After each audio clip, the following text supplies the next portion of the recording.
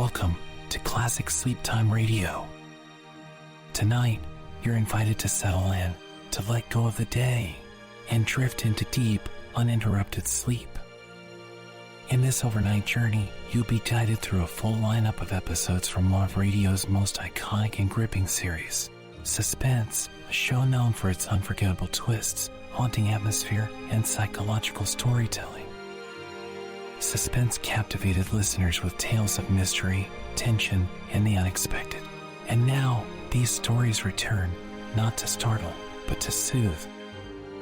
Each episode in tonight's audio is gently layered with delta wave binaural beats, low-frequency tones that help your brain transition into deep, restorative sleep. For the best experience, we recommend using headphones or earbuds. Binaural beats work by delivering slightly different tones to each ear, helping your brainwaves slow, align, and prepare for rest. There's no need to follow the plot. Just let the voices carry you. Let the sounds wrap around you, and allow the tension to gently fade as your body relaxes and your mind drifts off. This session is over 10 hours long, with no commercials, no loud interruptions, and no need to stay alert. Just story, stillness, and sleep. So now, take a deep breath, feel the weight of the day melt away, and allow yourself to be carried into the shadowy world of suspense and into peaceful sleep. Your journey begins now.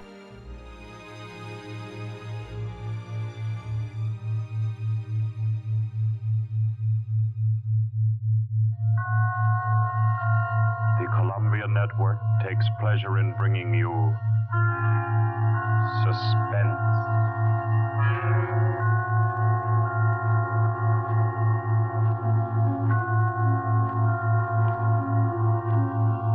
Suspense.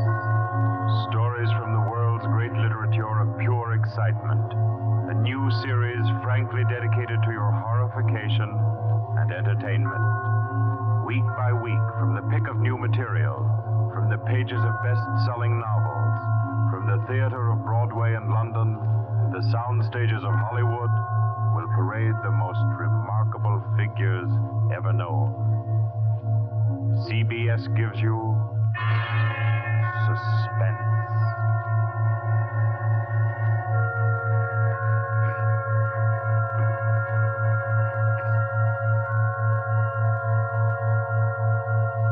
Tonight's presentation is one of the finest of the contemporary stories of mystery and terror. John Dixon Carr's famous novel, The Burning Court.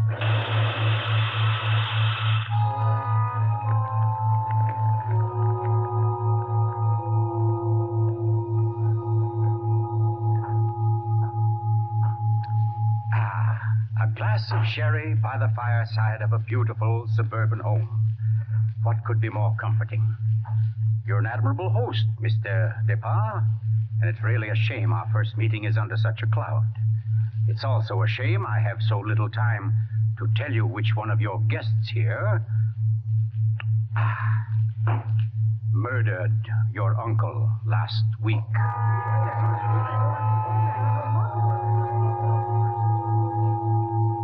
Let's see now. I believe we're all here. Your wife, your friend Mr. Stevens, Captain Brennan. Yes, and incidentally yourself. Just who did you say you were? Well, no wonder you've had so much difficulty with the case, Captain. My name is Cross, Gordon Cross, the writer. As a matter of fact, it's because of my just completed book, Poisoning Throughout the Ages, that I happen to be here now. And Ted Stevens there happens to be a member of the firm which publishes my work. I'd never seen him until tonight, but I've been told what happened. This afternoon, he began reading my manuscript for the first time on the train. The commuter's train, which every afternoon deposits him safely and soundly here in Crispin. I imagine he was halfway home by the time he finished the first chapter. Then he turned a page. Attached to the following leaf was a picture. And looking at it, the young man stiffened suddenly and all but cried out his shock. It was a picture of a young woman, and under it had been printed, famous poisoner Marie Dobré, 1676. Ted Stevens was looking at a picture of his own wife.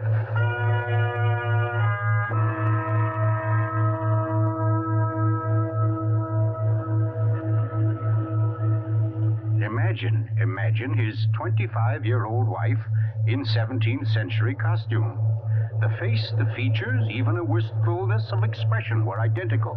Even the name. Dobré was his wife's maiden name. But no, that was ridiculous.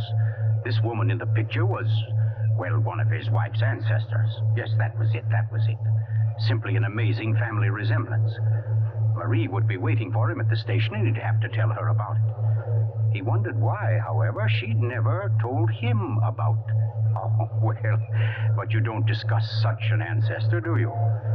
Ted Stevens glanced down at the chapter to which the picture had been attached. It was entitled, The Affair of the Non-Dead Woman.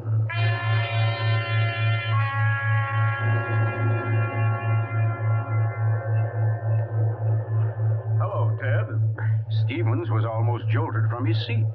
It was Dr. Weldon, professor of English at the college, an old friend of his. Quickly, he thrust the picture beneath the manuscript and moved over. Hi, I didn't see you, Doc. Oh, here, have a seat. Oh, I thought maybe you were giving me the, what do they call it? The brush off? Oh, no, say, as a matter of fact, Doc, you're the one man I do want to see. Yeah? Very flattering. Remember those discussions we used to have about murders? Better than bridge anytime.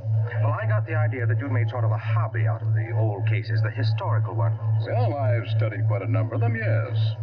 Ever hear of a woman named Marie Dobré? Marie Dobré? Marie Dobré. Oh, yes. That was her maiden name, of course.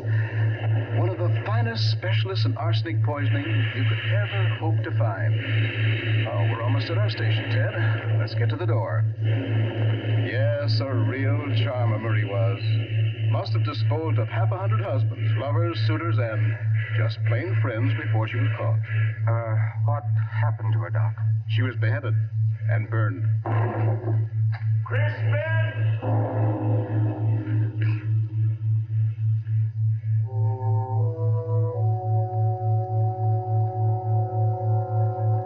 Oh, absurd, laughable. Ted Stevens kept saying this to himself, and yet what he knew was a foolish dread followed him straight through the small suburban station and clung to him as he reached the street. And there in the roadster was Marie, leaning toward him a little to hold the door open and smiling at him. Oh, Ted, what on earth are you staring at? That streetlight shining on your hair, I like that. Oh, you're tight. Come on, get in the car.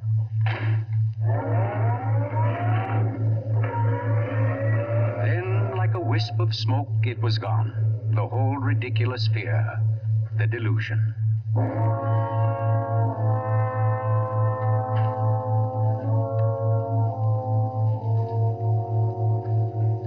When at home, Marie brought the cocktails into the living room. The logs were burning brightly in the fireplace, throwing a soft, dancing glow upon a room that was darkening with dusk. To you, Marie. And to you, dear. As Stevens placed his glass down, he noticed the manuscript of my book. It was there on the table, right where he'd placed it when he first came in. Deliberately, he turned from it, and then turned back. The manuscript had been moved. Only an inch or so, but it had been moved. Keeping his back to his wife, he thumbed through that early chapter and discovered, just as he knew he would, that the photograph was gone. For a long moment, he thought of what to do. Then slowly, he turned around. This book by Cross I brought home. Yes? There was a story of a poisoner in it. Rather funny.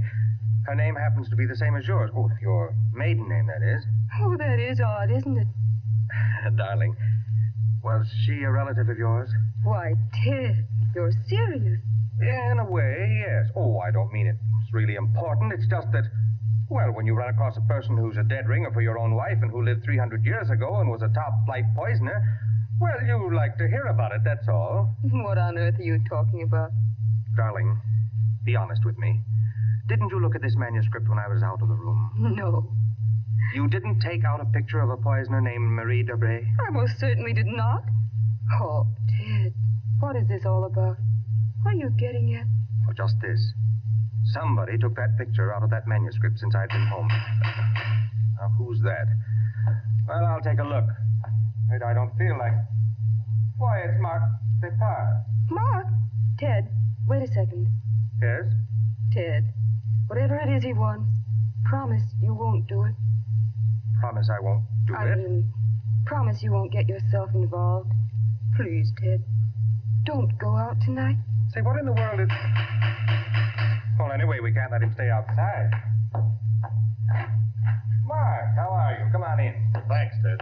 Just thinking about giving you a call later. Oh, let me have your hat. Oh, thanks. Marie, I hope you'll excuse me for popping in like this, but, well, I wanted to talk to Ted. It's rather important. Oh, I don't mind at all. Come on, Mark, we'll step into the library. Oh, you mind, dear? Of course not, Ted. I'll be making the sandwiches for her. Oh, grab that chair in the corner, Mark. Well, let's hear it. What's the trouble? Ted, my Uncle Miles was murdered. Murdered? Oh, the talk hasn't reached you yet, but it's already started.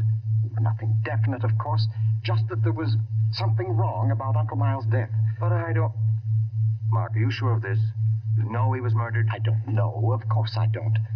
I just don't see how it could be any other way.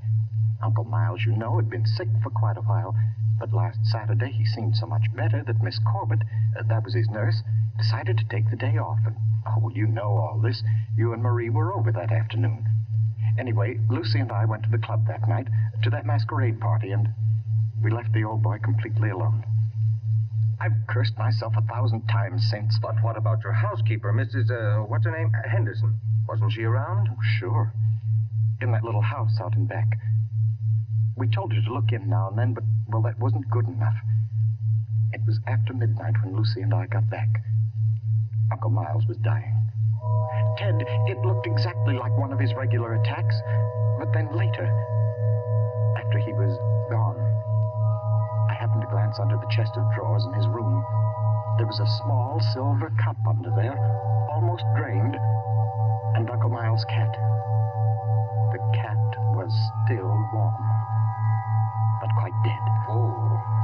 I managed to get the cat out of the house and buried without anyone seeing me. Next day, I had the contents of the cup analyzed. It was poison? Yes. Arsenic.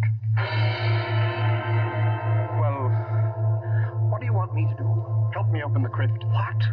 I want to have a private autopsy performed. Help me get Uncle Miles' body out of that vault. Oh, I know it's a tough job. The thing is sealed solid, but we can do it. You mean without the police knowing about it? Without anybody knowing about it.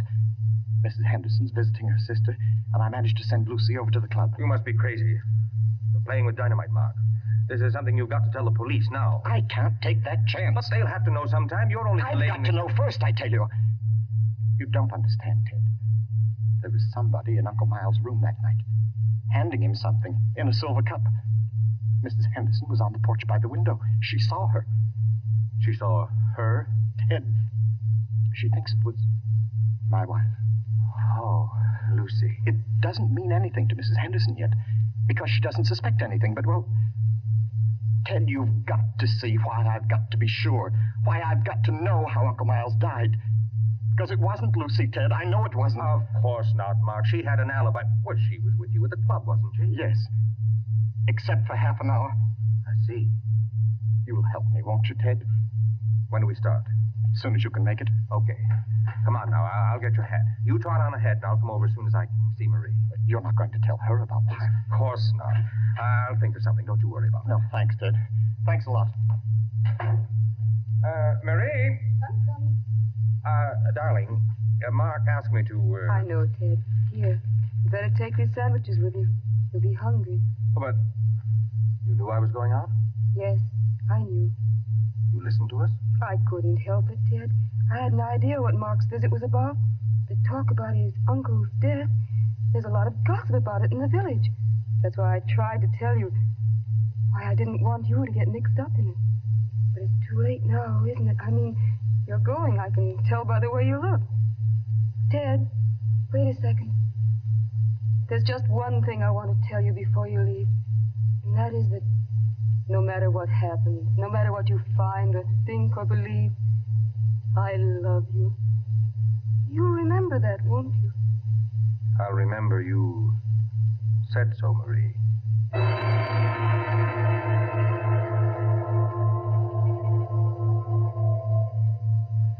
By the light of a dim kerosene lantern, Mark and Chet Stevens pounded their way through the thick shelf of rock that covered the Depar's ancestral tomb, pried open the great slab of stone which lay across the subterranean door, and then at last descended to the dank, ink-black chamber. They found the coffin.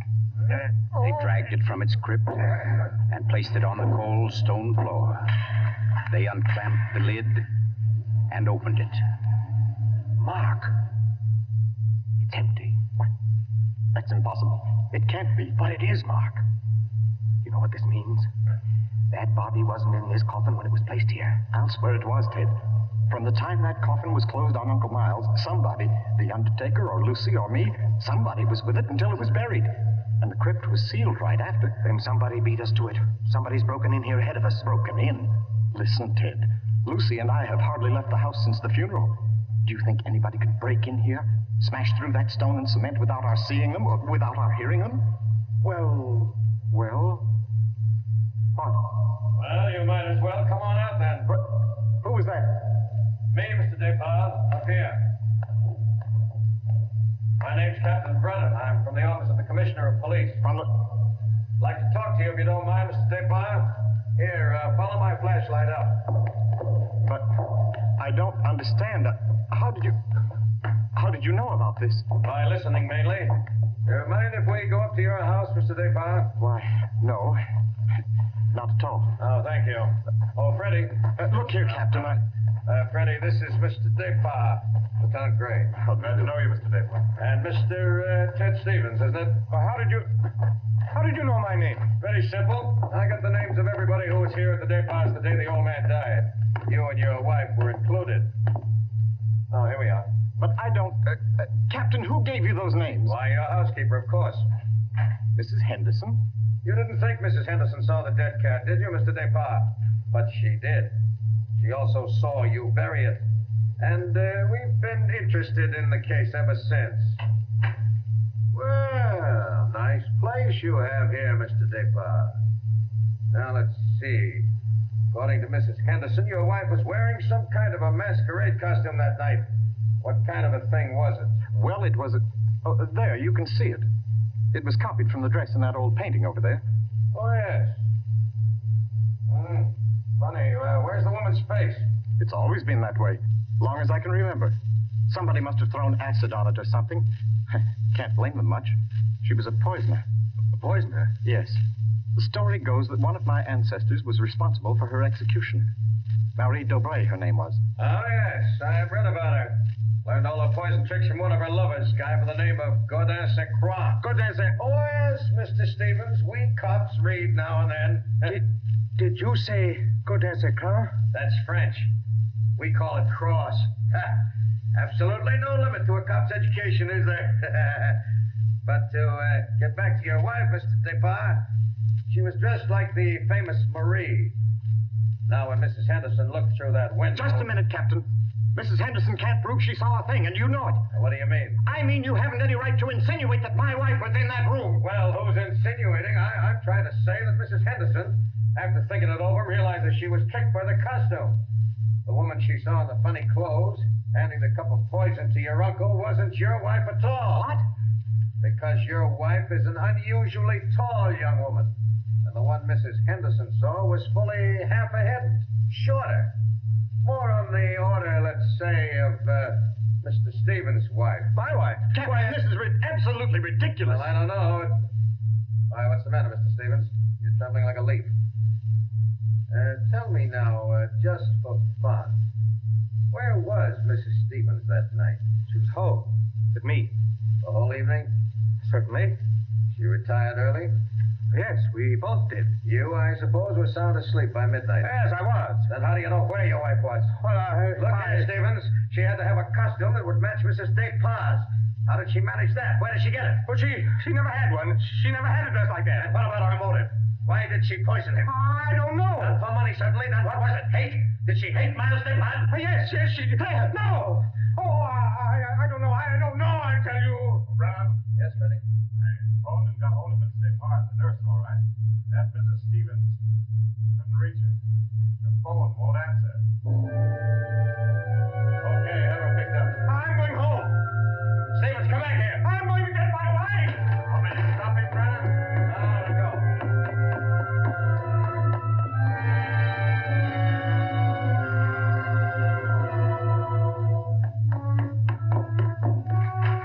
Marie!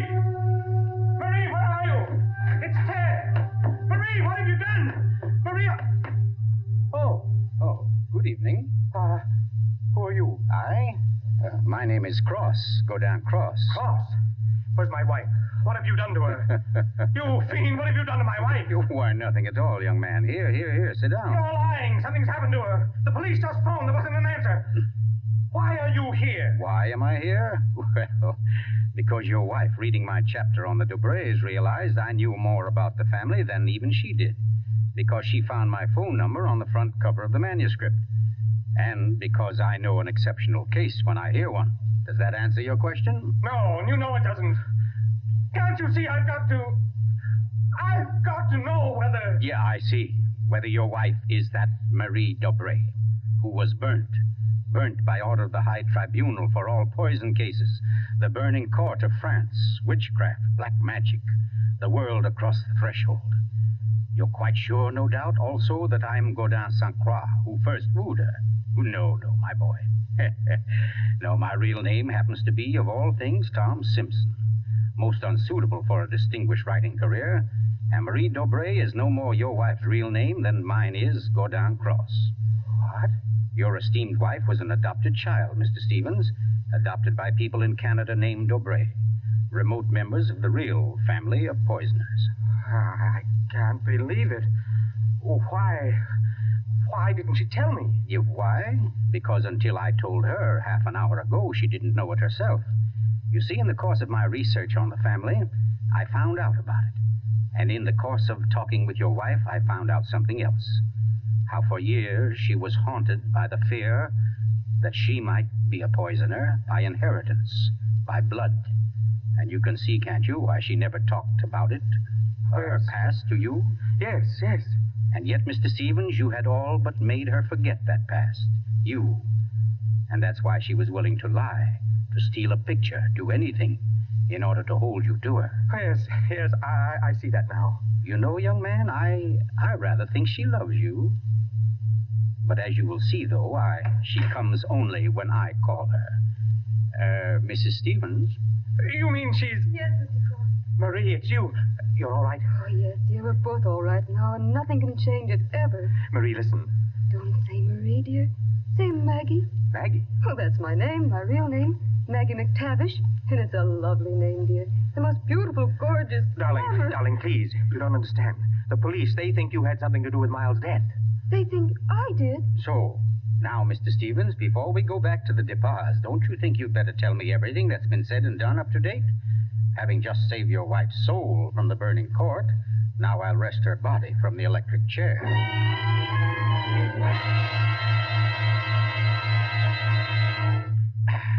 Yes, Mr. Depas, truly excellent sherry. Don't you think so, Miss Corbett? Yes. Yes, it's very nice. Well, that, ladies and gentlemen, is how I happen to be here. So let us consider first that supernatural hocus-pocus in the crypt. That body that walked out of the sealed tomb. That body that never was in the tomb. Never was in the tomb? No, Mr. Depas. The murderer knew that very soon Mrs. Henderson's story would bring about an investigation. He had to get rid of the well-known corpus delicti. Yes, but who could have kept the body out of the tomb? Who, Mr. Depas? Why, you, sir. What? I don't understand. Well, it's very simple. You had the opportunity. I believe you said yourself you were alone with the body before the burial. And you had the strength. I dare say you carried it down to the furnace, where it's now probably nothing but ashes. Ridiculous. Why would he spend an hour smashing into a crypt for a body he knew wasn't there? Why, Captain? To impress Mr. Stevens, his witness. And also apparently you. Oh, that's perfectly fantastic. Fantastic. Oh, no, Lucy. Just comic. And I suppose, Mr. Cross, that I also put on a woman's masquerade costume, went into my uncle's room and handed him a nice cup of arsenic. No. That had to be done by a woman. Your accomplice, as matter of fact. Oh, now, come. You mustn't all look at Mrs. DeParr, because Mark DeParr's one noble act was his frantic effort to prevent his wife from being charged with the crime. A crime which he and Nurse Myra Corbett committed. Myra Corbett? Why, you... Yes, sir. Yes, Mr. Stevens, this quiet little lady beside me. Why would I do such a thing? Money, Miss Corbett. A cutout of Mark DeParr's inheritance. Payments for services rendered. That's an absolute lie, Cross. You see, ladies and gentlemen, Captain Brennan never bothered to check Miss Corbett's whereabouts on the night of the murder. Why even think of the nurse? She was the custodian of the old man's health. Oh, you're crazy. And yet who but a nurse could so naturally offer the old man a cup? A cup he was sure contained medicine. You're making it up. The whole thing, you're just And making who it up. but Miss Corbett, living right here in this house, would know what kind of masquerade dress she must copy, would know when Mrs. Henderson would pass the window that night, pass and see her, and accept her, she hoped, for Lucy DeParr. No, that's not true. Oh, yes, Miss Corbett. Yes, Miss Corbett, that dress was the touch that wrecked you. That was your own idea, wasn't it? Not Mark's. You weren't content with a mere murderer's share of the profits. You wanted a wife's share, half of the whole estate. You wanted Lucy DeParr convicted and out of the way for good. Well, I give you a toast, Miss Corbett, with Mr. DeParr's excellent sherry, to a particularly ruthless poisoner. And yet, you know, on the whole, I'm rather partial to female poisoners. Why, only tonight I... Here,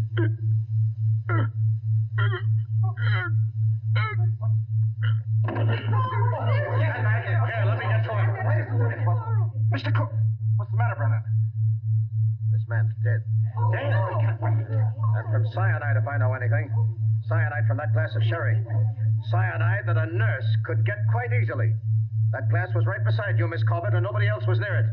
Too bad he didn't drink it as soon as you hoped. A second ago, we had nobody to use against you. But we have now, Miss Corbett.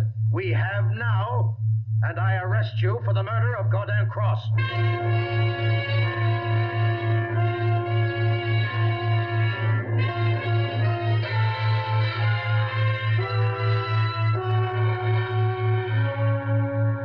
Now close to 5 months ago that the prominent author was murdered.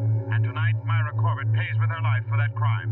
The former nurse, at first protesting her innocence, in recent weeks has grown... I'm in here, dear. Oh.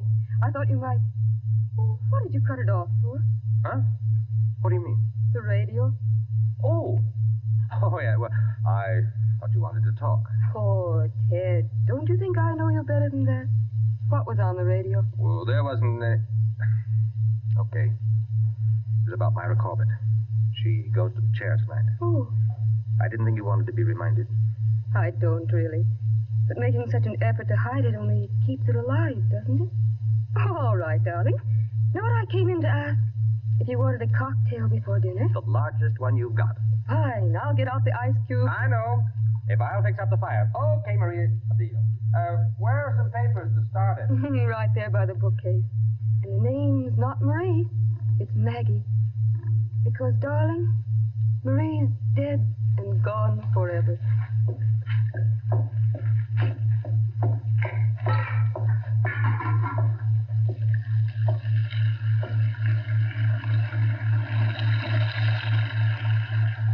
Oh, no, Marie. We're never dead. Neither of us. It was your hand that touched that glass. I know that now. And I could return the favor.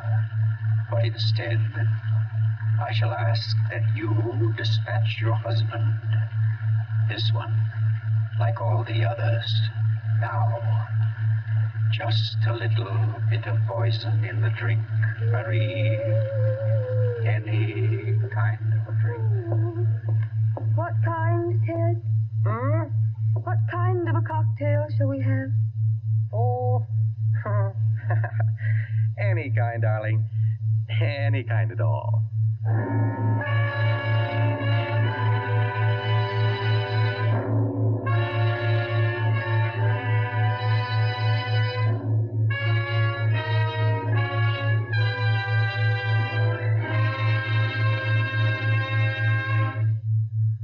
have just heard The Burning Court from John Dixon Carr's famous novel, the first in Columbia's new series of outstanding classics and chills by world-famous authors. Tonight's play, ladies and gentlemen, has one rather special significance we think you'd like to know about. As you perhaps have heard, every fine comedian is said to cherish a secret desire to do an abrupt about-face. He pines for the part of a blackguard. Well, tonight you witness the fulfillment of one such desire. The role of that literary and quite infamous diehard, Gordon Cross, was portrayed by none other than Hollywood's expert provoker of laughs, Charlie Ruggles, here in New York for the world premiere of his latest screen success, Friendly Enemies. The role of Marie, well, that was enacted by a young lady who long ago won national acclaim as one of Broadway's most accomplished dramatic actresses, Miss Julie Hayden. Thank you, Charlie Ruggles and Miss Julie Hayden, for your splendid performances. The play tonight, as all plays in this series, was produced and directed by Charles Vander, written by Harold Metford and scored by Bernard Herrmann. Next week, we bring you an intensely exciting and moving drama, The Life of Nellie James. This is the Columbia Broadcasting System.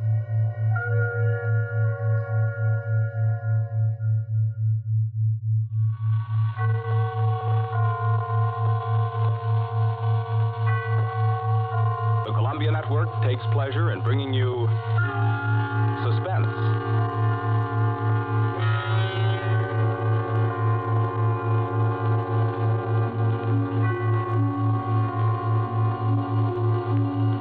Suspense, a new series of programs with one strict purpose in view, your entertainment. Each week at this time, CBS sets aside 30 minutes to excite you, to mystify you, and on occasion to horrify you with a catalog of the world's great thrillers, dramas from the stage and screen, from fiction and radio, dramas that bring you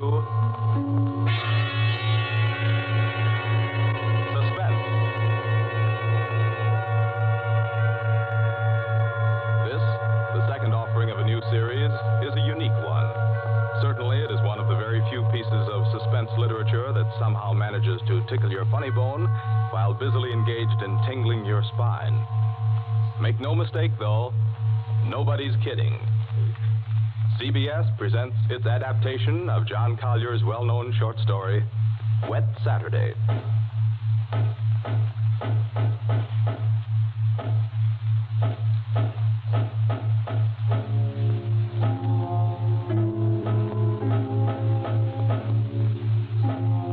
It's a wet Saturday. Never saw it rain harder. I'm Princey, Frederick Princey, just an ordinary family man. I've a son, a daughter, and a wife. Might be out golfing now if it hadn't been for the rain. I'm Mrs. Princey. I plan to drive over to the nurseries this afternoon for some arbutus. The borders, you know. But... Oh, the whole lot of them make me sick. Yes, I'm George, son and heir. I had a date to go punting. Couldn't find the blasted punt in this weather, so I'm home too. I'm Millicent. I was going to play croquet. That's how I happened to have a mallet. Yes, that's the Princey family. We find them at home. Mrs. Princey, Millicent, George sprawled on a couch, Mr. Princey biting on a dry pipe. Their living room is dull and overstuffed. Rain beats at the windows. They are any middle-class family at home on a wet day, except for one small item. As you sit with them in the living room, you can see through the door to the sun porch a pair of men's feet, encased in black boots. They look like the feet of a curate. There's a tenseness in the room. The air is charged with excitement, but the feet are very still. Don't keep staring at them. Listen to me, all of you. Don't you see? They'd hang her. That's what they do. They'd hang her. Oh, Fred, it's too awful. Awful? It's catastrophic. A supposedly sweet, gentle, intelligent girl, respected, loved by the whole village, doing a thing like this. Think of the publicity, the disgrace. You think I'm going to resign from the bench, the vestry, sell out and live in some foggy hotel abroad? Oh, no. No, I'll kill myself. I will. Don't be a fool. Any more than you have been, the governor means. Be quiet. Wouldn't be so bad if it were you. Everybody in the village knows you're not responsible. George. Yes? Get off that couch. Sit up on your spine. You might be of a little use here if you could think. Listen, Governor, this isn't my funeral. Oh, shut up. As long as I can remember, George, you've been a trial and a tribulation to me. Oh, I can't stand it. I can't stand it. You've got to stand it, my dear. And keep that hysterical note out of your voice. You hear? Yes. We are talking about the weather. Now, George. Yeah?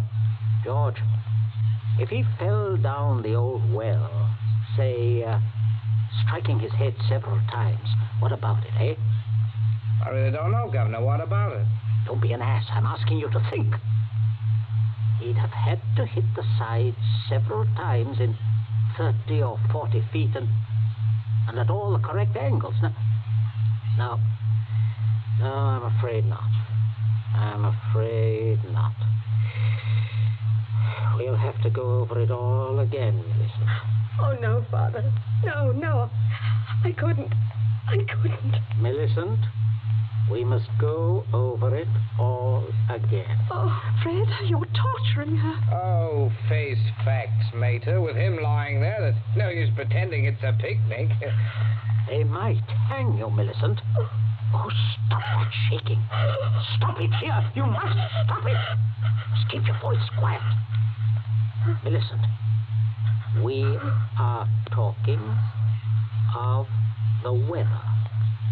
Now, we will proceed. I can't. Not with those boots. Oh, should have thought of those boots, Millie. I'm not moving them. Oh, sit up, George. Stop shuffling your feet. Now, Millicent, look at me. Answer me truthfully, you hear? Answer me. You were in the croquet courts. Yes. Who knew you were in love with this wretched curate? Oh, the whole village. They've been sniggering about it at the pub for 3 years past. What a filthy mess. Millicent, we continue. You were on the croquet court. Yes. You were putting the croquet set into its box? Yes. It was starting to rain. I was carrying the balls and mallets into the sun porch. The box was there. You heard someone enter the garden gate and come across the yard? Yes. Could you see who it was? Oh, not at first. I was going into the sun porch. I threw down all the mallets but the red one and turned around.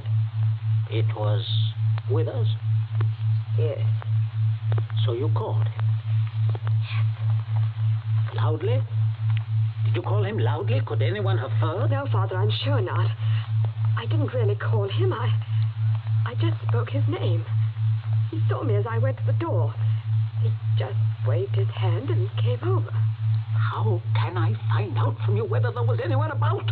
Whether he could have been seen? I'm sure not, Father. I'm quite sure. So, you both went into the sun porch? Yes. It was raining hard then. What did he say? He said, "Hello, Millie," and excuse his coming in the back way, but he set out to walk over to Lisbon. Yes? And he said, passing the park, he'd seen the house, suddenly thought of me, and he thought he'd just look in for a moment. He had something to tell me. Go on. He said he was so happy, he wanted me to share it. He'd heard from the bishop he was to have a vicarage. And it wasn't only that. It meant he could marry. Then he began to stutter and get all confused. And of course, I thought he meant me. Don't tell me what you thought. Tell me exactly what he said, nothing else. Well... Oh, stop crying. It's a luxury you can no longer afford. Tell me what happened. He said no. said it wasn't me. It's Ella Bragdon Davis. And he was sorry and all that. Then he went to go. And then? I went mad. He turned his back. I had the red mallet of the croquet set in my hand. I forgot to drop it in the box when he came. Did you shout or scream? I mean, as you hit him? No, I'm sure I didn't. Did he? Come on, speak up. No, Father. And then? I threw it down. I came straight in here. I went to look for Mother. That's all. My poor baby. No one. Oh, leave the child alone, Fred. Not such a child, Mater. Millie, I had no idea Keep quiet. I'm thinking. You see, George, he probably told people he was going to Liston. Certainly no one knows he came here, for he didn't decide until he crossed the park. He might have been attacked in the woods. We must consider every detail. A curate with his head battered in. Don't, Father, don't. A curate, head battered in. Now, who would want to kill Withers? Kill Withers? Well, I would with pleasure. How do you do, Mrs. Princey? Captain Smart. Oh, sit down, pray. Mustn't get up for me, Mrs. Princey. You either, Millicent. My word. Just being neighborly on a bad day. I wanted to ask you about those dahlia bulbs, Princey. Took a shortcut on account of the rain and walked right in. Knew you wouldn't mind. Oh, he heard you, Father. My dear, we can all have our little jokes. Don't pretend to be shocked. This way, Smollett. This chair, facing the fireplace. Sit down, Mother. Just straightening the curtains to the sun porch, dear. It looks so gloomy out there. Might as well shut the rain out. Just talking about a little theoretical curate killing, Smollett. You know, young people these days like thrillers. Parsonicide. Justifiable parsonicide. Have you heard about Ella Bragdon Davis? I shall be most properly laughed at. Why? Why should you be laughed at, Smollett? No, and a shot in that direction myself. She half said yes, too. Haven't you heard? She told most people. Now it'll look as if I got turned down for a white rat in a dog collar. Oh, too bad. Oh, fortune of war. Yes, fortune of war. Odd how it happens, isn't it? Sit down, Smollett. Millicent, console Captain Smollett with your best light conversation. You too, Mother. George and I have something to look at outside. There's this rain, you know, very bad, very bad. Come, George. Righto, Governor. Maybe we'll need raincoats, what? Oh, I don't think so. Just make yourself at home, Smollett. Make yourself at home. A cigarette, Captain Smollett? Thank you, thank you. A nasty day to be going out. It's something about the old well, just off the sun porch door, you know. This terrible sodden weather seems to have loosened some of the stones. Oh, too bad. Dash too bad. Spoils the tennis and croquet, I mean, a day like this. Doesn't it, Millie? Doesn't it, Millie? Oh, yes, it does. She was practicing out on the croquet court earlier, but, do pull your chair nearer the fire, Captain. It was so damp, we thought it would be cozy to light it. Thank you, I'm quite comfortable. I hope you don't feel too bad about Ella Davis. Can't always win. Can't see, though, what you women see in these bloodless clerics. Oh, I always thought Mr. Withers is a very charming man. Quite agree, but why should anyone want to marry him? You wouldn't want to marry him, would you, Millie? Not now. That is, are you? Oh, no, of course not. Smollett. Yes, Princess. Good Lord, man, you come in on a fellow suddenly. Guess I did. Oh, don't mind this old double-barreled shotgun. Been working on it. Smollett, may I have your attention for a minute? There's something on the sun porch I'd like to show you. Why, yes, of course. Smollett, George and I went out to see if we could shoot some rats which have been driven out of the old well by the high water. Afraid they might get into the house, Now, you must listen to me very carefully. Very carefully, or you will be shot by accident. Princey, what's got into you? You heard me ask as you came in, who would kill Withers? You also heard Millicent make a comment, an unguarded comment. Well, what of it? Very little. Unless you were to hear that Withers had met a violent end this very afternoon. And that, my dear Smollett, is what you are going to hear. What? Withers? Yes. Who killed him? Millicent. Good Lord. Yes, it's a mess. And of course, you would have remembered and guessed. Maybe. Yes, I suppose I should. Therefore, you constitute a problem. Why did she kill him? Oh, it's one of those disgusting things. Pitiable, too. She deluded herself that he was in love with her. Good heavens, Millie. Oh, yes, of course, I see. He had told her about the Davis girl. I understand. Now, I have no wish, as you will comprehend, that she should be proved either a lunatic or a murderess. I could hardly go on living here after that. I suppose not. On the other hand, you know about it. Yes, I see that makes me a problem. You're wondering if I could keep my mouth shut. If I promised... I am wondering if I could believe you. But if I promised... If things went smoothly, yes. But not if there was any sort of suspicion, any questioning. You would be afraid of being an accessory. Why, I don't know. I do. What are we going to do? I can't see anything else. You'd never be fool enough to do me in. You can't get rid of two corpses. Oh, I regard it as a better risk than the other. It could be an accident. Or you and Withers could both disappear. There are possibilities in that. Listen, you can't. I can, but there may be a way out. There is. Smollett, you gave it to me yourself. I did what? You said you would kill Withers. You have a motive. Oh, look here, I was joking. Of course you saw that. You are always joking. Listen, Smollett, I can't trust you. You must trust me. Else I will kill you now in the next minute. I mean that. You can choose between dying and living. Go on. Now, there's the old well just outside the sun porch door. That's where I'm going to put Withers. No one outside knows he has come up here this afternoon. No one will ever look there for him unless you tell them. You must give me evidence that you have murdered Withers. I murdered him? Why do you want that? So that I shall be dead sure that you will never open your lips on the subject. I see. What evidence? George, hit him in the face.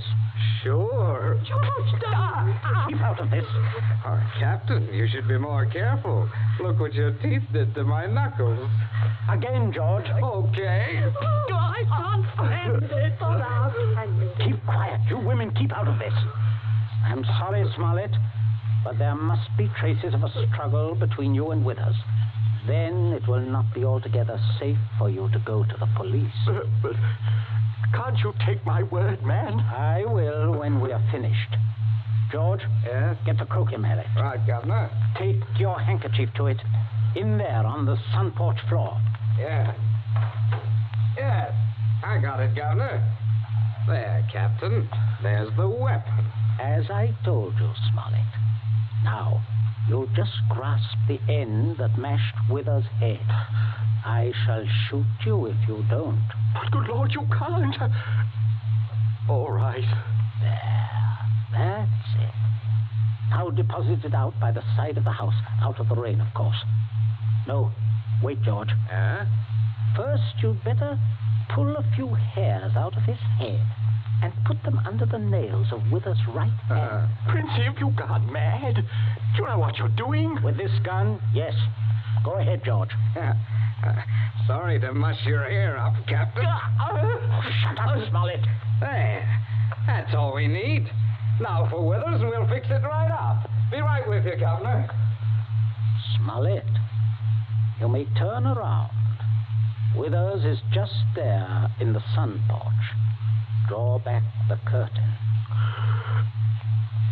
Good Lord, Princey. Yes, messy. But we'll get him fixed up. Now you smell it. You've just got to drag him through the door and dump him in the old well. Just beyond the door, Captain. I won't touch him. I won't. All right. Stand aside. Out of range, George. Right. Only one place I want this bullet to go. Father. Oh, Father. Keep quiet. My aim's none too good. Wait a minute. That's better, Smollett. Much better. Go on now. In here. You'll have to take him outside. By the shoulders ought to do it, Captain. Keep quiet, George. Go on, Smollett. Go on. You've seen dead men before. Drag him. Drag him. I'll just hold the gun here to make sure that everything goes all right.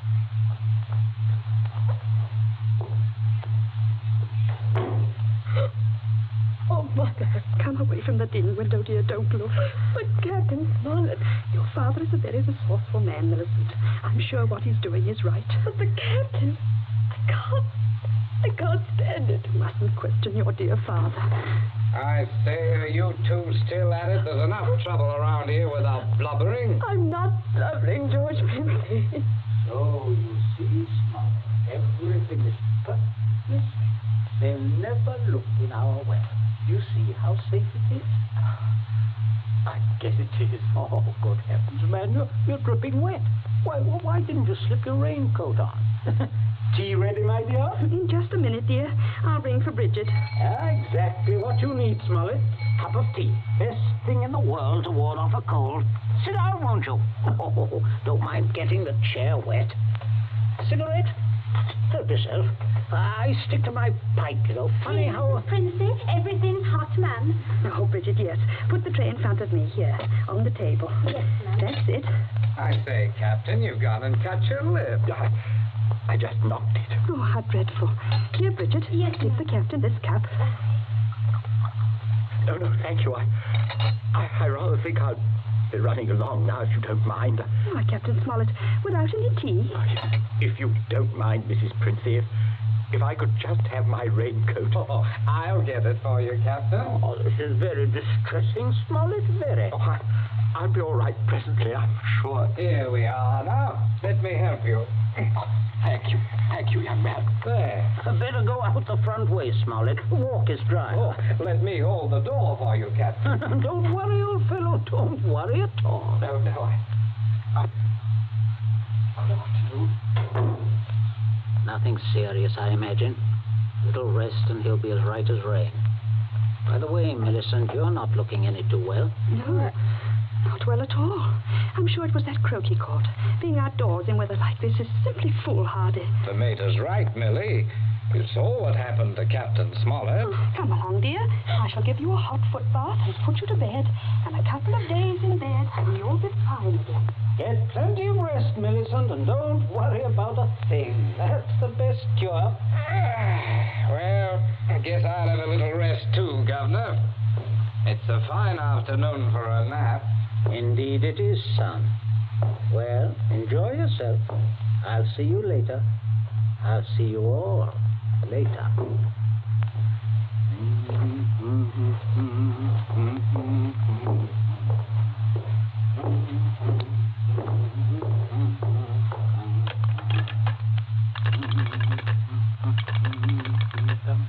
Your number, please. Oh, would you get me the police station, please? Police station? Right away, sir.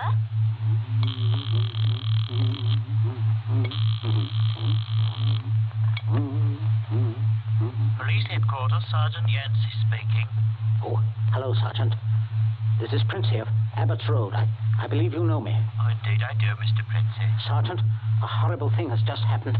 Quite extraordinary. Murder, in fact. Murder? I'm afraid it looks rather bad for a close friend of ours, unfortunately. We saw him do it. I think you'd better send someone over right away. Well, our man should be there right about now, Mr. Princey. I beg your pardon? I say, our man should be there now. Constable Martin has his post right below your house there. Just rang in. Seems Captain Smollett was with him. Captain Smollett? He reported some rather queer goings-on at your place, but I certainly didn't understand it was murder. Just don't touch anything, Mr. Princey. And don't worry. Don't worry at all. No. No. I won't, Sergeant. Thank you. Governor, where are you? I'm right here. Stop shouting. We have some visitors, Governor. Oh, yes. Yes, I can see that. Well, Constable, good afternoon. Good afternoon, Mr. Princey. And Smollett, I say what a remarkable fellow you are, coming back like this. Here to reenact the crime? Only the one against me, Princey. The one against the curate I'll leave to you people. Extraordinary sense of humor. Mr. Princey, I just had a look at what's in your well. Not a pretty sight, that. Not pretty at all. Yes, Captain Smollett was thorough, if nothing else. You saw him when he did it, sir, out in the back? Oh, quite. We were just returning from a walk. Smollett evidently had been laying for the curate, hiding out in those bushes by the road, I imagine. He was never inside this house? Never. And you say, Captain? I say that while I was inside this house, a guest of the family, I was coerced into dragging the curate's body outside and dumping it in the well. Well, there we are. Not entirely, Constable. I'll just remove my raincoat. There. And demonstrate how damp I got my clothes when I went outside without it. No. That's interesting, isn't it? Quite. He undoubtedly removed his coat at some point between here and your post. I might as well tell you that his weapon, a red croquet mallet, is out by the side of the house. I shouldn't be at all surprised, but that you'd find his fingerprints all over it. All over the end of the mallet, Constable. The end that mashed Withers' head. And not the end I'd have had to grasp in order to do the mashing. Governor. That's a decent try, Smollett. But it won't work. There must be other evidences, Constable. You'll undoubtedly find them when you examine the body. He means my hair under Withers' nails. Well, sir, if you look carefully, I believe you'll find a few of my precious hairs under his son's nails, too. Here, what are you trying to... Constable, this is an utter waste of time. So far as the violent struggle between Smollett and Withers is concerned, Smollett's face speaks for itself. Quite eloquently, I believe. Oh, but no more eloquently than your son's knuckles. As you see, Constable, a fresh abrasion. He did that on my teeth. Or did he? What? I say, or did he? He might have done that on Withers' teeth. Oh, I see. I see what you mean. But I didn't. Governor, he said I... Oh, keep still, you nitwit. Let me think. As a matter of fact, George, the more I think of it, the more I'm convinced it was your voice I heard. Quite a vigorous quarrel. Something about the curate jilting your sister. Oh, don't be ridiculous, Smollett. Very well, Princey. If your son didn't do it, who did? That's what I'd like to know. How about it, Mr. Princey? Well, that is a sticker, all right. George, my boy, it looks like you're elected. Elected? What do you mean? I didn't do it. Why, I had nothing to do. Keep your mouth shut, will you? I won't. I'm not going to take the blame for her. Millie did it. She did it with that mallet. I saw. You could prove that? Prove it? Yes. Her fingerprints on the mallet. The handle. Why, George, don't you remember when you made me touch the mallet? When you picked it up with your handkerchief? No, George, I'm sure you wiped that handle clean.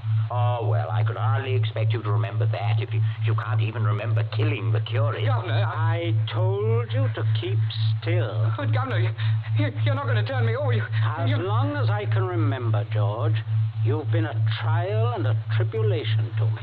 Governor, You shouldn't have done it, son.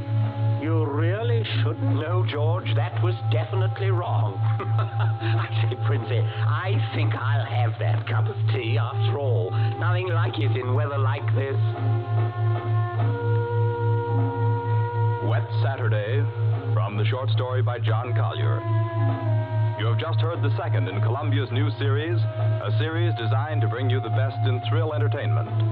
Outstanding dramas from the field of fiction and radio, stage and screen. Dramas of pure suspense.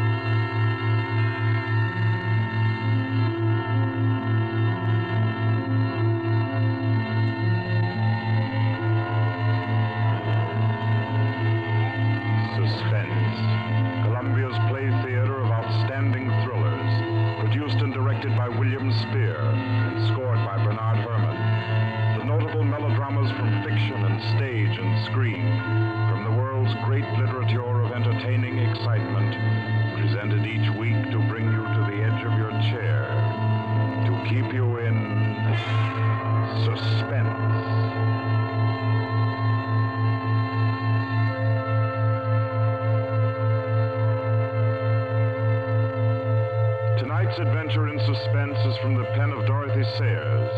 She called it The Cave of Ali Baba. Like the tale told by Scheherazade, a distinguished ancestress in the storytelling art, Miss Sayers' thriller deals with 40 thieves and with 2 magic words.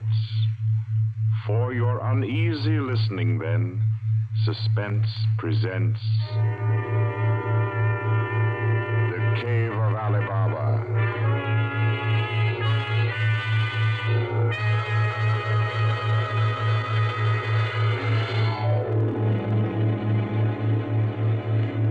On a Saturday afternoon in January, in a grim and narrow house in Lambeth, a man sat eating kippers and reading the daily paper. He was smallish and spare, with brown hair rather too regularly waved and a strong, brown, pointed beard. His double-breasted navy blue suit, his socks, tie, and handkerchief were all scrupulously matched, and his brown boots just a trifle too highly polished. He did not look a gentleman, not even a gentleman's gentleman. Yet there was something about his appearance which suggested that he was accustomed to the manner of life in good families. Superior butler, perhaps, yet not old enough to be retired. A footman who had come into a legacy, yes. He had just finished eating, and he was sipping his coffee, when a slight noise at the front door caught his ear. Swiftly, too swiftly for a quiet little man sitting eating kippers and reading his paper on a Saturday afternoon, he sprang up, he dashed through the small hallway, and he flung the door open. Of course, no one in sight. The society is at least dramatic in its delivery of its correspondence. And as if he knew what he would find, he shut the door and turned to the hat stand in the hall. An envelope had been placed there. It was addressed to Joseph Rogers. So Mr. Rogers opened the note. Number 21. An extraordinary general meeting will be held tonight at the house of number 1 at 11:30. You will be absent at your peril. The word is finality. Finality. Yes, I think so. The man called Joseph Rogers stood for a moment, studying the note. Then he strode to the rear of the house, to a tall safe built in the wall. Carefully, he manipulated a dial. He swung the safe door open, stepped inside into a small strong room. He opened a drawer marked correspondence, placed the note inside, and then came out again. A moment to reset the lock for a new combination, and then he went back into the living room. He reached for the telephone. He lifted it from the cradle and then reconsidered. Too dangerous. He hurried upstairs and clambered into an attic. In the furthest corner, he searched for and found a knothole in the woodwork. He pressed it. A concealed trapdoor swung open, and he was in the loft of the adjoining house. He paused before 3 cages, in each of them a carrier pigeon. Carefully, he wrote a note, slipped it under a pigeon's wing. There you are, my pretty. There, take it easy now. There you go. Lie straight. 4:30. I'll send another pigeon at 5, and the third at 6. I should have my answer by 9:30 at the latest. Oh, I forgot one thing, most important. Mr. Rogers moved through the trapdoor, back into the attic of his own house, and once again he stood before the tall safe built in the wall. He opened the door, stepped into the strong room, moved for a moment quietly in the dark, and then spoke gently. Now, be good, my sweetheart. I'm depending on you. Open sesame. Come on now, old thing. Open sesame. Open sesame. That's better. That's very much better.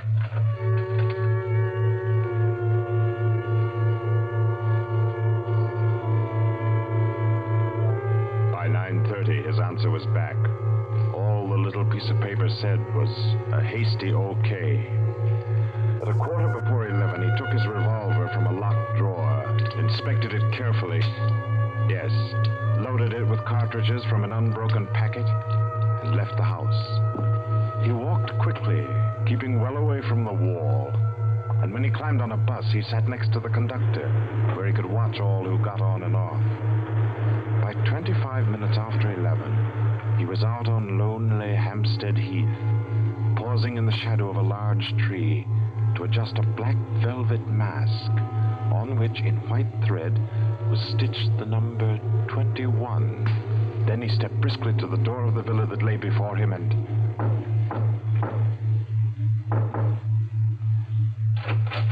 What is it? Finality. Come in. Go right on through. Number 1 will check you in. Right.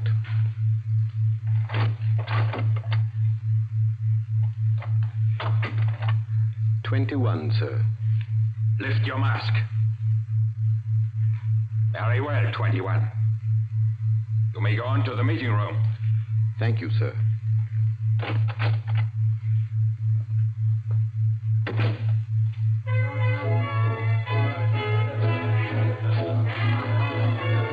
room of the villa in which Mr. Rogers now stood was a large one, a brilliantly lighted room. There was a gramophone in one corner, blaring out a jazz tune. To its rhythm, couples, masked men and women, were dancing. Some were in evening dress, some in tweeds and jumpers. In another corner of the room was the bar. Mr. Rogers went up to it and asked the masked man in charge for a double whiskey. He consumed it slowly, leaning on the bar. The room filled. Presently, someone moved across to the gramophone and stopped it. Mr. Rogers looked around. Number 1, the massive gentleman in evening dress who had checked him in, appeared on the threshold. A tall woman in black stood beside him. Her mask, embroidered with a white number 2, covered her hair and her face completely. Only her fine bearing, her white arms, and her dark eyes, shining through the eye slits, proclaimed her as a woman of power, of physical attraction. The masked dancers were silent now, as number 1 spoke. Ladies and gentlemen, we are short 2 members tonight. I need not inform you of the disastrous failure of our plan for obtaining the plans of the Court Windlesham Heliscoper. Our courageous and devoted friends, number 15 and number 38, were betrayed and taken by the police. Some of you might fear that under examination these 2 would break down and give away our society. There is no need for such a fear. I gave the usual orders, and their tongues have been silenced. Their defense will be discreetly compensated in the usual manner. I call upon number 12 and 34 to undertake this agreeable task. They will attend me at my office for their instructions after the meeting.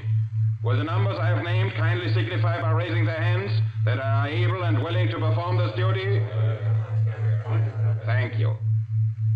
Ladies and gentlemen, please take your partners for the next dance.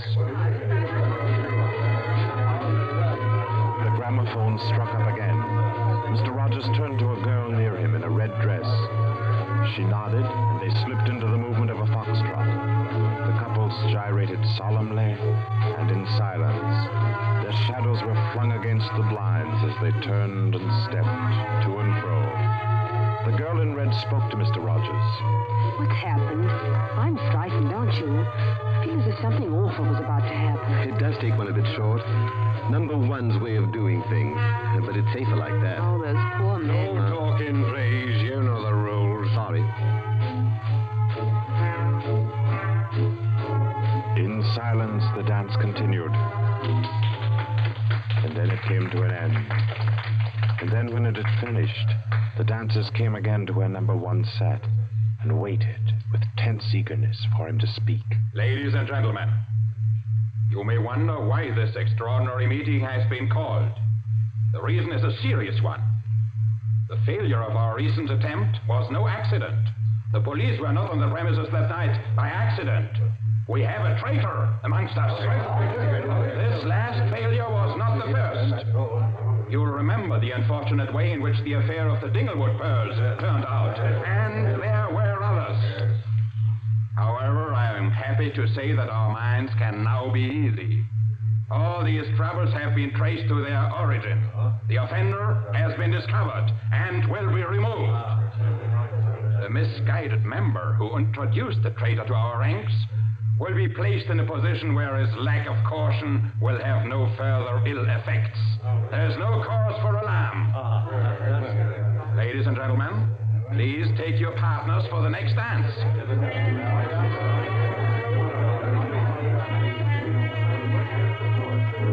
Again, the gramophone took up its bizarre monotony. The masked dancers glided and turned, and their movements were sharper, more staccato. The girl in red was claimed by a tall mask and evening dress. A hand laid on Mr. Rogers' arm made him start. A small, plump woman in a green jumper slipped a cold hand into his. The dance went on.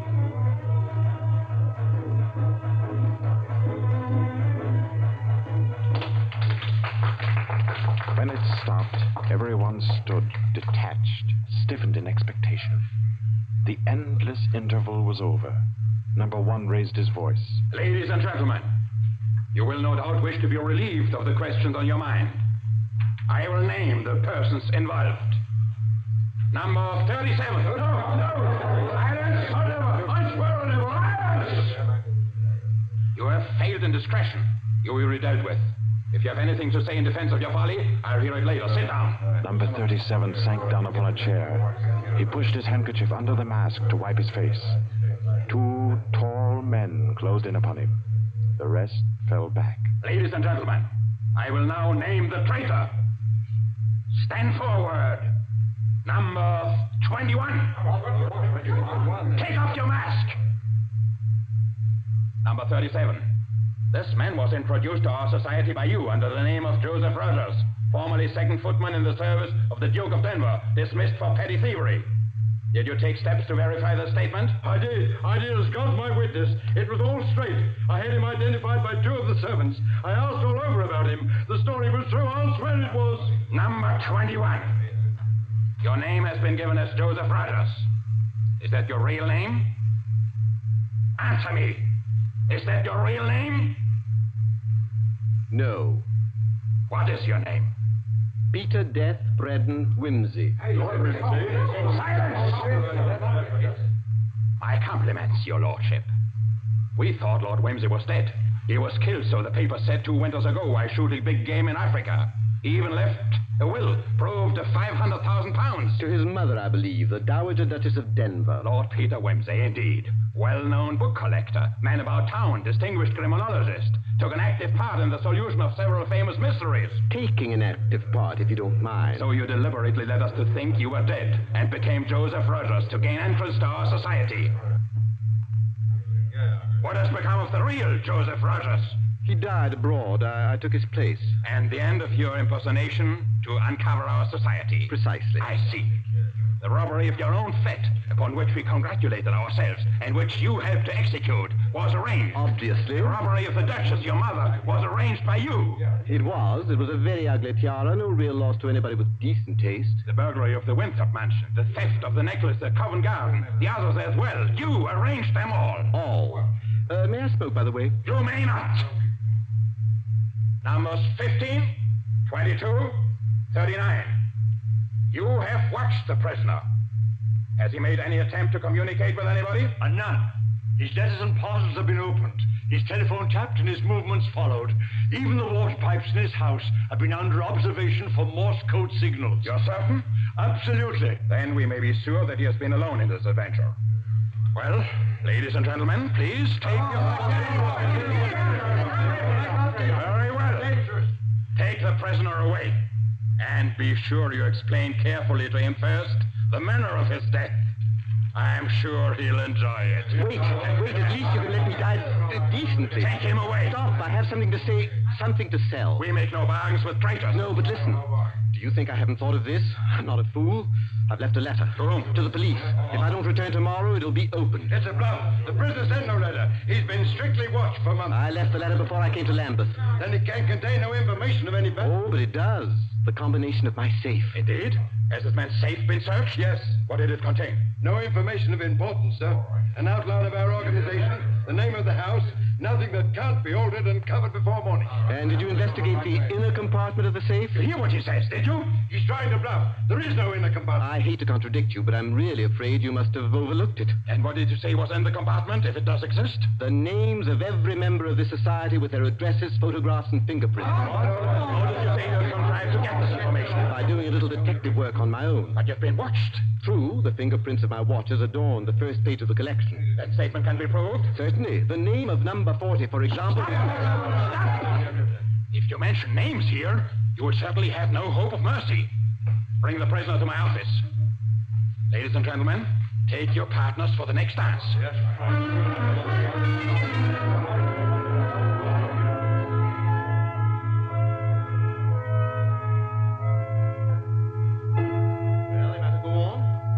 I know your gang from number 1 through number 25. Do you want me to prove that I know the others as well? My lord, your story fills me with regret that you are not in fact a member of our society. Wit, courage, and industry are valuable in an association like ours. I fear I cannot persuade you. No, I suppose not.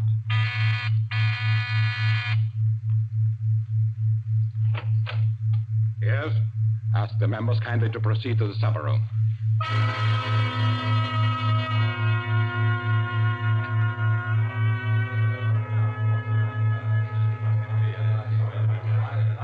Ladies and gentlemen, I'll not conceal from you the seriousness of the situation. The prisoner has recited to me 25 names and addresses which were thought to be unknown except to their owners and to me. There has been great carelessness.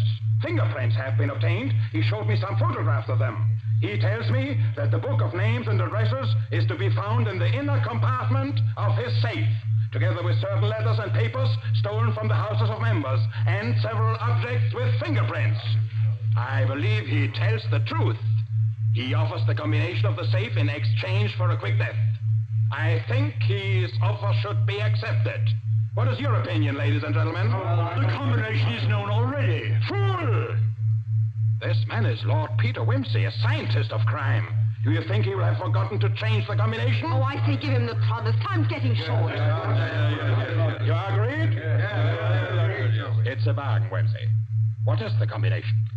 The word of the combination is unreliability. And the inner door, the inner compartment? In anticipation of the visit of the police, the inner door is open. Good. Number 12 and 36.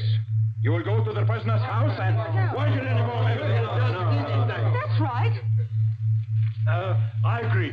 Nobody ought to be trusted. Then what, ladies and gentlemen, do you suggest? You go yourself. You're the only one that knows all the names. You go yourself. I second that motion. It's the wish of the meeting, then, that I should go? No.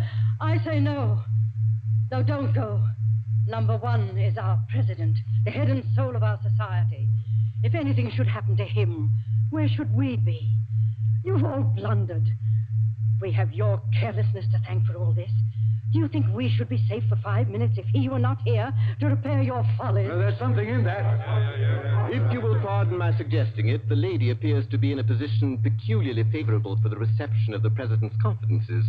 The contents of my modest volume will be no news to her. Why should she not go herself? Because I say she must not. If it is the will of the meeting, I'll go. Give me the key of the house.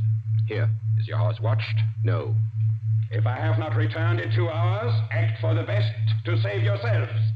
And do what you like with the prisoner.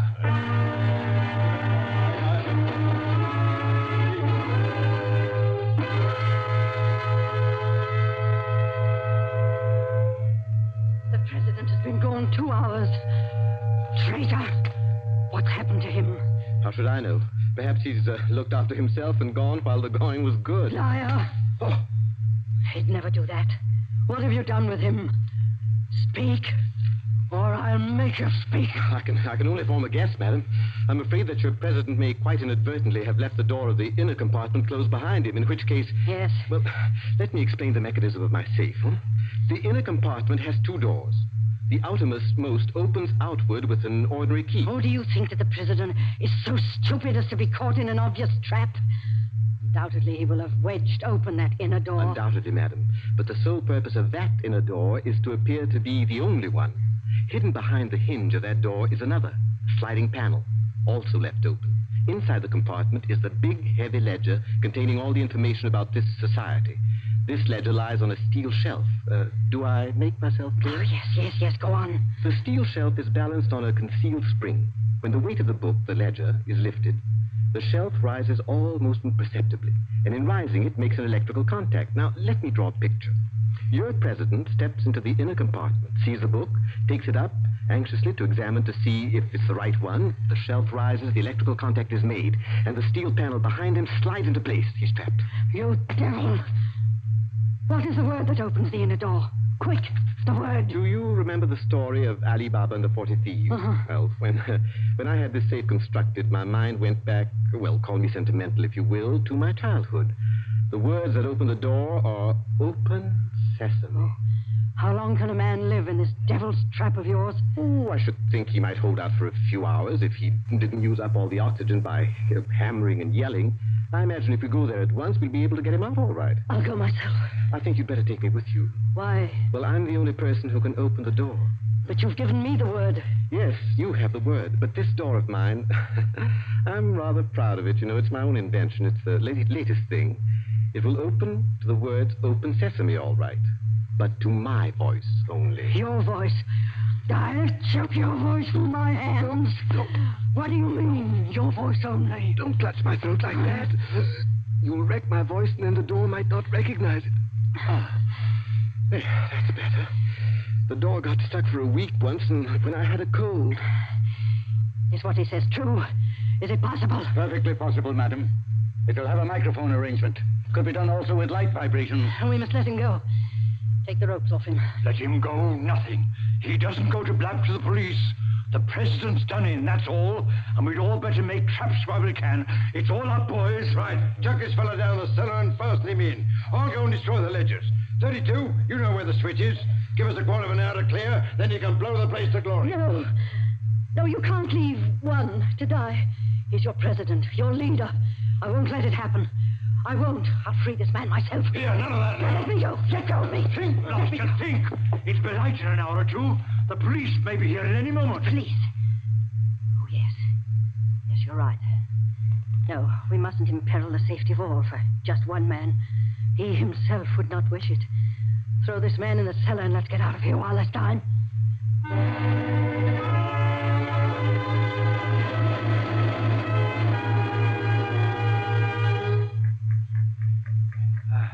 Here. This is good enough. Leave him here. Right. Let's go. Hey, you chaps. Yeah? Should have gagged him. I say, it's lonesome down here in this cellar. You might at least leave the light on. Don't worry about the dark. They're taking you here as the time fuse for the bomb that's going to blow out this place. It's all set. You won't have long to wait. Not long.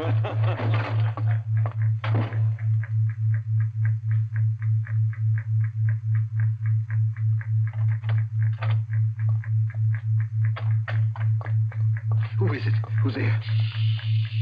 Hold still, so I can cut the ropes. Well, if it isn't two.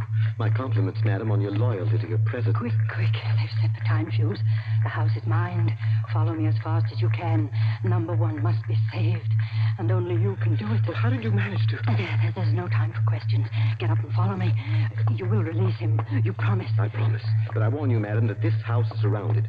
When my safe door closed, it gave a signal to Scotland Yard. All the members of the society had taken. Never mind them. Here, outside. Quick. All right, who's there? Is that you, Inspector? Get your fellows away, quick. The house is going up in a minute.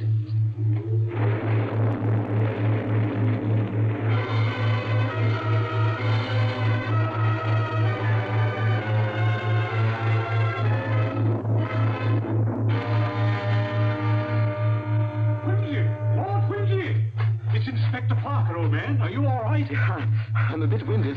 What's happened, Inspector? Well, about half a dozen of them got blown up. The rest we bagged. Hurry, we must hurry. Who's this? for one of the gang. She's called number 2. We must save him. We must. Golly, I clean forgot the gentleman in the safe. Walker, where's your car? It's down the lane. Send one of your men down to get it. Right. Johnson, bring that car here. Yes, sir. I've got the number 1 of the whole company quietly asphyxiating at home. I promised we'd get back and save him. He's the bloke that we've been wanting. The man at the back of the Morrison case and the Hope Wilmington case and hundreds of others.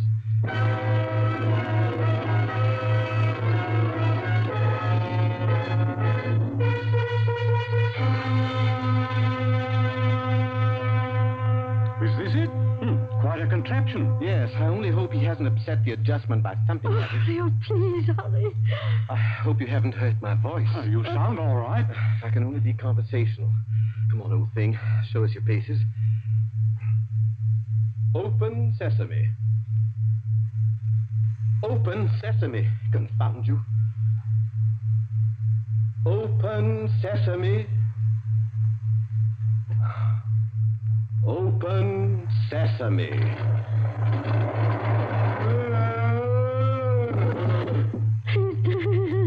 Let me see. No, he's not. He lived to stand his trial.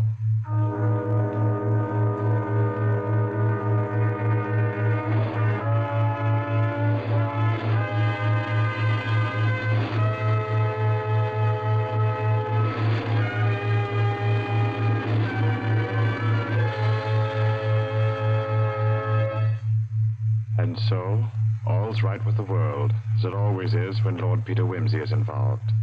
The Cave of Ali Baba by Dorothy Sayers was the story which gave us tonight's Suspense. Suspense is produced by William Spear. Our guest director for this evening was Robert Louis Sheehan. Tonight's radio drama was written by Peter Lyon and scored by Bernard Herrmann. Romney Brent was Peter Wimsey, William Moulton played number 1, and Ira Gerald, the lady in the case. Others in the cast were Kathleen Cordell, Victor Beecroft, Roland Bottomley, J.W. Austin, William Podmore, Ian Martin, and William Moulton. Next Wednesday, Suspense will not be heard because of a special all-star Hollywood broadcast which Paramount Pictures will present. 2 weeks from tonight, at this time, Columbia will bring you another selected story from the world's great literature of thrills. Another study in suspense.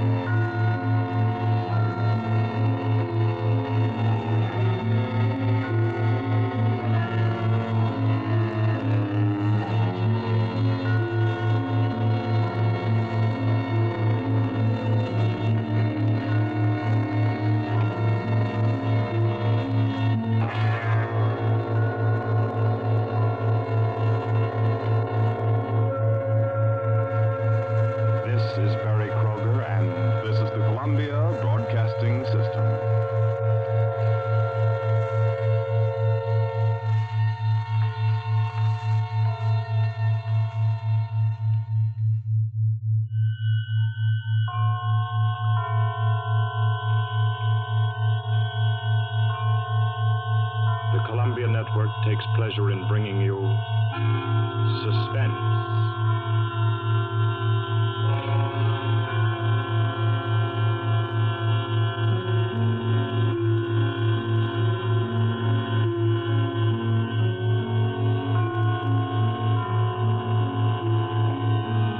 Suspense, Columbia's parade of outstanding thrillers, produced and directed by William Spear and scored by Bernard Herrmann. The notable melodramas from stage and screen, fiction and radio, presented each week to bring you to the edge of your chair, to keep you in suspense.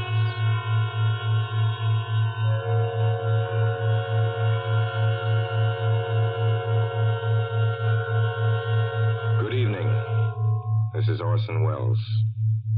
I'm very happy I am to be back in the United States and back on the Columbia Network. Even for so short a visit as this one.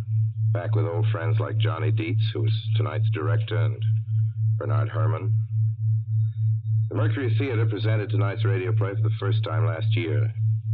We came right out then and hailed it as a classic of the medium. Nobody argued the point. A lot of people asked us to do it again, so it's gratifying to get the chance now. And to find a favorite of ours in this distinguished anthology of spook shows. Personally, I've never met anybody who didn't like a good ghost story. But I know a lot of people who think there are a lot of people who don't like a good ghost story. For the benefit of these, at least, I go on record at the outset of this evening's entertainment with the sober assurance that although blood may be curdled on this program, none will be spilt. There's no shooting, knifing, throttling, axing, or poisoning here. No clanking chains, no cobwebs, no bony and/or hairy hands appearing from secret panels, or better yet, bedroom curtains. If it's any part of that dear old phosphorescent foolishness that people who don't like ghost stories don't like, then again, I promise you, we haven't got it. Not tonight. What we do have is a thriller. It's half as good as we think it is. You can call it a shocker. It's already been called a real Orson Welles story. Now, frankly, I don't know what this means. I've been on the air directing and acting in my own shows for quite a while now, and I don't suppose I've done more than half a dozen thrillers in all that time. Honestly, I don't think even that many, but it seems I do have a reputation for the uncanny. Quite possibly, a little escapade of mine involving a couple of planets, which shall be nameless, is responsible. Doesn't really matter. Don't think I disapprove of thrillers. I don't. A story doesn't have to appeal to the heart. It can also appeal to the spine. Sometimes you want your heart to be warmed, and sometimes you want your spine to tingle. The tingling, it's to be hoped, will be quite audible as you listen tonight to The Hitch-Hiker. That's the name of our story, The Hitch-Hiker.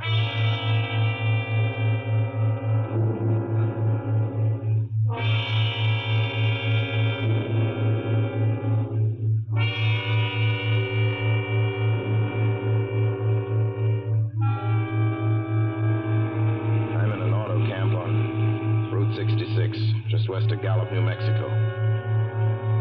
If I tell it, perhaps it'll help me.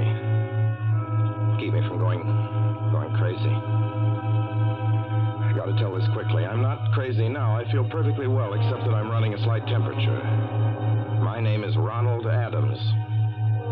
I'm 36 years of age, unmarried, tall, dark, with a black mustache. I drive a 1940 Buick, license number 6Y175189. I was born in Brooklyn. All this I know. I know that I'm at this moment perfectly sane. That it's not me who's gone mad. Something else. Something utterly beyond my control. I've got to speak quickly. At any minute, the link may break. This may be the last thing I ever tell on Earth. The last night I ever see the stars. 6 days ago, I left Brooklyn to drive to California. Goodbye, son. Good luck to you, my boy. Goodbye, Mother. Here, give me a kiss, and I'll go. I'll come out with you to the car. Oh, no, it's raining. Stay here at the door. Hey, what's this? Tears? I thought you'd promised me you wouldn't cry. Oh, I know, dear. I'm sorry. But I do hate to see you go. I'll be back. It'll only be on the coast 3 months. Oh, it isn't that. It's just the trip. Ronald, I wish you weren't driving. Oh, Mother, there you go again. People do it every day. I know, but you'll be careful, won't you? Promise me you'll be extra careful. Don't fall asleep, or drive fast, or pick up any strangers on the road. Oh, gosh. I think I was still 17 here, you told. Oh, and why? I mean, as soon as you get to Hollywood, won't you, son? Of course I will. Don't you worry. There's nothing going to happen. It's just 8 days of perfectly simple driving on smooth, decent, civilized roads with a hot dog or a hamburger stand every 10 miles.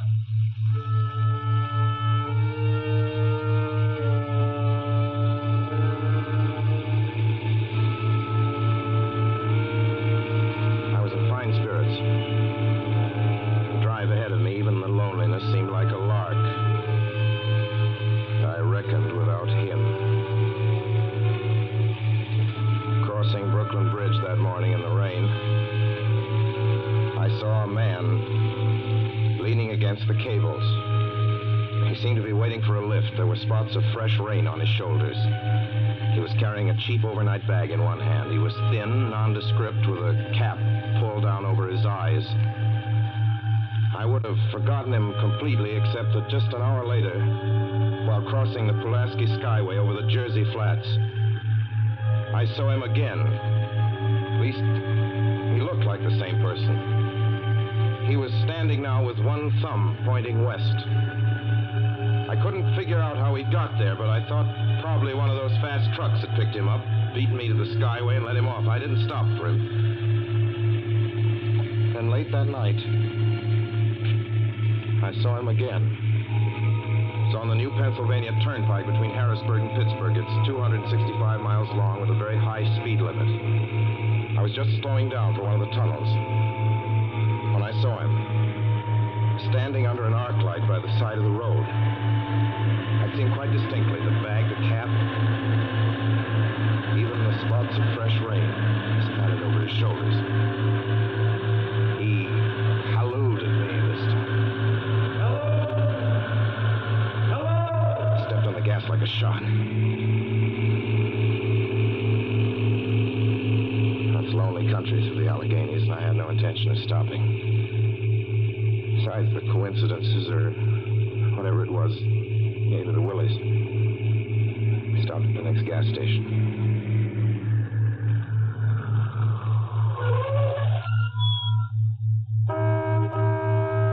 Yes, sir. Fill her up. Certainly, sir. Check your oil, sir? No, thanks.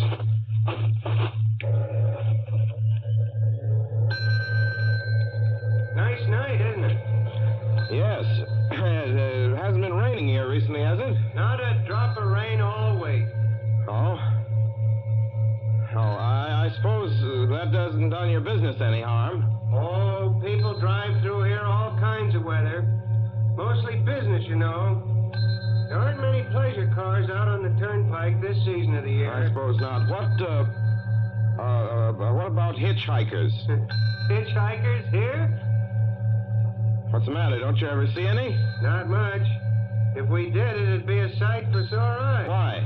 Oh, guy'd be a fool who started out to hitch rides on this road. Look at it. Then, you've never seen anybody? No. Maybe they get the lift before the turnpike starts. I mean, you know, just before the toll house. But then it'd be a mighty long ride. Most cars wouldn't want to pick up a guy for that long a ride. And you know, this is pretty lonesome country here. Mountains and woods. You ain't seen anybody like that, have you? No. Oh, no, not at all. It's just a technical question. I see. Well, that'll be just $1.49 with the tax.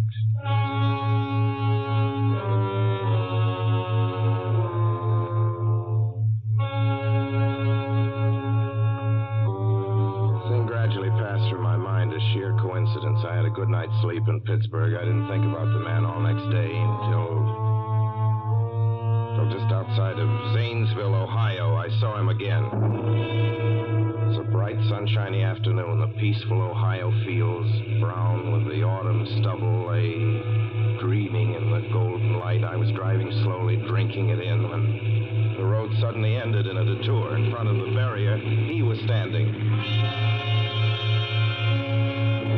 Let me explain about his appearance before I go on.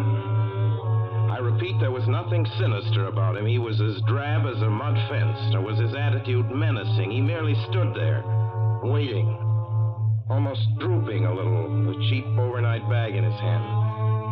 He looked as though he'd been waiting there for hours. And he looked up. He hailed me. He started to walk forward. Hello? Hello? Hello? No, not just now, sorry. Going to California? No, not today. The other way, going to New York, sorry.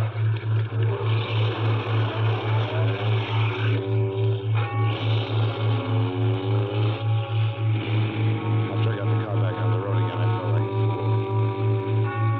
Yet the thought of picking him up, of having him sit beside me, was somehow unbearable. At the same time, I felt more than ever unspeakably alone.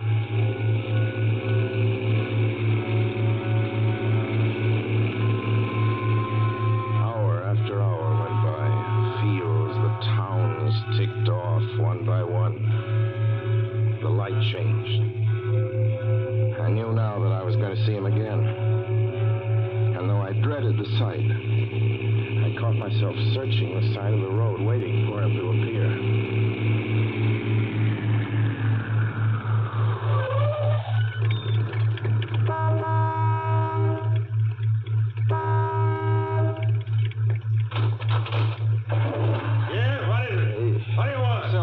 And pop here, don't you? Yeah, we do in the daytime, but we're closed up now for the I know, but I was wondering if you could possibly have a cup of coffee, black coffee, just... No, not this time of night, mister. My wife's the cook. She's in bed. No, don't shut the door, please. Listen, just a minute ago... just a minute ago, there was a man standing here right beside the stand, a suspicious-looking man. I don't mean to disturb it. You see, I was driving along when I just happened to look, and there he was. How's he doing? Well, nothing. You've been taking a nip, that's what you've been doing. Now, on your way before I call out Sheriff Oates.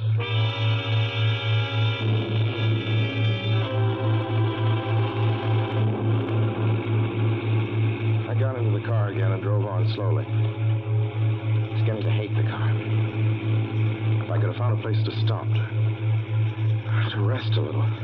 I was in the Ozark Mountains of Missouri now. A few resort places there were closed, only an occasional log cabin, seemingly deserted. That's all that broke the monotony of the wild, wooded landscape. Now, I had seen him at that roadside stand. I knew I'd see him again. Maybe at the next turn of the road.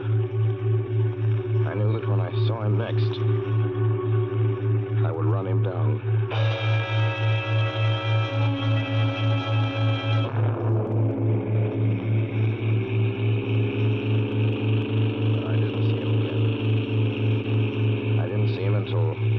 Next afternoon.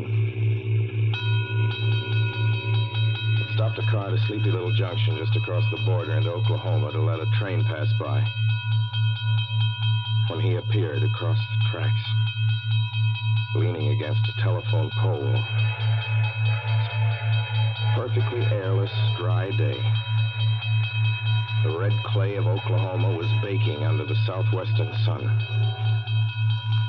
Yet there were spots of fresh rain on his shoulders. I couldn't stand that. Without thinking, blindly, I started the car across the tracks. He didn't look up at me. He was staring at the ground. I stepped on the gas hard, veering the wheel sharply toward him. I could hear the train in the distance now, but I didn't care then. Something went wrong with the car. The train was coming closer. I could hear its bell ringing and the cry of its whistle. Still, he stood there. And now I knew that he was beckoning me to my death.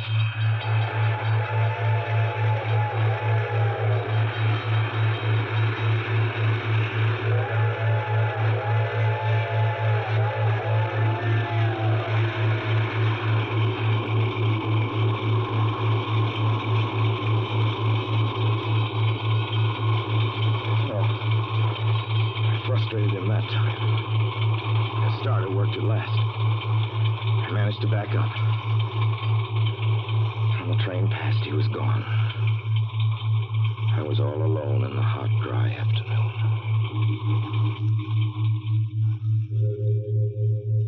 After that, I knew I had to do something.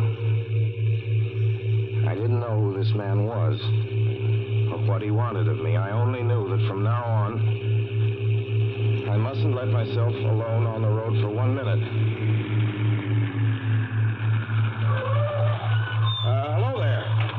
Like a ride? Well, what do you think? How far are you going? Where do you want to go? Amarillo, Texas. I'll drive you there. Gee.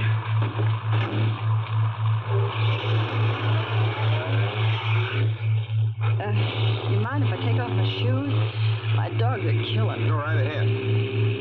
Oh, gee, what a break this is. Hitch-hike much? Sure, only it's tough sometimes in these great open spaces to get the break. I should think it would be, though. I'll bet you get a good pickup in a fast car. If you did, you could get places faster than, say, another person in another car, couldn't you? I don't get you. Well, take me, for instance. Suppose I'm driving across the country, say, at a nice, steady clip, about 45 miles an hour. Couldn't a girl like you just standing beside the road waiting for Liz beat me to town, or any town, provided she got picked up every time in a car doing from 65 to 70 miles an hour? I don't know. What difference does it make? Oh, no difference. It's just a crazy idea I had sitting here in the car. Imagine spending your time in a swell car thinking of things like that. What would you do instead? What would I do?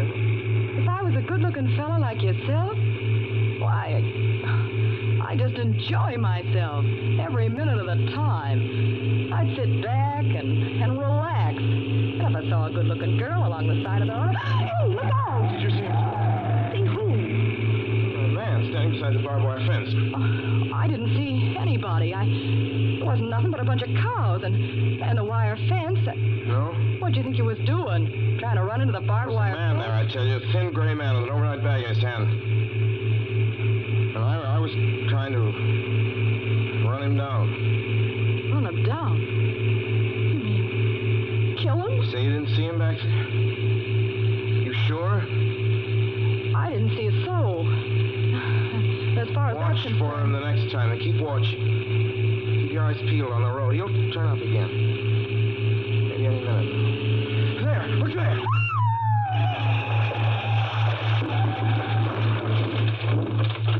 How does this door work? I'm getting out of here. See him that time? No, I didn't see him that time. And personally, mister, I don't expect never to see him. All I want to do is go on living. I don't see how I will very long, driving with you. Oh, I'm sorry. I don't know what came over me, but please don't go. So if you'll excuse me... You can't go. Listen, how would you like to go to California? I'll drive you to California. Seeing pink elephants all the way? No, thanks. Thanks just the same. Listen, please, just 1 minute, please. You know what I think you need, big boy? Not a girlfriend. Just a good dose of sleep. Please. There. I got it now. No, you can't go. Please. Keep your hands off me. Do you hear? Leave your hands off me.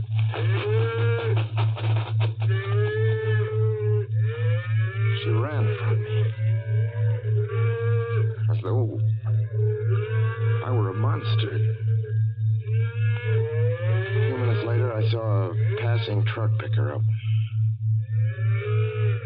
I knew then that I was utterly alone. It was in the heart of the great Texas prairies. There wasn't a car on the road after the truck went by. I tried to figure out what to do, how to get hold of myself. If I could find a place to rest, or even if I could sleep right here in the car for a few hours along the side of the road. I was getting my winter overcoat out of the back seat to use as a blanket when I saw him coming toward me, emerging from the herd of moving steer. Hello?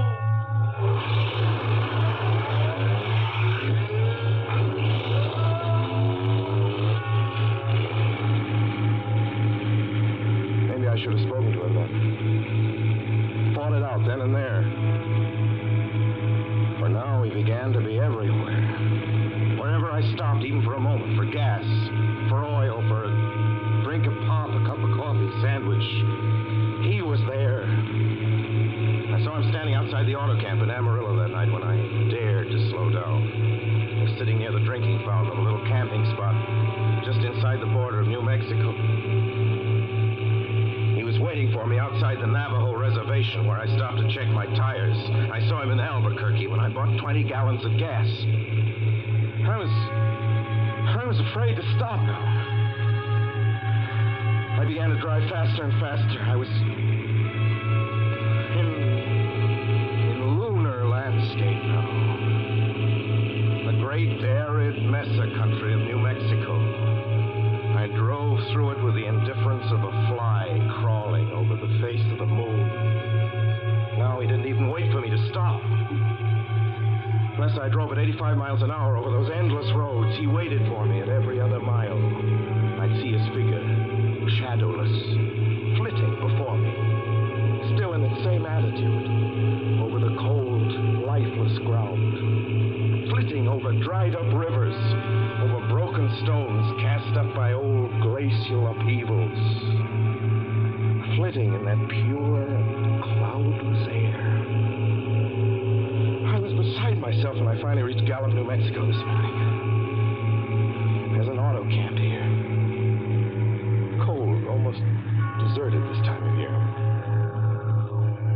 I went inside and asked if there was a telephone. I had the feeling that if only I could speak to someone familiar, someone I loved pull myself together.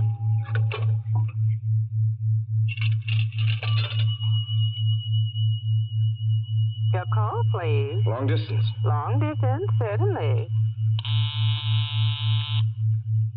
This is long distance. I'd like to put in a call to my home in Brooklyn, New York. I'm Ronald Adams. The number is Beechwood 200828. Certainly, I will try to get it for you. Albuquerque, New York for Gallup. New York. Gallup, New Mexico, calling Beechwood 20828. I'd read somewhere that love could banish demons. It's the middle of the morning. I knew Mother'd be home. I pictured her tall and white-haired in her crisp house dress, going about her tasks. Be enough, I thought, just to hear the even calmness of her voice. Will you please deposit $3.85 for the first 3 minutes? When you have deposited $1.50, will you wait until I have collected the money?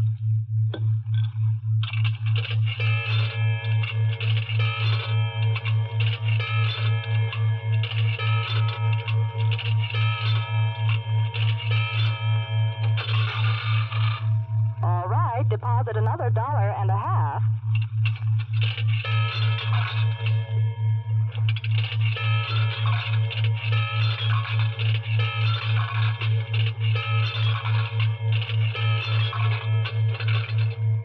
Will you please deposit the remaining 85 cents?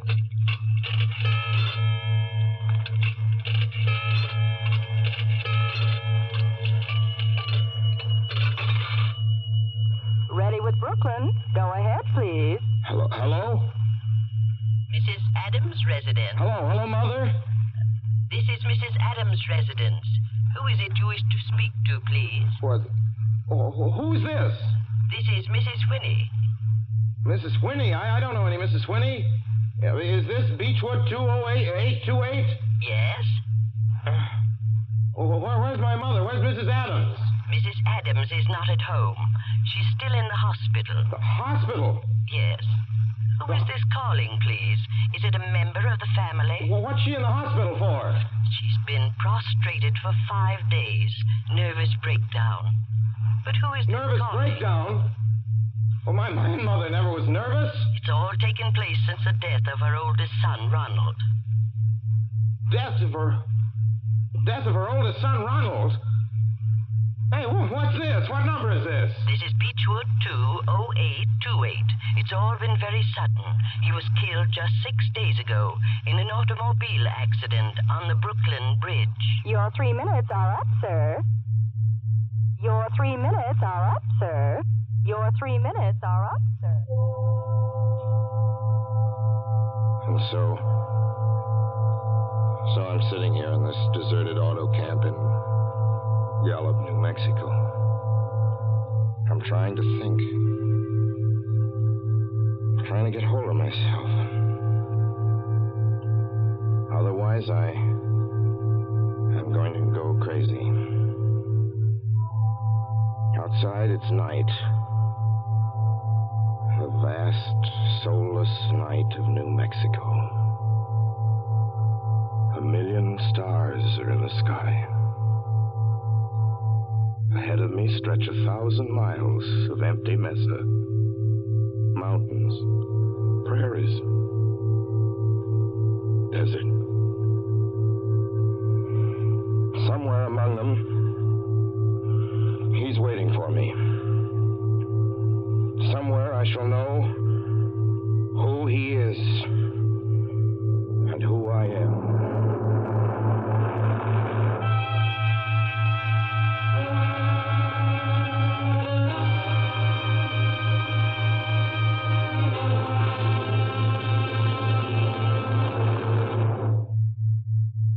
So ends The Hitch-Hiker, and to Orson Welles our considerable thanks for his playing of the title role. Suspense is produced and directed by William Spear. John Dietz was our guest director this evening. Tonight's radio drama was written by Lucille Fletcher. The original score was by Benares.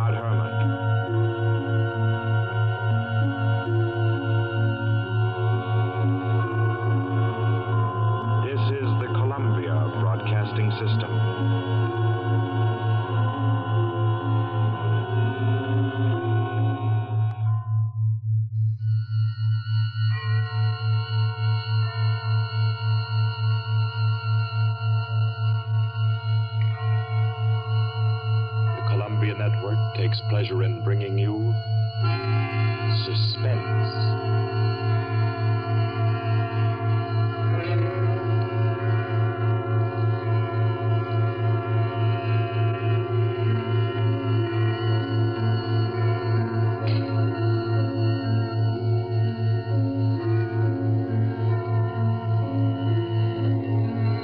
Suspense, Columbia's parade of outstanding thrillers, produced by William Spear and scored by Bernard Herrmann. The notable melodramas from stage and screen, fiction and radio, presented each week to bring you to the edge of your chair, to keep you in suspense.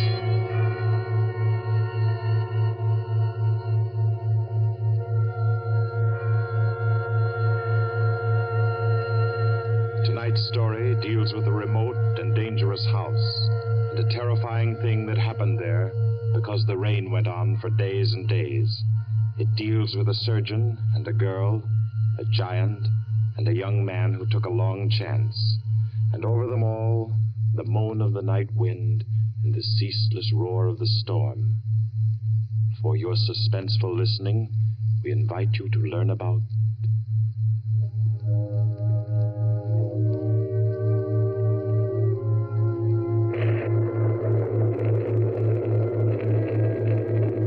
the Kettler Method.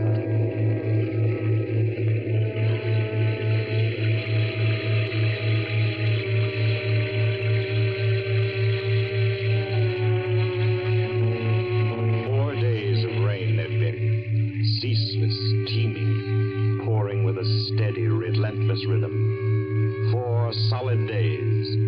The fields around Culston had been turned into huge puddles that reflected the heavy, swollen sky. And Dr. Morrissey was stirred by a deep anxiety. He stood beside a window in his sanitarium, which rose high on a lonely hill, a few miles from the little town of Culston, and stared into the jagged, spraying screen of rain. It was just 3 o'clock. 3 o'clock of an afternoon he would long remember. He was on the point of sending for Caffrey, the ward attendant, when the door opened, and Caffrey came in, pale, disturbed. Dr. Morrissey. Is there anything wrong, Caffrey? I don't know. There's a feeling down in the ward. Feeling? This rain's going on too long. The patient's getting uneasy? They're bound to, ain't they? If a guy with good nerves gets jumpy, you can imagine what it does to theirs. Seem to be affecting anyone in particular? Number 5's been carrying on. Kettler? Yeah. I brought him up. Nurse Carter's waiting with him out in the hall. Bad as that? He's upsetting the others. Keeps asking for some guy named Benham. Oh, that's the man he killed. I didn't know he was homicidal. Oh, it was an accident. He was performing a brain surgery on Benham and... Him? Oh, Kettler was a very important surgeon, Caffrey. Didn't you know that? He keeps saying so, but... It's perfectly true. Very successful Dr. Kettler was. Until he perfected an operative procedure that he called the Kettler Method. A new process of brain operation. Spent most of his life on it and... Well, when he tried it for the first time on this young lad Benham, and Benham died on the table, it unbalanced his mind. I gotta go back down there now. I think you'd better wait while I talk with Kettler. Okay, I'll bring him in. But don't make it long. I don't like the feel of things around here. Nurse, Miss Carter. Yes, we're coming. You can bring him in now. Come along. Dr. Morrissey wants to see you. Does he now? Does he? Come in, Kettler. I'd like to ask Dr. Morrissey a question. I'd like to ask him a question. Yes, Dr. Kettler. I should like to ask him where Laird Benham is. I know he'll never tell me. But I will, Kettler.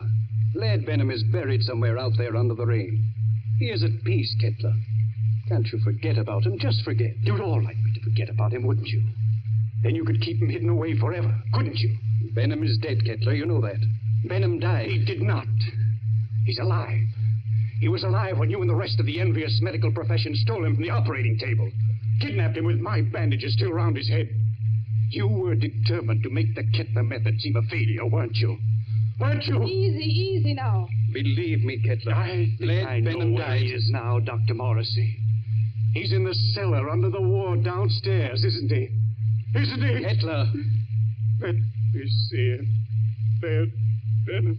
Oh, you'd better take him down, Caffrey. All right. Come along now, sir. I'll take him, nurse. You won't show him to me. Even though it would make me well again. My cellars are empty, Kettler. Believe me, Benham isn't there. You sit there in power and order me away. Come on, Kettler. There's something I have to say. I've always been above violence, Dr. Morrissey. But the time comes when there's no other course. This is a warning, Doctor. A warning. And the joke is that you won't heed it. Come on with you. You won't heed it now. But you'll remember it. And soon you'll remember it. Tables turn, Dr. Morrissey. Tables turn.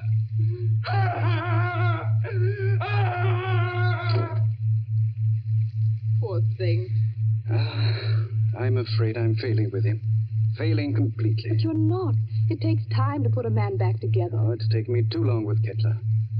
I'm beginning to be afraid. If you'll pardon me, Doctor. Yes? I do think you're making a mistake. With him? No, with yourself. You haven't had a real vacation in 3 years, Dr. Morrissey. Oh, you think I'm wearing a bit thin just now, don't you? And you're right. But I really can't leave my patients in anyone else's hands. Not now, at any rate. No, I'll have to make the best of it. But you need relaxation, Doctor. I know. Well, I hope to soothe my ragged nerves somewhat over this weekend. Oh? I've some friends coming down from the city Friday night. Leslie and Claire Winton. Young married couple, newlyweds. And I'm just going to relax with them and forget everything until Monday morning. You must, Doctor. You do need it so badly. Oh, by the way, Doctor. Yes? I slipped some those new sample bandages into your coat pocket. Well, thanks. I'll have a look at them. I think they're quite good. The salesman said that... Yes, nurse. What is it? Did you hear something? Thunder, wasn't it? Something else besides thunder. I thought it... Well, I didn't hear it. My nerves must be getting the best of me. Perhaps it's a case of nurse heal thyself, eh? I'm not the only one who needs a rest. You know, it might be a very good idea if we both... Dr. Morrissey. I heard that. What is it? It's coming from the ward. Sounds like... That was a shot, nurse. You get on the phone. Call the police at Colston. Hello? Keep at it. Hello? Someone's trying to get in from the hall. Dr. Morrissey! It's Caffrey. Just a moment. Caffrey, what is it? It's ganged up on me. All of them are coming up the stairs. Kettler, clear out of here. Oh. Steady, nurse. He's dead, isn't he? Yes. Dr. Morrissey. Kettler. Remember my warning. Remember it, Doctor. Tables turn, Dr. Morrissey. Tables turn.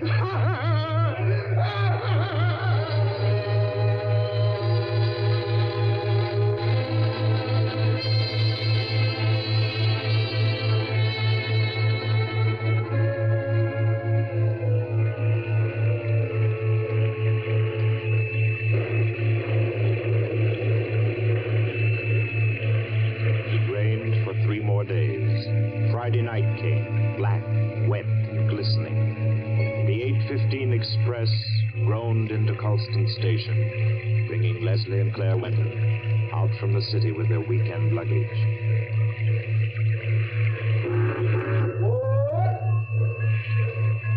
Isn't Dr. Morrissey sending his car for us, Leslie? Yes, Claire. The chauffeur was supposed to drive us over to the sanitarium to pick up the doc, and then we're all going over to his house together. Well, I don't see any car, do you? I don't see anything but water.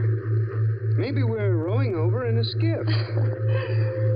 Oh, I hate that sound. Like somebody's in agony. I think you're a little depressed, dear. Well, I shouldn't be surprised. My head's still aching dreadfully. Poor lover. How long's that been going on now? Almost a week. It frightens me. I don't think it's anything serious. Waiting in the rain like this doesn't do it any good, I'm sure. I don't understand. Doc's usually so punctual. Right on the dot. You don't suppose we ought to call the sanitarium? You people for Dr. Morrissey, yes? Well, yes, we're the Wintons. Doc sent you to pick us up? I, Cato, Dr. Morrissey's chauffeur. You got luggage? Yes. Here it is. I take. You follow me to car. Come. We're coming. Leslie? Yes? He's tremendous, isn't he? He must be 6.5 feet tall. I'm over 6 myself, darling. He's nearer 8. That's a giant. Get those shoulders. He could snap me in two like a matchstick. Well, I hope he likes us. So do I, light of my life. Waiting. You come, please. But I really don't think he does. Coming.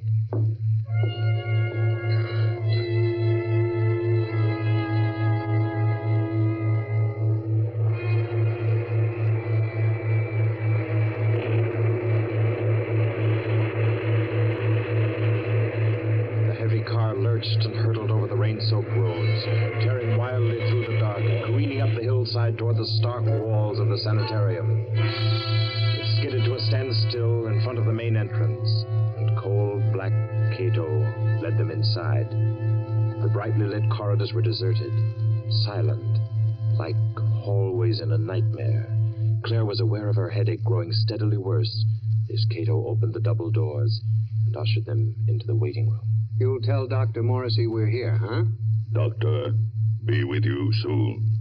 You do not go away. Yes, thanks.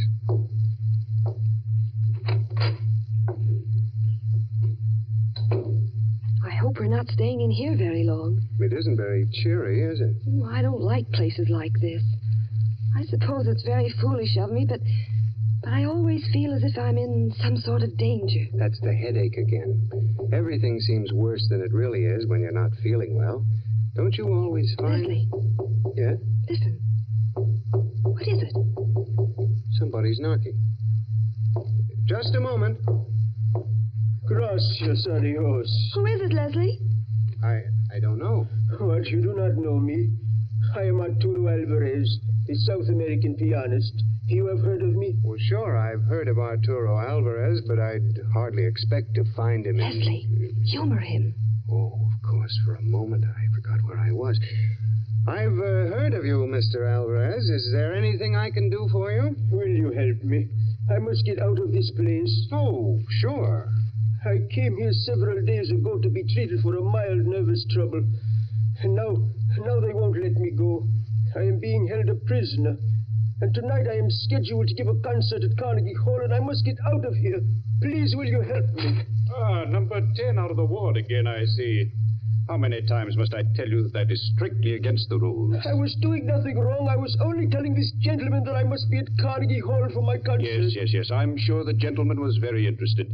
Cato. Yes, Doctor. Cato, you will escort number 10 back to the ward and see to it that he doesn't wander back into the waiting room. No, I will not be taken back to the ward. Help me. Oh, no. Help me, no. I will no. How strongly he believes in his delusion.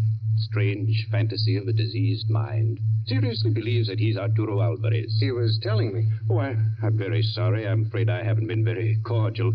Won't you sit down? Is there anything I can do for you? Well, you see, Dr. Morrissey invited us up for the weekend. Oh, yes, of course. He told me he was expecting you. Does he know we're here? I'm afraid not. Dr. Morrissey was unexpectedly called away on an emergency case, and I'm in charge of the sanitarium until he returns. Well, do you have any idea about when that'll be? Well, it's very hard to say. However, he asked me to ask you to wait and see to it that you're made comfortable. Let me see now. Your name is... Winton, Leslie Winton. And this is my wife, Claire. Ah, yes. Permit me to introduce myself. I'm Dr. Kettler, Dr. Morrissey's assistant. What can I do for you? A bite of food or a drink, perhaps? I don't think so. There's nothing in the world I want so much as an aspirin. Aspirin? Yes, Doctor. She's had a headache that's been troubling her for days. It's terribly annoying. I can well imagine. Annoying and interesting. That is to a man of my profession, of course. But if you will step into the inner office, I think I can offer you something a good deal more effective. Oh, I'd hate to trouble you. No trouble at all. I find these things most intriguing. Should I, Leslie? I think you might as well. Morrissey won't be back for a long time by the looks of things. You're quite right, Mr. Winton. Dr. Morrissey won't be back for a long, long time.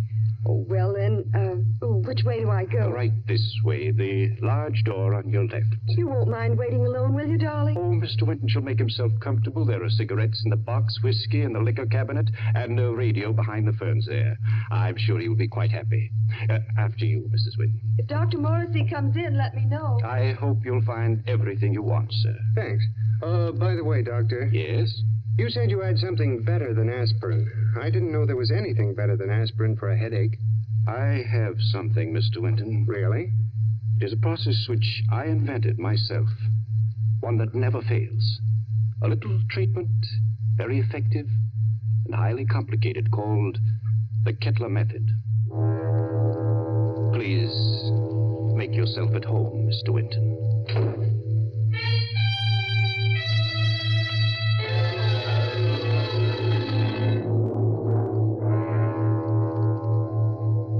Leslie sat there, alone in the big waiting room for a while. Then creeps began setting in, and he thought to himself, maybe I'll have that drink after all. He rose and went over to the liquor cabinet that Kettler had pointed out to him, and opened it. Why, there's nothing in here but books. Yes, books. Books that were so thick with dust that it was clear they'd been there for months. Well, no drink for Leslie. Maybe a cigarette. Kettler said the box was full. He picked it up and started opening it. Why, it isn't even a cigarette box. The darn thing's a bookend. Yes, that's just what it was. Leslie began to think it was a tough job making himself at home in that waiting room. And then the idea occurred to him. Maybe the radio works. He went over to the radio then, turned it on, and... We are sorry to announce that the program scheduled for this time from Carnegie Hall has been cancelled due to the mysterious disappearance of Arturo Alvarez, the noted South American pianist. Mr. Alvarez was known to be suffering from a minor nervous disorder and was last seen departing on a short trip to Colston in upstate New York. Alvarez. That guy is Alvarez. What's going on here? Claire! Locked. Dr. Kettler, open this door. Open it, do you hear me? Miss Claire. Winton. Oh, you. Tell him to open up. Tell him. Doctor send me. Tell you, young lady, headache bad. Very bad. What do you mean? He operate. Operate? He say take long time. He say you not wait. You come back tomorrow. Operate? No. Kettler! Claire, can you hear me? Of course she can hear you, Mr. Winton. The operating table is just inside the door. Bring her out here. Let her go, I tell you, Kettler. But I find that an operation is indicated, Mr. Winton. I forbid you to touch her. You forbid? You? I'm in charge here. No one forbids me. Do you understand? You're insane. If you lay your hands on her, I'll kill you. So help me, I'll kill you. Very well, Mr. Winton. You do not wish me to operate. That's all there is to it. I would scarcely force my services upon you. However, the girl's condition is quite serious, and I... Good work, Cato, my boy. A masterstroke. Do you still forbid me, Mr. Winton? Do you? Oh, you don't answer. Good. Take him to the cellar, Cato, and lodge him there with his friend, Dr. Morrissey. They should have a good deal to talk over in the still hours of the night while I cure the young lady's headache unmolested.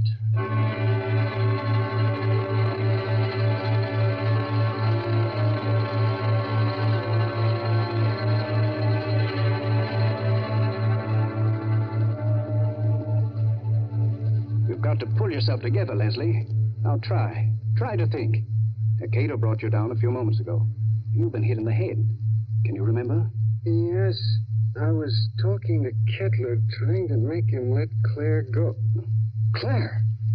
Oh, good Lord, Morrissey. Where is she? He's got her. Kettler? She's on that operating table up there. We've got to do something.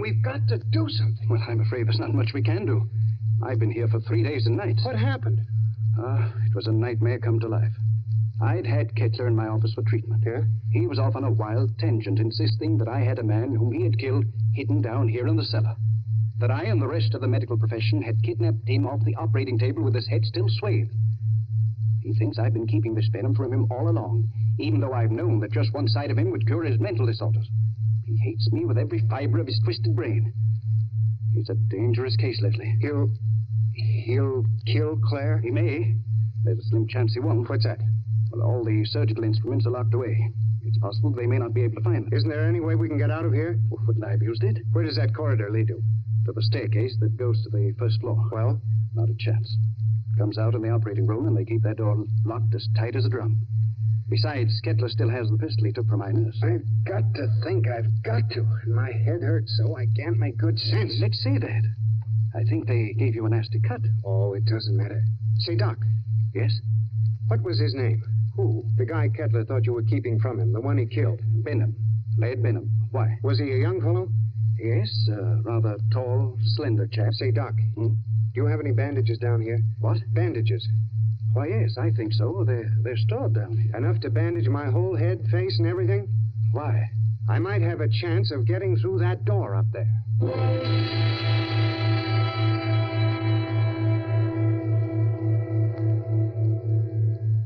Please, let me go now. Oh, let me go. Leslie! You will be better soon. Much better. I will take the pain away, Mrs. Winton. Cato, have you found the surgical case? Not found yet. I look. Cato, look. Find it. We must not keep Mrs. Winton in agony. Find it, I say. She'll have to create some order in this place. I want my instruments at hand on a moment's notice. Please, let me go. Oh, let me go. You shall be well again, my dear. I promise you shall be. Doctor, here, tall, white cabinet behind curtain. That's it. Open it, Cato. Locked. Locked, Doctor. Smash it open. Open it. I do. You'll find scalpels on the top tray. Bring them to me. Yes, Doctor. Is here, Doctor. See, knives. Good, sharp knives. Cato find. He find them. Excellent. How they glitter. It is good to feel the knife in my hand again. Put the others right beside my pistol here on the table. Please. Oh, please. There, my girl. I shall expend all my genius on you. You shall be well again. No! Now to work. What was that? Who's there? Dr. Kettler. Who is it? I have found my way back to you. Open the door, Dr. Kettler. I've come back again. Who are you? You remember? You remember Laird Benham? Cato! Yes, Doctor. The door! Let him in! He's come back! Let him in, I say! Yes, Doctor. Oh, let me out of here! He's come back, Cato. Dr. Kettler. Benham, I knew it. I knew it all along. You're alive. You're living. Yes. Living. Yes, Dr. Kettler. You. Just as they took you from the table. Yes. They took me away before the operation was complete. Finish it now. Hurry. I can't live much longer. I'm about to die. No. Cato, get Benham onto the table. Girl on table. Take her off. Take her out of here. Put her in the cellar. Let Benham take her place. At once, do you hear? Yes, Doctor. Cato. No, I won't be put in the cellar. I won't. It might be well if you went down into the cellar, you know. It's nice down there. You'll see old friends, perhaps. Old friends who need help. Hurry, I say. Yes, Doctor. Come. I'm coming. Are you all right, Benham? Weaker. Cato! Cato, close door. No, stop wasting time. Leave the door alone. Help me. Help me get Benham on the table. Yes, Doctor. Cato, do. Oh, that's right. Now lift him carefully. Yes. Good. Oh. Now, lie back. Lie back. Gently. All right. Careful now. There we are. Cato, give me the knife. Yes, Doctor. Take off the bandages. From the top, Cato. That's correct. That's proper procedure. Yeah, now that's... I thought his hair was blonde, not black. Well, perhaps I've forgotten. I've forgotten so many things that... There was a scar on his forehead. I clearly remember a scar on his forehead. Maybe I imagined that, too. Perhaps it was someone else with brown eyes. Benham, didn't you have blue eyes? I know they were blue. And your nose was thinner and longer. Yes. And your lips. You had thick lips. That I know. Bandages off, Doctor. Dr. Kettler, there's a trick here. You're not Benham. You're not Benham. You're that young Mr. Winton. Dr. Kettler, listen to me. Cheat. So you wanted me to finish you, did you? Yes, Mr. Winton, I will. Hold him, Cato. Hold him. See the knife, Mr. Winton? Watch it glisten as it comes down, and into the...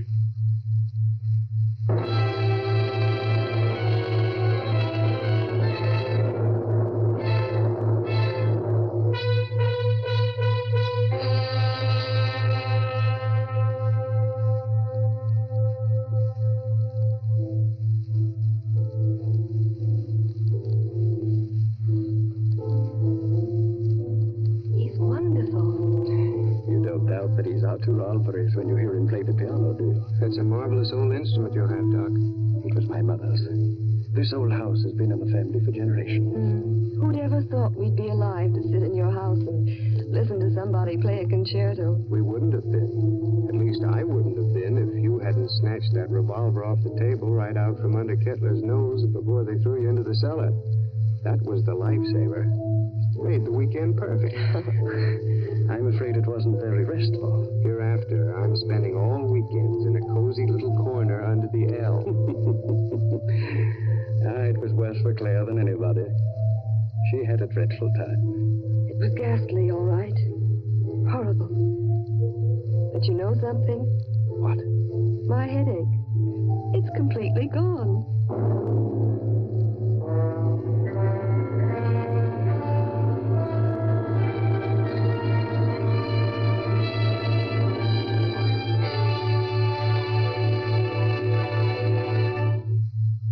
So ends the Kettler Method, the tale of a memorable weekend and a long-awaited dead man who didn't return after all. This was tonight's story of Suspense. Suspense is produced by William Spear. John Dietz was our director this evening. Tonight's radio drama was written by Peter Barry and scored by Bernard Herrmann. Roger DeCoven was Dr. Kettler, John Gibson, Leslie Winton, and Gloria Stewart played Claire Winton. Others in the cast were Guy Repp, Martha Faulkner, Winfield Honey, and Ralph Smiley. Next week at this time, Columbia will bring you another selected story from the world's great literature of thrills. Another study in suspense. This is Barry Kroger, and this is the Columbia Broadcasting System.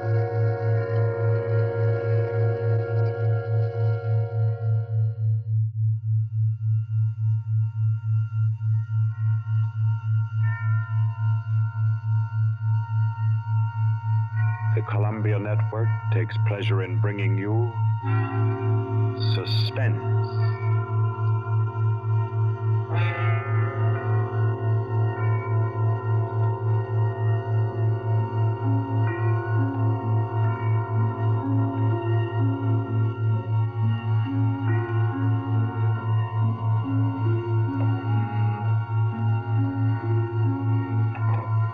Suspense.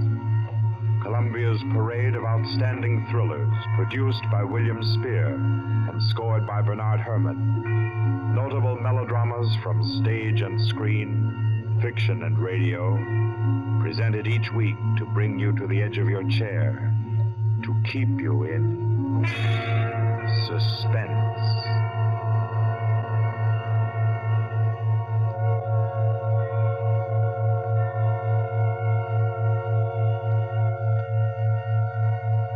Tonight's story, by the noted American author T.S. Stribling, deals with a crime of murder on an exotic and atmospheric island, with ragged beggars who slept in a Hindu temple and awoke with gold in their pockets and a dead girl lying near them, and with a strange and mystical entrance into the life of hereafter, which was the experience of an American psychologist. For your suspenseful listening, we invite you to join us for A Passage to Benares.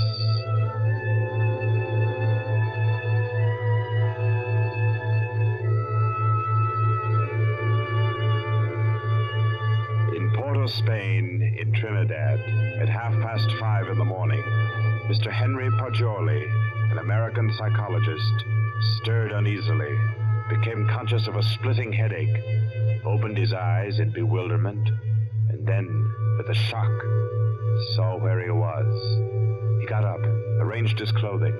He tried with his neat psychological mind to recapture his dream, to bottle up again the little smoking wisps that still floated about within his aching head. By 7 o'clock, he had found his way back to the house of Mr. Lowe, his host in Port of Spain.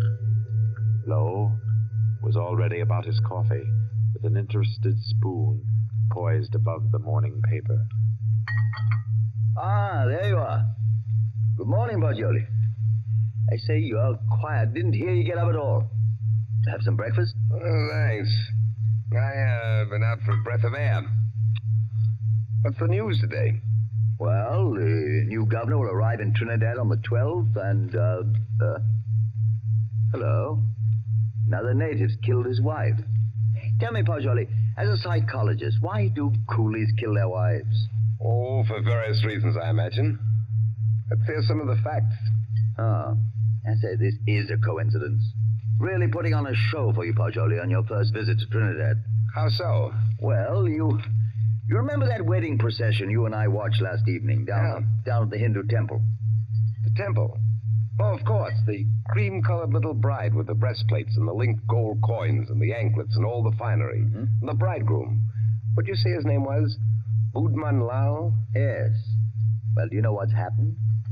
Budman Lal is in jail this morning, and his cream-colored little bride is dead, with her throat cut. No. Do they think he did it? No doubt of it. That's why he's in jail now. He always seemed like a sensible fellow, too. One of our best patrons. Which only proves my contention, Poggioli. A bridegroom of only 6 or 8 hours killing his wife without any reason at all. Oh, there's usually some reason for murder. Maybe. But I say, oh boy, you're missing the point completely. How? Well, suppose you actually had gone and slept in the temple there last night. You wanted to, you know, remember? And I said, no white man ever stays all night in a coolie temple. You remember? Yes, I remember. You said it simply isn't done. Well, if you had, Poggioli, I say, that would have been a pretty kettle, wouldn't it? Yes. Yes. Well, I'm afraid I'll be mixed up in this. Both Mr. Lal and his uncle Hiradas are clients of mine. Old Hiradas has upwards of $5 million in my bank. Hiradas? Didn't you tell me he built that temple where the murder took place? Yes. It's what the Hindus call a temple and rest house. Hiradas gives rice and tea to any traveler who comes in for the night. It's an Indian custom to help mendicant pilgrims. A rich Indian will build a temple and rest house just as you Americans erect libraries. Ah. What does it say there about the murder, though?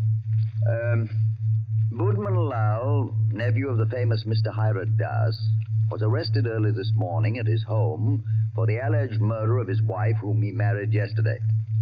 The body was found at 6 o'clock this morning in the temple where the wedding ceremony took place. The temple attendants gave the alarm. The victim's head was severed completely from her body, and all her jewelry was gone. 5 coolie beggars who were asleep in the temple when the body was discovered were arrested. They all claimed ignorance of the crime, but a search of their persons revealed that each beggar had a piece of the bride's jewelry and a coin from her necklace. Mr. Budman Lal and his wife were seen to enter the temple at about 11 last night for the Hindu rite of purification. Mr. Lal, who is a prominent curio dealer, declines to say anything further. Doesn't tell you very much, does it? No, not much. What do you make of those beggars? Oh, that's simple enough. Those devils laid in wait inside the temple until the husband went out and left his wife. Then they murdered her and divided the spoil. Ah, but she had enough bangles and geegaws to give a dozen to each man. Yes, you're quite right, Pajoli. That's a fact. Why should they continue sleeping in the temple after they'd killed her if they did murder her? Well, why shouldn't they? They knew they'd be suspected, and they couldn't get off the island without capture, so they thought might as well lie down again and go back to sleep.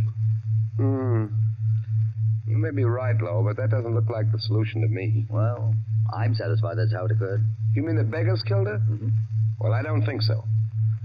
I rather fancy that the actual murderer took the girl's jewelry and went about the temple thrusting a bangle and a coin in the pockets of each of the sleeping beggars to lay a false scent. Oh, come now.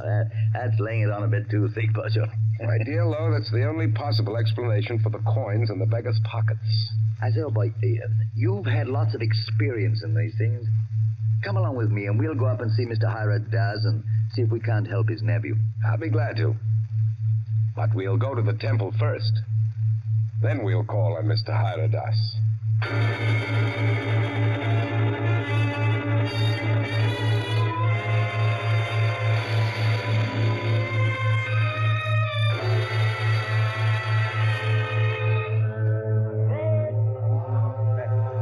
Well, here we are. In spite of the police guard at the door, the temple doesn't look sinister in the daylight. No, it just looks dirty. Let's go in and question the beggars.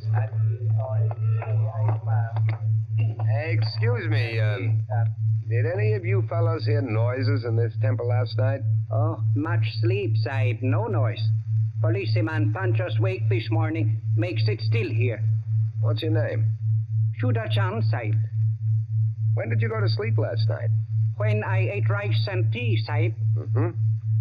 Do you remember seeing Budman Lal and his wife enter this building last night? Yes, remember, Sahib. Did you see them go out? No, Sahib. No one remember go out. You were all asleep then, huh? All asleep, Sahib. Did you have any dreams during your sleep? Hear any noises? I dream bad dreams, Sahib. Huh? When policeman punched me awake this morning, I think dream has come true. And me, Sahib. Me too. Me. Did you all have bad dreams? Yes, all have bad dreams.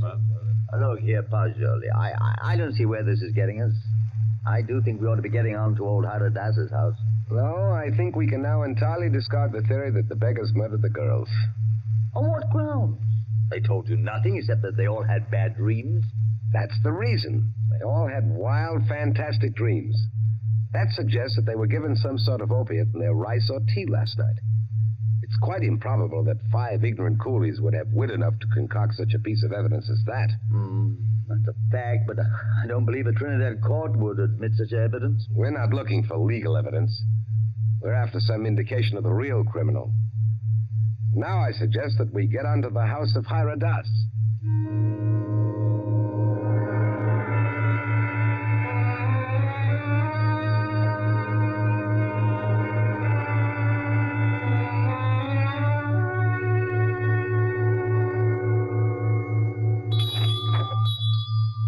Please come in, gentlemen. I've been expecting you.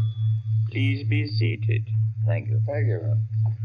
A most mysterious murder in the life of my poor nephew will depend upon your exertions, gentlemen. Tell me, what do you think of the beggars that were found in the temple with the bangles and coins? Well, I'm afraid my judgment of the beggars will disappoint you, Mr. Hirat Das. Huh? My theory is that they're innocent of the crime. Really? Why do you say that? Because they told me of dreams they had. All their dreams were very nearly identical. You are not English, sir. No Englishman would have thought of that. No, I'm American with a backlash sprinkling of Italian. My name's Paggioli. What is your profession, Mr. Paggioli? You are a detective? No, Mr. Das. I'm a psychologist. Ah, your soul is at least groping after knowledge. However, it gropes as a blind worm, Mr. Paggioli, and we must find the criminal who committed this crime, and thus restore my nephew Budman Lal to liberty. You can imagine what a blow this has been to me after I arranged this marriage for my nephew. You did? arranged a marriage for a nephew who is in his 30s? Yes, Mr. Poggioli. I wanted him to avoid the pitfalls into which I fell. He was unmarried, and he'd already begun to add dollars to dollars. I did the same thing. And now, look at me. An empty old man in a foreign land. What good is this house where men of my own kind can't come and sit with me, and when I have no grandchildren to romp and play? No. I've piled up dollars and pounds. I've eaten the world, Mr. Poggioli, and found it bitter. Now here I am, an outcast. Then why don't you go back to India, Mr. Hyradas? Why, Mr. Poggioli, my mind is half English. If I should return to Benares, I'd walk about thinking what the temples cost. How much was the value of the stone set in the eye of Krishna's image? If I would ever be one with my own people again, Mr. Poggioli, I must leave this Western mind and body here in Trinidad. That's very interesting and moving, but we were discussing your nephew, Budman Lal. Wait. In searching for the criminal, I would suggest you look for a moneyed man. Let me tell you my suspicions, and you can work out the details. What are they? I went out of the temple this morning to have the body of my poor murdered niece brought here to my villa for burial. I talked to the 5 beggars, and they told me there was a 6th sleeper in the temple last night. Was there indeed? Yes, Mr. Lowe. A white man. A white man? Yes, Mr. Lowe. All 5 of the coolies and my man, Guta, told me it was true. But, Mr. Hyradas, decapitation is not an American mode of murder. American? I was speaking generally. I mean a white man's method of murder. That is indicative in itself. I meant to call your attention to that point. It shows the white man was a highly educated man who had studied the mental habits of other peoples than his own. So he was enabled to give the crime an extraordinary resemblance to a Hindu crime. But what motive could a white man have? Possibly robbery, Mr. Poggioli.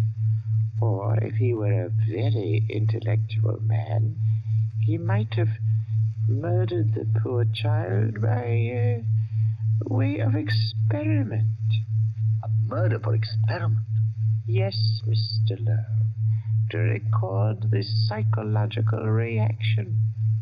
Why, I can't entertain such a theory as that, Mr. Hyradas. Oh, no. It is too far-fetched. However, it is worth investigating, is it not? Yes, but I'll begin my investigations with the man Guka. By all means, Mr. Poggioli. And in your investigations, gentlemen, hire any assistance you may need. Draw on me for any amount. I want my nephew exonerated, and above all things, I want the real criminal apprehended and brought to the gallows.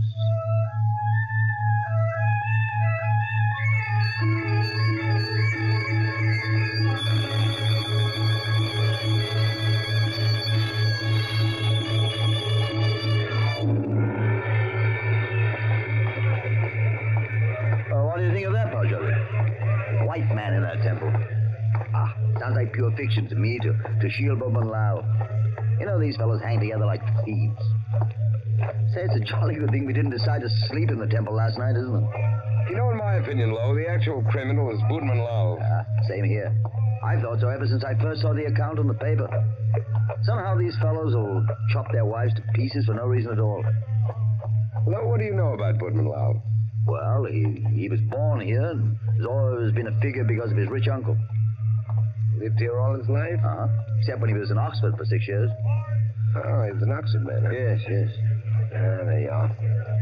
That's the trouble. I don't understand. What do you mean, Poggioli? No doubt he fell in love with some English girl, but when old Hyradas chose a Hindu child for his wife, Budman couldn't refuse marriage. No man's going to quarrel with a $5 million legacy. And then he chose this ghastly method of getting rid of the child bride. I dare say you're right. I feel sure Boatman Lal killed the girl. George, I'm getting tired of walking. There's a cab. Let's hop it and ride the rest of the way. Hi, cabby! A cab! I see. Oh, hi. Well, aren't you coming? You know, I don't feel that I can conscientiously continue this investigation, trying to clear a person whom I have every reason to believe guilty. But, man, don't leave me like this. At least come as far as police headquarters with me and explain your theory about Guga, the temple keeper, and the rice. Well, I thought I'd go back to your cottage and pack my things. Pack your things? Oh, your boat doesn't sail until Friday. Yes, I know, but there's a daily service to Curacao. It struck me to go there. Oh, now, come. You can't run off like that just when I've stirred up an interesting murder mystery for you to unravel. Why, Pajoli, you ought to appreciate my efforts as a host more than that. Well, all right, then. To the police station. Yes, Dave.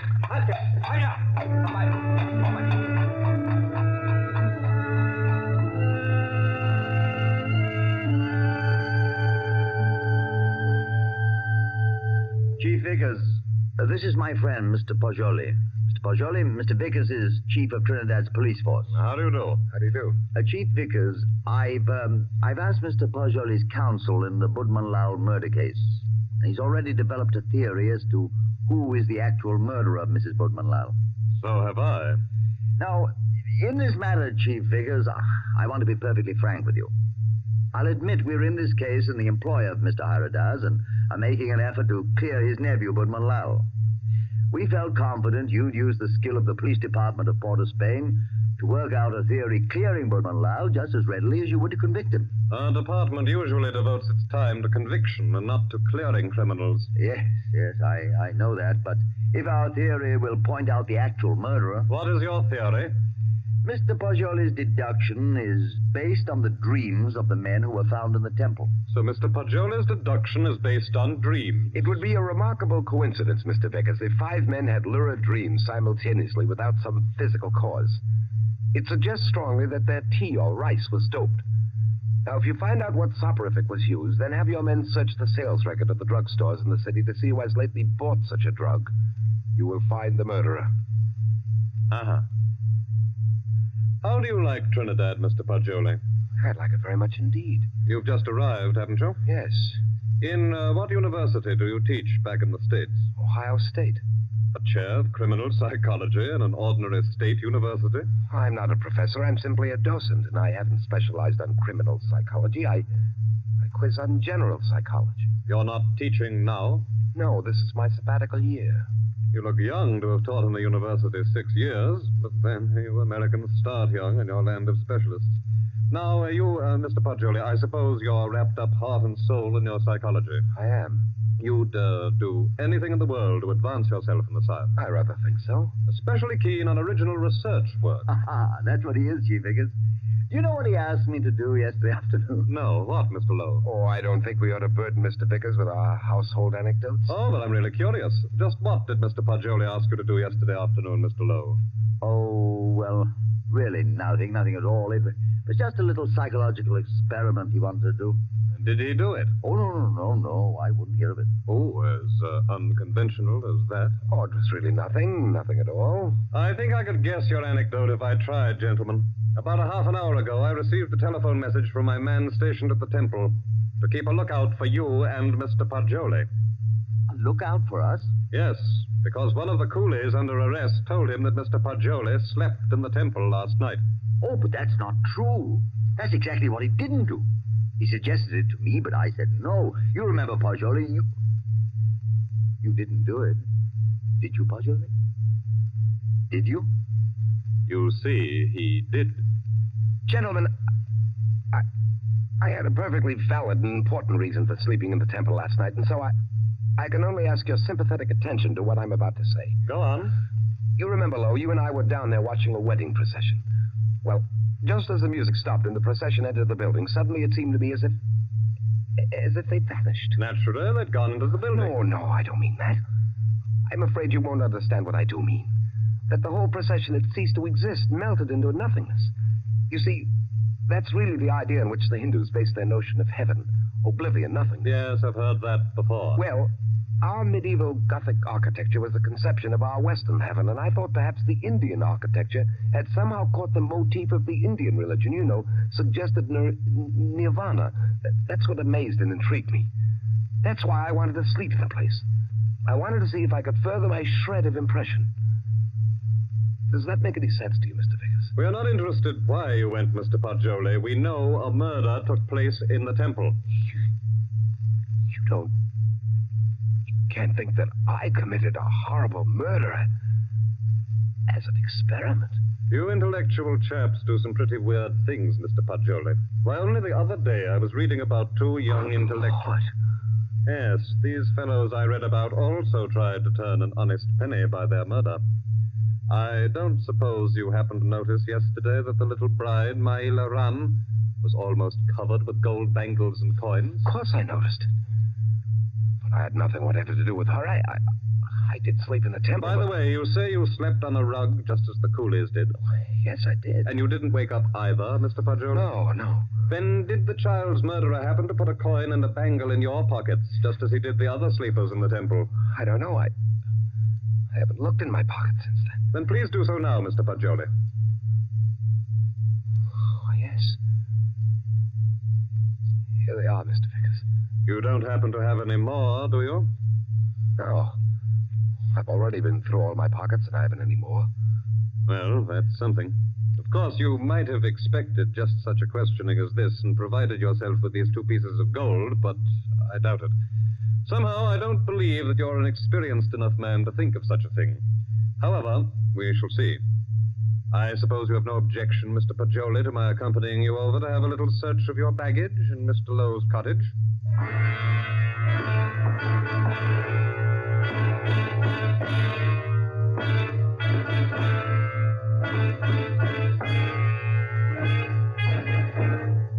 Now then, Mr. Poggioli, be so kind as to open your trunk.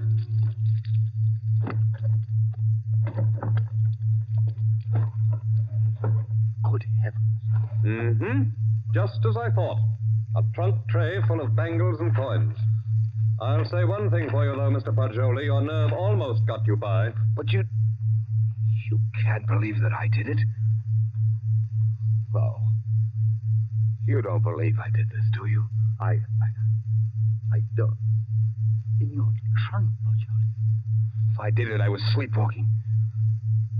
God, to think that it's possible that right here in my own trunk. Well, we might as well start back, I suppose. This is all. I'll go back with you, Poggioli. I'll see you through. Somehow I can't. I won't believe you did it. Thanks. You know, Poggioli, you set out to clear Bodman Lal, and, well, dash it all, it looks as if you have. No, he didn't. Bodman Lal was out of jail at least an hour before you fellows came into police headquarters to see me. Out? You mean that you turned him loose? Yes. How's that, Chief Vickers? Because, Mr. Lowe, he didn't go to the temple at all with his wife last night. He went down to Queen's Park Hotel and played billiards till 1 o'clock. He called up a few friends and proved that easily enough. My word, that leaves nobody but... Yes, Poggioli. I don't know anything about it. If I did commit the murder, I was asleep. I don't know anything about it. That's all I can say. I don't know anything about it. Perhaps arrest and jail will help restore your memory. Well, we'll see. Come now, Poggioli, old man. Don't be too downhearted. I promise you, I'll do everything I can.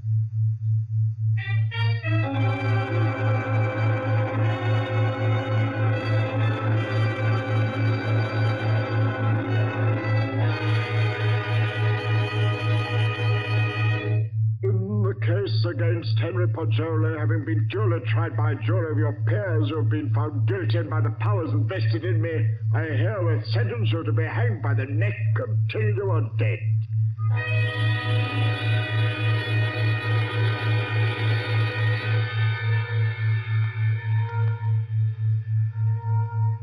To recall a lost dream is the most tantalizing task ever a human brain was driven to. But if I lie still long enough on this bunk, perhaps I can recapture the dream I had in the temple last night. Yes. Yes. Yes. It seems to me that the image on the altar moved, and suddenly the dome overhead was opened and left me staring upward into a vast abyss, where I was alone in endless space, where all creatures and all matter that had ever been or ever would be were wrapped up in me, partially. That was my dream. That's an odd thing. 6 men dreaming the same dream in different terms. There must be a physical cause for such a phenomenon. Course! I've got it! Vickers! Flo! I have it! I've solved it! Get me out of here! I know who killed the girl!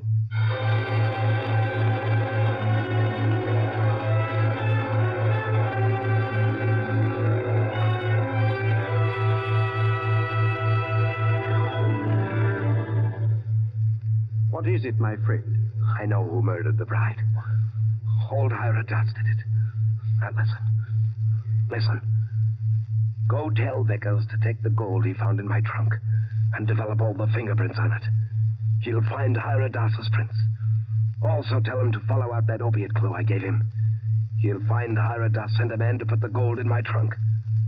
See if they don't find brass or steel filings in my room where the scoundrel sat and filed a new key. But they've already done that long ago. They have? But certainly. And old Hiradas confessed everything. Though why a rich old man like him should have murdered a pretty child is more than I can see. But why did he pick on me as a scapegoat? Oh, he explained that to the police. He said he picked on a white man so the police would make a thorough investigation and be sure to catch him. He did? Aye. But what I can't see is why the old boy wanted to be caught and hanged. Well, why didn't he commit suicide? Why? I know why. Because according to his religion, in that case his soul would have returned in the form of some beast. He wanted to be slain because he expects to be reborn instantly in Benares, with little Maila Ran as his bride instead of his nephew's. He hopes to be a great man with wife and children. All the things he was not, here in Trinidad. Yes, you must be right. Why didn't you come and tell me about Hiradas's confession the moment it occurred? What do you mean keeping me here when you know I'm an innocent man? Why didn't you tell me before this? Because I couldn't. Old Hiradas didn't confess until a month and 10 days after you were hanged.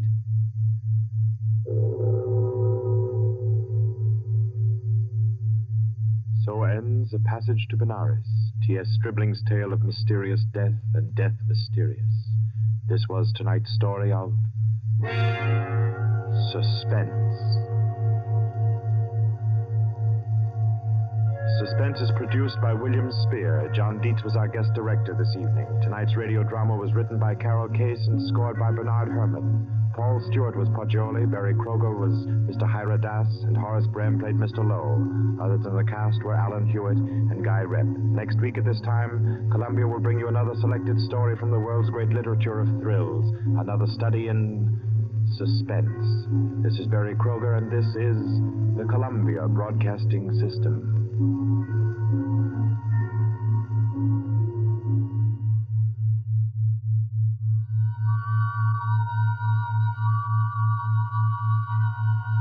The Columbia Network takes pleasure in bringing you Suspense.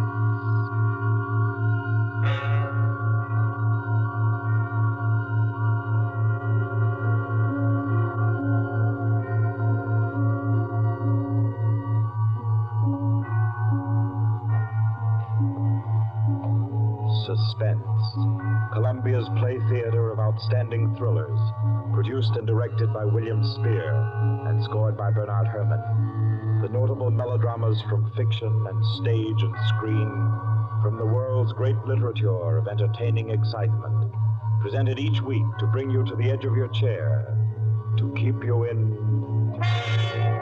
suspense.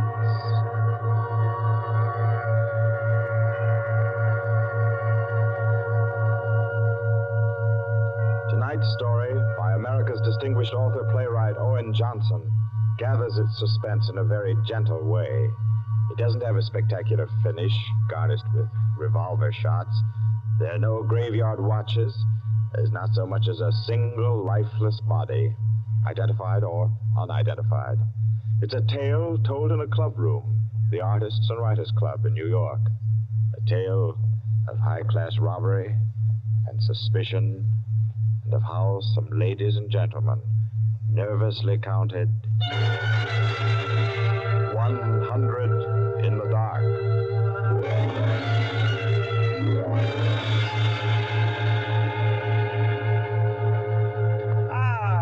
That was a fine meal. Me for the club anytime. Here, we can all sit here, Quinny. Yes, if you'll just draw up that chair for Mr. Peters. Oh, yeah, thank you. Here you are, Mr. Peters. Thank you. Do you all know Peters? This is Mr. Steingall. How do you do? I know you. Mr. Golier? Oh, I believe we've met. Oh, yes. How are you? Oh, you know each other. Yes. And the one who drew up the chair, Mr. Rankin. How do you do? Well, I guess we're all acquainted now. To get back to our table discussion, Quinny. Oh, yes. How about a drink? Who'll join me? Oh, yeah, pleasure. Fine. John. Well, now, Steingall, as I said, there are only half a dozen stories in the world. What is more to the point? There's every reason... Yes, sir. What? Oh, 5 with soda, John. Yes, sir. Now, where was I? Oh, yes. What is more to the point, gentlemen, is the small number of human relations that are so simple and yet so fundamental that they can be eternally played upon, redressed, and reinterpreted in every language, in every age, and yet remain inexhaustible in the possibility of variation. Well, that's true, of course. It's very possible. Take the eternal triangle. 2 men and a woman, or 2 women and a man. Its variations extend to thousands. That right, Rankin? Well, in a way. Ah, here we are. Set them down right there, John. Very well, sir. A little soda. Here you are. Thank you. And you? Thank you. Soda, Peter? Yes, please.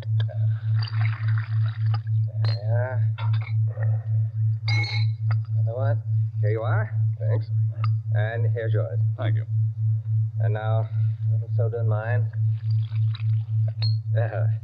Well, here's to you all. Cheers. Cheers.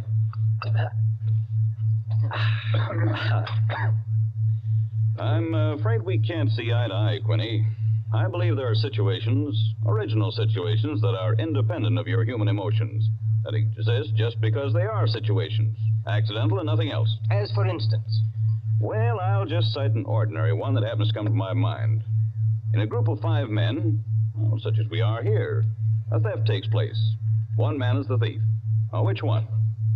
Now, I'd like to know what emotion that interprets.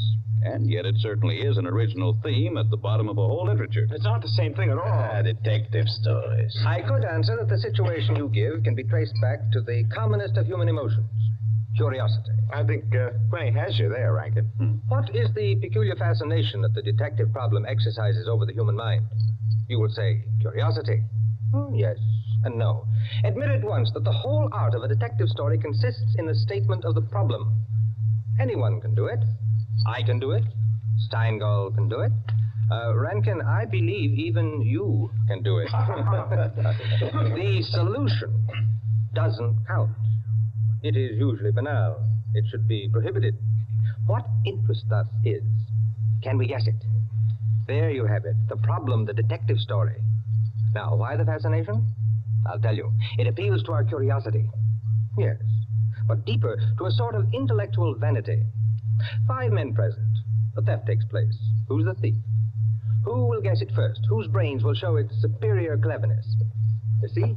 That's all. That's all there is to it. Out of all of which, the interesting thing is that Rankin has supplied the reason why the supply of detective fiction is inexhaustible. It does all come down to the simplest terms. 5 possibilities, 1 answer. Well, the reason is that the situation does constantly occur. It's a situation that any of us might get into any time. Yes, I know of an incident of that kind that happened to a friend of mine last month. Of course, gentlemen. You are glorifying commonplaces. Every crime, I tell you, expresses itself in the terms of the picture puzzle that you feed to your 6-year-old. It's only the variation that is interesting. Take the well-known instance of the visitor at a club and the rare coin, for example. You all know that story. You've heard it. I don't think I have. Sure. Why, it's very well known. Oh, go ahead, Quinny. Tell it. A distinguished visitor is brought into a club. A dozen men, say, present at dinner, long table. Conversation finally veers around to curiosities and relics. One of the members present then takes from his pocket what he announces as one of the rarest coins in existence. Passes it around the table. Coin travels back and forth, everyone examining it, and the conversation goes to another topic. All at once, the owner calls for his coin. It is nowhere to be found. Everyone looks at everyone else. First, they suspect a joke. Then it becomes serious.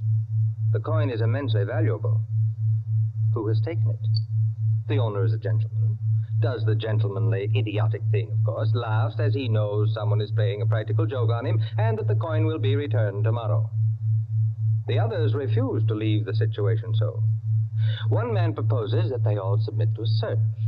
Everyone gives his assent until it comes to the stranger. He refuses, curtly, roughly, without giving any reason. Uncomfortable silence. The man is a guest. No one knows him particularly well, but still he is a guest. One member tries to make him understand that no offense is offered, that the suggestion was simply to clear the atmosphere. The stranger becomes very firm, very proud, and says, I refuse to allow my person to be searched, and I refuse to give the reason for my action. Another silence. The visitor evidently has the coin, but he is their guest, and etiquette protects him. Nice situation, huh? Well, what's the answer? The table is cleared. A waiter removes a dish of fruit, and there, under the ledge of the plate, where it's been pushed, is the coin. Banal explanation, eh? Of course. Solutions always should be. At once, everyone apologizes to him, whereupon the visitor rises and says, now I can give you the reason for my refusal to be searched.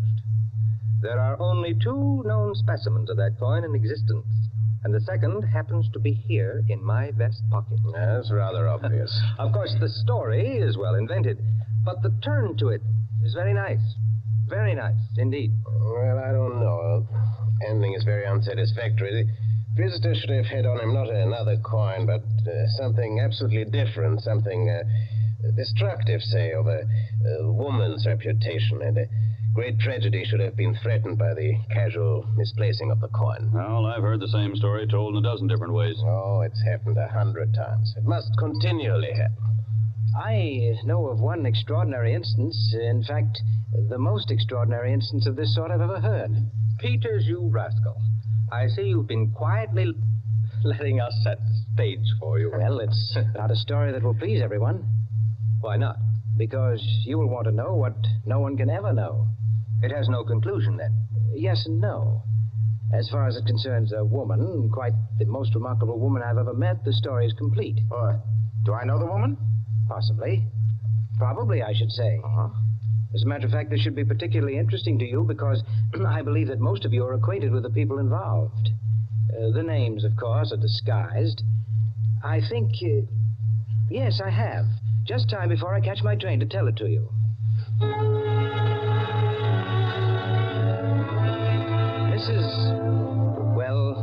Mrs. Rita Kildare inhabited a charming bachelor girl's studio. Very elegant. With a duplex pattern in one of the buildings just off Central Park West. She knew very nearly everyone in that indescribable society in New York that's drawn from all levels and that imposes but one condition for membership, to be amusing. In this mingled society, her invitations were eagerly sought. Her dinners were spontaneous, and the discussions, though gay and usually daring, were invariably under the control of wit and good taste. On the Sunday night of this adventure, she had, according to her custom, sent away her Filipino butler and invited to an informal chafing dish supper 7 of her more unusual friends. At 7 o'clock, having finished dressing, she put in order her bedroom, which formed a sort of free passage between the studio and a small dining room to the kitchen beyond. Then, going into the studio, she struck a match and was about to light the candlesticks which illuminated the room when the bell rang. And a Mr. Flanders, a broker, compact, nervously alive, well-groomed, was waiting as she opened the door. Well, you're early. On the contrary, you are late. Well, in any case, hello, and come inside. Here, let me take your things. Thank you. Well, I'm the first, I suppose. Of course. And since you are, you can be a good boy and help me with the candles. Delighted. Who's to be here tonight? The Enos Jacksons? I thought they were separated. Not yet. How interesting. Only you, dear lady, would dream of serving us a couple on the verge. It is interesting, isn't it? Assuredly. Where did you know Jackson? Through the Warings. Jackson's a rather doubtful person, isn't he? Well, let's call him a very sharp lawyer. They tell me, though, he's been gambling pretty much. In deep. How about yourself? Me? I'm a bachelor. If I lose my shirt, it makes no difference. Is that possible? Probable, even. Who else is coming? Oh, Maud Lily. You know her? I don't think so. You met her here some time ago. A journalist. Oh, yes, of course. I'd forgotten. Mr. Harris, a clubman, is coming, and the Stanley Cheevers. Stanley Cheevers? Are we going to gamble? Don't tell me you object. Certainly not. Only the Cheevers. They play quite a game. Yes, well united. They have an unusual streak of good luck. Oh, by the way, it's Jackson, isn't it, who is so attractive to Mrs. Cheever? Quite right. What a charming party. Where does Maud Lily come in? Don't joke. She's in a desperate way. And young Harris? Oh, he used to make the salad and cream the chicken. See the whole party. I, of course, am to add the element of respectability. Of what? Don't play baby with me, my dear Flanders. I apologize. That's better. No one, of course, knows who else is coming. No one, of course.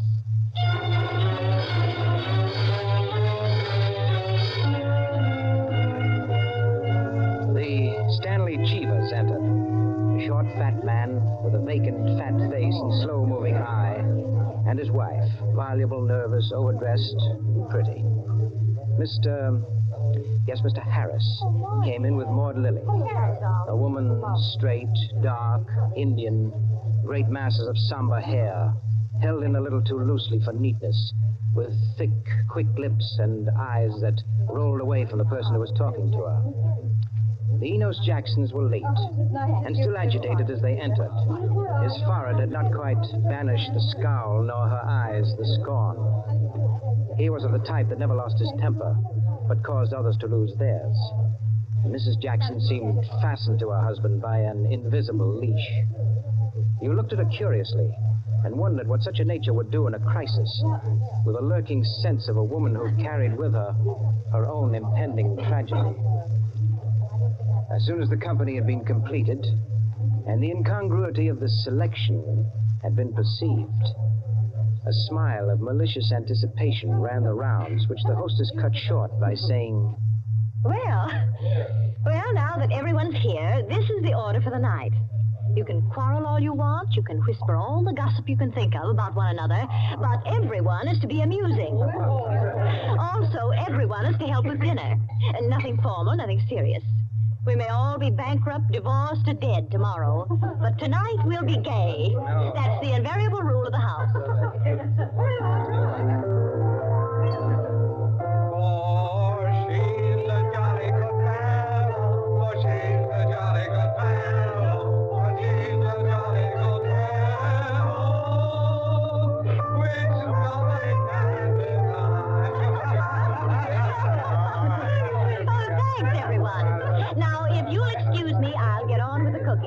Harris, I'll need you. Right with you. May I be of any help? Thank you, Maud, dear. Oh, Mrs. Cheever, you might come along, too. All right.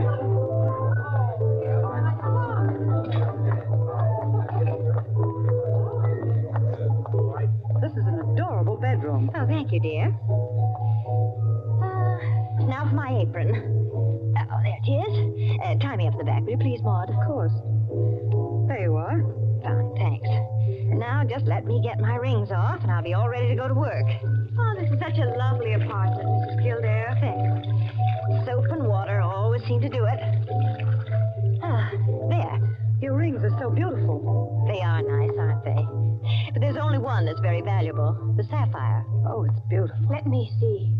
Oh, what it must be very valuable. It cost $10,000 6 years ago. It's been my talisman ever since. For the moment, however, I'm a cook. You're not going to leave the rings there. Why, of course. Now, I'm the cook. Maud Lily, you're the scullery maid. Harris is the chef, and we're all under his orders. Mrs. Cheever, did you ever peel onions? Oh, good heavens, no. Well, there are no onions to peel. All you have to do is help set the table.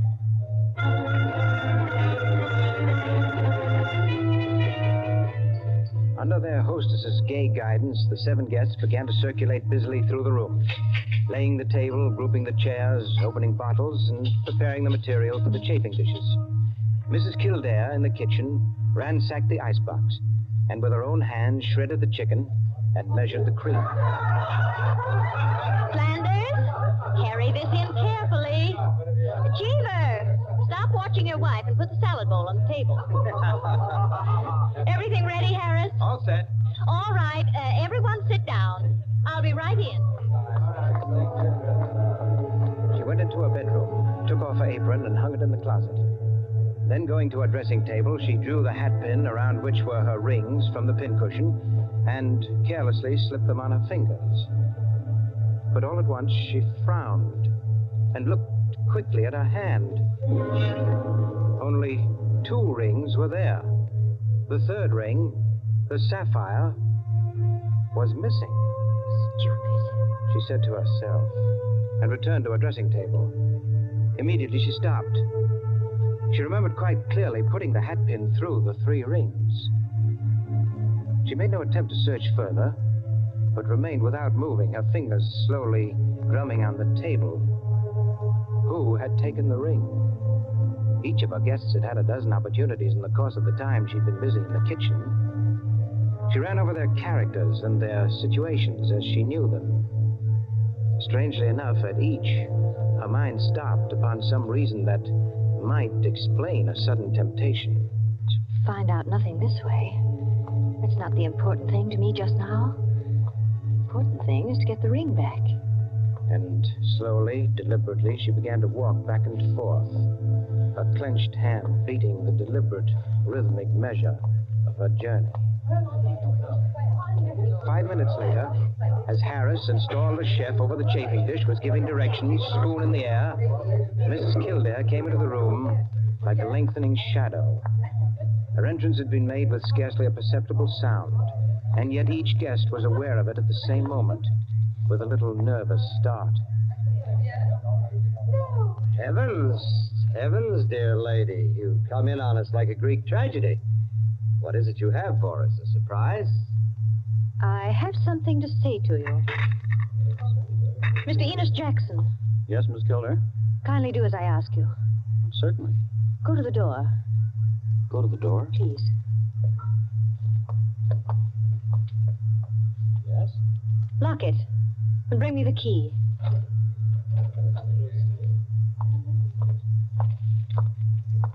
Here you are. You've locked it? As you wish me to. Thank you. Now, the bedroom door. Would you do the same? Sure.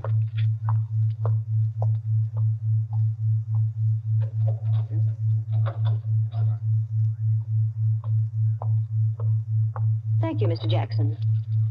Mr. Cheever, Yeah? would you blow out all the candles except the candelabra on the table? Blow out all the candles. Except the candelabra. All right. For goodness sake, Mrs. Kildare. What is it? I am getting terribly worked up. My nerves are all Sorry, ablaze. Mrs. Jackson. That's the last candle.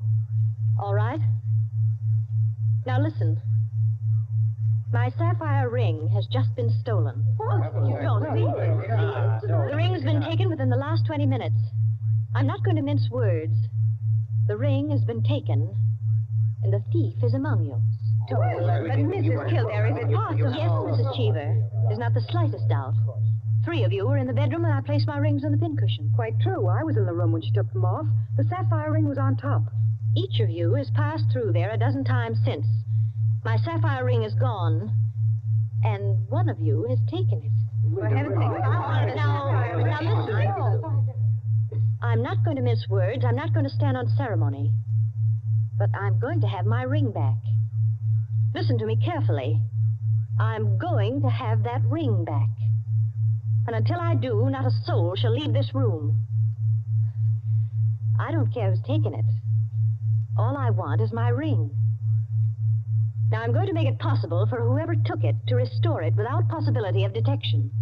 The doors are locked and will stay locked. I'm going to blow out the remaining candles in the candelabra. And I'm going to count 100 slowly. There'll be an absolute darkness. No one will know or see what's done. But if, at the end of that time, the ring is not here on the table, I shall telephone the police and have everyone in this room searched. Am I quite clear? Everyone take his place about the table and remain standing, please. That's it. That'll do. Now, I'll blow out the candles and count 100. No more, no less. Remember, either I get that ring, or everyone in this room will be searched.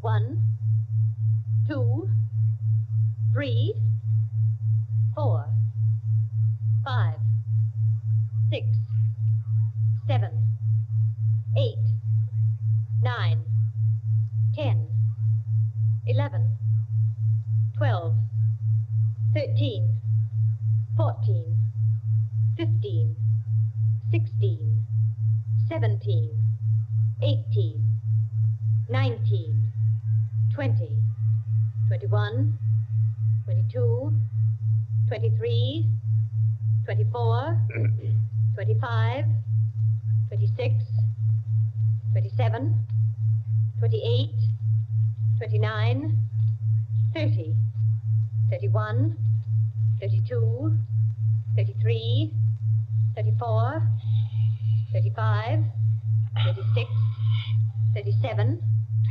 38, 39, 40, 41, 42, 43, 44, 45, Foot slipped off the chair. I'm 46, sorry.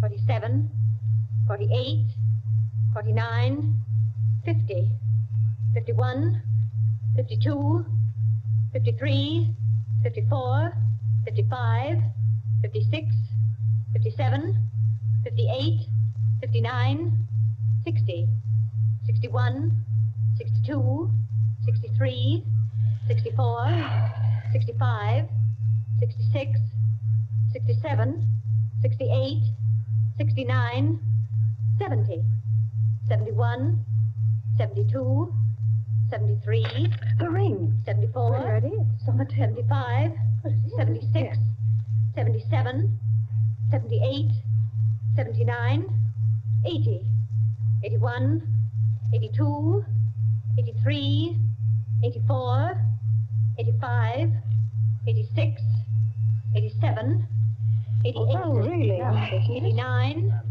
90, 91, 92, 93, 94, 95, 96, 97, 98, 99, 100.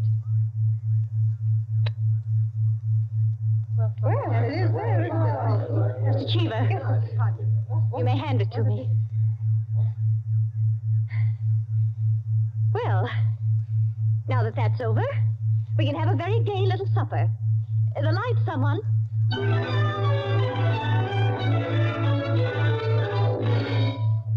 And there you are, gentlemen. Oh, I say, Peters, that's not all. Absolutely. The story ends there? Story ends there. But who took the ring? What? You was never found out? Never. No clue? None. I'm not sure I like the story. It's no story at all. Permit me, it is a story, and it is complete. In fact, I consider it unique because it has none of the banalities of a solution and leaves the problem even more confused than at the start. Well, I don't see... Of course you don't see, my dear Enkin. You do not see that any solution would be commonplace, whereas no solution leaves an extraordinary intellectual problem. Oh, how so? Well, in the first place, whether the situation actually happened or not, which is in itself a mere triviality, Peters has constructed it in a masterly way, the proof of which is that he has made me listen. Any of those present might have taken the ring. There are therefore 7 solutions, all possible and all logical. But beyond this is left a great intellectual problem. How so? Was it a woman who lacked the necessary courage to continue? Or was it a man who repented his first impulse? Is a man or is a woman the greater natural criminal? Oh, that's simple, Quinny. A woman took it, of course. On the contrary, it was a man, for the second action was more difficult than the first. A man, certainly. The restoration of the ring was a logical decision. You see? Personally, I incline to a woman, for the reason that a weaker feminine nature is strangely susceptible to the domination of her own sex. There you are. We could meet and debate the subject year in and year out and never agree. I recognize most of the characters, Peters. Mrs. Kildare, of course, is all you say of her. An extraordinary woman. The story is quite characteristic of her. Flanders, I'm not sure of, but I think I know him. I'm positive I do. Did it really happen? Exactly as I told it.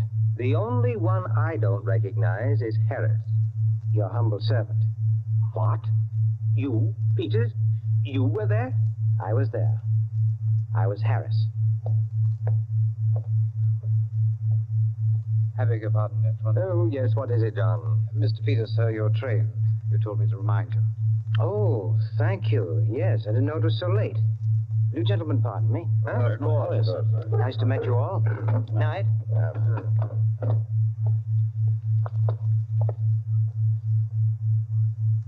Curious chap. Extraordinary. Well, now, I wonder. I wonder if we're wondering the same thing, gentlemen.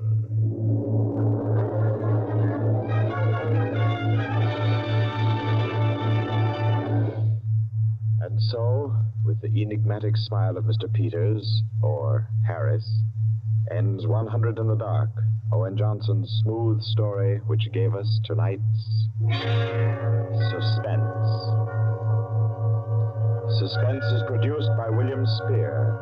Tonight's radio drama was written by Jack Anson Fink, directed by John Dietz, and scored by Bernard Herrmann. Eric Dressler was Mr. Peters. Alice Frost played Mrs. Kildare, and Ted Osborne, Quinny. Others in the cast were Helen Lewis, Joan Shea, Henriette Kay, Frank Reddick, Paul Luther, Stephen Schnabel, Ian Martin, and Barry Kroger. With this evening's performance, Columbia brings to a conclusion the present series of Suspense. If you like these broadcasts, CBS would be pleased to hear from you. Suspense has been a series presented for your relaxation and enjoyment by the Columbia Broadcasting System.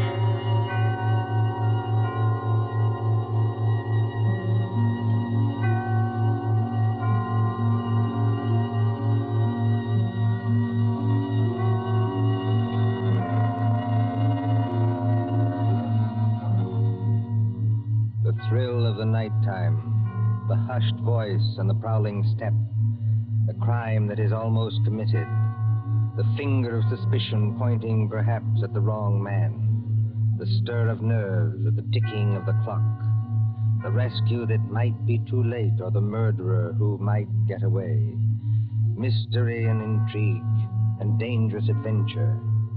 We invite you to enjoy stories that keep you in suspense. For Suspense, tonight we present The Lord of the Witch Doctors by John Dixon Carr.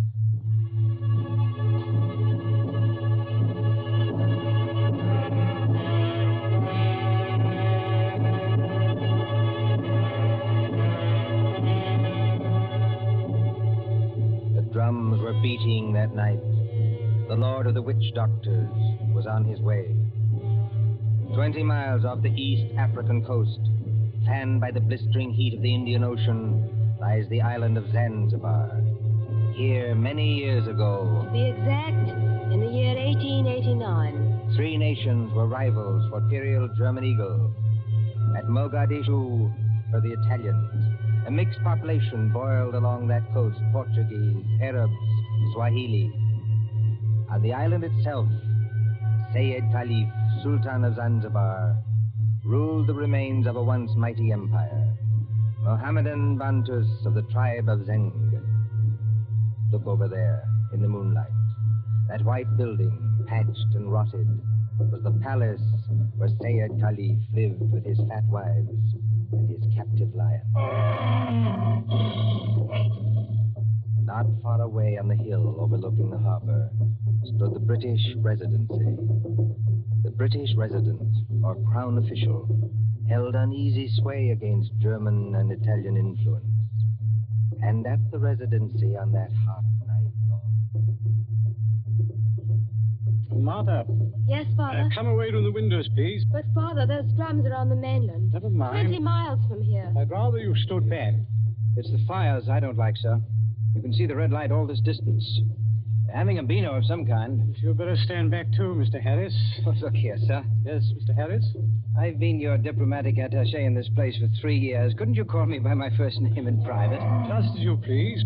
Lower the sun blinds and turn down the wick of that lamp. You don't think there's any danger? There's no danger whatever, but... Nero seems terribly restless tonight. Only natural, my dear, with the drums going. Everybody seems restless. This has been going on for days. You begin to get on your nerves. So you feel it too, eh? And I do wish Sayyid Khalif wouldn't tease Nero. Jab at him with the meat fork and that kind of thing. If that lion ever got loose... Nerves, my dear, nothing but nerves. Let's face it, sir. There's something very queer going on over on that mainland. Well, suppose there is. All we know is what Nyoka knows. This great witch doctor, whoever he is, been making a triumphal progress to the coast. The whole bush is afraid of him. You alarm me. Nyoka says he's got horns. He can make himself 7 feet tall, like stretching an accordion. Oh, really, Bill Harris? But I don't say I believe it. I say it might be dangerous. Now, for instance, could this be one of Dr. Schmidt's tricks? Dr. Schmidt is a friend of ours. Yes, he's also head of the German East Africa Company. Dr. Schmidt is a gentleman. Look at that coast over there. He's got every native chief in his pocket. Dr. Schmidt assured me that the German emperor has no more territorial claims in East Africa. We get our trade concessions from Sayyid Khalif. Sayyid's our only friend, but we can't even be sure of it. The Germans give him trade gin and a grand piano. The Italians give him 3 new wives for his harem.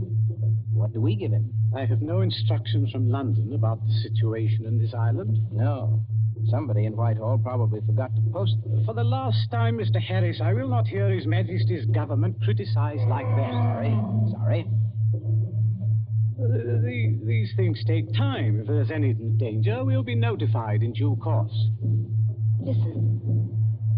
Well, they're only our own natives. They beat their own drums, you know. Somebody went past that window. That's probably only Nyoka, my dear. Surely you're not afraid of our own servant. No, but Master! Nyoka, listen to me. Don't hang on to that big curtain. You'll pull it down. Now stand up straight and tell me. What is it? He here, Bwana. He here, yes, please. Who's here? Big witch doctor here, yes, please. He come up past in moonlight. He walk slow, boom, boom. He got big teeth, eat with. He outside front door now. What was that? Drums have stopped. Nyoka's right, sir. We have got a visitor. There's somebody coming down the hall. Better turn down that lamp, Martha. I can't seem to find the lamp. My fingers are all thumbs. There's a revolver in the table drawer behind you, sir. I don't need it. Stand perfectly still, all of you. Now, please, friends all, don't be alarmed. Are you English? That's right, miss. Born and bred in Stretton. Which of you is the British consul? I am the British resident, sir. My name is Richardson. May I ask the meaning of this tomfoolery? Well, that's just what I'm here to tell you. Or maybe I'd better show you. Now, observe me right hand. I hold it up so, and as I live, a lighted cigar. But perhaps the lady doesn't like smoking in the drawing room. Now, look here, there's nothing up my sleeves. I wouldn't deceive you for the world. I turn over my hand, and would you believe it? A glass of water. Is this man insane? Father, I think he's trying to tell you he's a magician. That's right, miss. Direct from the Egyptian or Piccadilly. Animal taming and magic. That's my line. Then you're the famous witch doctor that's got all the natives in an uproar? Nobody else, young fella. Yes, well, you tell us what you mean by this nonsense. Scaring everybody when there's no danger. No danger? I suppose you haven't heard about Sayyid Caliph and his Gatling guns? Gatling guns? Kindly presented by Dr. Otto Schmidt. And believe me, all you've got is an appointment with a Gatling gun, unless my nonsense steps in. Here, take a look at this. But you can't be from the British Foreign Office. Well, that's just what I am, Governor, and going up in the world, don't you think? By the way, I'd better give you your instructions. The envelope's pretty dirty and a little bit smelly from being under my furs and devil paint, but... Read it, sir. Go on and read it. Foreign Office, Whitehall, British Consul, Zanzibar. Bearer of this letter, the Great Mephisto. That's me. Real name, Barney Hitch. They must be out of their minds. Are they? Listen, old man. I've been 3 weeks in that jungle with a Swahili interpreter. I've been bitten and stung and fried to death. But Schmidt or no Schmidt, I've got those native chiefs just where I want them. You see what happens when I announce I'm a friend of the Great White Queen? Why, you'll have 'em eaten out of your hand. Well, that's true. And all we've got to do is get around Sayyid Caliph here on this island. But do we need to get around him? The young lady, be good enough not to speak until you're spoken to. Oh, I'm sorry, Father. Sayed may be lazy and as fat as a hippopotamus. He's rather a fine old boy. Is he? You said something about Gatling guns. Now, listen. Here's the game. Father, I don't like this. I've never heard Nero as restless as that. Never mind, Nero. Go on. Well, I came over here tonight in a steam launch. Tomorrow I'm paying my state visit to the great Sultan Sayyid Caliph. Now, you present me as your friend, and a friend of the Great White Queen, and I do my best tricks at it. Is anything wrong with your native boy? Nyoka, be still. You're not afraid of our witch doctor friend, are you? No, I good Christian. Here, what are you doing? Come out from under that sofa. But, Bwana, I see something. I look out through window slats. See Bwana bald head coming up past. Bwana bald head? That's Dr. Schmidt. Dr. Schmidt? Well, he mustn't find me here. Yes, I quite agree. This is most irregular. Is there a back way out of here? Yes, through that arch. Stay in the back room. Naoka will show you. Me go with witch doctor. Yes, hurry, please. I know like. Never mind what you like. You go. All right, master.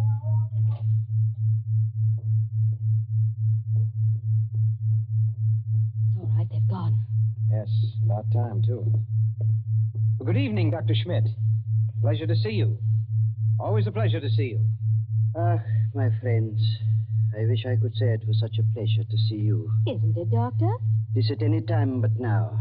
Do not mistake me, I beg of you. No, it is that confounded lion, Nero. Always I say it will happen, and now it has happened. What about Nero? My friends, I regret. He has made his kill. He has tasted blood.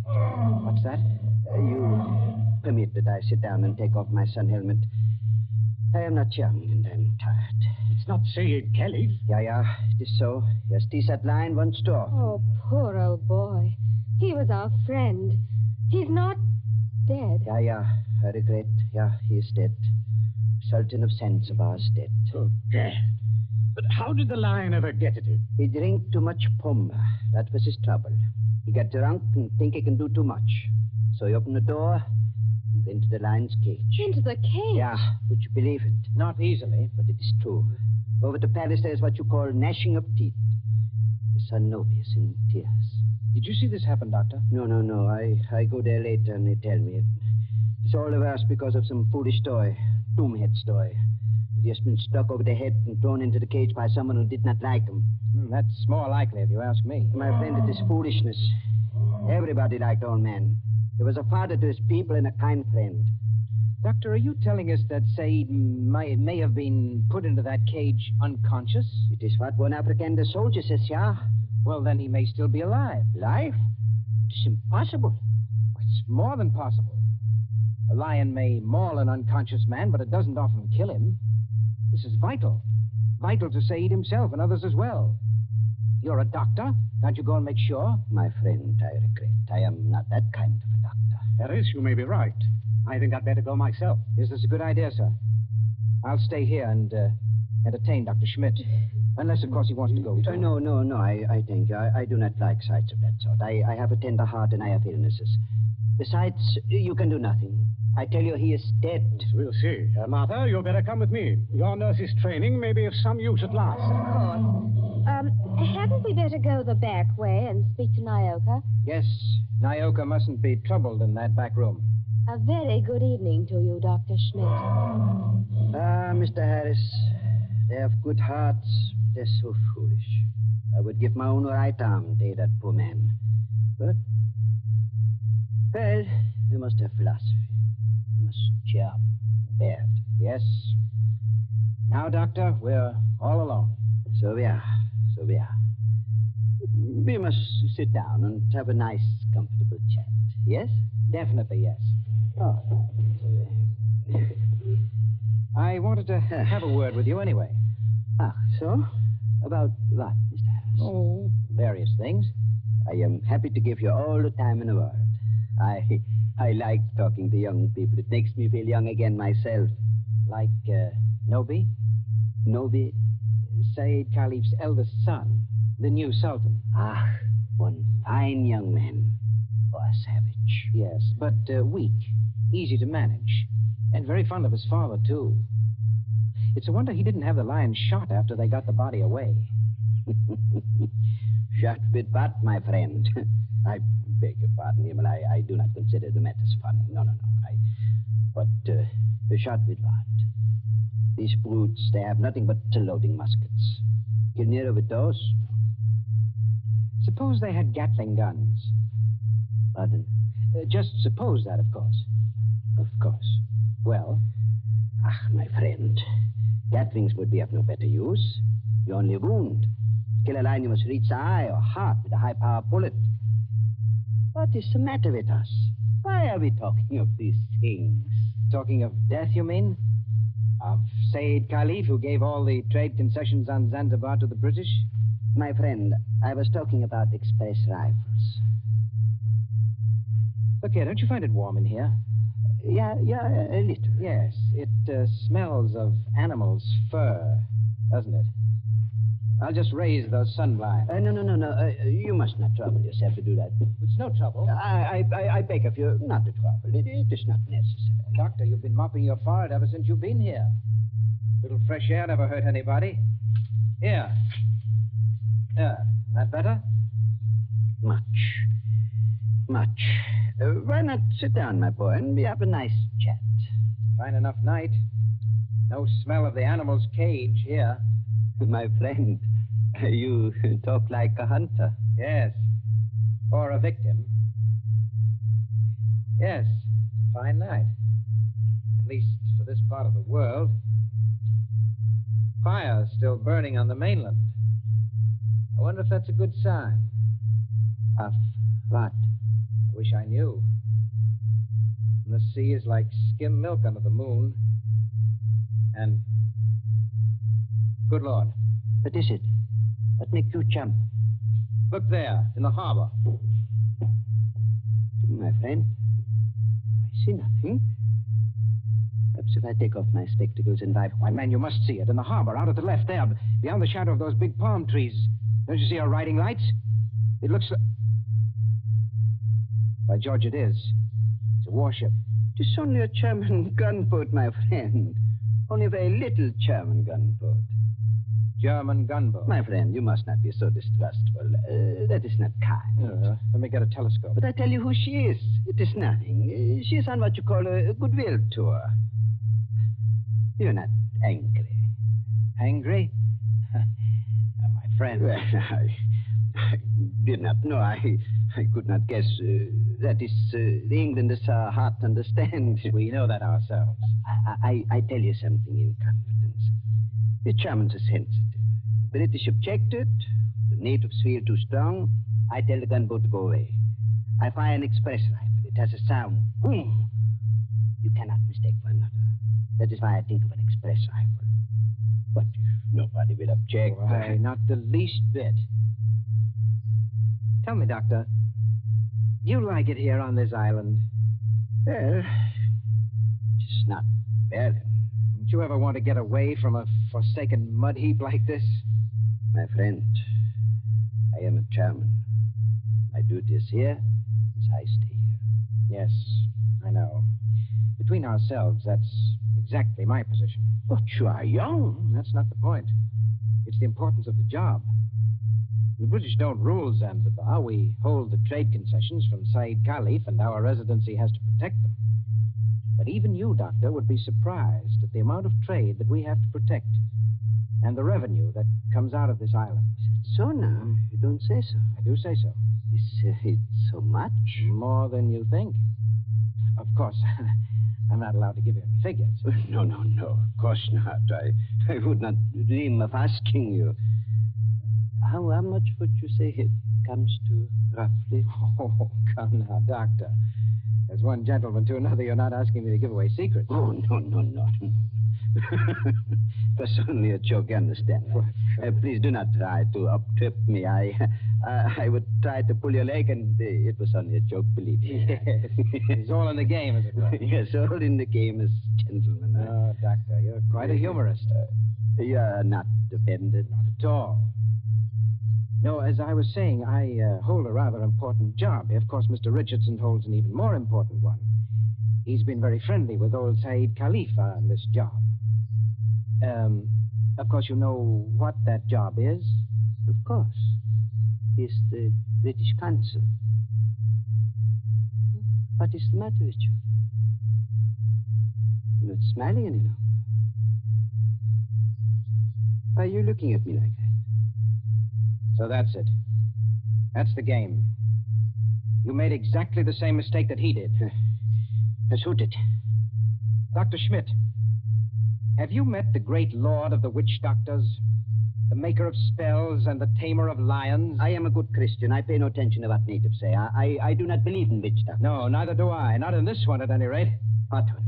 The witch doctor who came here tonight and said that he was on a mission for the British Foreign Office. He's an imposter from the word go, and you're working with him. Oh, don't upset your chair like that, Dr. Schmidt. Because if you fall on it, you may hurt yourself. I have not hurt myself, young man. Oh, yes, you have. The fellow who came here tonight addressed Mr. Richardson as the British consul. That might have been a slip of the tongue. But then you see the letter on the table there? I have eyesight, I thank you. That letter is supposed to come from the Foreign Office, and it calls him the British consul, too.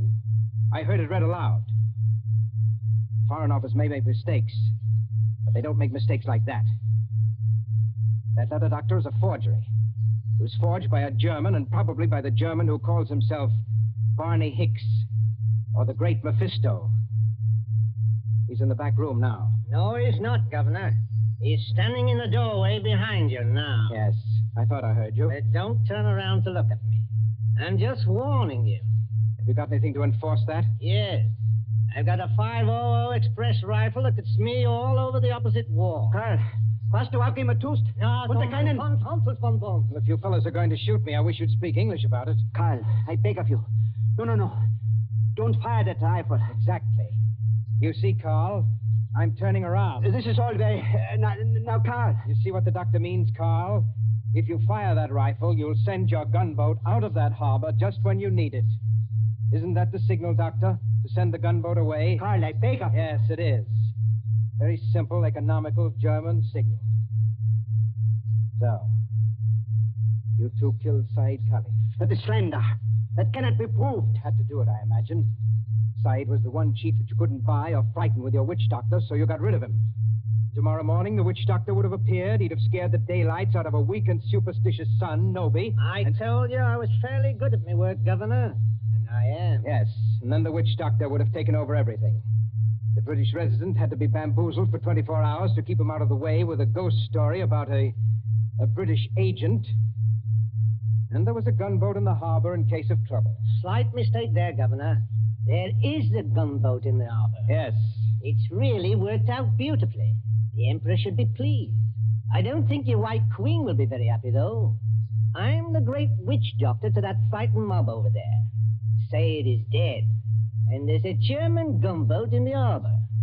Listen. I think I hear something. Whoever's out there, stay back. Whoever's out there, stay back. Bill, listen to me. Say it's alive. He's alive. This is impossible. Oh, we can see him breathe. We don't even think he's badly hurt, but he's still in the cage, unconscious. Still in the cage? You mean they can't get him out of there? If he wakes up or they attempt anything, Nero will tear him to pieces. The whole crowd over there is nearly crazy, but they don't dare go into the cage. Well, gentlemen, you should have been more careful. If they do get Saeed out of there alive, you're done for. Be quiet. Listen. Nobi and the rest of the natives are coming up here now. See here, miss. Are you talking about the old boy's son? Nobi, yes. He wants to see the witch doctor. The witch doctor? This puts you in some slight trouble, Carl. Listen to me, miss. I couldn't get that old buzzard out of the way from a mad lion, even if I've got to get out of here. Too late now, my dear witch doctor. The natives have surrounded the house. Who's that? It's Nobi. He's coming down the hall.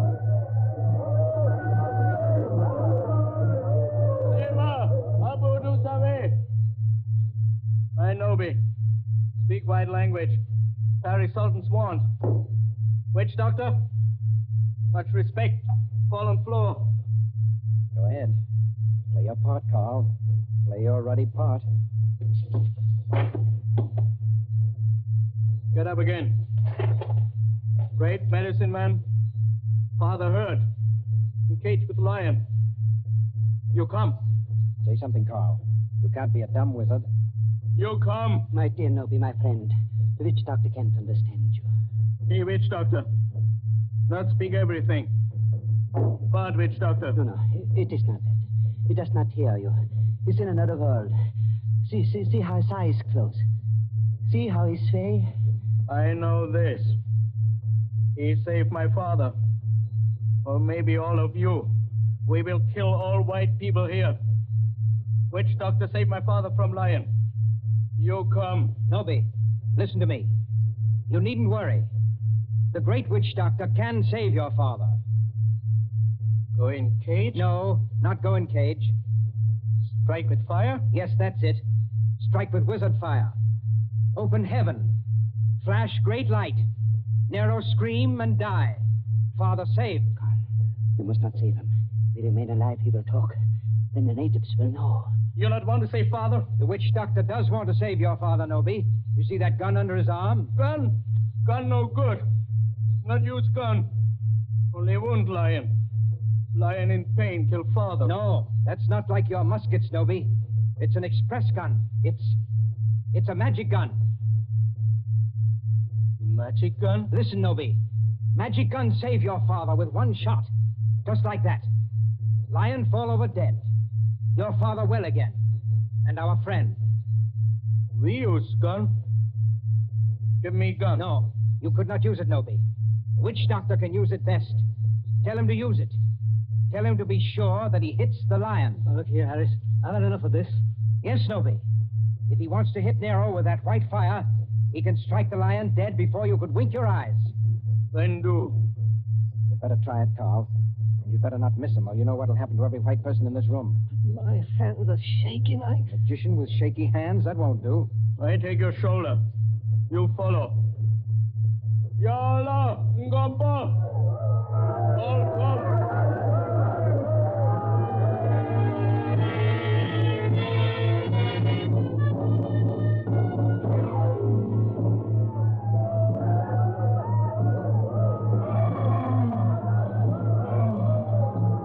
There is cage by palace door. All court over river, bright as day. 1,000 torches, all make light. Now do. Now do. See how quiet they get when Nobi raises his hands. They're praying. So are we.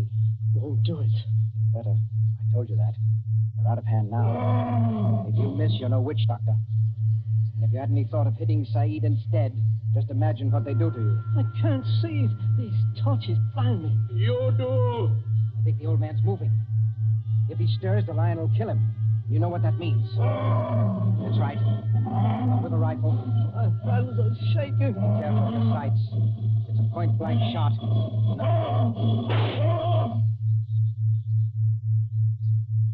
Allah! Who called? The lion is dead. They can go in and carry your father out now. Lion dead? German magic is great magic. Yes, Snowby, it is. But English magic is greater.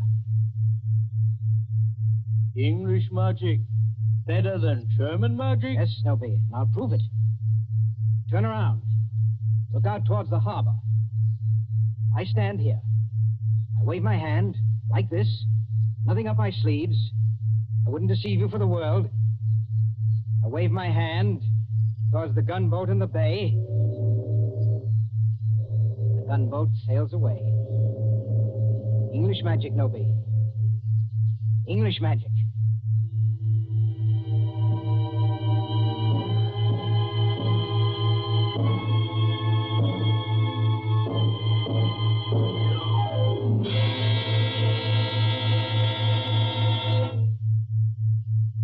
And so ends The Lord of the Witch Doctors.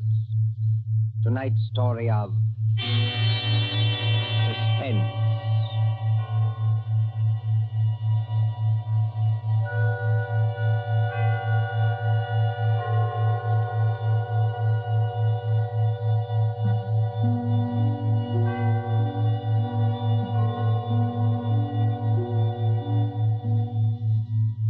Next Tuesday, when CBS again brings you Suspense, our story will be The Devil in the Summer House.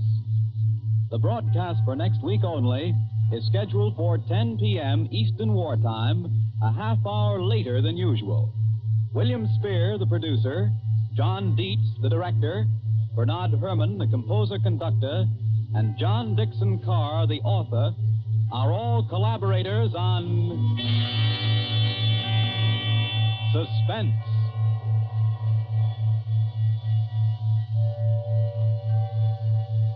This is the Columbia Broadcasting System.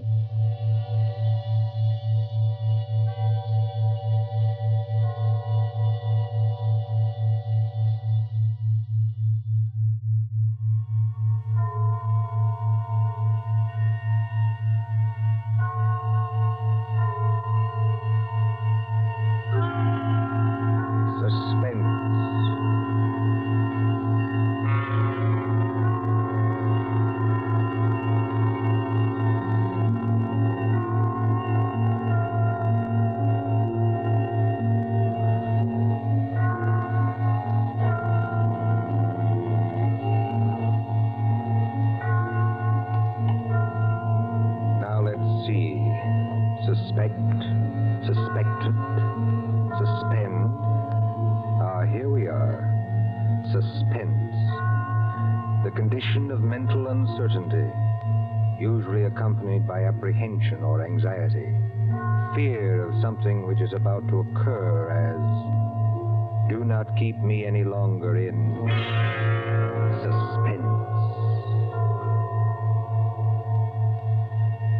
For our story of suspense tonight, we invite you to enjoy The Devil in the Summer House by John Dixon Carr.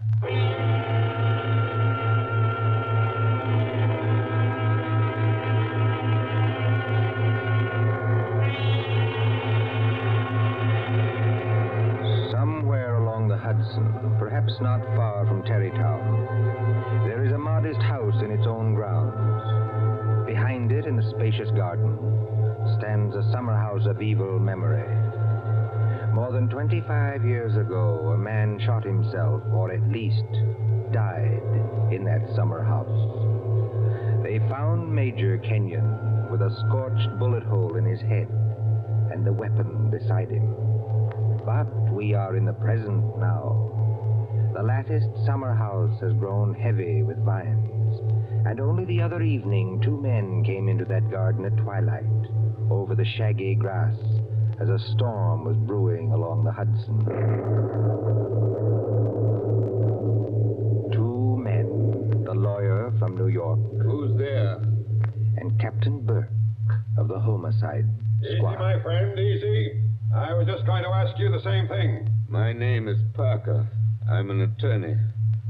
You're not Captain Burke. Yeah, the very same and no other. I thought I recognized you, Mr. Parker. Must be something important to bring you so far from New York at this time of night. I was in Tarrytown anyway. I thought there'd be a housekeeper here, but I don't see any light. You've got business here? Yes, in a way.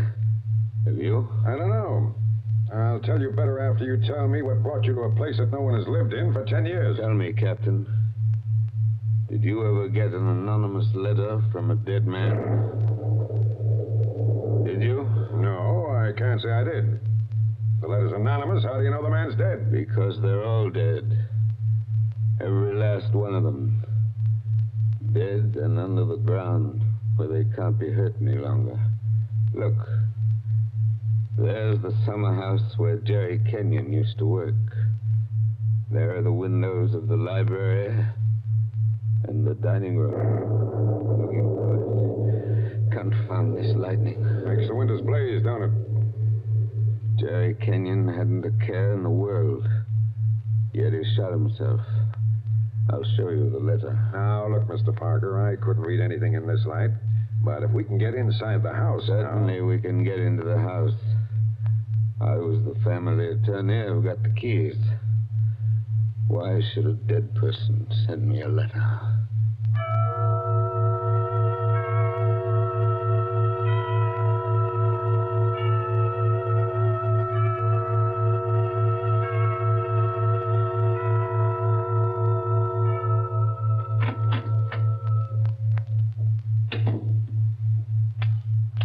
No lights working, eh?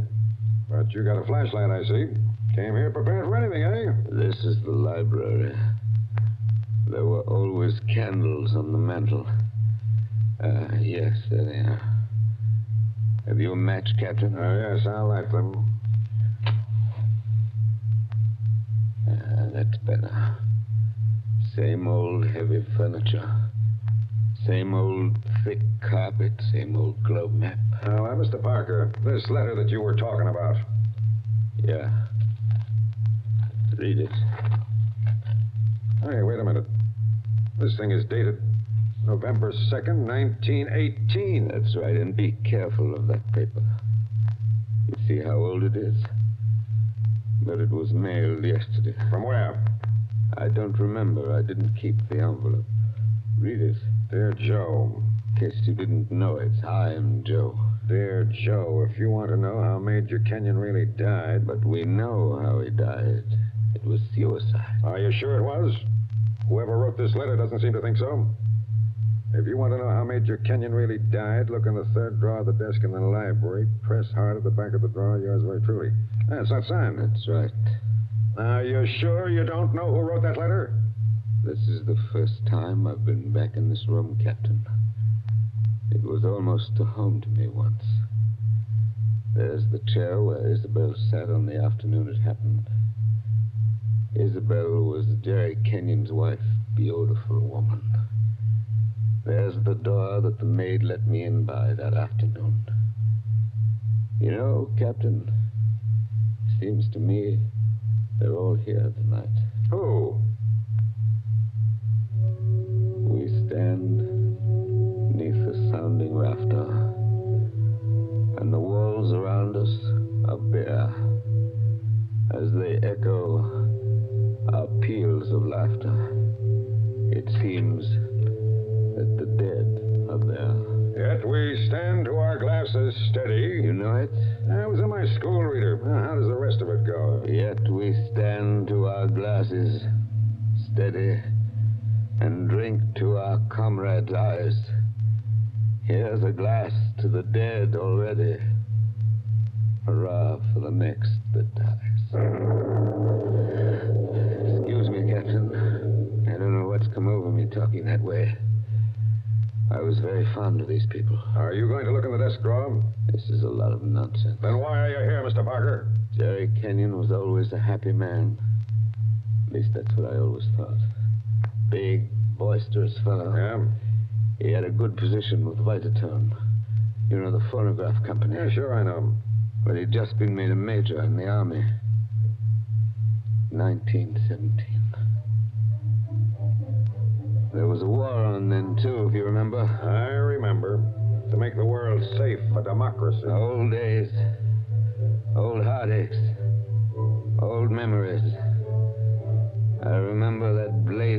that day in August when all the windows were up. I remember this room and Isabel, that was Jerry's wife, sitting in that chair, knitting. I remember...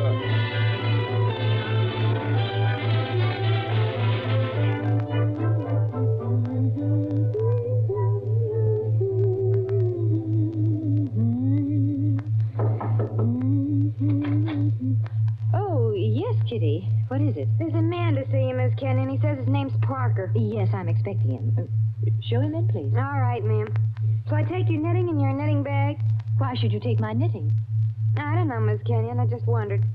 You can come in now. Thank you. Hello, Joe. Hello, Isabel. You sent for me? Joe, I must apologize for Kitty. Servants are getting to be a problem nowadays. She looks pretty enough to get along. Oh, Kitty's got large ideas. She wants to go on the stage, if you please, and do imitations, like Miss Draper.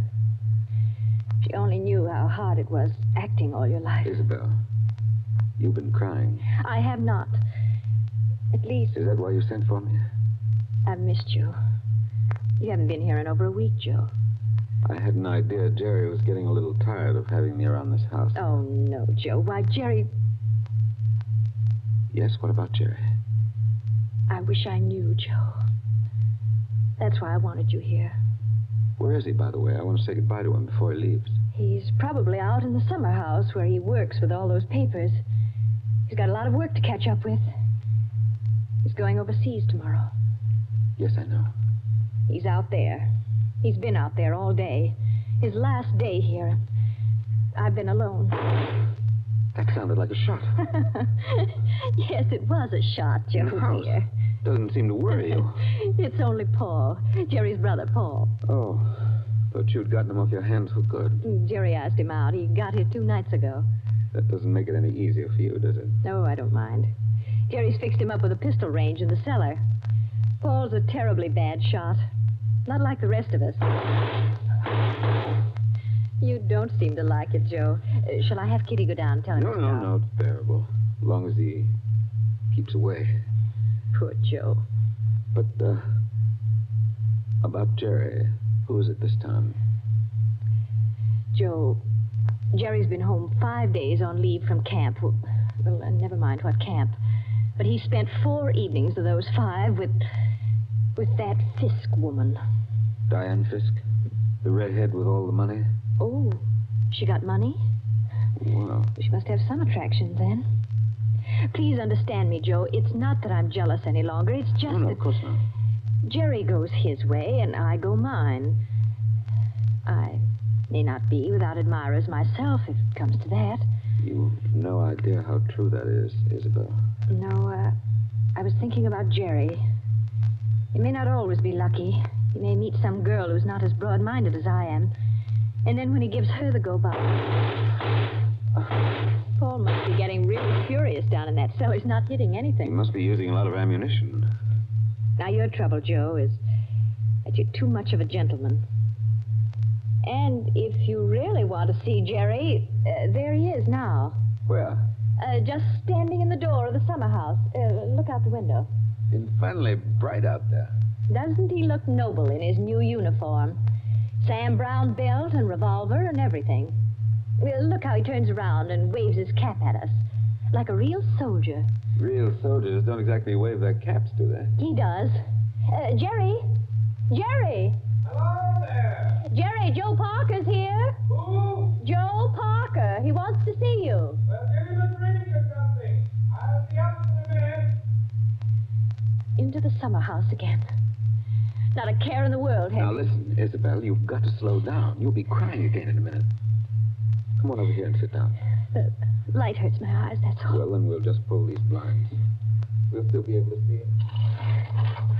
There, how's that? It's better, thanks. Now, can I get you anything? Oh, no, you heard the Great White Chief's orders. I'm to get you something. What do you have, Joe? A highball? Don't bother with that. Oh, it's no bother. Everything's out in the dining room here. The iceman didn't deliver today of all days, so I'm afraid I can't give you any ice. I read in the paper yesterday that we're likely to have automatic ice boxes any day now. Things that freeze ice by electricity or something. Do you believe that, Joe? I doubt it. Listen, Isabel. Here you are. It's not cold at all. It's the best I could do. Thanks very much. What I wanted to say was, couldn't you get that brother of yours to give up practicing now? Hasn't he done his good deed for the day? Yes, maybe he has. I'll ring for Kitty. You don't have to call me, Miss Canyon. I'm here. Oh, yes, Kitty. What is it? It's only to tell you there's another visitor. This time it's a woman. Lady, Kitty. Call her a lady, please. Well, maybe. She says her name's Diane Fisk. Diane Fisk, that's Jerry. Kitty, tell the lady I'm not in. Lady. She's a fine lady. I don't want to intrude, my dear. I don't want to intrude. Anyway, it's too late, Miss Kenyon. She's coming down the hall now. My dear Mrs. Kenyon. How do you do, Diane? This is a friend of ours, Miss Fisk, Mr. Parker. Oh, now, I don't want to intrude, really. I don't. I wouldn't have intruded for worlds, especially on a day like this. Isn't it awful? But your husband simply insisted, my dear Mrs. Kenyon. He simply wouldn't take no for an answer. I'm sure he wouldn't. Do you know what he's brought from his office as a surprise? No. A phonograph recording machine. He's going to let us use it. So that we can all hear ourselves talk twice. How nice. Heaven's name, can't somebody stop that firing? Don't fly off the handle. Take it easy now. Kitty. Yes, ma'am. Would you please go down the cellar and tell Mr. Kenyon's brother he's driving us all crazy. Tell him to stop. Yes, ma'am. My dear Mrs. Kenyon, I do hope I haven't offended you in any way. I know I'm a silly little chatterbox. They say people who have red hair often are. Because at your age, you must find the heat very trying. Don't you think we'd all better sit down? I was very much interested in what Miss Fisk said about our phonograph recording machine. Mrs. Kenyon was just talking about a machine to make ice. Yes. Isn't science wonderful? But I do think it was mean of Major Kenyon to invite me out here and then go and fall asleep in the summer house. Oh. Did you say fall asleep? Yes, of course. How did you know? Well, I came up the back way and I saw him in the summer house with his head forward on the table, taking a nice little snooze. That's very queer. Of course, you couldn't see much except in the bright light of the door, but I think I saw him there. I didn't disturb him, naturally. But I think I'd better disturb him. Oh, now, please don't trouble on my account. The fact is, my dear, I don't altogether trust myself in this room. A woman of my age has to conserve his strength, you know. So if you'll just excuse me. Well, of course, if you... Oh, dear, I just can't think what I'm always saying because I have the best intentions in the world, Mr. Barker, but... Parker. Oh, yes, Parker, but I do somehow manage to offend people being so dependent and everything. Except the men, of course. I couldn't offend you, Mr. Barker, Parker. Now, could I? Madam, I'm not sure. Well, of course, the person I really came to see was Paul, Mr. Kenyon's brother. He's a little young, of course, but he's joining up next month, and I think we should all do our bit, don't you? He has such a pleasant personality. I think he likes me. Why, if he walked in at that door this minute... Now, how am I ever going to get any place? Someone's always interrupting my revolver practice just when I'm getting to the point where I can... Oh. Why, Paul. Good Lord, are you here again? You're a very untidy object, Paul. Well, it's pretty untidy in this cellar. And dirty. I've got cockroaches on me, so keep away. Did you have a good day shooting? Swell. One of the best. Hit the target? On the only shot that mattered, I hit the target dead center. That sounded like Isabel. I think it was Isabel. Why have you got those blinds down? Get them up. What is it? What's wrong with you? What are you looking at through that window?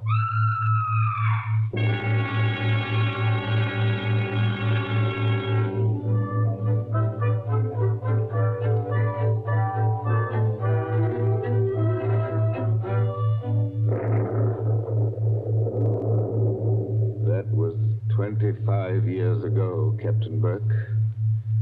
We found Jerry Kenyon lying across the table in the summer house. He'd shot himself through the head with his own revolver from the holster. It was lying on the floor beside him. Shot himself, eh? I see. When Isabel found him, he'd been dead about half an hour. The doctors proved that, did they? Yes, that shot had been fired against his head. The front of his uniform cap was powder burned where the bullet entered. There's no doubt about that. None at all. We never noticed the real shot Because that young lad was shooting off guns like a maniac in the cellar. Precisely. Now they're all dead. By accident, illness, they're all gone. Isabel Kenyon died less than a year afterwards. I think she died just because she was so fond of Jerry. I suppose you've guessed my little secret. Oh, I think I can sort of read between the lines. You were in love with Isabel Kenyon, weren't you? Yes. Well, these things happen. I never let her see it, you understand? Women know, pretty generally. So, they're gone. The youngest of them. And I'm left alone with old tunes, old ghosts, wondering why the fellow ever killed himself. Why? Why? And this morning, out of a clear sky, I get a letter saying, if you want to know how Major Kenyon really died, look in the third drawer of the desk in the library. But I tell you, we know how he died. Well, aren't you going to do it? Naturally. I've got a key somewhere here that fits the drawer. Now, listen, Mr. Parker. In my father's country, in Ireland, they got a saying that when a man's going to commit suicide... I thought of doing that, too. Then the devil comes in and takes him by the hand and talks to him. They say you can see the devil as plain as I see you, just before you pull the trigger. The devil must have been in the summer house that afternoon, then. Oh, no, he wasn't. What do you mean? Major Kenyon didn't kill himself. He was murdered. My dear Captain Burke, the police covered all that at the time. Everybody had an alibi. They did they? Well, think of what I've told you. Isabel and I were together all the time. Paul, her brother, was shooting off guns in the cellar. Yeah? Diane Fisk? Yeah, what about her? Her chauffeur who drove her there swore he saw her walk straight up to the place. She passed the summer house, but didn't stop there. Well, that checks. Even Kitty, the maid, could prove she'd never stirred out of the house until just a minute or so before Isabel went herself. Oh, and why did the maid have to leave the house at all? She was taking Jerry the black coffee he drank every afternoon. He'd already been dead half an hour then. And that, my dear Captain, disposes of everybody. Well, now listen, Mr. Parker. You're a good guy, and I'm not going to hold out on you any longer. You see, I say Major Kenyon was murdered because I know he was murdered. By an outsider? By one of the people in the house. That's impossible. Is it? Well, why don't you open that desk drawer and see? What time is it? It's 7:45. 7:45? And I haven't got much time. For what? Holy St. Patrick, will you open that drawer? If it's waited 25 years, my friend, it can wait a minute more. I've got the key somewhere in this bunch of keys. Everything the same. Paul never altered what he inherited. Same old desk, same old phonograph. Same old... I think this is the key. Yeah, it opens. There's nothing here except one or two old newspapers. Everything very dirty. The letter says to press hard at the back. Now, have you tried that? Doesn't seem to. Yes, by George, it does work. Well? There seems to be a movable back on a hinge. Well, what's inside? Some sort of flat brown paper parcel sealed with wax. And about as dirty as it can get. Open it, man, open it. I'm going to. It's a phonograph record. There's a plain white label. Something on it written in pencil. I don't see too well nowadays without my glasses. Here, give it to me. I'll read it to you. Go on. A record of how I killed Jerry Kenyon. Say, don't you get it, Mr. Parker? This is the real goods. The murderer's going to tell us his own story 25 years later. Be careful. Whatever you do, don't drop it. You seem to be interested enough now. I don't say I'm not interested. I say I can't believe it. You know, when you were talking about the dead coming back and that kind of thing, you sure started giving me goose pimples. But that's just what it is, a dead person. Now, there's the phonograph. Put that record on. Let's hear what the ghost says. Any of them could have made the record, of course. The apparatus was all here. Don't just stand there by the phonograph. Won't it work? Yes, it works. Is it wound up? Yes, it's wound up. Here goes. Now, look, Mr. Parker. Whose voice do you think it's going to be? I don't know. Now, I want to warn you, the voice you're going to hear from there... Please, be quiet. Listen, I've started it up. Well, speak up. Who killed Jerry Kenyon? I killed him, Joe, dear. Isabel. I'm sorry about it, Joe, but I had to have you for an alibi. And you were so terribly easy to It's fool. only a phonograph record, man. Don't look at it as if it was alive. You said you and I were always together, Joe, but that wasn't quite true. I left you to go into the dining room and mix a highball, remember? Yes. And I was carrying my big knitting bag. Remember that, too? And there was something else in it besides knitting. I'm an awfully good revolver shot, Joe. I told you we were all good except Paul. And the back windows of the dining room faced the same way as the back windows of the library. Thank you, Isabel. Thank you. Jerry was in the summer house.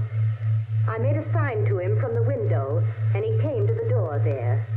In bright sunlight, 50 feet away. True again, Isabel. True. Joe, don't you know what August heat is in a wooden summer house? Didn't anybody see that no man would be wearing a cap inside on a day like that? Jerry had taken his cap off before he went into the summer house. We saw him do it. He was bareheaded when he came to the door. So I lifted the revolver and shot him through the head. Then I dropped the gun back in my knitting bag and went back into the library with your drink. Isabel. Don't talk back to the thing, man. You'll drive me Something else screwy. in my knitting bag, too. I had to use it. It was a duplicate of Jerry's army camp, with a powder-burned hole already fired through it in the place I wanted. Very clever of you, Isabel. So I've been the goat for 25 years. I waited for some time, and then slipped out to find the body. I fitted a new cap over Jerry's head in place where it ought to go. I put the old cap in my knitting bag. I took his revolver out of the holster and kept it. The gun that I used, I dropped on the floor beside him. So I proved it was suicide. You see? You proved it to me. Joe, listen, I'm very sick. They tell me I'm going to die. You are dead. Joe, I'm afraid. I'm going out in the dark, and I don't know what's there. Don't go away, Isabel. Come Joe! on. Just for a minute. Okay, I've had just about enough of this. Joe, I want you to tell everybody about it. I want you to tell them how a poor, crazy woman couldn't stand that man any longer, and how... There. It's cut off, and it's going to stay cut off. Thank you. I've heard about enough, too. But you can't arrest her now, my friend. You can't arrest her now. After hearing that, I'm not going to arrest anybody. Tell me, Captain. Did you know what was on the record? No. That's why I had to hear it. I knew about it, but I wasn't sure what it had to say. But so help me, I never guessed how hard it would hit you. Man, don't you get it even yet? Yes, I get it. Oh, no, you don't. You don't see anything. That was how the fake suicide was managed, yes. That's just how it was all done, bar one or two little things. Only what? Only it wasn't Isabel Kenyon who committed the murder. Did I hear you correctly? You did? This is another one of your little jokes, I imagine. Can't you let me alone? Have you some kind of personal spite against me? What did I ever do? You're going to hear the real truth now if I have to hold you down in that chair. I know Mrs. Kenyon didn't kill her husband because I've just come from talking to the real murderer up the river. But they're all dead. Oh, no, they're not. And I haven't got much time either. That clock's just going to strike 8. What's the time got to do with it? Deal if you'll follow me. Mrs. Kenyon died less than a year after her husband, didn't she? Yes. But it wasn't Mrs. Kenyon's voice you just heard on that record. What? I'm telling you, the real murderer hated her. Hated her like poison and wanted her blamed for the crime. When Mrs. Kenyon died, the real murderer wrote a letter.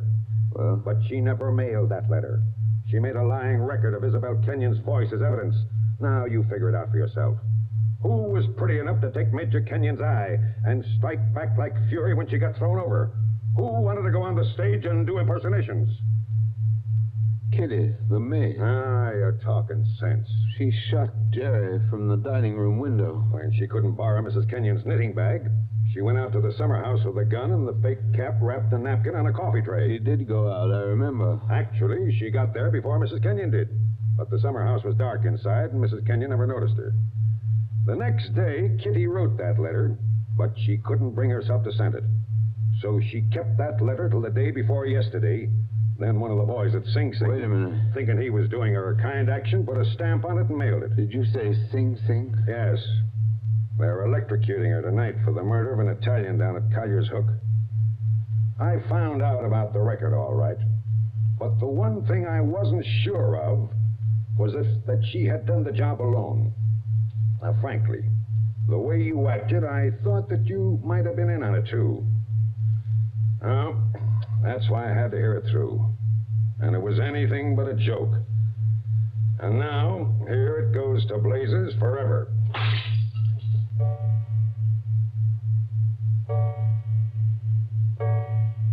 $8:00. Now she's dead.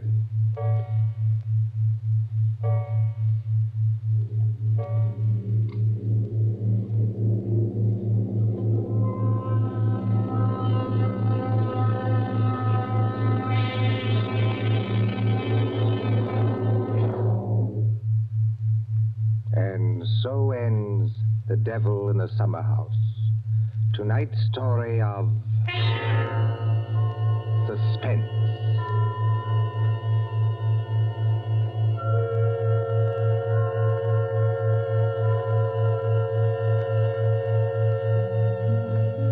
The part of Mr. Parker was played by Martin Gable.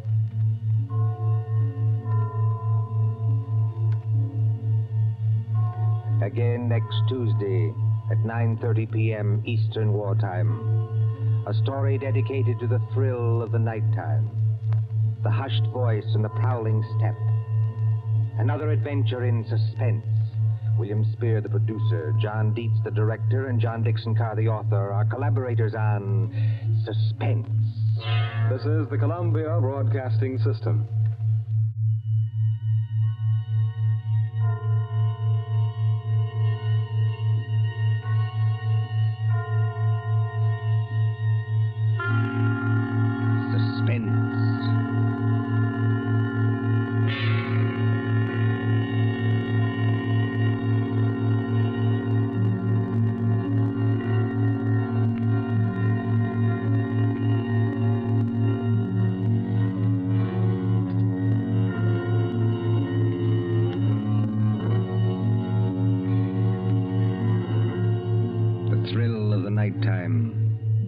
Voice and the prowling step, the stir of nerves at the ticking of the clock, the rescue that might be too late, the crime that is almost committed, mystery and intrigue and dangerous adventures.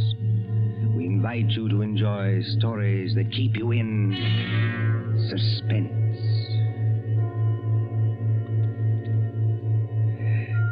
Can a man stake his life against $25,000? Can another and cleverer man track him down like a hunter, stalking his prey and kill him within 5 hours? Can you make a bet with death and win? For Suspense, tonight we present Will You Make a Bet with Death by John Dixon Carr.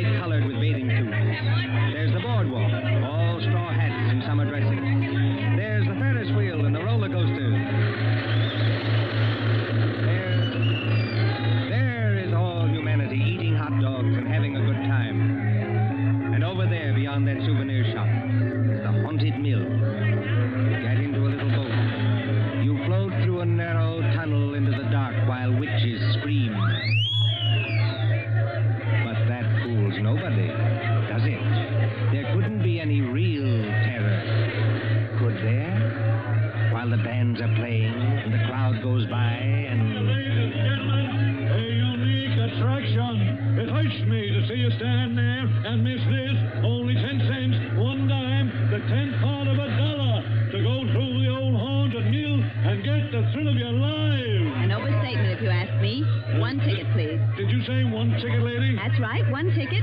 What's the thrill? Beg pardon, lady? I said, what's the thrill? Lady, the gals who come here with their boyfriends don't have to ask that. Attention, please, this way and mind the gate. Thank you. Step right up, ladies and gentlemen. Get your ticket for the old haunted meal, where ghosts will walk and corpses... Give me some tickets. Hurry. Just a minute, young fella. I know you want to get into the old haunted meal, but there's plenty of time. How many tickets? I don't know. You better give me 10. 10 tickets. Do you hear that, ladies and gentlemen? Here's a young fella who likes the old haunted meal so much, he buys 10 tickets. Don't call everybody's attention. Listen, I've got a better idea. Whatever boat comes after mine, I'll give you an extra $1 to send that boat through empty. Now, what's the matter, son? The cops ain't after you, are they? No. It's nothing like that. Will you do it? Well, money talks, young fellow. Okay, go ahead.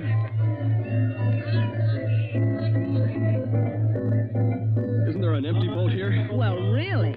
You've got such a great objection to riding in the same boat with me? Oh, I'm sorry. I didn't mean that at all.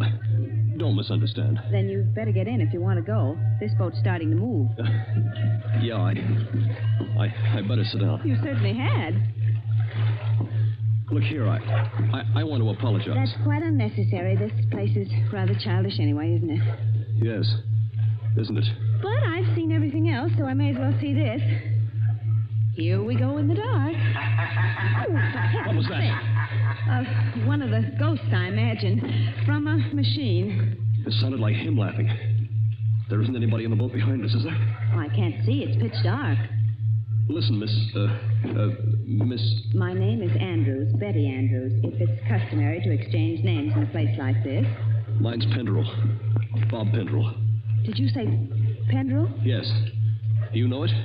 Oh, no, not exactly. It's an unusual name, that's all. I don't want you to think I'm out of my mind, though I very nearly am. But I've got 5 hours to go. Just 5 hours. At the end of that time, either I'll have won $25,000 or else... Or else? Or else I'll be dead. You know, I wish I'd kept you away from this boat. Well, there's nothing to get alarmed about. For you. I can't tell you much, but I had to tell somebody that or I'd have started yelling. There's just one other thing. Is there? In these places, they've usually got little dim-lighted rooms along the way. Yes, exhibits. Boats and things. Yes. Well, when we come to one, I'm going to get out of this boat and hide there. Just don't get alarmed, and don't tell anybody when you go out. Why should you do that? I think I see a light ahead. There is a light, but... Dim, too. That's all for the good. It's... Yes? We're coming around the corner. Look, I'm going to have company when I get off. A wax-dead man on a pile of straw. Oh, I hope I can stand these noises. Goodbye, Betty Andrews. I wish we'd met at a different time. Mind the boat! Here, what are you doing? Getting out, too? Don't be an idiot. What's the idea? You need looking after, Mr. Pendrell. And if we must hide, I suppose this is as good a place as any. I won't have it. Quick. There'll be more boats along. Over behind that dead man on the straw. He'll hide us. Hurry. Well... Now, Mr. Pendrell, in the queerest place I ever get into, please tell me what this is all about. I can't tell you. You said it yourself. If you don't tell somebody, you go crazy. Maybe you're right. It's against the strict terms of the bet. But this is the last day, and I tell you I can't hold out any longer. Lower your voice. There's a boat coming.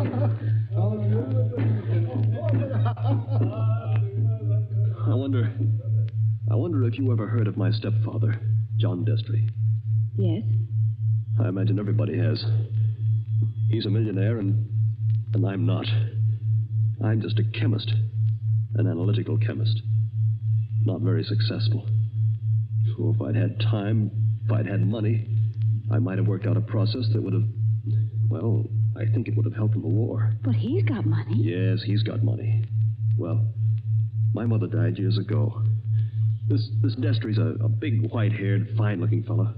You'd think butter wouldn't melt in his mouth.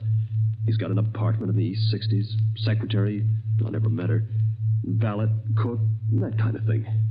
Well, he used to invite me there. I wouldn't go. Then he got hold of a book I had to have, a German work on chemicals. So I went. After dinner, in that study of his, over the brandy.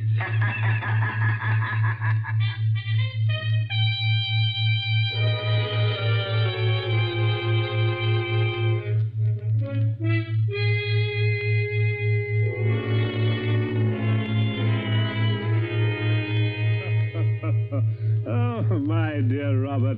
You're quite welcome to the book. Don't mention it. Oh, what do you think of this brandy, by the way? It's excellent, thanks. Yes, I thought you'd like it. And now that we're all relaxed, comfortable after dinner, tell me something. Yes, Mr. Destry? You hate me, don't you? Frankly, I do. And always have. Good. Then you'll be relieved to hear I've always felt the same about you. But tell me something else. Did you ever know me to break my word? No, I never did. I'll give you that. I asked you, Robert, because I want to make a little bet with you. That is, if you have the nerve, which I doubt. Well, I'm afraid I can't afford to make bets. You were always careless with money, Robert. Well, I've been thrifty. I saw that when your mother was alive. But you can afford to make this bet. Look here, in my desk. Well? $25,000, Robert. $25,000 in 5 $100 bills. And what would I have to bet against that? Your life. What? My life? There's the money in the drawer. Look at it. What wouldn't you give for that money? What wouldn't you give to have it for this precious work of yours that you're so fond of and that you've failed in miserably? So far I've failed, yes. Oh, I've had a fairly good life as lives go. My heart isn't as good as it might be, but the doctors say I'll last a little while yet. But before I go, there's one pleasure, one little exquisite thrill for me to experience. I want to commit a murder. Yes, I said a murder. My bet is that I can kill you within 6 months, and that you can't stop me, and that I'll never be punished for it. What do you say? Yes or no? I believe you mean that. Of course I mean it. And just how would you propose to kill me? That would be telling. You know, if I had time to think this thing over... There's no thinking it over. Now. Yes or no? Yes. You must need the money badly, Robert. I do need it. But oddly enough, Mr. Destry, that isn't why I'm doing this. No? No. I want to show you can't play the Lord Almighty and get away with it. Are you challenging me? Yes. You don't think I can do it? I know you can't. We mustn't get excited, Robert. There will be conditions to the bet, you understand? What conditions? First of all, you'll never mention this matter to anyone. All right. That seems fair enough. You'll remain within the city limits of New York for 6 months. You'll spend at least 1 hour of every day walking the open streets alone. All right. You'll spend at least 1 hour every evening in your own room, alone. I may come to see you, or I may not. Trying to scare me already, are you? Finally, you'll write out a little note and give it to me. There's pen and paper on the desk in front of you. Write it now. Let's hear what I have to write before I do anything like that. You will write, I am a failure. You can't stop harping on that, can you? I am a failure, and this was the only way out. I wouldn't have done it otherwise. A suicide note? Yes. I intend to use it when I, operate. And if I won't write it? Ooh, then there's no bet. All right, I'll do it. It's now, let's see, 9 o'clock on the night of January the 10th. If you're alive and not in a madhouse... Does that go into the bargain, too? Yes. At 9 o'clock on the night of June 10th, given those conditions, you will receive $25,000. Can't you hear the dice rattle, Robert? You're playing with death now. I know it. Aren't you going to finish your brandy? No, thank you. Oh, then pour it back into the decanter. You heard me. Pour it back into the decanter. If you were as careful as I am, you wouldn't be where you are now. That's right. Always be thrifty. I can promise you, by the way, that you'll always be perfectly safe as long as you're in this apartment. But that's the only concession I make. I notice your hands are steady at the moment. I wonder what they'll be like a month from now.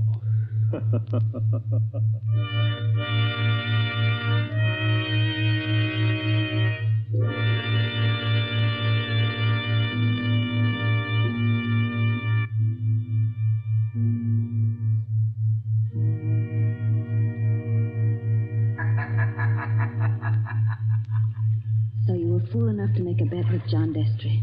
Listen, Betty, I want to tell you what else happened the same night. I got on a Fifth Avenue bus and started to look through that book that Destry gave me. It was a book that I wanted about poisons. Well, just as I opened it, I felt something sharp prick my fingers. I looked down, and my hands were covered with blood. He had sewn safety razor blades in a line down the inside edge of the cover. Oh, no. Yeah. A little white card fell out of the book, and I read it. It said, "See how easy it is to take you off guard? Those razor blades aren't poisoned, but they might have been. Take warning." Betty, that was 6 months ago. 6 months less 5 hours of careful, refined torture.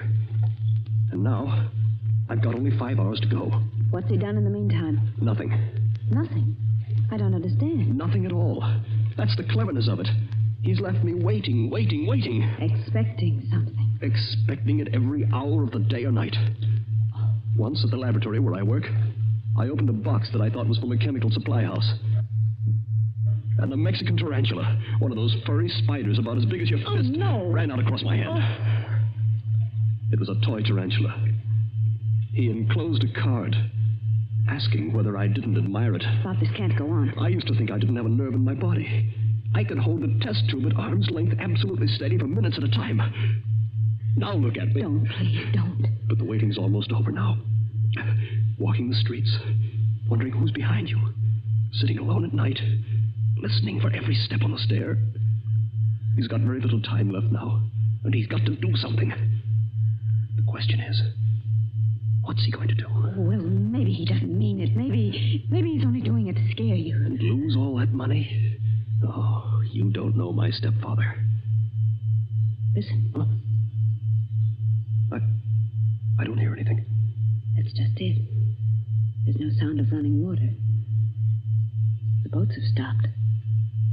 Then we're all by ourselves in here. All with him.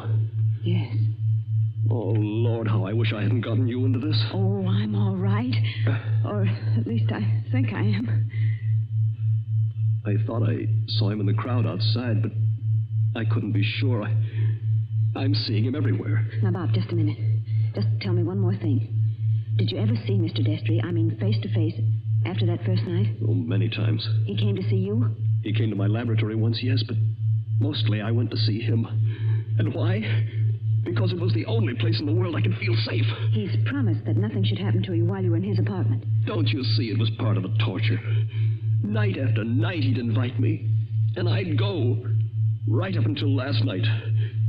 Last night, we were in that study of his, with the devil masks on the walls, and he was sitting behind the big mahogany desk.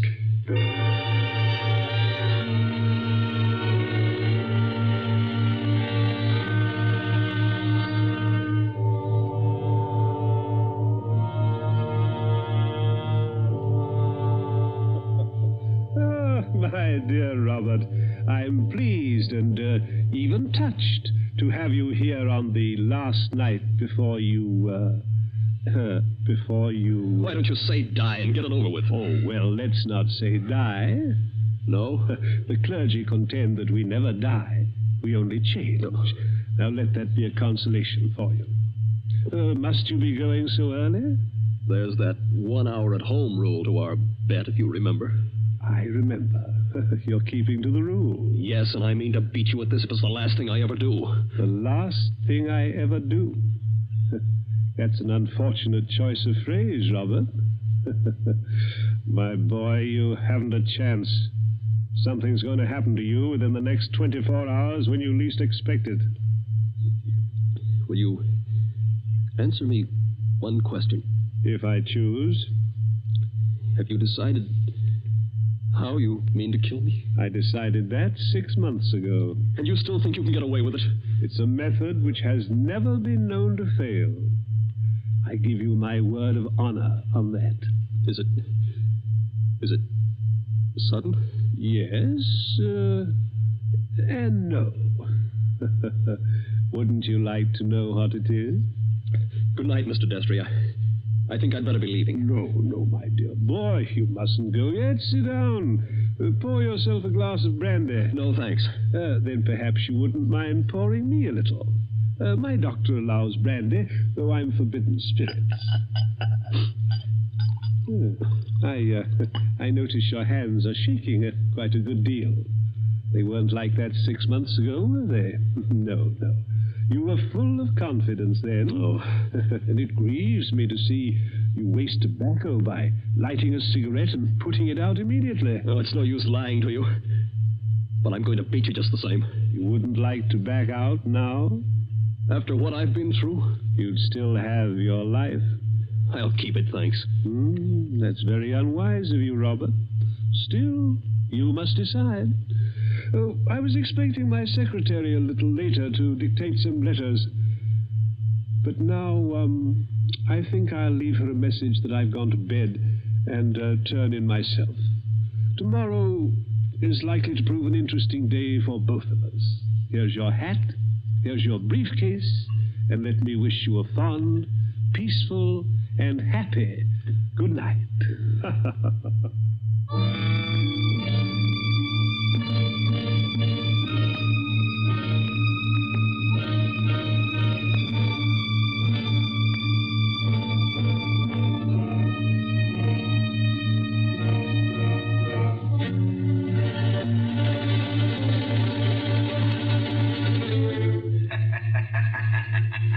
That was last night, Betty.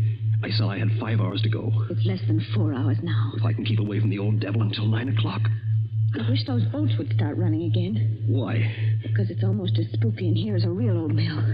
I know. Even that wax dummy on the straw. Any minute now. You're expecting to see him move? So am I. Now, don't stand up. It doesn't matter. If the boats aren't running, we can hear anybody who comes along. I hope so. Do you think Destry's got in? Bobby can't have got in. He can't even be here. Why not? Because Mr. Destry told me... Mr. Destry told you? I'm his secretary. You know, Betty Andrews, I'm sorry it was you who did this. Did what? You can't guess, can you? Oh, Bob, I didn't come here to trap you or spy on you. If that's what you're thinking, I swear I didn't. No. You only got me to tell you the whole story and lose my bet. I haven't heard a single word you said. Bob, please believe that. He didn't send you here, of course. No. And of course you never saw me at his apartment last night. No, I swear I didn't. I got there late. He'd gone to bed. I didn't even take off my hat or gloves before I left again. Don't you understand, Bob? I hate him, too. I want to see you beat him. You've got to beat him. You mean that? Look at me and see if I mean it. Betty, I almost believe you. You must believe me. And... Anything else? We better hide behind that dead man. Hurry. Those boats have started up again. I wish I could tell you, Betty, what that means to me. Come on, hurry. Wait a minute, you two. But stay just where you are. Where's that voice coming from? Along the tunnel, I think. But it's not Destry's voice. No, it's a man standing up in a boat. He's coming around the corner. I can see him now. Hurry. The old haunted mill, eh? My golly, if this ain't some place to make a pinch, I never heard of one. What do you mean? Make a pinch? Just what I said. Your name Robert Pendrell? Yes. Who are you and what do you want? Police headquarters. You're to come along with me. I want to see you over in New York. About what? I wouldn't know, lady, but it might be about the murder of John Destry. Oh, no. Did you say the murder of John Destry? That's right. Somebody poisoned him last night with mercury cyanide. I wouldn't have got you at all, maybe, if the barker outside there hadn't thought the cops were after you to start with. Betty. Yes, Bob? He's beaten me. He hasn't beaten you. Oh, yes, he has. And I know now the weapon Destry was going to use in killing me. What weapon? It never fails. The electric chair. You mustn't talk like that. Don't you see? He never once intended to kill me in the way I thought. Are you coming quietly, Mr. Pendle? Just a minute. He's poisoned himself. But he's left evidence to show I did it. He's killing me the worst way possible. He's won the bet. The money doesn't matter now. If I'm in the death house for murder, what use have I got for all the money in the world?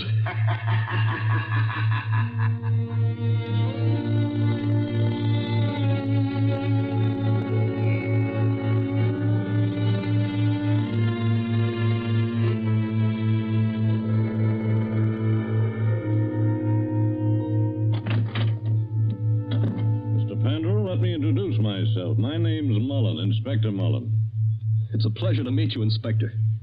It's a pleasure to be safe again. I've had you brought here to my office for a little quiet talk. You're in a jam, son, and I want you to realize how bad it is. You think I don't realize it?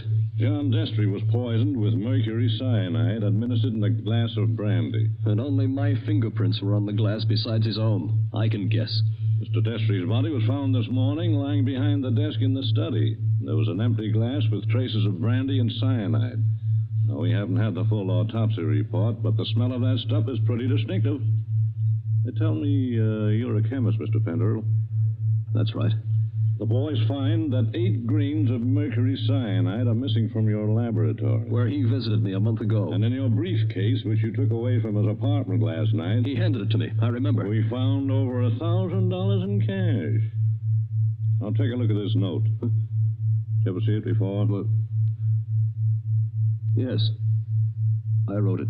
You admit that? Yes. It says, I was a failure, and this was the only way out. I wouldn't have done it otherwise. Where did you find it?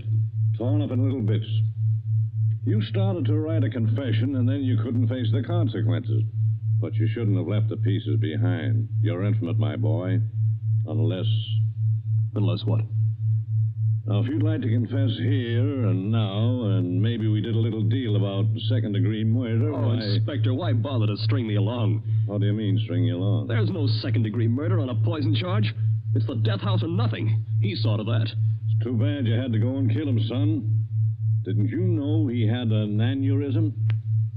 A what? Fatal heart disease. He said that he had heart trouble, but... Heart trouble? His doctor says he couldn't have lived 8 or 10 months anyway. And you might have got something in the will. So that's why he did it. Did what? Killed himself. You still stick to that crazy story you told the boys? He's going to kill me, isn't he? With 3,000 volts of electricity. Inspector Mullen. What are you doing here, Sergeant? Didn't I say I wasn't to be disturbed? All the same, Inspector. I thought I'd better do it. There's a young lady here, a Miss Betty Andrews. I think you'd better see her. I'll see her when I'm good and ready. And I think you'd better see her, Inspector. We've just heard from Mr. Destry's lawyer. Well? He said that young fellow there, Mr. Pendle, inherits $25,000 in Mr. Destry's new will. Did you hear that, son? Do you see what you'd have gotten if you hadn't gone and killed him? He was keeping his promise, that's all. A fine lot of good it'll do me now. But look, Inspector, I've just talked to the medical examiner, and he says there's no poison in Mr. Destry's body. Say that again? There's no poison in the old man's body.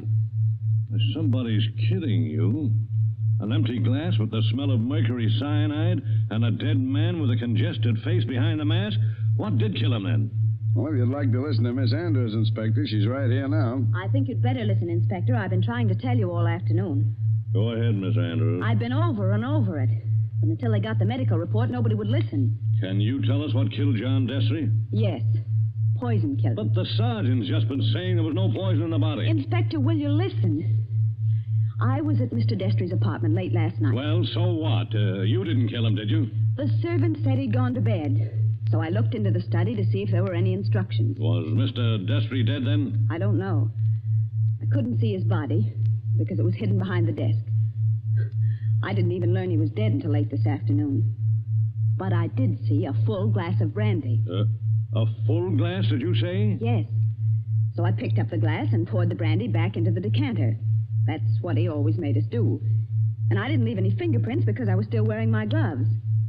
And That was the same glass you later found empty. But you still are not telling us what was the poison that killed John Destry. It was the poison in his own system. He worked out this plot to convict Bob Pendrell. Only just as he stretched out his hand to drink the cyanide... Inspector, I think I see it. It was his last great hour. He couldn't resist such gloating as he'd never known before. That's it.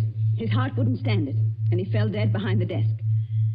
And I think, if you study the expression on his face, you'll find he died laughing.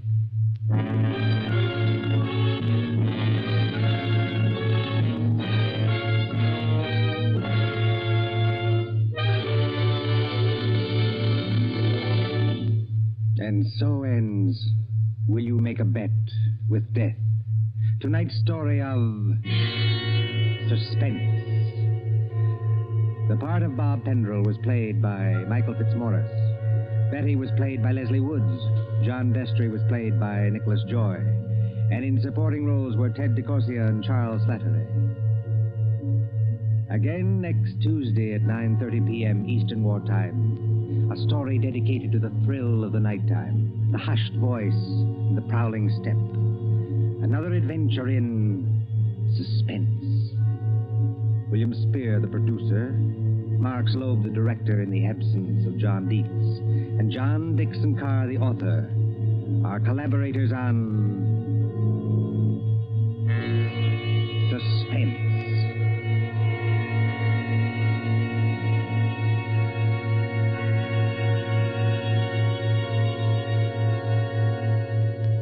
This is the Columbia Broadcasting System.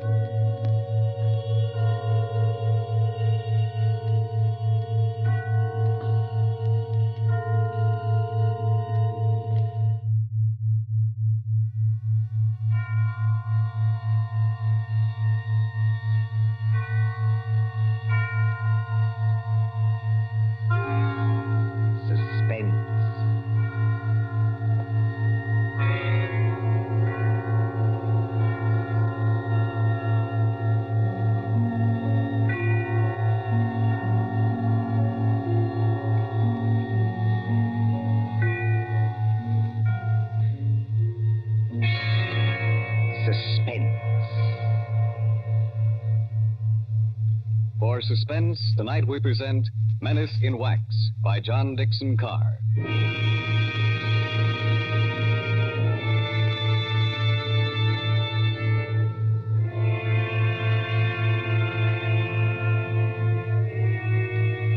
During the French Revolution of 1793, a Swiss girl copied in wax the severed heads of those who had just been guillotined. She married a Frenchman named Tussaud and came to London, and she founded Madame Tussaud's Waxworks.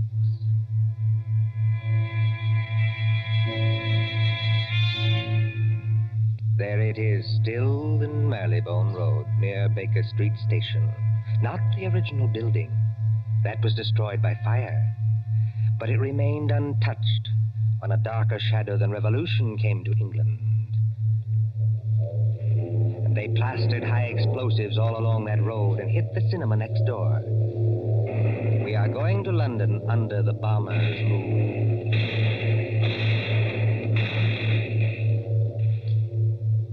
Late one night in March of 1941, a young man hurried up to the great glass doors of Madame Tussaud's. Hey, open up here. Isn't there a night watchman around this place?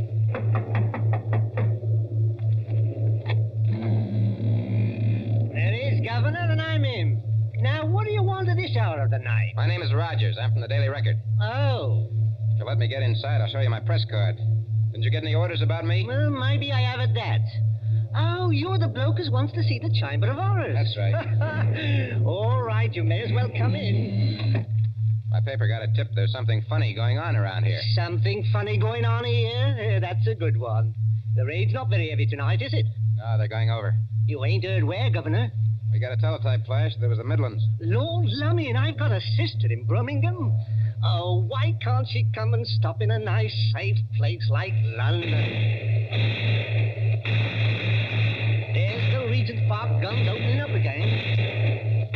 Like some teeth rattle and shakes the hats off the dummies' heads. You know, this chamber of ours is getting to be popular tonight. You mean there's been somebody here before me? Yes. A woman? That's right, Governor. About 5 feet 2 inches tall, very pretty. If you like 'em brunette and big-eyed and a phony French accent. No, Governor, no. This was only an old lady that lost her handbag. Oh, thank the Lord for that anyway. Now then, what is going on around here? Well, I don't know, Governor. You'll have to ask Pearson about that. Who's Pearson? Oh, he's the bloke that's the watchman down there. He's old and he imagines things. He phoned your Piper. Have you got an electric torch? Yes. Then go straight on through the marble hall and down the stairs on your left. And don't speak to the policeman, 'cause he's wax. Yes, that's the way, Governor. That's the way to the Chamber of Horrors. Thank you.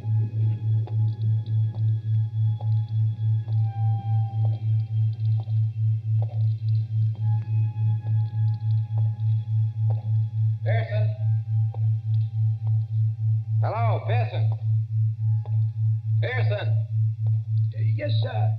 Huh? You're looking for me. Oh, I didn't see you there. I must have thought you were one of these wax dummies. Ugly dim light, isn't it? Yes. Rogers is my name. I'm from the Daily Record. Oh, yes. I'm glad you came over. I phoned your paper myself. Maybe I'm just imagining things, but... Oh, I don't blame you. This place would make anybody nervous, especially during an air raid. Well, sir, it's all right as long as you don't get to imagine they're watching you. Oh, and do you? Oh, yes. Sometimes. That's the gambling group in the center there. Uh-huh. What's that thing over there? That's the famous guillotine. Oh, wait a minute, old boy. You're not trying to tell me that's the original guillotine? No, that was burnt in the fire. Madame Tussaud bought it from Sanson, the executioner. Let me tell you something, Mr. Rogers. What? Years ago, this is straight, a young French woman came in here. There was nobody else in the place. She thought it would be great fun to say she'd put her neck in the same guillotine as Marie Antoinette. So she climbed up on that platform. She snapped the little wooden collar down round her neck, shutting herself in. All of a sudden, she realized she didn't know which spring controlled the collar and which spring controlled the knife. Oh, good Lord, she didn't... No. But they say she went crazy. They say she screamed and screamed. What's that? I'm sorry. I didn't mean to scare you, but sweet mama, I'm so scared myself I cannot help it. Susie. Oh, no, not Susie. Susie? You make it so it rhyme with floozy. That is not nice. Why, you little devil. I ought to turn you across my knee. What are you doing here? And will you forget that French accent? You're driving me crazy. You know this young lady, sir? Do I? She works for my paper. She's haunting me. Bert, that's not nice. I like the way I talk. I only try to give you ideas. That's just what I mean. Now take your arms from around my neck. She's French, sir. Her mother came from New York, like I did. She's got some funny ideas, accents, and disguises. So I dress up as an old lady, and I come along, too. That is clever, no? Definitely no. But I go into what I think is the ladies' room, and there is Jack the Ripper. I'm so scared I almost kick the ghost. Whatever else you do, miss, for the love of heaven, put out that cigarette.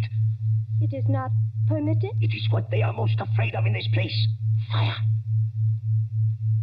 If you vouch for this young lady, Mr. Rogers... I don't vouch for anybody. But go on now. What's all the mystery here at Madame Tussaud's? You see the group over there? It's called the Gamblers. That 3 men and a woman in 18th century costume sitting around a table playing cards? Yes. And about once a week, when the lights are out... Yes? Those dummies do play cards. Is this a publicity trick of some kind? Oh, no, sir. Then what's the game? I'm not crazy. I know they don't actually do it, sir. What I want to know is who changes the cards round in their hands, and why? Well, could anybody? Anybody from the outside, I mean, get in to change the cards? Oh, yes. There's a back door.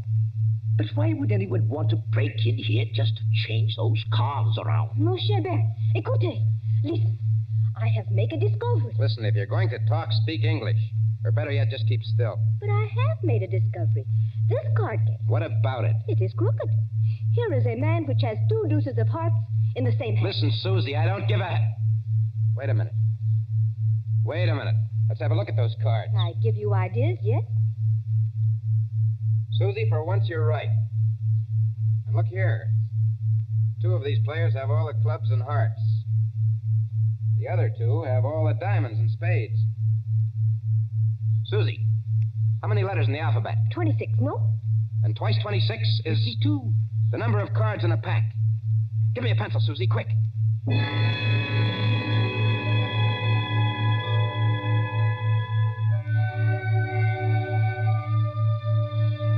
The War Office, Whitehall. MI5, headquarters of military intelligence. There next morning in the map room used as an office by Colonel Warrender. Mr. Rogers, I'm a busy man. I appreciate that, Colonel Warrender. Anyhow, sit down. Thank you, sir. Now, what's all this? These cards you claim form a code, is that it? Yes, sir. Now, look, sir. Let each letter of the alphabet represent a card in clubs and hearts. That's 26. And then? And then when you get to the middle of the message, switch the alphabet over to diamonds and spades. Then you won't keep on repeating. Now, will you read what I've got written on this piece of paper? Jack of diamonds, Q. 3 of clubs, F. Well, that doesn't seem to mean much. Oh, never mind the cards, Colonel. Just read the letters. Q, F, A, C, T, O, R, Y. Yes, sir. Q Factory. Go on. Oh, just a moment. What is that infernal noise? Johnson Burroughs. Don't bother with that, sir. Just read the message, please. Oh. Q Factory. 10 p.m., 15th. Today's the 15th of March, Colonel. Oh, all preparations made. Use dive bombers. I see. This message was left openly. So openly that nobody ever noticed it. Yes, the trick's been tried before. No contacts, no gatherings, no letters that might be intercepted. A whole spy ring could walk through that wax museum and read the message without being seen. You newspaper men trying to teach me my job? Oh, I'm sorry, sir. I only... No, go on. Well, don't you see? 3 or 4 little boats with portable wireless sets go down the Thames estuary. When they're beyond pursuit, they send that message by radio. Somebody listens. And it's no secret in Fleet Street, sir, that Q Factory is out in the wilds of Gloucestershire. There's no secret anywhere. And that we're making the Shaftesbury bomber out there. So tonight, unless we do something about it, they're coming over and bomb Q Factory to blazes. That's impossible. Why? Or can't you tell me? I can tell you this much. Yes, sir? Q Factory is so well hidden that even our own pilots can't find it from the air. That's one objection to this message. Any other objection? Yes, this talk about dive bombers. Dive bombers in a night attack. What's the good of a dive bomber if he can't see its objective? Well, suppose somebody showed a light. He'd be shot dead as soon as he showed it. Every inch of country for a quarter of a mile round the factory. A quarter of a mile, Mr. Rogers, is patrolled day and night. Oh, just the same, they're going to have a try at it, sir. How? I don't know how. Then, if you'll excuse me, Mr. Rogers... Well, listen, Colonel Warrender, will you give me a pass to go down there to the factory? Certainly not. No one's permitted to go there except the workers. How is the place defended? There's a night fighter station nearby, and several batteries of 4 3.7 guns. Then give me a pass to the fighter station or to the gun post. That's a legitimate newspaper request. Well, I might manage a pass to one of the gun posts here. Then you'll do it? Well, what on earth is that infernal row? It sounds like somebody locked up in a coat cupboard. Yes, as a matter of fact, Colonel, it is somebody locked up in a coat cupboard. A young lady, so-called. A young lady? Who locked her up? I did. And just what the devil do you mean, sir, locking up people in coat cupboards in the War Office? Well, she's a bit excitable, Colonel. I thought that she'd better not see you. Oh, thanks for the consideration. There's just one other favor I'd like to ask. As well? If she asks you for a pass, don't give it to her. Don't give it to her under any circumstances. What's her name? Susie Dubois. You're rather too late for that, young man. The Public Relations Office granted her a pass 2 hours ago. What? Oh. A woman to an anti-aircraft battery? This is what we call a mixed battery. Women on the guns as well as men. She said it would make a good human interest story for the press. I must say, I agree with her. One moment, Mr. Rogers, before you go. Yes, sir. That gun post is fully 2 miles from the factory. You can go there, but if you take one step further, you'll be shot on sight by our guards. I warn you. I'll be careful, Colonel. I'll be careful.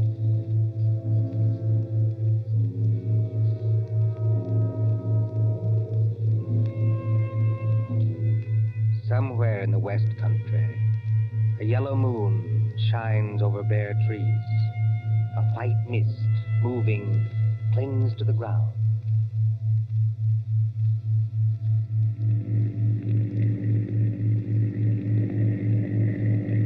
Susie, are you sure we're on the right road? Ah, mon cher, they have taken away all the signposts in case there is an invasion. I know that. But I follow the map. The map cannot be wrong. We've been driving for hours. Must be... Yes, it is. Nearly 9:30. Half an hour to go. Trees, and still more trees. Look, there's a break in the trees ahead. It will be open country in a minute. Yeah. That's funny. Look how deep the leaves are here on the road.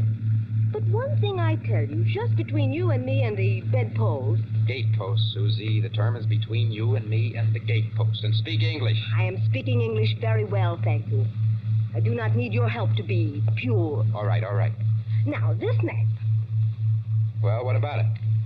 It say we should go through a lot of villages.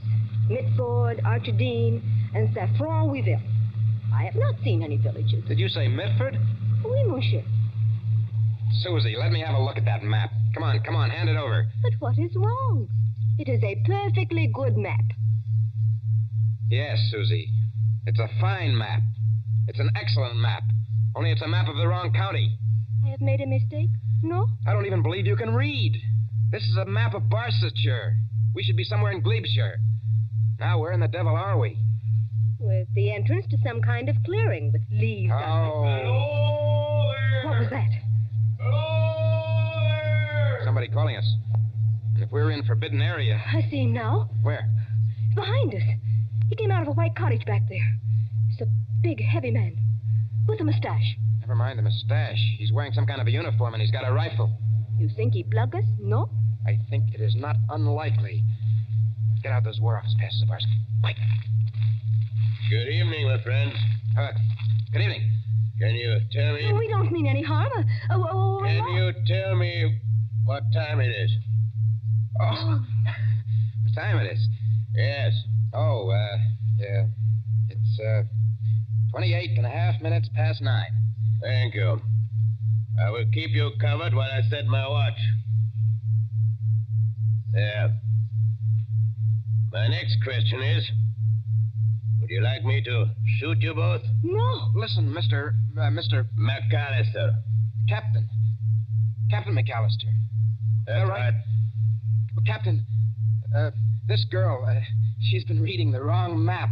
You see, we don't even know where we are. You're in Hollywood Forest, my friend. Hollywood Forest? Is that good or bad? And you don't know what's just beyond the edge of this clearing? No. There's a big open space of 1/4 of a mile. In the middle of that open space... Q Factory. We're right on top of it. Then you have heard of Q Factory, my friend. Captain McAllister, we're from the War Office, and we've got passes to prove it. Let's see the passes. We were trying to find gun site number... I've forgotten the number. But it's here on that card. You've passed the gun site. 2 miles back up the road. All right. Here are your passes. What are you going to do to us? I'm not in the regular army. You can thank your stars I'm not. I'm forestry preservation. Oh, you are not going to chuck us in the cooler even? No. Now turn that car on, get back along this road as fast as you can. If they fire at you, as they probably will... Oh, I wish I am home. Pray no, Mo, I wish I am home. Well, then hope for the best. My watch had stopped and you did me a good turn. Now, hurry along. Hurry.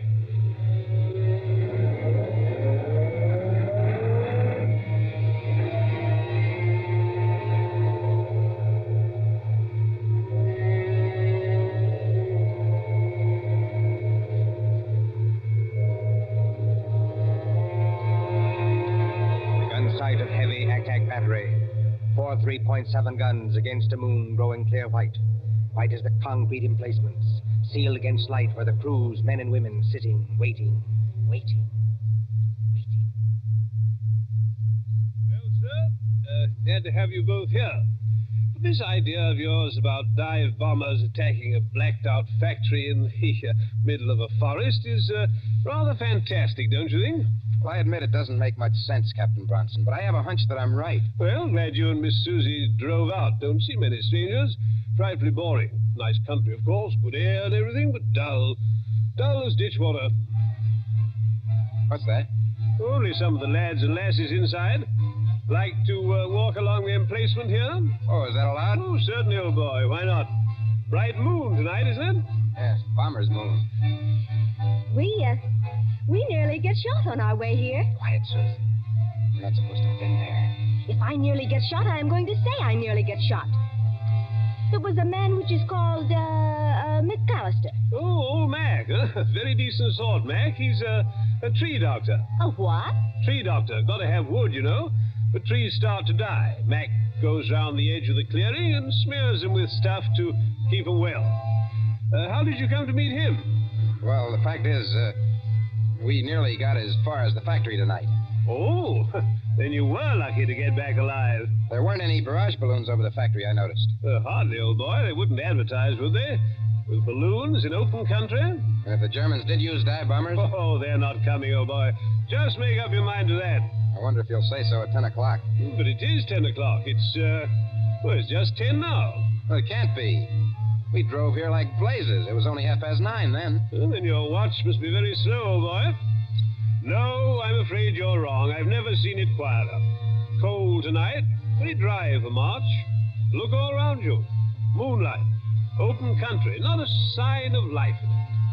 Quiet, peaceful, and silent as the great... What was that? By George, I think we've got some visitors. I think we're going to see some fun. Enemy planes approaching south-southwest. Action stations. Enemy planes approaching south-southwest. Now do you believe me? Better stand back, old boy. Operation crew's coming on. I said, now do you believe me? I want you to watch these girls work. They do everything, you know, except actually fire the guns. Now, keep your hair on, old boy. Susie, he still can't see it. Oh, they'll only be going over. You think so? Oh, yes. We sometimes get a crack at them when they're making for Bristol. Standing by for action. Standing by. Listen.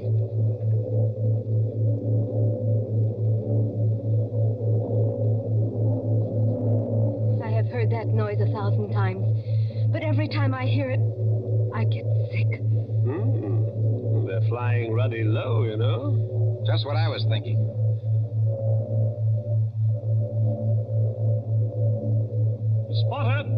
Spotter! Any identification? Yoga, 88. Dive bombers. Height, 5,200. Look here, you two newspaper people. Yes, sir? There might be things popping, you know, can't tell. Like to get below? No, thanks. I don't like this, Bert, but I'll stay too. Range finder. Range finder, on target. Look here, you two. Those War Office passes you gave me, I'm not supposed to keep them. No, I'd better give them back, just in case. Predictor, on target. Here we go, ladies and gents. Fire.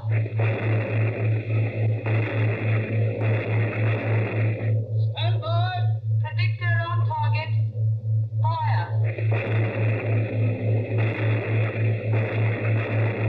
Stand by. Predictor on target. Quarters message, sir. Yes, Corporal? Hold fire. Night fighters taking off. Hold fire. Night fighters taking off. Hold fire. Message understood. What is the matter with them? With who? Those Boche planes. They're still a good way off, but they don't come any closer. Must be going over after all. They're circling. I think they're waiting for a signal. Anyhow, here are your War Office passes. You seem to have got them all smeared with oil. Oil? That is all right, mon cher. When we get them back from Captain McAllister, they have oil on them. I think maybe he dropped them on the leaves, because there's oil on the tires of the car, too. Then I think how always in this we meet things that burn. At Madame Tussauds last night, they would not let me smoke a cigarette in case of fire. Fire. That's it, fire. What's the matter with you, old boy? Why did that fella... way out at the end of nowhere. Want to know what time it was. Are you scatty? McAllister, you told me so yourself. He goes around the edges of the clearing and smears the trees with stuff to keep them well. Oh, what about it? Suppose it was crude oil. Suppose between each tree he laid an invisible fuse of dead leaves soaked in oil. I don't understand. In 30 seconds, a complete square of fire runs around the limits of the factory grounds. That draws the bombers in. Then as the flames blaze higher, they've got enough light to dive on their target. There, our night fighters are letting loose. Brunson, I see it all now. Come on.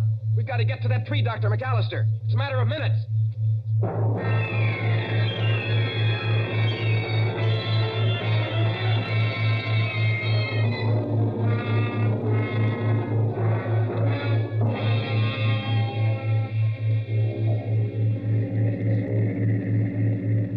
Susie, is Brunson following in the car behind us? Yes, he's following, and men with rifles. We've got to get to McAllister's cottage. This McAllister? I'll bet you 10 to 1 the real McAllister's either dead or tied up in that cottage. The fellow we saw was an imposter. Look out, Susie. Keep your head down.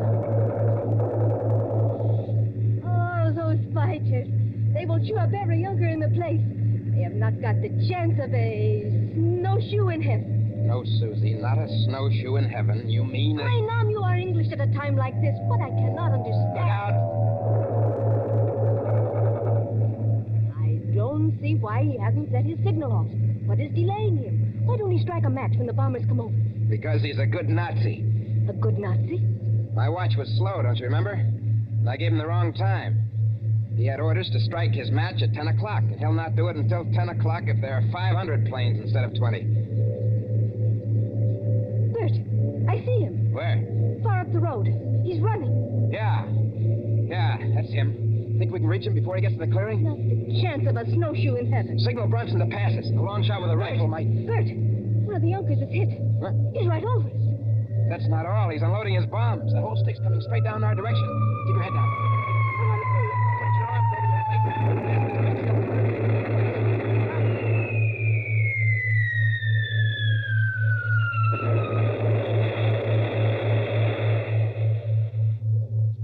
Are you all right? I don't feel hurt. This is a dirt road. The bomb sank too deeply before it exploded. We didn't catch the blast. Come on, Susie. McAllister was just ahead of us. Come on, let's get out. We can't drive any farther. This road is full of bomb craters. Wait a minute, Susie. There's McAllister. He is dead. Yes, Susie. Killed by a Nazi bomb. Look, on the ground. What are those two white cards? Oh. They're all smeared with oil.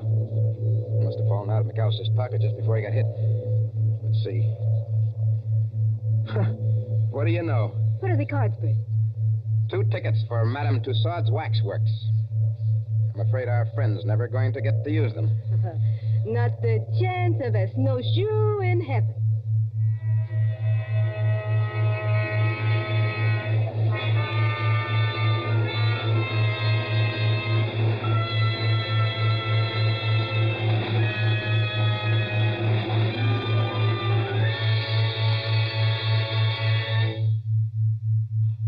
And so ends Menace in Wax. Tonight's story of Suspense. Columbia presents these stories of mystery and intrigue and dangerous adventure for your relaxation and enjoyment. Next Tuesday, there'll be another in this series.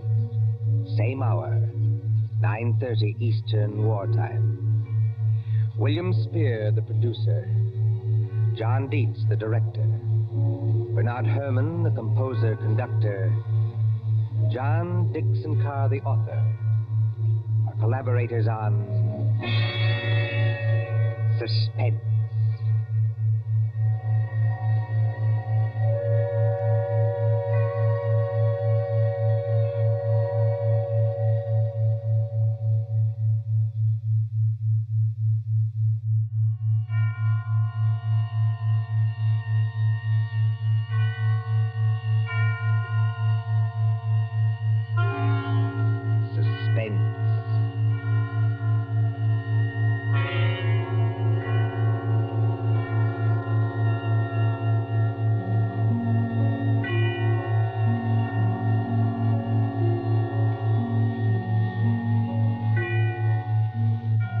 The hushed voice, the prowling step in the dead of night. The crime that is almost committed.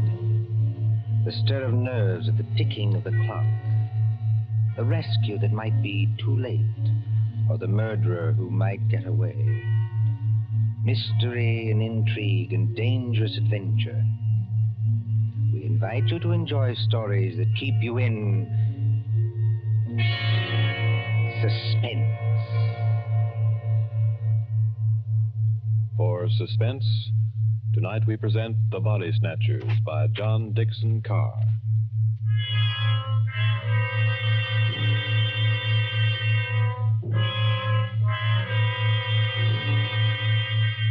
Beware of the body snatcher who prowls after dark. Beware of the graves he robs. Beware of the murders he commits to provide new corpses for the doctors.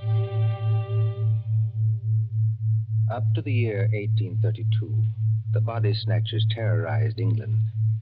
According to the law, only 4 bodies a year could legally be supplied to the surgeons for anatomical study. And even these were a monopoly granted to the Barbers and Surgeons Company of London. The study of surgery had to go on. In hundreds of medical schools all over England, perfectly reputable doctors were compelled to buy bodies and ask no questions. In 1828, burst the scandal of Burke and Hare, who found grave robbing too slow and murdered 16 persons in order to supply Dr. Knox of Edinburgh. And so, out of basic good purpose, sprang the evil of the body snatcher.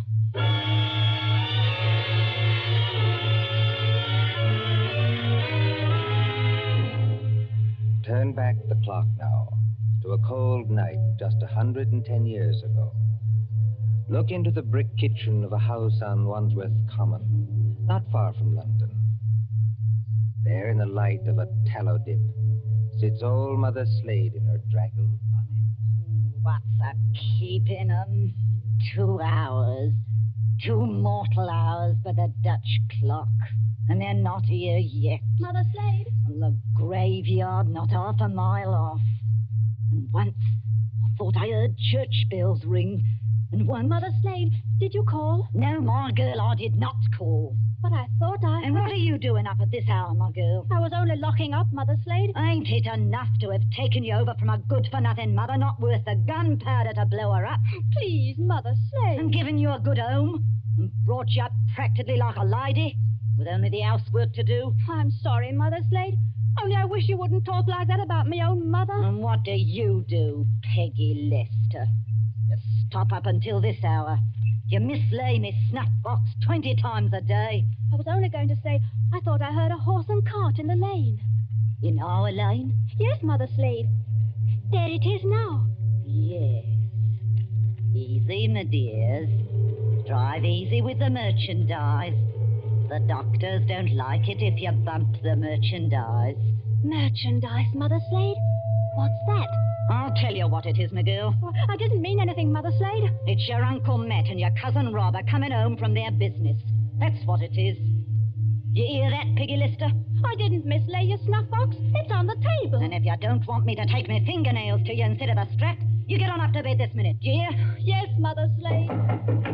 I'm a-coming, my dears. Don't be impatient. I'm a-coming. Nasty dim light this candle gives. Oh, Mother Slade got the rheumatic so cruel she can hardly move. Just pull back the bar, open the door. Well, Matt, did you get it? Did we get it? Strike me blind, but that's a good one, ain't it, Rob? Stir the gad, can't you? Get inside and close the door. They ain't after you. Ain't they? Can't you hear anything? I thought I heard church bells. More like a perishing funeral bell, if you asks me. Take it easy, Rob. Take it easy. We've shaken them off. Have we? I wish I was as certain as some people. The spades and sack is still in the cart. Let 'em stay. Who's a-coming to find 'em? Then you didn't get it after all, you thick-skull pair of... Now, don't you start a-blaming us. Now, you shut your potato trap, Mother Slade, or That'll make you shut it. What happened? I'll tell you what happened. We was too quick, that's what. The girl was only buried this afternoon. The sooner the better, my dear. What's the good of the merchandise if it ain't fresh, eh? You hold your noise and listen. We left the horse and cart outside like we always do. We creeps up to the lich gate of the churchyard. Walk softly, Matt. Walk softly, Rob, in your oily beaver hats and neckcloths, under the starlight and the white frosted elms. Take care of the graves, too. Spring guns may be set in some of them to protect the dead from marauders. And if the coffin is one of those new iron ones, all your labor will be in vain. Open the gates softly. Don't make such a bloody row with them shovels. I can't help it. I'm loaded down with all this stuff. Oh, and who'll do all the work when we do get there? I will. Matt. Aye? Listen. I can't hear nothing except your teeth are chattering. Matt, there's other people besides us in this here churchyard. Aye, 200 or 300 deaders. But they won't bother us. I means living people. Don't talk soft. Somebody's got a dark lantern. I seen it flash past the gravestones. Oh? Where? Can't you see it now? It's coming straight toward us. Yes, I see him. Come on. They've seen us, Matt. That's not TV, Carol. Let him have it, lad. Easy, down beyond the gravestones. Crouch down.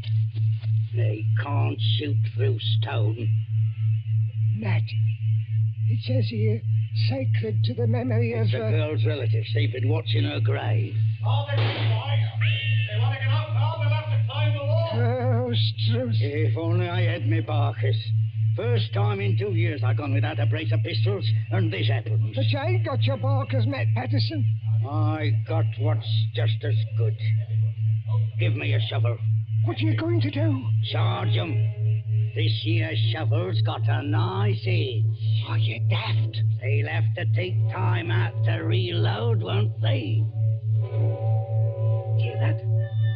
Somebody's started the bill. That'll bring down every peeler within a mile.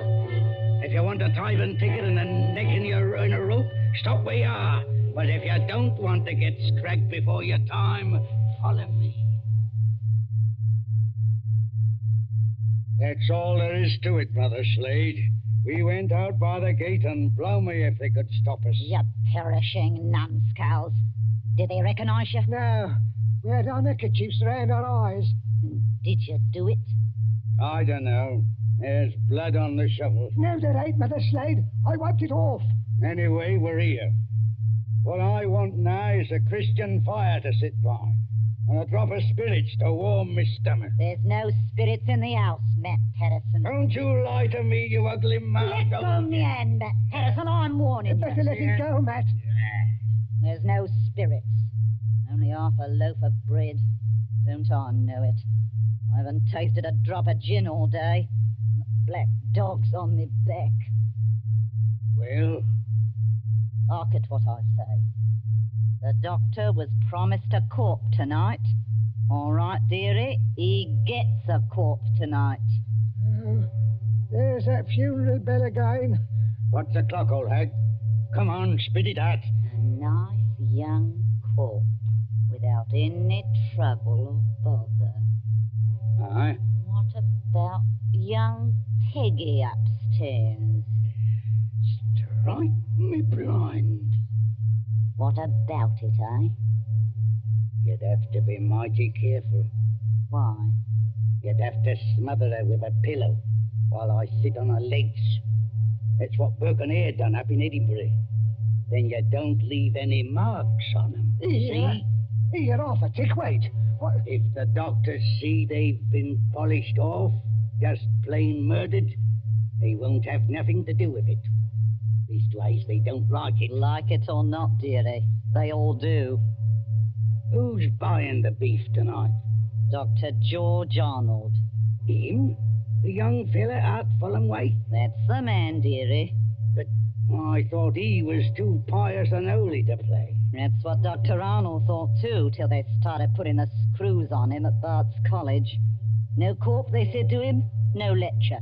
No lecture, no students. It all comes to it, dearie, sooner or later. What beats me is why they got to have these bodies. You'd think the doctors killed enough people as it is, without buying them after they was dead. Don't you question the ways of Providence, Matt Pedersen. You can't do it, Matt. You can't do it, Mother Slade. You stow that noise, Bob Prentice. Do you want to wake the poor girl upstairs? But you can't do it. This cove Arnold, he knows her. Arnold knows who. He knows Peggy. Peggy fair worships the ground he walks on. Oh. He set her arm once when Mother Slade broke it, accidental like, and she can't forget him. What's Arnold going to think when he opens up the sack and he finds What his... can Arnold do? He's bought her, ain't he? He can't go to the police and say he's bought her. Peggy. Peggy Lester. Don't do it, Mother Slade. Don't do it. And how do you two sickheads know what Mother Slade is going to do? You're going to kill her, ain't you? Peggy. Peggy Lester. I thought I heard her moving about upstairs. You did, Mr. Milk and Water. She's on the stairs now. Rob, you're the least to be depended on. Go out and fetch in the sack. Don't do it. It'll bring us all bad luck. Matt, you're a lad after me own heart. You stop where you are and do just as I tell you. Trim the candle. Let's have it all nice and snug. What'll she bring, do you think? 15 guineas. Maybe 20. Maybe more. 20 guineas? Strike me blind. But this is a way of doing business that I like. Listen. Did you call me Mother Slade? That's right, my ducky. That's right, my little pet. Put your wrap around you and your slippers to keep your feet warm and come right down here to Mother Slade. I'm coming, Mother Slade. I'm coming.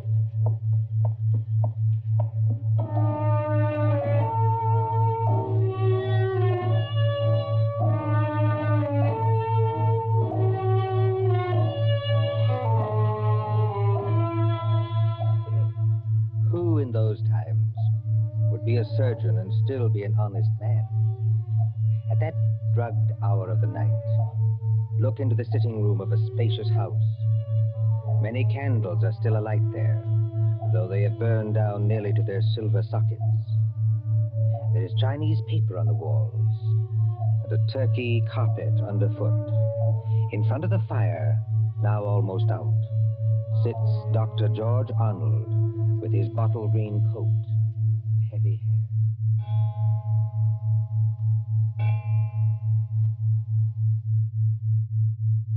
Dr. Arnold, sir.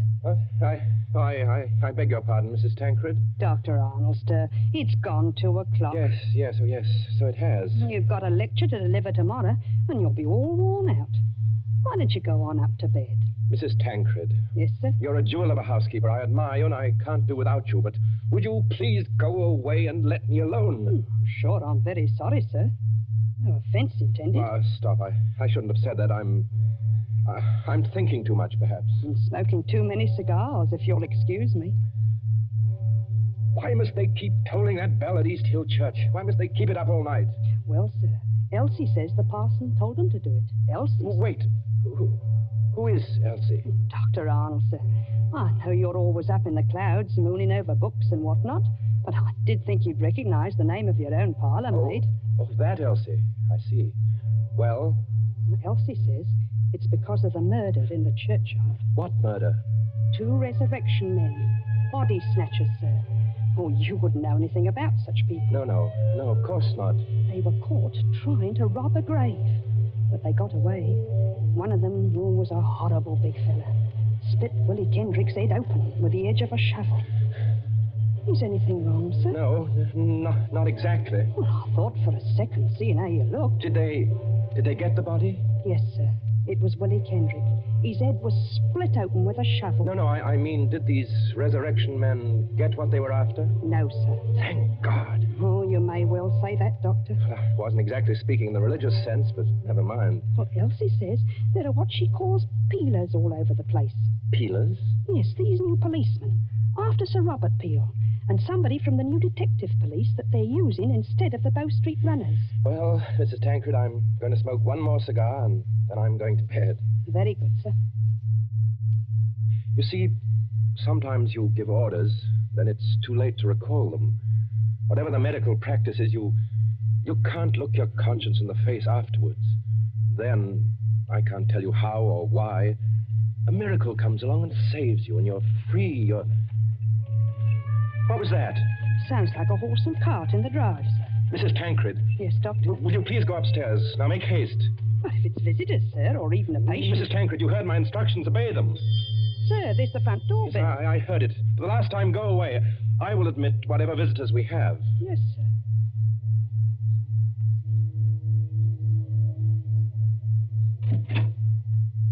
Good evening, dearie. Oh, come into the sitting room here, Mrs. Slade. La, sir. Just call me Mother Slade. You don't hardly seem natural or friendly to hear anything else. It's a pleasure to curtsy to you, Doctor. Coo. What a lovely room. I suppose... Your candles is going out, though. One by one. Poof. Then you'll be in the dark. I suppose you've come to report failure. Failure, dearie? I understand you didn't get what you went after. Bless you, dearie. We got something just as good. Finest piece of merchandise you ever saw. You haven't got it here. Bless you, dearie.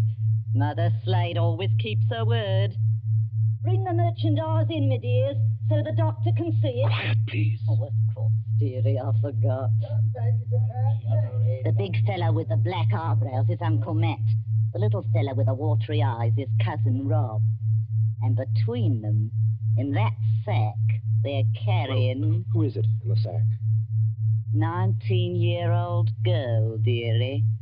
Finest anatomical specimen you ever saw. Merciful Where do you want this here thing dumped, Governor? Easy now, Matt. Why did you bring it here? That's where you told us to bring it, dearie. I mean, why did you bring it to the front door? Why not to the surgery? Only place in the house where there was lights, Governor. Hurry up now. Where do you want it? Well, take it... Yes, dearie? Take it over and put it in the cupboard there, where I'm pointing. This cupboard here, sir. Yes, then close the cupboard door. Shame on you two. Tracking your muddy boots over the doctor's lovely turkey carpet. Easy, my dears, easy now. All right, Robin. Don't bruise the merchandise. Whatever you do, don't bruise the merchandise. Right, me blind. What's the odds? She can't feel it now. There's your body, Mr. Sawbones. Now, let's see your money. Well, just one moment before I give it to you. There ain't no itch in this, is there? Better not be. No, I made a bargain with you, and I'll stick to it. Thank ye. That's uncommon genteel of you. Kindly stand back, sir. You're 2 stone of fat heavier than I am, and you don't impress me. Easy, Matt. Take it easy. I want to ask only one question. Where did you get that body? That's a question, dearie, what people in your profession don't ask. Why not? 'Cause they don't dare. That's why. Would the police be interested in where you got the body? No, dearie. Not half so interested in as where we brought it. To your house. It's your responsibility now. Yes, I suppose it is. The victim wouldn't be, by any chance, that pretty little girl you used to treat so unmercifully? You hold your noise about how I treated her. I was rather fond of Peggy. Strike me blind. I think the Sawbones... Oh, get out of this house, all of you. Go on, get out. Not without that money, dearie. It's 20 guineas now. There's money on the table under that newspaper. Take what you want, and get out of here before I... Oh, what was that? Aye. What was it? A late visitor, I imagine. Was you expecting anybody? Eh? No. Don't drop the lovely money, Rob. Don't drop it all over the carpet. Pick it up. So the back way are these? Yes, it's the way you should have come. Through that arch and down the passage. Thank you for the honour, Captain. And no games, mind you, if you know what's good for you. Good night, dearie. Remember, you've got the body now. Yes. I've got the body now.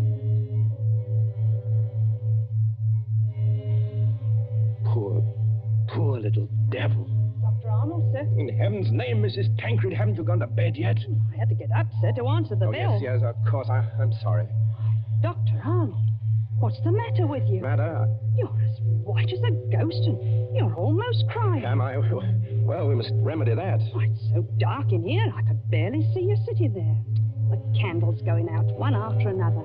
Nothing but smoke and an ugly smell of grease, and that cupboard door. What about that cupboard door? Oh, I always declare, sir, it won't keep shut without any latch or bolt, if you'll excuse the level. Mrs. Tancred, keep away from that cupboard. Dr. Arnold, sir. Are you ill or anything? No, but keep away from that cupboard. Who rang the bell? Oh, dear, I was almost forgetting. It's that man Elsie was talking to us about. What man? The officer of the detective police, sir. He wants to see you.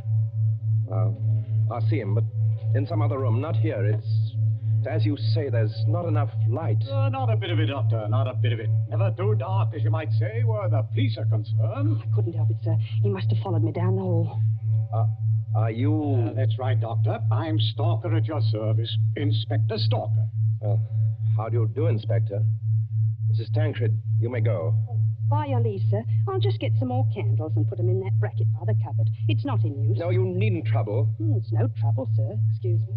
First of all, Doctor, I must apologize for intruding as late as this. Not at all, Inspector. Will you be seated? Thank you, sir. Thank you kindly. Now, I dare say you're wondering why I'm here. Oh, yes, I am, rather. It's a bad business, Doctor. A very bad business. You mean the murder in the churchyard? Oh, you've heard about it.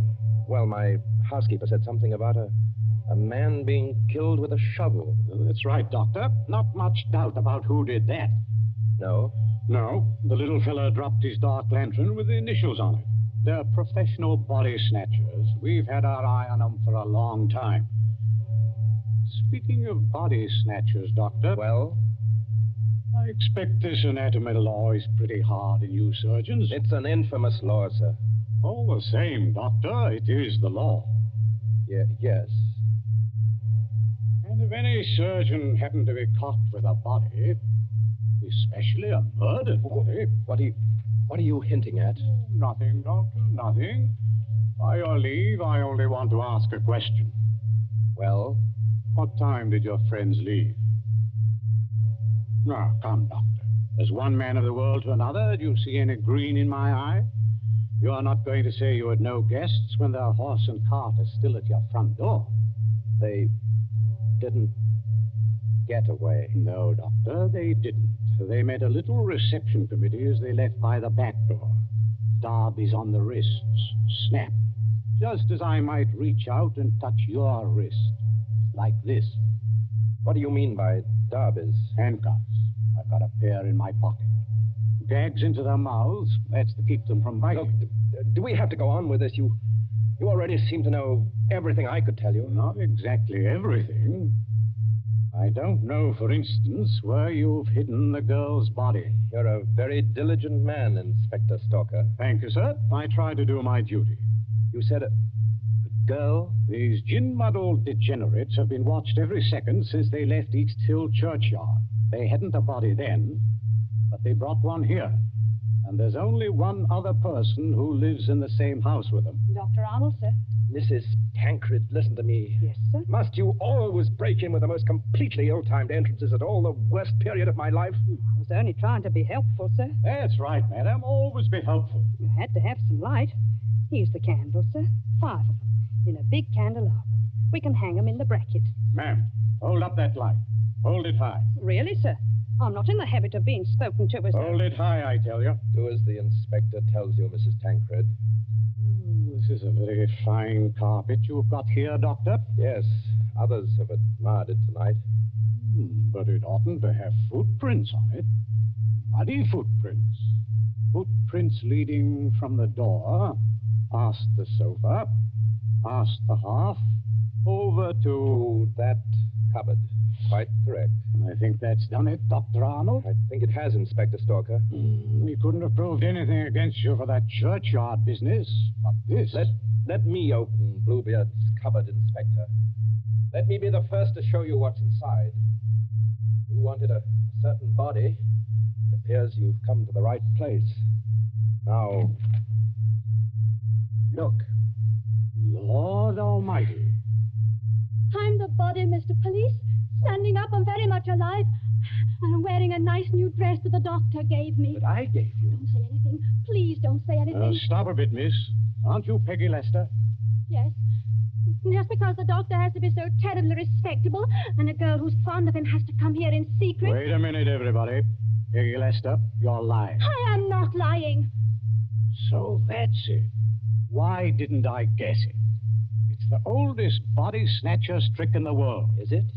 Of course, the old pinch penny like Mother Slade couldn't sacrifice a good household drudge. Of course they brought the body here, instead of taking it to the surgery, where it might get locked up. Could you be persuaded, Inspector, to tell us just what you're talking about? The body snatchers, sir. Well, what about them? They take a living accomplice and put him into a sack and sell him to a green doctor as a dead man. Yes, but see here, They get the best price they can. Then in the middle of the night, that accomplice gets up and robs the doctor's house. And the doctor can't tell us because he's bought illegal goods. I never intended to go through with it. No, young woman? I tell you, I wasn't going to rob the house. They made me do this. I was going to tell Dr. Arnold. When I found out where they were taking me, I pretended to go through with it so I could warn the doctor. They can hurt so much, you'll agree to almost anything. Oh, that sounds like the truth, but it puts me in a funny position and no mistake. Well, your three murderers, Inspector, seem to be leaving. Yes, they're leaving right enough. Trussed up like fowls and under guard. Does anybody go with them? Well, how can anybody go with them? I'm willing to believe this girl acted under threats. She's committed no crime. And I don't for the life of me see how we can touch you. Can't touch me? No, sir. And confound you for making me lose a night's sleep. There's no body. You didn't even buy a body. Will you tell me, Doctor, just what crime you've committed?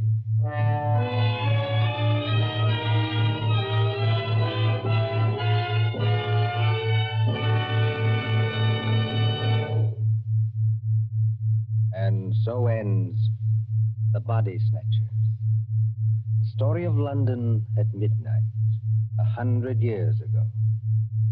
And tonight's story of Suspense.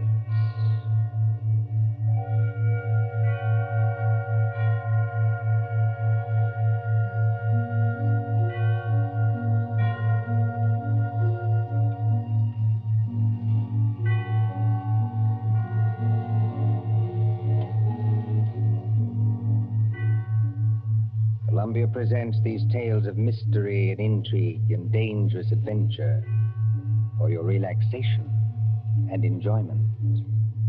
Next Tuesday, there will be another in this series. Same hour, 9:30 Eastern Wartime. William Spear, the producer, John Dietz, the director, Alexander Semler, the composer, conductor, and John Dixon Carr, the author, are collaborators on Suspense. This is the Columbia Broadcasting System.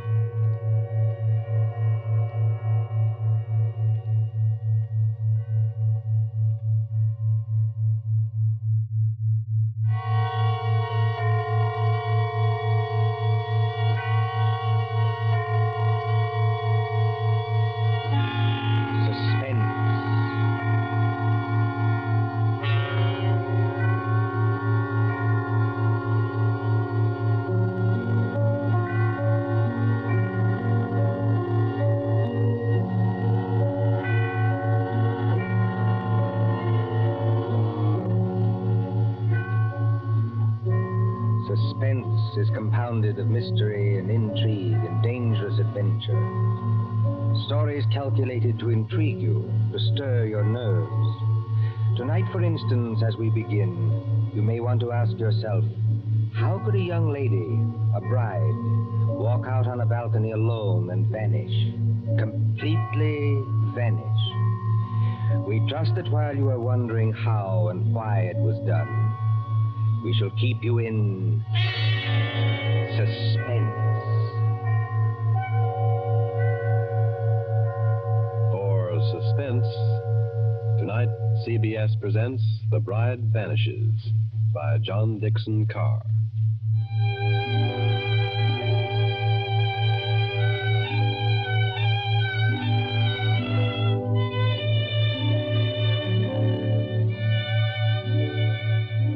Italy in springtime. Italy as we used to know it before the jackal struck. And the island of Capri, 20 miles out across the Bay of Naples. Blue water a-dazzle under the sun. Behind you the bone-white beaches, and Vesuvius dull purple in a heat haze. Ahead, as the little steamer from Naples chugs out across the bay, rises Capri. Olive trees and white roads, and vineyards above the cliffs. Could young Americans find a better place to spend their honeymoon? While the guitars sing, and the warm winds blow, and the little steamer carries them. Well, Mrs. Courtney? Well, Mr. Courtney. I can't keep it up, Lucy.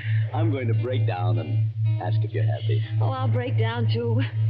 I want to walk up to everybody I meet and say, "We," just like that. What I want to do is turn somersaults myself, all along this deck here. I want to say, I've been married to Tom Courtney for practically 2 weeks. And now we're going to have a villa at Capri for a month. Oh, Tom, I ought to be the happiest woman in the world. Only... You shivered. What's wrong? Well, ever since we got aboard this ship, people have been staring at me.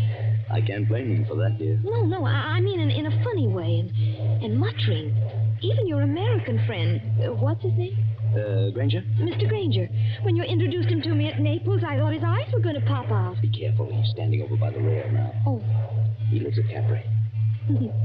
I like to see him wearing that white 10-gallon hat in Italy. Before Granger made money in oil wells, he was a real old-fashioned cowpuncher. And he's proud of it. Good fellow, too. He's too polite to say anything, but he keeps looking around at me, just the same as the rest of them do. Well?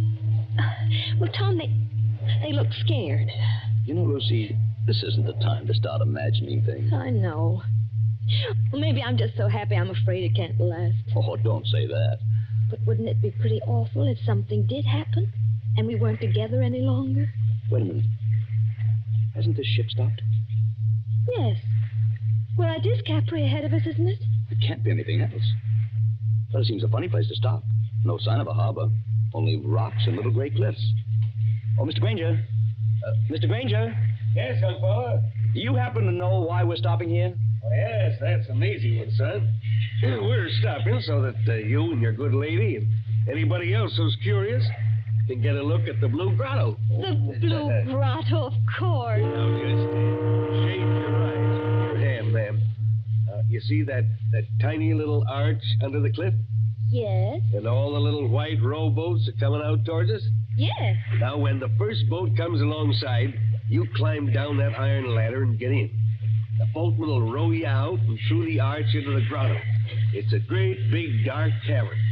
The water in there looks as though it's lit up underneath with blue fire. Like to go out and see it, Lucy? Oh, I'd love to. Let me give you a little tip, though. The current's pretty fast out there. You'll go shooting under that arch like 60. Are we likely to upset? Oh, no, but the arch isn't as high as your head.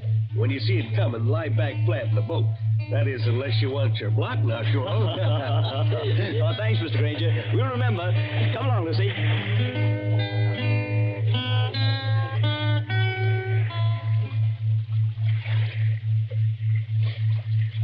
Easy on the ladder, Lucy. Don't look round yet. Oh, I'm all right, darling. And just as good a swimmer as you are. I'm in the boat now.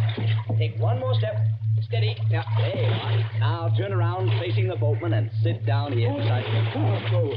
What's the matter with the boatman? Easy, man. Do you want to upset us? Sit down. You come back, yes? Come back? Well, I've never been here before in my life. Push off, man. Start rowing. The other boats are piling up behind you. You come back. Start rowing, can't you? And hurry subito. Faster. Tom, he can't take his eyes off us. I wish he'd watch out where he's rowing. You come to live at the Villa Borghese, yes? Tom, how does he know that? He's the lady. She is not dead. Dead? Of course she's not dead. What are you talking about? She never come to Capri before? Never. Then I tell you, she will disappear, just like the other one. Disappear? I'll rest my orders, and I tell you. Tom, aren't we moving rather fast? Yes, that's the entrance to the grotto ahead. I tell you, there was a lady so much like you at all, coming back. Oh, it scared me. Now, look, old man, I don't want to teach you your business, but you've got your back to that grotto. Take this lady back where she come from. Do not take her to the Villa Borghese. Down, Lucy. Flat on your back. Down.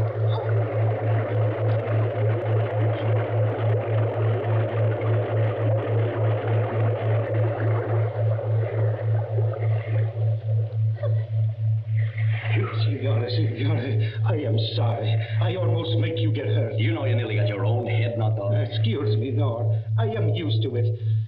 Now, I will row you round the blue grotto.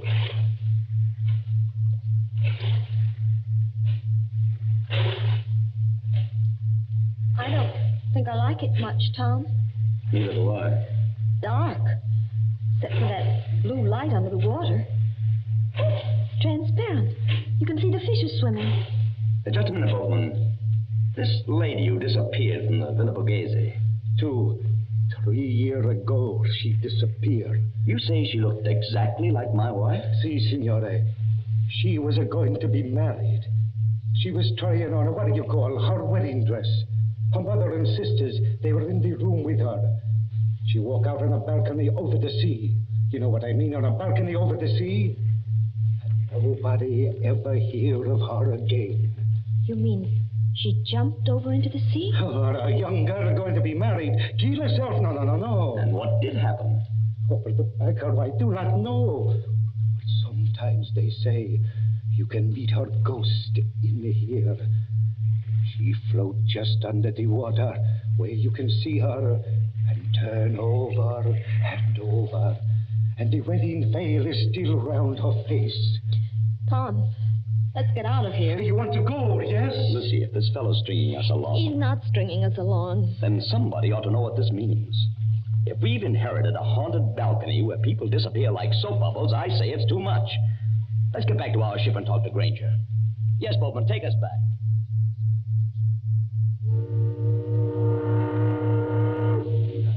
Mr. Granger!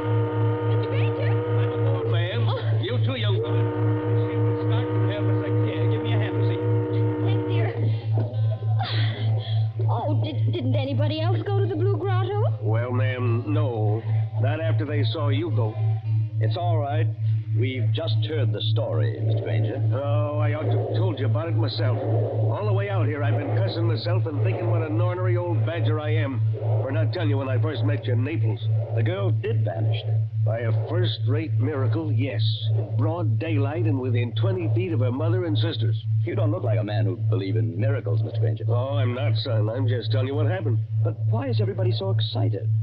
Somebody must have thrown her off the balcony. Josephine Adams was all alone on a balcony 40 feet up a cliff, smooth as glass. She didn't fall, she wasn't thrown because there was no sound of a splash, and she didn't come back from the balcony because her mother and sisters were in front of the only door. Yet, within 15 seconds, mind you, she just vanished. You believe that? Sure, I believe it, son. Why, it's a fact. Did you know the girl's family? Oh, very well. We've got a real English-speaking colony here. Oh, by the way, in about half a minute now, I'm going to show you your new home. Oh, can we see it here on the ship? Oh, sure you can, ma'am. It's on the edge of the cliff. Dr. Davis's house is on one side of it, and my shack's on the other. That's why I want to ask you a question. Of course. Ask anything you like. Well, I'm an old stager man, but not exactly up to the high-toned society around here. But do you trust me? Yes, I think so. Well, then promise me something. Unless you're with somebody you do trust, keep away from that balcony. Do you honestly think there's danger? I don't know, son. If I did, I wouldn't have to talk this way. Sounds like a dog barking. I thought I heard it before. What is a big police dog? And led by a very handsome woman, if you ask me. Oh, Lord, here she is again. Who? The Countess. She lives in our colony. She looks like an American. You take your eyes off her, Tom Courtney. She is an American. Married a Count Parcheesi or something like that. Just call her Nellie. My dear Mr. Granger. Hello, Nellie. It's true. Everybody told me so, but I couldn't believe it until I saw her. She does look exactly like poor Josephine Adams. Just as small, just as dainty. Please, is everybody trying to give me the jitters? Nellie, I want you to meet some friends of mine. Oh, you don't need to introduce me. I know who they are. You're the nice young couple who've taken that villa. I'm Nellie Lucchese. Oh, yes. This is my dog, Tiberius, named after the wicked Roman emperor. You know who used to live at Capri? I must confess I'm terribly fascinated by wicked things. Aren't you, Mr. Courtney? Lucy, stop digging me in the ribs. I haven't done anything. No, and you're not going to. Tiberius seems to have taken quite a fancy to you, Mrs. Courtney. Oh. I've never known him to go to a stranger before. Well, I only wish I could borrow him. He might be a charm against... Oh, no, I don't know. We'll be at the harbor in a few minutes. Then you must let me drive you up to the villa. You won't be able to get any servants, I'm afraid, because they won't stay there. But you can camp out. Look, there's the villa. We're passing it now. Where? On the cliff, where I'm pointing. Wait a minute. Well, there must be some mistake. That's not the Villa Borghese. It sure is, son. That's a palace like all the other houses there. And I rented it furnished for about $25 a month. Can't you guess why you got it so cheap, son? You take my advice, you'll turn around and go back to Naples by the next steamer. Harry Granger, don't be an idiot. Let's have some excitement. Tom is beautiful. Too infernally beautiful, if you ask me. There's the balcony. It's all right by daylight, son. Marble and tapestries and whatnot. But at night, when you gotta put out the lights, you start thinking what happened.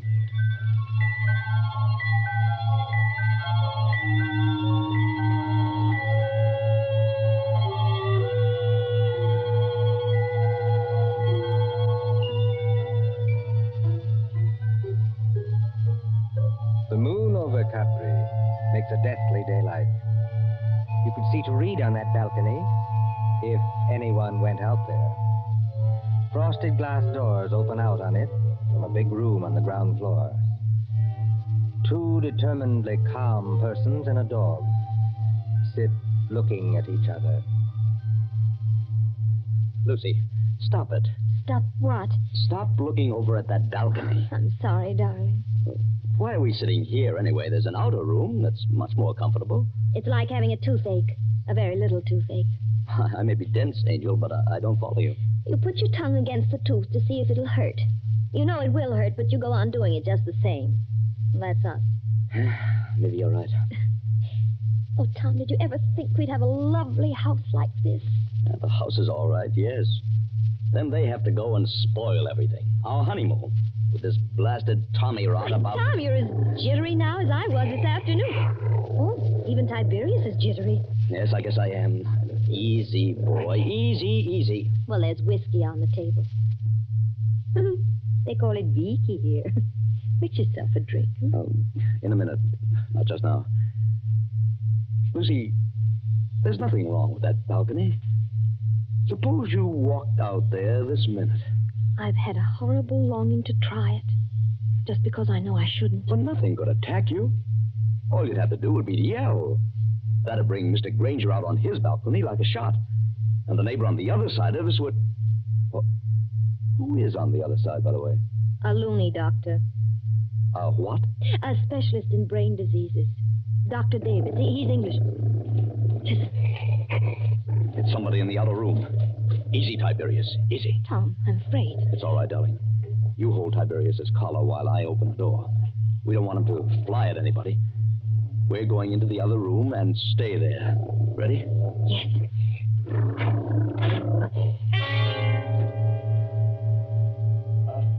Good evening, Mr. Courtney. Good evening, Mrs. Courtney. I'm no ghost, though you appear to regard me as one. I'm merely your neighbor, Dr. Rutherford Davis. Oh, yes, of course. Mr. Granger mentioned you. I trust you will pardon this intrusion.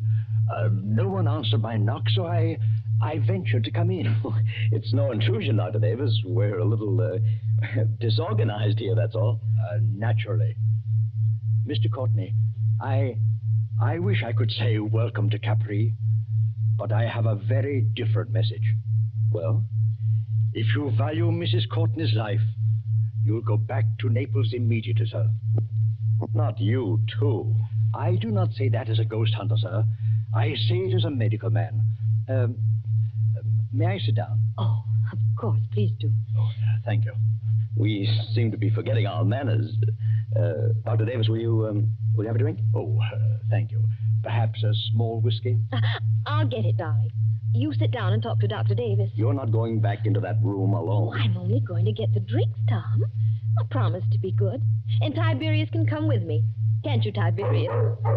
Oh, I see you've borrowed Tiberius from the Countess Lucchese. Yes, she was kind enough to offer him. Excuse me, I'll be back in a minute. Come on, Tiberius.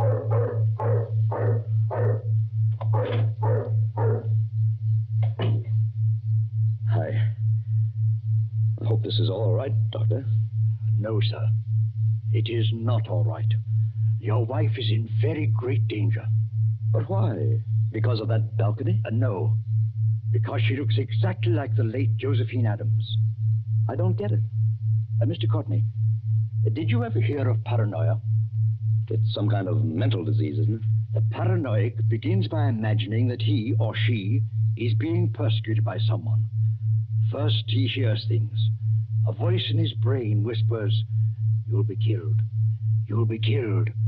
You'll be killed." He hears it in the tick of a clock, in the rattle of a train, in the footsteps on the street. There are holes in the walls through which his enemy is always watching. Invisible speaking tubes bring him messages. There are pains in his joints and nightmares of attempts to poison him. His brain bursts and he kills. He kills. He kills. Well, excuse me for speaking so strongly. But how does this affect us? Mr. Courtney, will you examine this sheet of paper?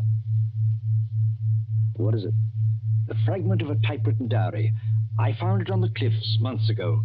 Don't ask me who wrote it. But I know there's a criminal lunatic on this island. He imagined that poor, inoffensive Josephine Adams was his enemy. So he killed her. Killed her? How? I don't know. And what happened to the girl's body? I'm not a detective, sir. The body was carried out to sea, perhaps, or washed along the cliffs and into the Blue Grotto to be lost. But don't you understand the danger to your wife? You're not suggesting that with somebody's cracked brain, your wife is Josephine Adams, created all over again. Kill Lucy? It couldn't be done. It was done, my friend. Listen. It sounded like a dog howling. Mrs. Courtney is rather a long time in getting that whiskey. She wouldn't go near the balcony. She promised not to go out on the balcony. People do very perverse things, my friend, when they know they shouldn't. Lucy! Lucy! That seems to be Tiberius out on the balcony. I can't see anything else from here. She's gone. She's gone. She's gone.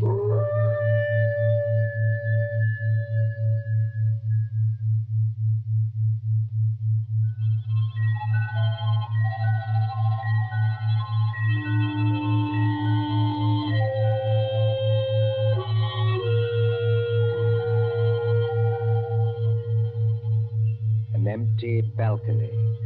a howling dog, and a sea turned clear silver under the moon. Then, after the tumult and the shouting, there are other pictures. Don't you hear the noise of that motor launch, with a half-demented young man at the wheel? 3 other familiar figures are gathered around it. Don't you recognize the brunette prettiness of Nellie Lucchese? And the white 10-gallon hat of Harry Granger? And the neat, pointed beard of Dr. Davis? But what on earth is he going to do out here in this motorboat? I'd like to know that one myself. Listen, please. All of you. Now, take it easy, son. We're with you. What time is it? Time? Yes. What time is it? It's 2:30 in the morning, going on for 3. 12 hours. Then the tide ought to be just where it was this afternoon. What's the tide got to do with it? A whole lot. Somebody set a trap and made Lucy fall off that balcony. I know it. Oh, that's absurd. If Lucy's been carried out to sea, there's nothing we can do about it. But if she's been carried along with the current and into the Blue Grotto... Blue Grotto? One moment, sir. You're not proposing to run this big launch under that arch after dark? Yes, Doctor. That's just exactly it. Go on. Do it. I'll back you up. Let's have some excitement. It'll be exciting enough, I assure you.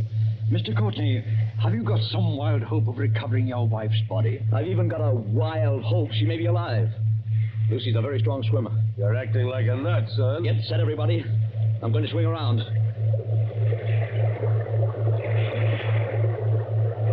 We're in the current now.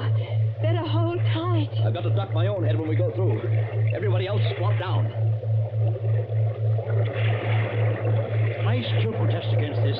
Don't you understand, Mr. Courtney? Get ready. Here we go.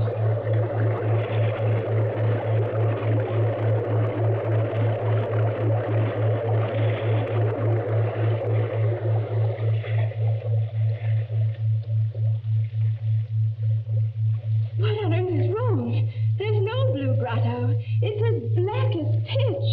My dear Nellie, I kept trying to tell all of you. The Blue Grotto effect is caused by the sun's rays.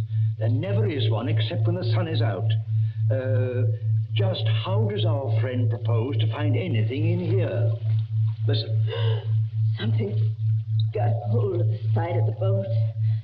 I felt it move. Not the dead girl, I trust. There's a hand here. A wet hand.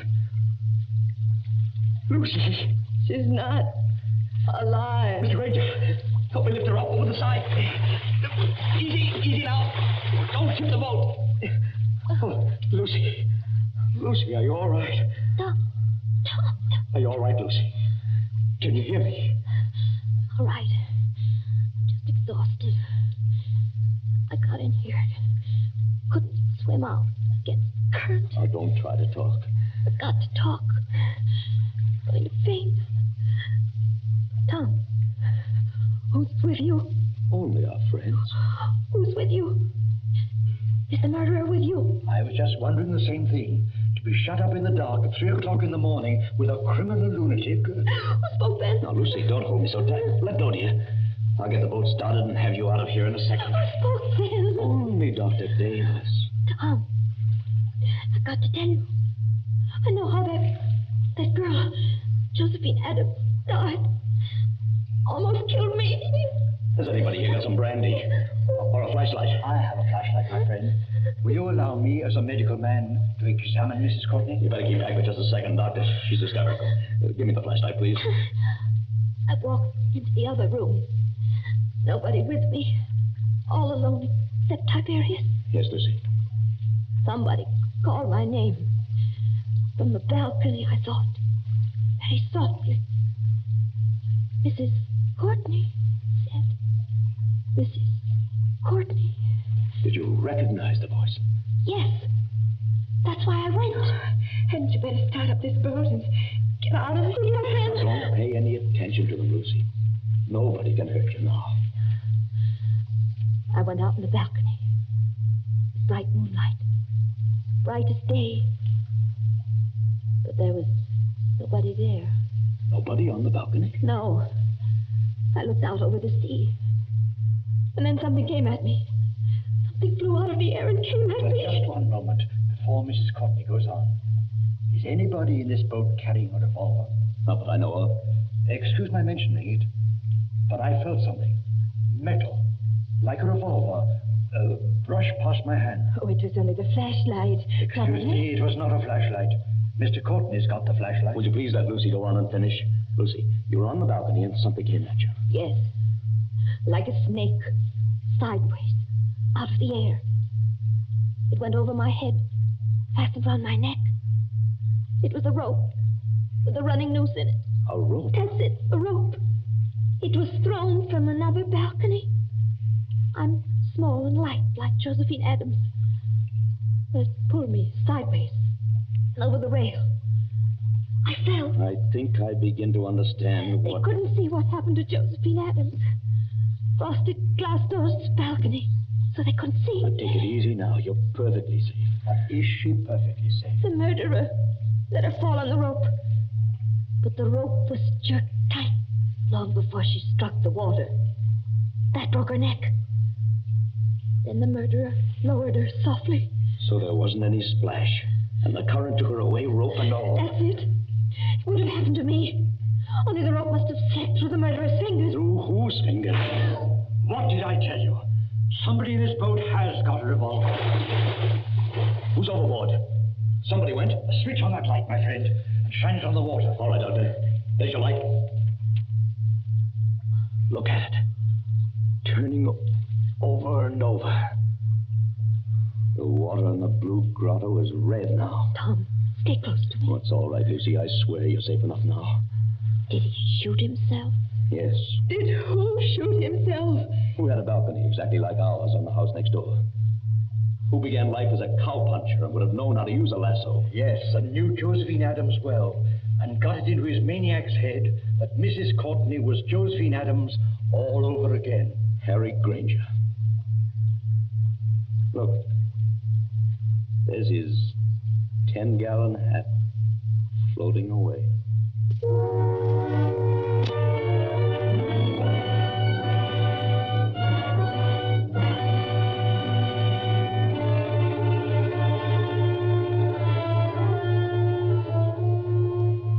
And so ends The Bride Vanishes, a story of mysterious doings in the Isle of Capri, and tonight's story of suspense.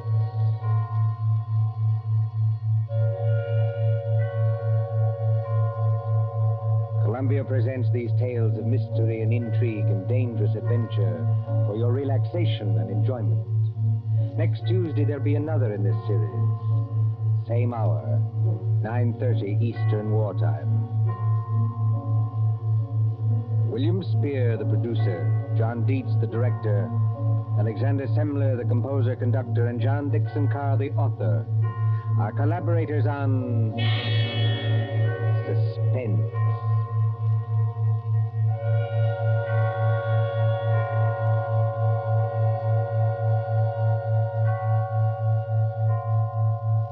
This is the Columbia Broadcasting System.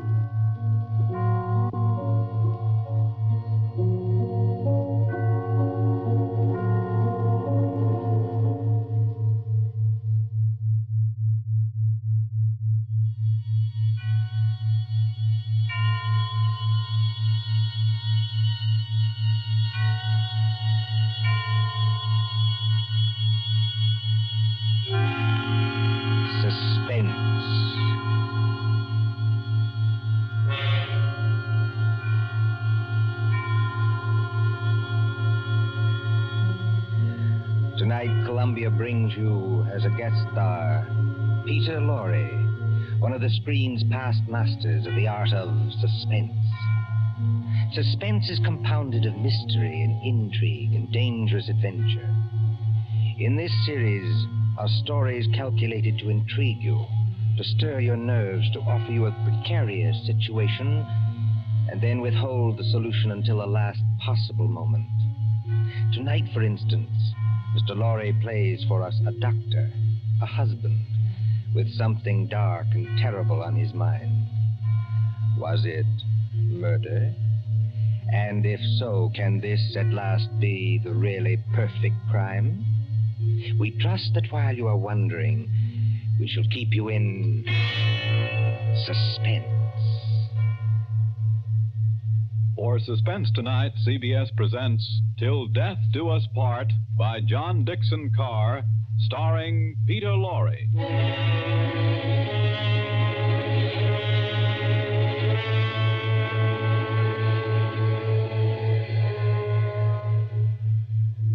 Late one night in December of 1941, a man and his wife sat beside the fire in their country cottage. This man, look at him, a professor of mathematics, stout and middle-aged, guileless as a child. In the remote corner of England where he lives with his pretty English wife, they say of him, Jolly decent fellow, you know, for a foreigner. Isn't he? Always a smile for everybody, and so polite. That's why it's such a shame about his wife and that young American. There hasn't been anything between them yet, I'm almost sure. But if the American stays here much longer... I tell you.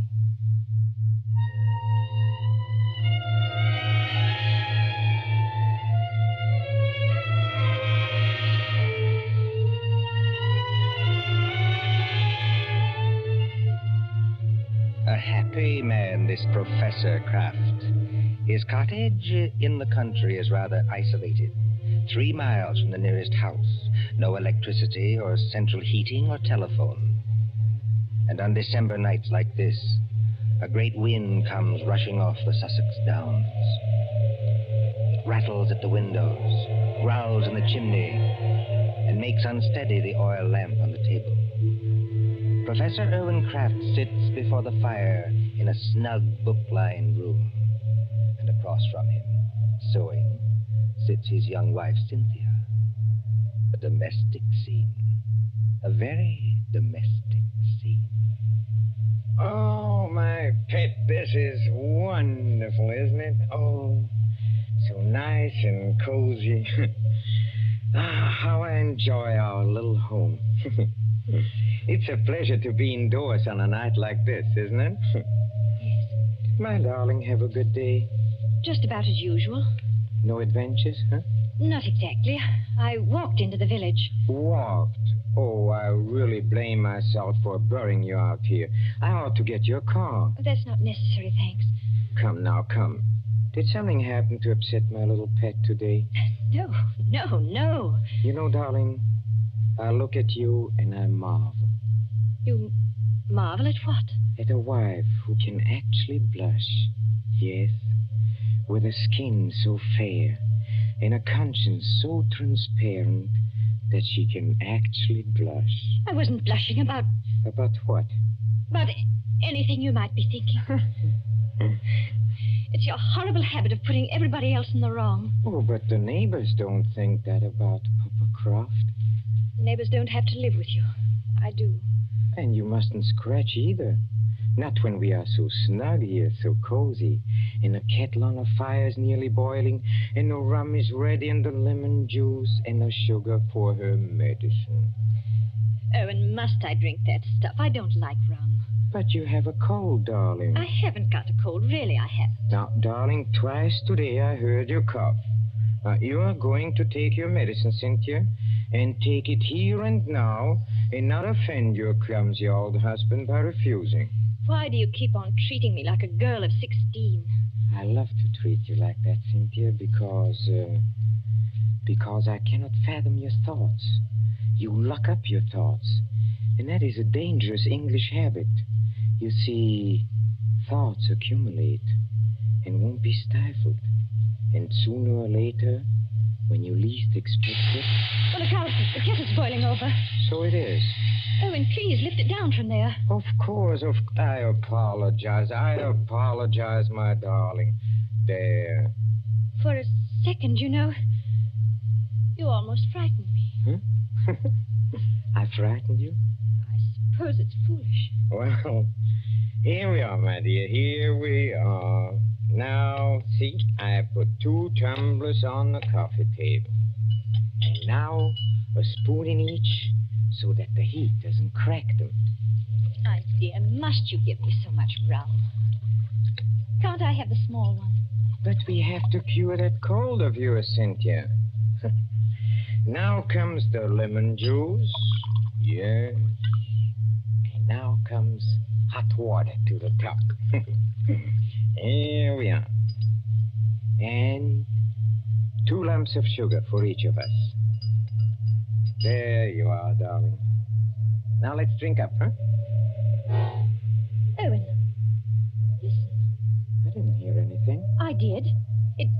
It came from that cupboard over there. It sounded like your accordion. Oh, that's nonsense, darling. That's nonsense. There it is again. Well, that's only the wind.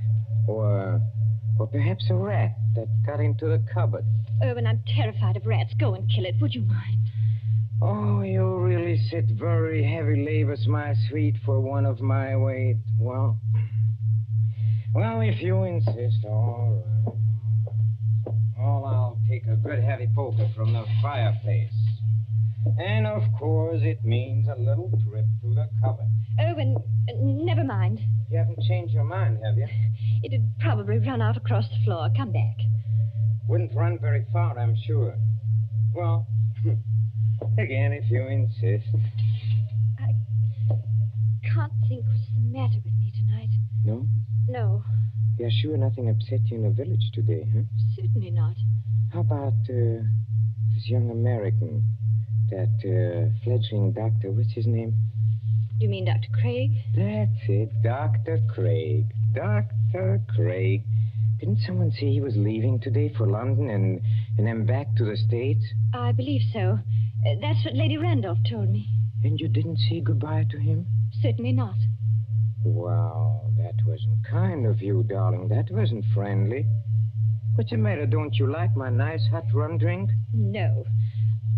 But you'll give me no peace till I do drink it. That's right, darling. That's right. Now, take it down like a good girl. I'm keeping you company. See? Oh, how pretty she looks. With her yellow hair in the firelight. And her red mouth. And her light little hands. Very pretty. Oh, there is just one other thing, Cynthia. I gave you a letter to post this afternoon. Did you post it? Yes. Registered? Yes. And did you notice to whom the letter was addressed? Everybody notices the address on an envelope.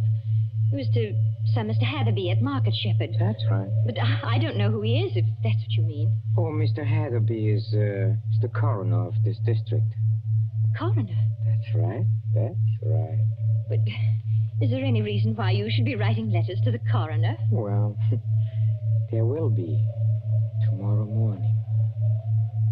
We have been just drinking poison, my love. Why did you drop your glass, darling? I don't believe you. No? This will interest you, Cynthia. You were a trained nurse, and weren't you, You see, the poison was aconite, monk's shoot. No. Yes, homegrown in our own little garden. You know, 1/16 of a grain has been a fatal dose. There's no telephone here. No car, not even a neighbor. Exactly, my angel. Take your hands off me. Let me get up. No, my pet. In about 5 minutes, you see, the first symptoms will come on. Symptoms? Yes. Our throats will grow dry. Our eyesight will turn dim. No. And presently we'll lose the use of our limbs. Well, there are convulsions before the end, I believe, but we won't feel them. Let me up. If you try to hit at me, Angel, you'll upset that lamp. And, well, if you upset the lamp, this cottage would go up like tinder. We don't want to burn to death, do we? Owen, why are you doing this? Why are you doing it? Why? Do you think all Papa Kraft is blind, my pet? Huh? If I can't have you, Cynthia, nobody else is going to have you. You mean Jim Craig? So it is Jim Craig. Oh, that was nothing. My tongue slipped. A cynic would say, my dear, that your foot slipped. Do you think I don't know what happened the other night at the schoolhouse? Schoolhouse? Yes, the Market Shepherd Schoolhouse. At Lady Randolph's little concert in aid of the war relief. Nothing happened. I swear it didn't. No? No. Oh, Oh, then it was coincidence, I suppose, that you and that Dr. Craig didn't arrive until the concert was nearly over. Yes, it was. We didn't go there together. No? We met in the little hall outside the auditorium. It was just as you were finishing your number on the accordion.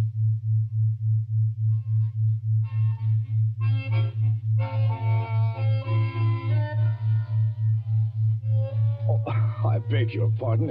It's so dark here, I almost bumped into you. Isn't that Mrs. Craig? Yes. Good evening, Dr. Craig. We seem to be late.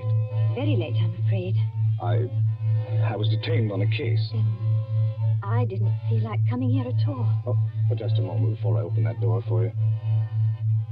Won't it look a little funny, our arriving here together? Funny? Why should it? No reason at all, only... Cynthia, listen to me.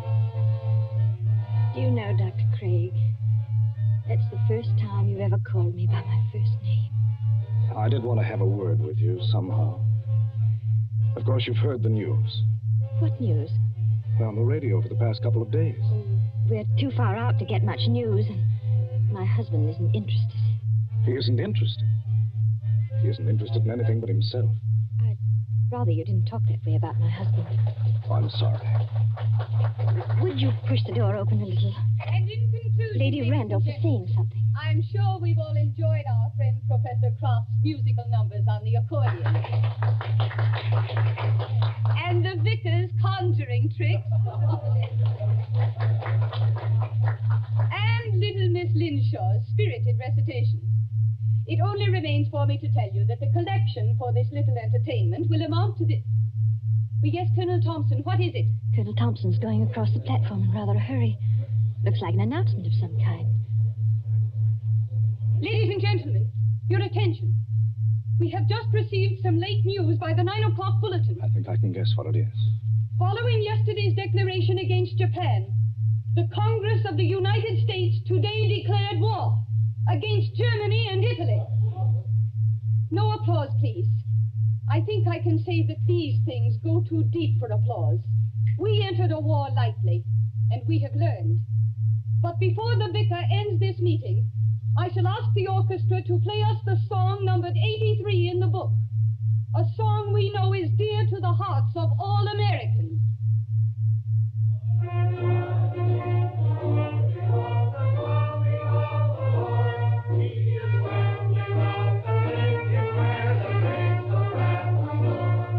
Close the door, Cynthia.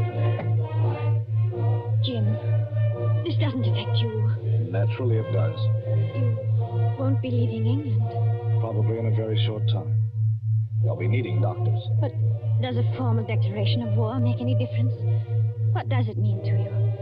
What does it mean? I can't explain it, Cynthia. It's all in that song.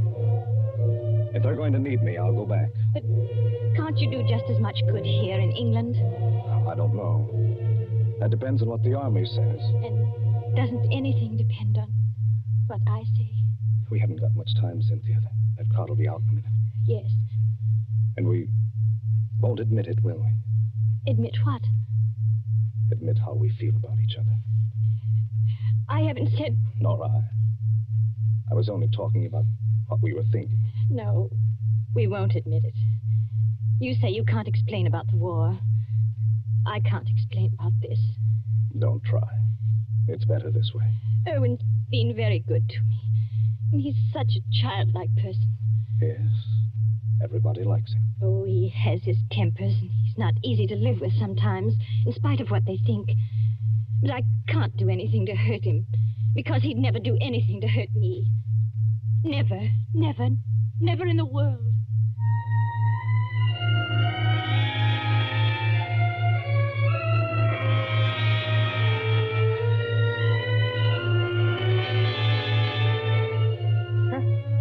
A very fair estimate of my character, too. That's exactly what I said about you. So you are in love with that fellow? I admit it now. Yes. Tell me, darling, do you feel anything yet? Feel anything? I mean, dryness, muscular contraction of the throat. Yes. Oh, I thought so. I won't die. I won't. out. And how do you propose to stop yourself?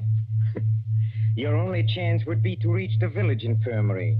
And I'll see to it that you don't get there. But what if the poison takes you before it takes me? Then you can't stop me. But it won't, darling. You seem terribly sure of that. You see, the amount I gave you, as you perhaps noticed, was more than I gave myself. I'm going to follow you, my little pet, into the dark, where there are no Dr. Jim Craigs, but not too quickly.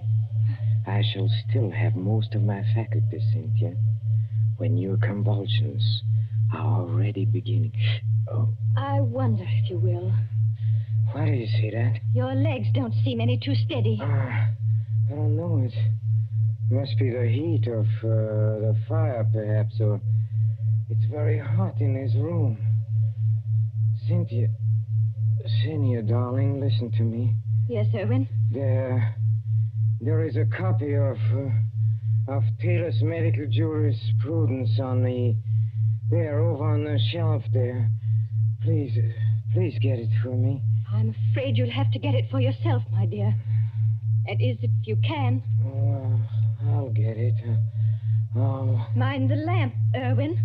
We don't want the house afire, just as you said yourself. I'll mind the lamp.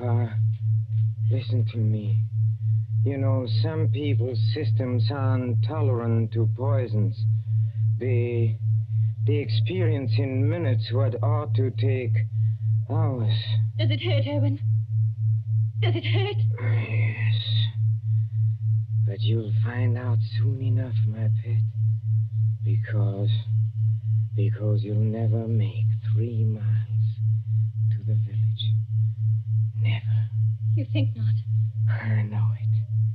And just remember, I shall be waiting. Waiting? Out in the dark and cold, where there is neither marriage nor giving in marriage. I'll be waiting for my little pet to come and join me. I shall be waiting. Owen! Owen! Oh, I hate you. I loathe you. I'm afraid of you. But I don't want you to die because of me. And yet, you are dead, Owen. But I'm not going to join you. I've never prayed much, Owen, but I'm praying now. Whatever comes over my wits and makes my senses weak, give me strength enough to get to the village. Just give me strength enough to get to the village.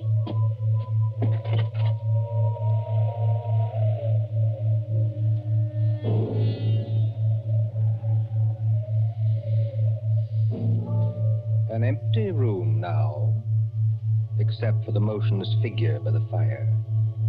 The great wind enters through an open front door and makes the lamp shake dangerously on the tables. The whole house creaks. Otherwise, it is very quiet.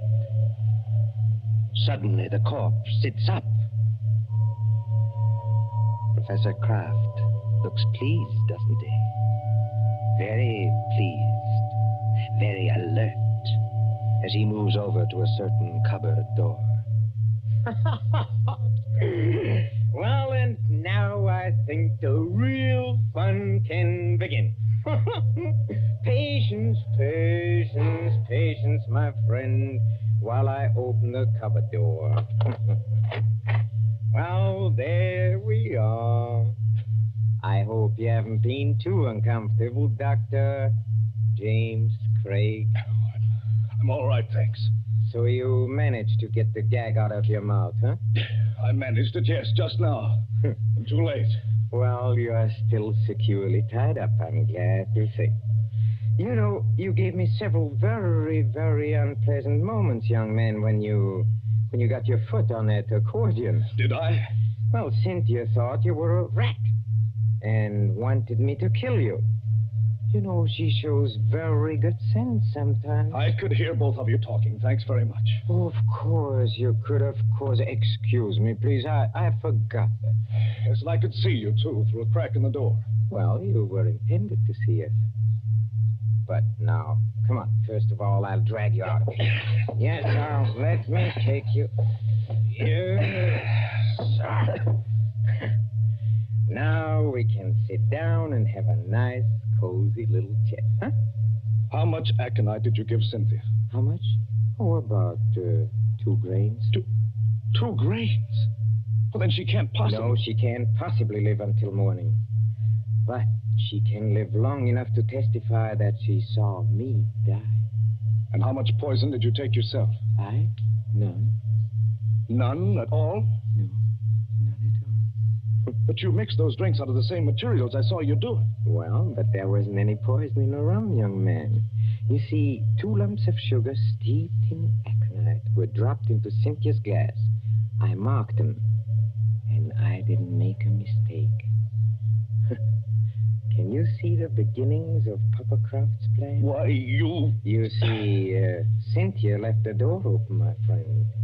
And there is a very strong wind blowing tonight. Well? Just observe how it lifts the table covers, flutters the magazines, makes the lamp tremble. I shouldn't be surprised, you know, if one of those lamps blew over. A fine crash in a sheet of flame, huh? And when they come here tomorrow morning, after Cynthia's testimony and my letter to the coroner, they'll expect to find at least a few charred bones among the ruins. And of course they must find some remains. Whose remains? Yours. Yes, you've got me tied up pretty well, haven't you? And now, you see... Now comes the best. You were last seen going towards the railway station, to London, and then to America. Nobody will inquire after you. Except Cynthia. That's right, except Cynthia, who will be dead.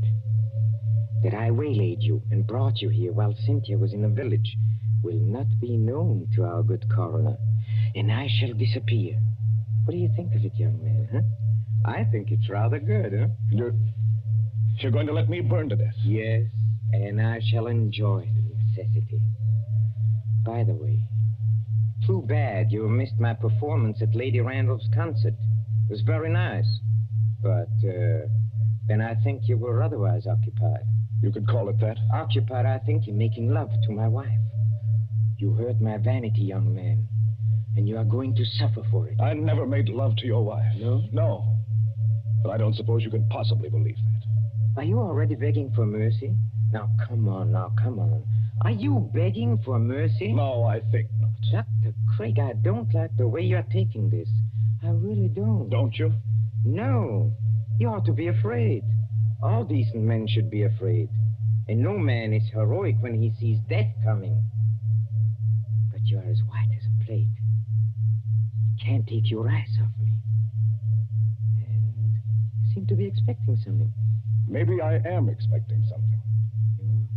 Well, I think I can persuade you to tell me what's on your mind, my friend. If I use the poker out of the fire, huh? You see, I'm a mathematician. I leave nothing to chance. Do you hear that, Professor Kraft? A car has stopped out in front. Well, they won't come in here. But of course they will. It's probably the Home Guard. Look, you fool, you've left the front door standing wide open in a blackout. Don't be childish. Do you think to upset me with that? Something's upset you. Take a look at yourself in a mirror. Huh? Nothing can upset my plans now. Everything is ready. My clothes and my money are in a stable. This place, this pretty little cottage, will be a furnace. All I have to do is pick up that lamp. You see, like this, and something is wrong with me. You're not acting this time, are you? You're not pretending now. You swine! What have you done to me? I have done nothing. You have done something to me. I can feel it. There's sweat all over me. My throat's choking. This way, Lady Randall. Through the gate and up the path. That sounded like my wife's voice. It was Cynthia's voice. What is wrong with you? A person would think you were drunk. I'm sorry, Lady Randall, stopping me in the road and asking to be taken to the infirmary at 80 miles an hour, and then finding there was nothing wrong with you. Oh, but it can't be. It isn't possible. Oh, but it is. You see, your plans didn't include the fact that Cynthia doesn't like rum. Remember, you poured a very large drink for her and a small one for yourself. And you filled both glasses with hot water. Oh, remember when she got you to leave her and come over to this cupboard? Yes. She changed the glasses then. You're the one who swallowed the poison, 2 grains of aconite. No. Help me. Please. Help me. Nothing on earth can save you. Help me, please. In the name of pity, please. Please help me. Nothing on earth can save you. Please. No. You won't. Then I'll show you. I'll take you with me. I'll take everybody with me. Where are you going? I'll get that lamp.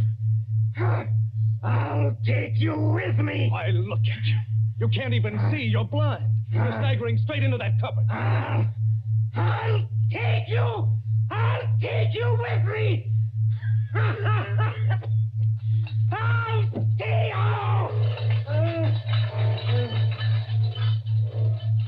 you. Jim, what are you doing here? Come in, Cynthia. Come in and take a look at the man who died twice.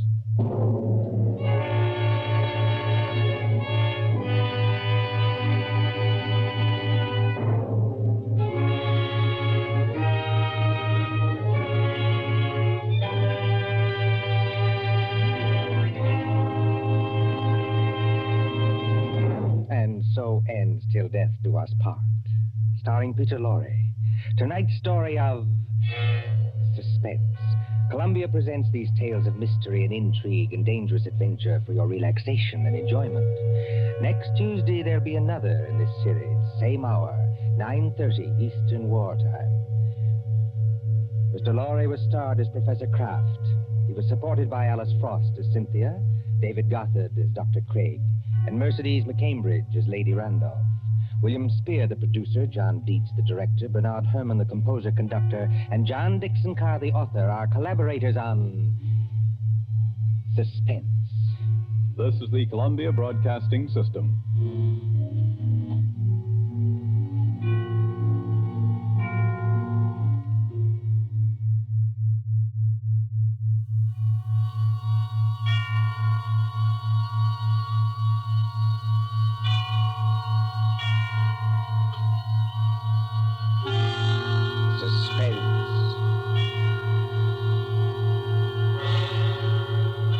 Tonight, Columbia brings you as guest star Hollywood's genial character actor, Stuart Irwin.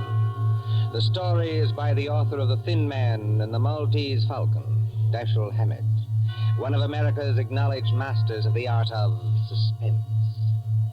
Suspense is compounded of mystery and intrigue and dangerous adventure. In this series are stories calculated to intrigue you, to stir your nerves, to offer you a precarious situation, and then withhold the solution until the last possible moment. Tonight, for instance, Stuart Irwin plays for us a pleasant, easygoing assistant chief of police in a small town who, to everyone's surprise, was instrumental in solving a murder. We trust that with this tale we shall keep you in suspense. For Suspense tonight, CBS presents Stuart Irwin in Two Sharp Knives by Dashiell Hammett.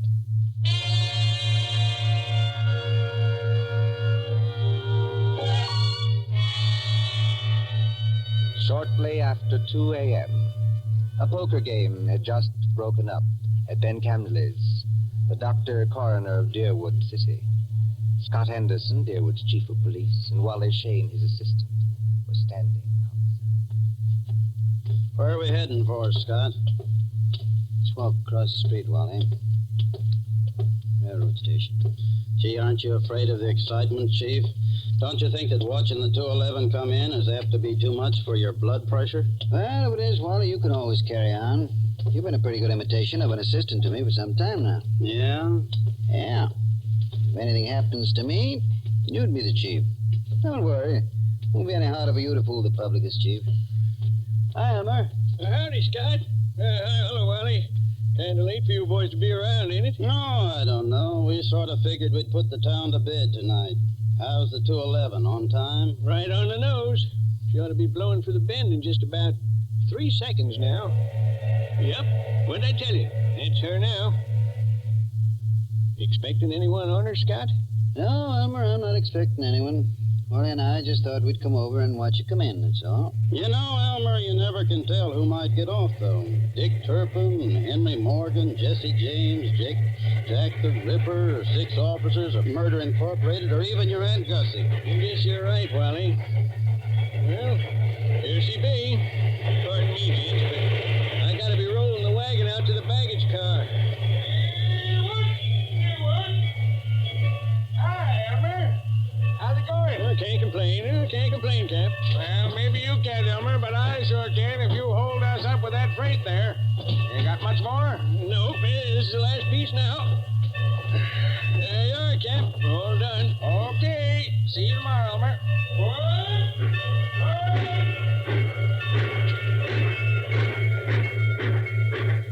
Hey, Scott, do you see what I see? I mean, do I see the man who just got off that train? The answer's yes. Well, he's a ringer for the guy we got a picture of. That is the guy. Well, then, what do we do now? We take him, Wally. My car's at the corner of the alley. But, Scott... We'll tail him up the street. Okay, Scott. There he goes now, over toward the taxi stand. Come on, let's follow him.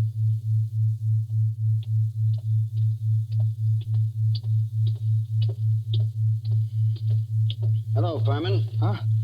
Oh, I don't believe You're Mr. Furman, aren't you? Yes, I am. Philadelphia? Yes? I'm Scott Anderson, Chief of Police. What? Chief of...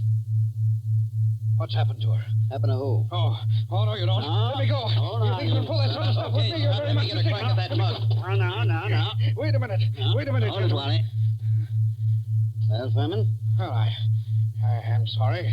For a moment there, I thought you weren't really a policeman. Thanks. Nice to know I look almost human.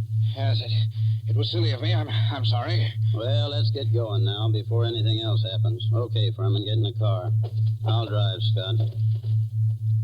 In you go.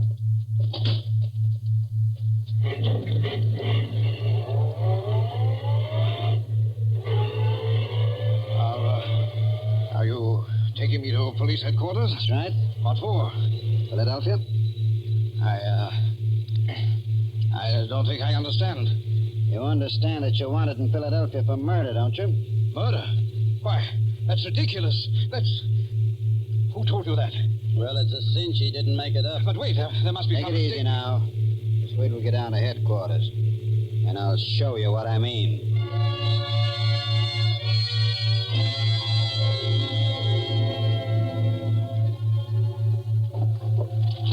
Now then, here's the circular on Lester Furman. It was sent out by the Trans-America Detective Agency in Philadelphia. Take a look at it. Oh, yeah. $1,500 reward for the arrest and conviction of Lester Furman, alias Lloyd Fields, alias J.D. Carpenter, for the murder of Paul Frank Dunlap in Philadelphia on December 8th, 1942. Well? It's a lie. You're Furman, aren't you? Oh, yes, but... That's your picture on the circular, isn't it? Oh, yes, but I... Well, Scott, I see you and Wally got Furman, huh? Oh, hello, George. You lucky stiffs. Now you two split $1.50 reward. I never seen nothing like it. You know, if it ain't vacations in New York at the city's expense, it's reward, though. George, someday, if you don't remember you're the jailer around here, not the D.A., you're going to be wearing your teeth on the outside of your lips, and I'll be the guys who arrange them that way. Savvy? Just because you caught a guy who's hot in Philadelphia. It's a lie. It's a frame-up. You can't prove anything. There's nothing to prove. I never killed anybody. I won't be framed. Take it I won't easy, be framed. Furman. Take it easy. You're wasting your breath on us. Save it for the Philadelphia police. We're just holding you for them. But it's not the police. It's the Trans-American We Detective... turn you over to the Philadelphia police. Mr. Anderson, Well, then there's nothing I can do now. There's nothing any of us can do till morning. We'll have to search you now, then we won't bother you anymore till they come for you. But Wally, you look through his bag. I'll see what he's got in his pockets. Okay, Scott. Well, all he's got on him are some business cards, a few letters, $160, a book of checks in a Philadelphia bank, and a few odds and ends. What's with the bag, Wally? Not much. A couple of changes of clothes, some toilet articles, and... Oh, here's a 38. Loaded. Pretty little thing, isn't it? Okay, put those things in what I got in the vault. All right, George. You can take Furman now and lock him up. This is the most ridiculous Come thing on, darling, come on. We ain't had nobody in our little hoosegow for 3 days running. Hey, huh? You'll have it all to yourself. Just like a suite at the Ritz. But Go on, in you go. I tell you, you're making a mistake. I demand to be allowed to get in touch with my lawyer. Hey, how about you boys cutting me in on a little of that blood money, huh? Oh, sure, George, sure. I'll forget all about that 2.5 you've been owing me for 3 months. Make Furman as comfortable as you can, George. Take good care of him. He's valuable, huh? Yeah, now, if it was some bum that didn't mean a nickel to you... George, any day now, I'm going to forget that your uncle is county chairman and throw you back in the gutter just to see how high you'll bounce. Remember that. Oh, Scott, I didn't mean nothing. That's all, George. Never mind the rest. I'm going home now. If anything's urgent, I can reach there. But get this. I don't want to be disturbed. Unless it is urgent.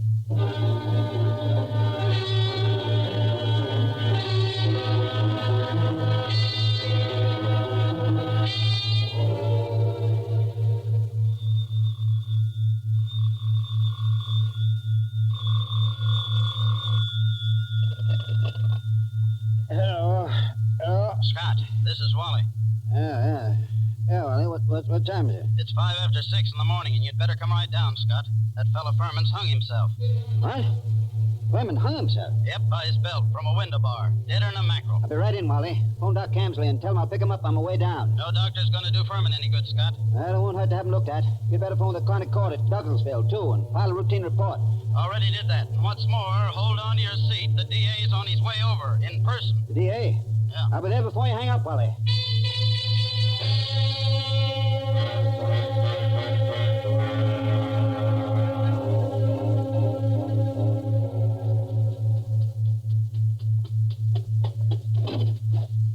Come on in, Chief. Ted Carroll, the DA's here, and he's plenty hot under the collar.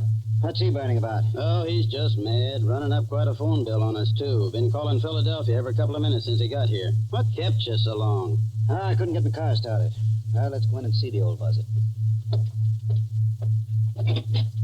Oh, Ted? Listen, Scott, what is all this? Oh, what? There's some funny business going on here.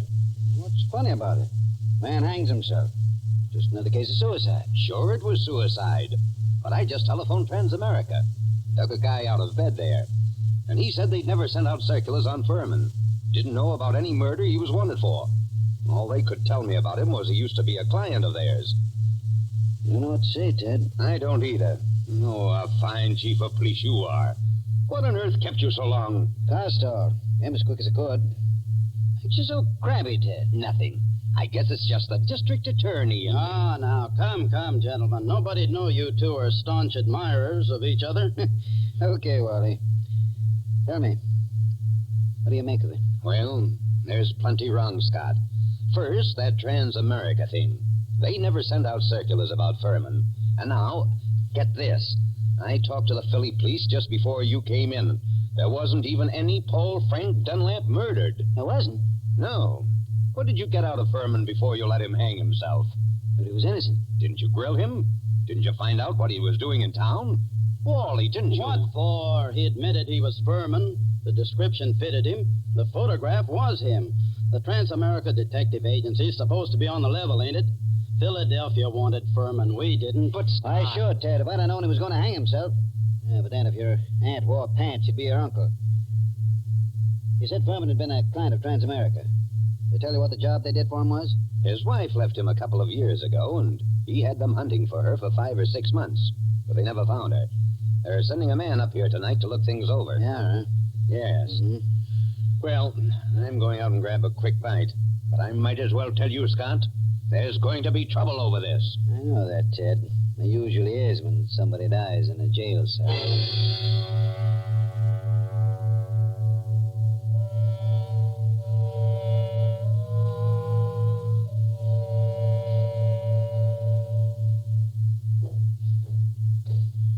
Well, so what's become of that 1,500 fish now, huh, Scott? What happened there last night, George? Nothing. Furman hung himself. Did you find him? Uh-huh. Wally took a look in here to see how things was before he went off duty, and he found him. You're asleep, I suppose. Well, I was catching a nap, I guess, but everybody does that sometimes, Scott. Even Wally sometimes when he comes in off his beat between rounds. Yeah, but I always wake up when the phone rings or anything. Oh, sure. Well, suppose I had been awake. Can't hear a guy hanging himself, can you? Did Doc Campley say how long Furman had been dead? He done it about 5 o'clock, he said he guessed.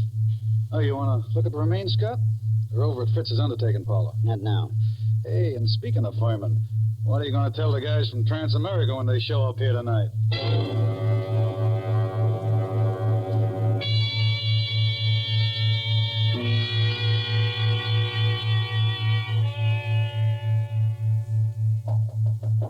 Come in.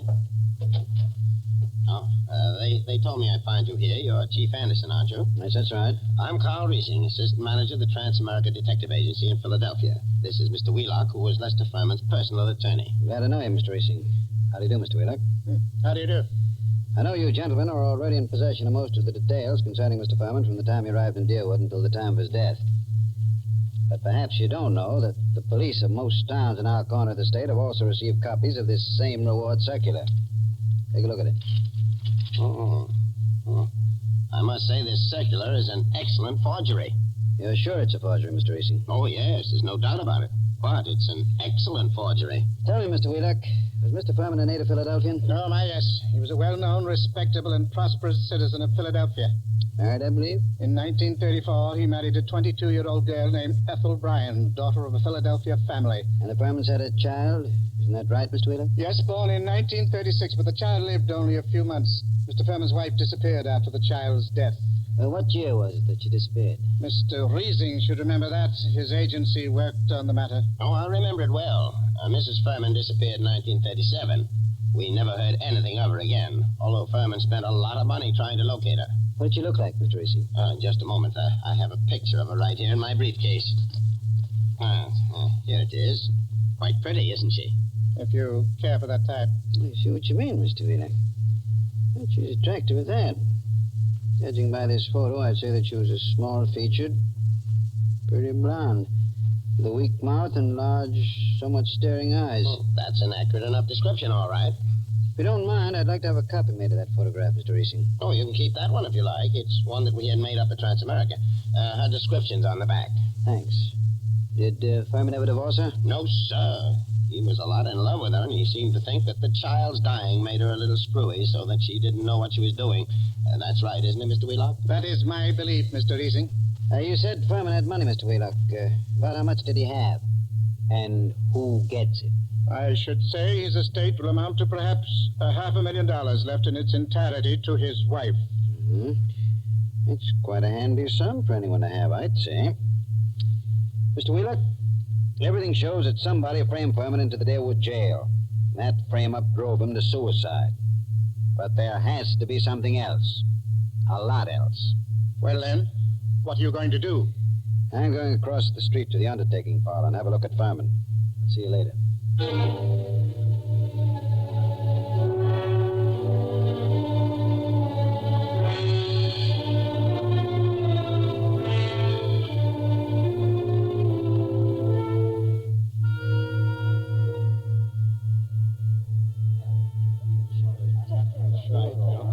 Hello, Doc. Hi, Scott. I figured you'd come over here to the undertaker's pretty soon. What's in your mind, Doc? Let's get out of this crowd. I want to tell you something. I just got rid of 2 guards in my office. Let's go back there. Suits me. 2 of those bruises showed, Scott. What bruises? Furman. Well, up under the hair, there were 2 bruises. Why didn't you tell me? I'm telling you now, Scott. You weren't here when I made my examination. This is the first time I've seen you since then. Why didn't you spill the stuff about Furman's bruises when you were testifying at the inquest, Ben? I'm a friend of yours. Do I want to put you in a spot where people can say you drove this chap to suicide by third-degreeing him too rough? You're nuts. How bad was Furman's head? Well, Scott, that didn't kill him, if that's what you mean.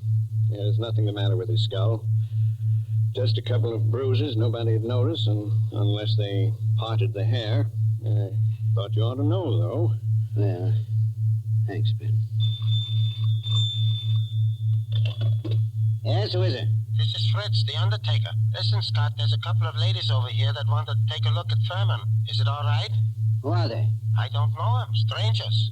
What do they want to see him for? I don't know. Wait a minute. Can I please see him?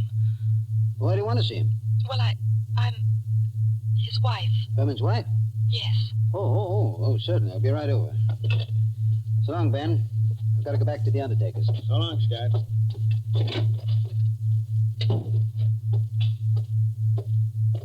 Hey, Scott. What do you want, Wally? I want to talk to you a minute. Over here where we won't be seen. Okay, what is it? A couple of dames came into Fritz's undertaking place just as I was leaving. One of them's Hotshot Randall, a babe with a record as long as your arm. She's one of that mob you had me working on in New York last summer. She know you? Sure, but not by my right name. She thinks I'm a Detroit rum runner. I mean, did she recognize you just now? I don't think she saw me. Anyway, she didn't give me a tumble. You don't know the other one? No, she's a blonde, kind of pretty. Okay, Wally. Stick around a while, but stay out of sight. Maybe I'll be bringing these dolls back with me. Whatever you say, Chief.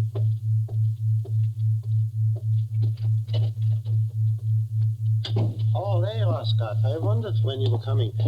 This is Mrs. Furman, and this is Mrs. Crowder. How do you do? Hiya, Chief. They just saw the body. Mrs. Crowder, I thought your name was Randall. What do you care, Chief? I'm not hurting your town any. Don't call me Chief.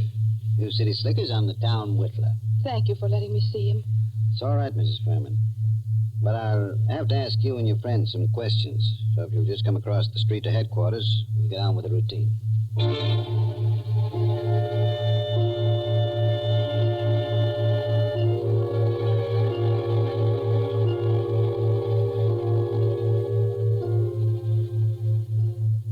Before I ask any questions, I want to tell you something.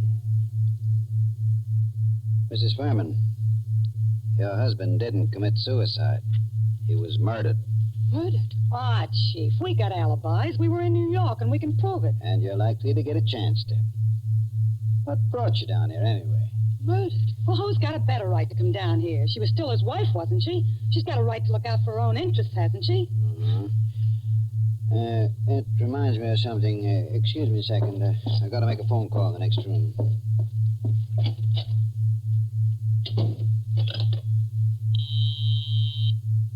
Officer Hamill speaking. This is Scott. Yes?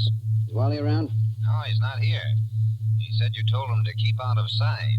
I'll find him for you, though. Right. Tell Wally I want him to go to New York tonight. Send Mason home to get some sleep. He'll have to take over Wally's night trick. Oh.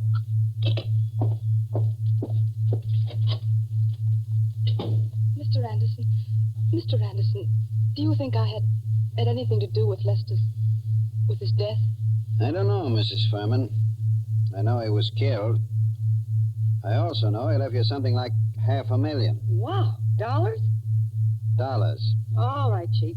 Let's stop clowning. The kid here didn't have a thing to do with whatever you think happened. No? No. We read about Lester Furman committing suicide in yesterday morning's paper, and about there being something funny about it.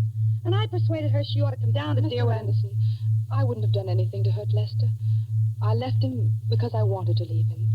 I wouldn't have done anything to hurt him for money or anything else. Had I wanted money from him, I would only have had to ask him for it. That's the truth, Chief. For years I've been telling Ethel she was a chump not to tap him. But she never would. I wouldn't have hurt him. Why'd you leave him? Oh, I don't know how to say it. The way we lived wasn't the way I wanted to live. I wanted... Oh, I don't know what. Anyway, after the baby died, I couldn't stand it anymore. Excuse me. Hello? Oh, yeah, Hammer? You gave Wally the message? Yes, I want him to go to New York tonight. Okay, where is he? Home?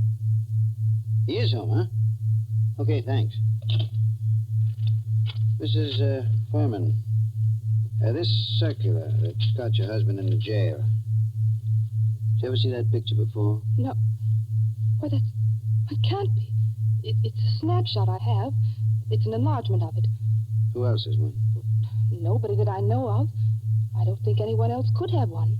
You still got yours? Yes. Don't remember whether I've seen it recently. It's with some old papers and things. But I must have it. Well, Mrs. Furman, it's stuff like that's got to be checked up. Neither of us can dodge it. Now, there's two ways we can play it. Yes? Mrs. Furman, I can hold you here on suspicion until I've had time to investigate things. Or I can send one of my men with you to check up in New York. Yes? I'm willing to do that if you'll speed things up by helping them all you can. If you'll promise you won't try any tricks. I promise. I'm as anxious as All right. How'd you come down? We drove down. We got a great big car. That's my car, see? That big green job across the street. Yeah. And my man can ride back with you, but no funny business. Oh, don't worry, Chief. Come on. We're going to see Wally Shane, the man who's going to drive to New York with you.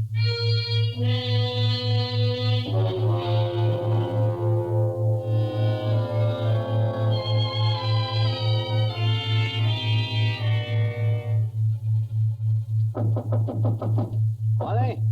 Who is it? Scott, Wally. Come in. Ladies first. Harry. Ethel. No, you don't. No use reaching with that gun, Wally. Already got you covered. I guess you win, Scott. Yeah, I guess I do. Come along back to headquarters with me like a good little boy. Wally, you're under arrest for murder.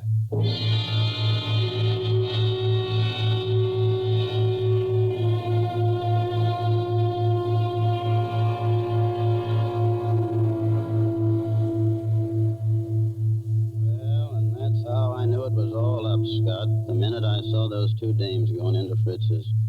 Then when I was ducking out of sight, I ran into you, and I was afraid you'd take me over there with you, so I had to tell you one of them knew me. Figured you'd want to keep me under cover for a little while anyhow. Long enough for me to get out of town. Why didn't you get out, Wally? Well, I dropped in home to pick up a couple of things before I scram, and that phone call of Hamill's catches me, and I fall for it. You see, Scott, I figured you're not on to me yet and are going to send me back to New York to see what dope I can get out of the dames. Well, you fooled me, brother. I'd have thought you'd fall for that. Then you didn't just stumble into all this accidentally, did you? No, I didn't, Wally. I figured Furman had to be murdered by a copper. The no reward circular is well enough to make a good job of forging one. Incidentally, who printed that Furman circular for you, Wally? Now, I'm not dragging anyone in with me. It was only a poor mug that needed dough. Okay, Wally. You see, I knew only a copper would be sure enough of the routine to know how things would be handled. Only one of my coppers would be able to walk into Furman's cell, bang him across the head, and string him up on the... Those bruises showed, you know, Wally. They did? I guess I should have wrapped 2 towels around that blackjack. No, gee, Scott. I seem to have slipped up on a lot of things. So that narrows it down to my coppers and... Well, you told me you knew the Randall woman. There it was. Only I figured you were working with him. What got you like this, Wally? Same thing that gets most saps into jams, a yen for easy dough. I was in New York, see, Scott, working that Dutton job for you, palling around with big-shot racketeers, passing for one of them, and... Yes? Well, I got to figuring that my work takes more brains than theirs, and they're taking in big money, and I'm working for coffee and cakes. That kind of stuff gets you, Scott. Anyway, it got me. Mm-hmm. Then I ran into this Ethel Furman, and she goes for me like a house afire. I liked her, too, see, so that's dandy. But one night she tells me about how much dough her husband's got and how he feels about her, and I get to thinking... Thinking what? I think she's nuts enough about me to marry me. So I get to thinking, suppose he died and left her his role. Mm-hmm. I see. So I run down to Philly a couple of afternoons and look Furman up, and everything looks fine. I took my time working out the details, meanwhile writing to her through a fellow in Detroit. Go on. Finish, Wally. Well, I decided to do it. I sent those circulars out to a lot of places, not wanting to point too much to this one. And then when I was ready, I phoned Furman, telling him to come to Deerwood Hotel that night, and sometime before the next night, he'd hear from his wife, Ethel. I knew he'd fall for any trap that was baited with her. Only, I guess I'm not as sharp as I thought I was, Scott. Maybe you are, Wally. Maybe you are. That doesn't always help. Old man Camsley, Ben's father, used to have a saying, to a sharp knife comes a tough steak. Well, sorry you did it, Wally. I always liked you. I know you did, Scott. I was counting on that.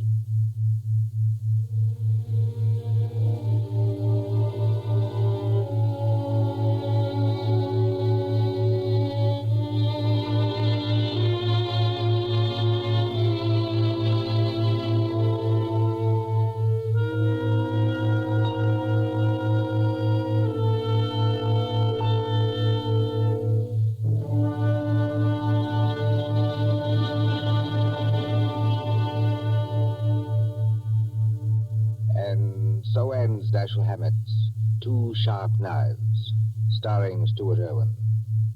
Tonight's story of Suspense. Columbia presents these tales of mystery and intrigue and dangerous adventure for your relaxation and enjoyment. Next week, Suspense will not be heard because of a special holiday broadcast. Columbia's review of the events of the year, 12 crowded months, which has been scheduled. On the following Tuesday, January 5th, there'll be another in this series. Same hour, 9:30 Eastern Wartime. William Spear, the producer, John Dietz, the director, and Bernard Herrmann, the composer-conductor, are collaborators on Suspense. This is the Columbia Broadcasting System.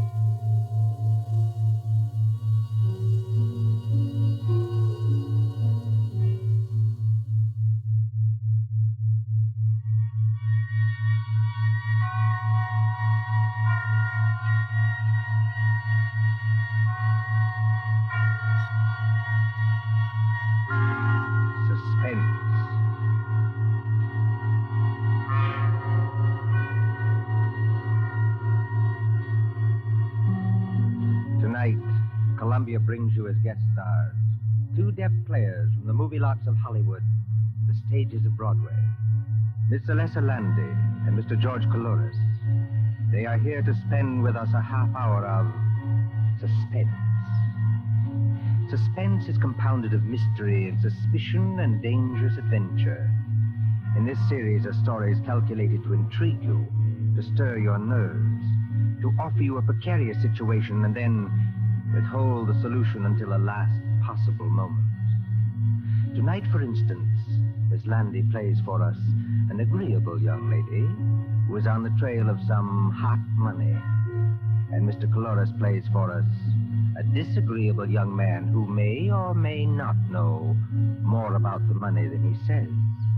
We trust that with this tale we shall keep you in suspense. For Suspense tonight, CBS presents Alessa Landy and George Coulouris in Nothing Up My Sleeve by John Dixon Carr.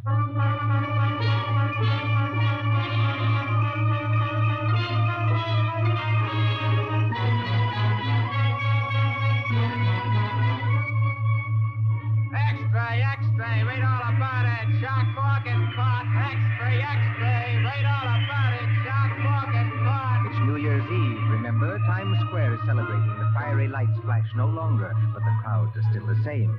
thronging, jostling, singing, drowning out a voice at the street corner when it says, Fatal gun battle at Jamaica, read all about it. Fatal gun battle at Jamaica, read all about it. But would that cry perhaps reach as far as a large and sedate country house some 20 miles from New York? Out there, the earth is sealed up with snow. The white pillars of the house rise up high and ghostly against it, showing no outward lights. A lonely house, this mansion in fir woods. Just the place for a murder, I've always said. Wouldn't surprise me either. These Roths are a funny lot. And alone in that house tonight, apparently alone, is a man practicing shots in a billiard room, a long and paneled room at the back of the house. Now, look at Mr. Derek Roth, as tall and lean and well-tailored as ever. Many people don't like him. He's a little too supercilious, a little too sure of himself, too suggestive of the lifted lip and the glazed eye. There he stands in the billiard room, under the snow-covered skylight, leaning over the green cloth under brilliant lights when... Huh? Just a moment, please. Good shot. Yes, come in. Excuse me, Mr. Rolfe? Oh, not at all. Hey, wait, aren't you Miss... I'm Dorothy Dale, your aunt's social secretary. Surely you remember that. Oh, of course. Forgive me for forgetting your name. You surprised me, Dorothy. Yes, I thought I surprised you a little. No, I mean you surprised me by being in the house at all. Why? Why? Well, this is New Year's Eve. Shouldn't you be out getting drunk and blowing cardboard horns and doing the other fantastic things that people do? I haven't much heart for that tonight. Please, don't become emotional, Dorothy. I detest emotion. If you're shivering, go over by the radiator. Mr. Rolfe, may I ask you a question? Of course. Did you ever feel sick at heart? Huh? Physically sick, I mean, so that your insides turned over and you couldn't get your breath and... Did you? No, I can't say I did. May I move you aside for just a moment? Thank you. Not bad. Can't you guess why I came here to see you tonight? No. Because I'm in terrible trouble, Mr. Rolfe. Desperate trouble. And I think you can help me. I can help you? How? For one thing, you're making quite a name for yourself as a lawyer. Yes, that's what others have told me. For another thing, do you know a man named Sharp Morgan? Sharp Morgan? Sharp, did you say? Mm-hmm. Sharp Morgan. No, I'm sure I've never heard that name before. You ought to know him. He's a little dark-faced man with most of his upper lip cut away in a knife fight, so that you can see all his teeth. That's why they call him Sharp. Oh, he sounds like an unpleasant-looking person. He is, or was, a ghastly-looking person. You don't know him? He's not a client of yours? No. I don't believe you.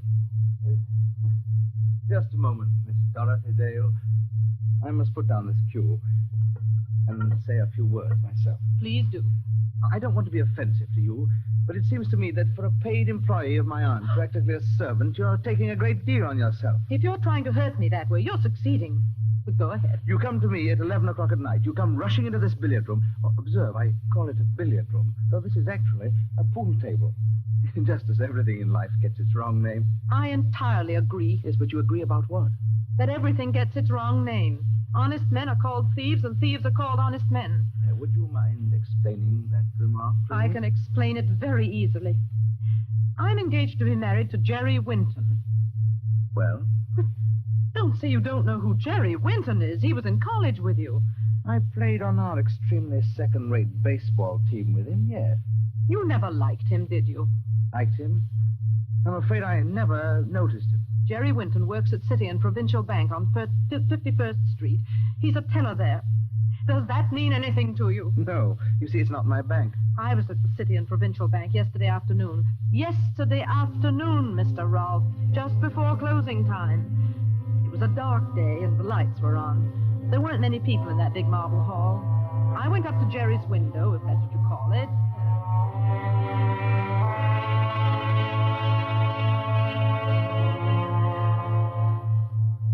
Can you cash a check for $1 million?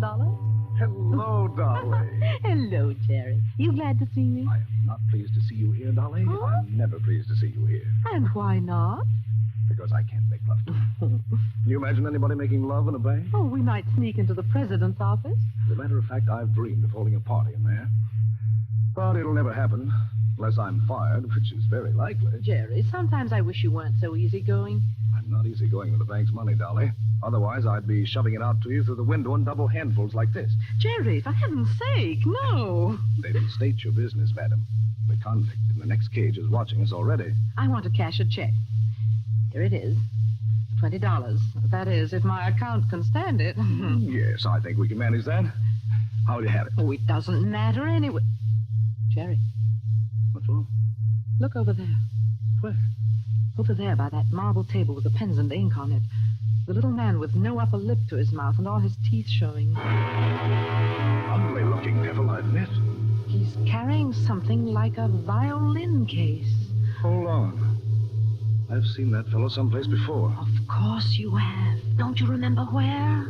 It was out at Mr. Rolfe's house in the country when you came to visit me last Sunday. The man with the teeth and 5 other men were coming out on the porch as we were going in. Wait a minute, Dolly. That's not all. What is it?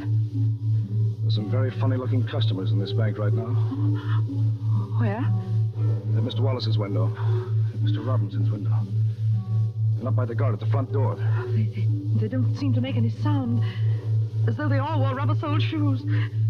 Jerry, something's going to happen. I know it is. Unless I can get off this stool and That was just to call your attention, folks. Just to call your attention. Now, just stand where you are, all of you. Nobody will get hurt. Darling, I'm scared. Well, what should I do? Steady there, just stand still. Oh, don't dare turn around. Stop the man with the teeth. Yes, he's got the machine gun. We don't want any funny business about alarm bells, see? One of the boys has already gone behind to take up the collection. Just stay where you are. That's all you gotta do. You can't get away with this. Oh, look, boys, here's a guy at the front with a nice mahogany desk and a plate with his name on it who says we can't get away with it. That's Sean. Don't do it, Sean. That wasn't in our orders. So we can't get away with it. Oh, he's crazy. I hear somebody else talking. Jerry! Thought I heard somebody over there. Oh, it's you, kid.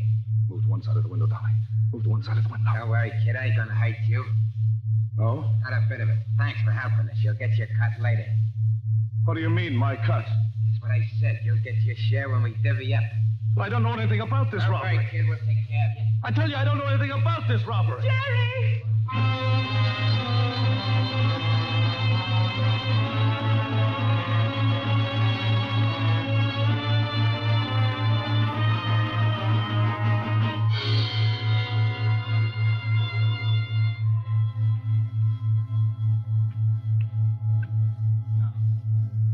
$6 in the end pocket.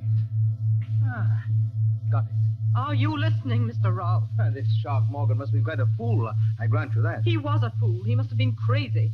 But they've held Jerry at police headquarters just the same. Well, that's very unfortunate if he's innocent. You know he's innocent. I'm afraid I don't know anything about it. Don't you even know what happened today? Haven't you read the newspaper? No. The police trapped that whole gang in a Long Island farmhouse. There was a gunfight. Oh, is that so? Oh, no casualties, I hope. You hope? I must tell you again, Dorothy, don't be emotional. I detest emotion. The whole gang were killed, every last one of them, including Shark Morgan. So there's nobody to talk, nobody to tell. But, as you were saying? They didn't find the money. What money? The stolen money. $88,000 taken from that bank, and yet the police can't find a cent of it. Shall I tell you why, Mr. Rolfe? Because it was passed on to somebody else for safekeeping. Oh, passed on to somebody else. That's what I said. Well, perhaps your friend Jerry Winton could tell us where it is. That's what the police think. Oh, can you imagine what he's going through tonight? Oh, it's not a pleasant way to spend New Year's Eve, I admit. Excuse me. But, after all, the late Shark Morgan did accuse Winton. Now, if he isn't guilty, why should Morgan accuse him? Meanness. I don't think I understand. Meanness. The sort of meanness that some people call a sense of humor.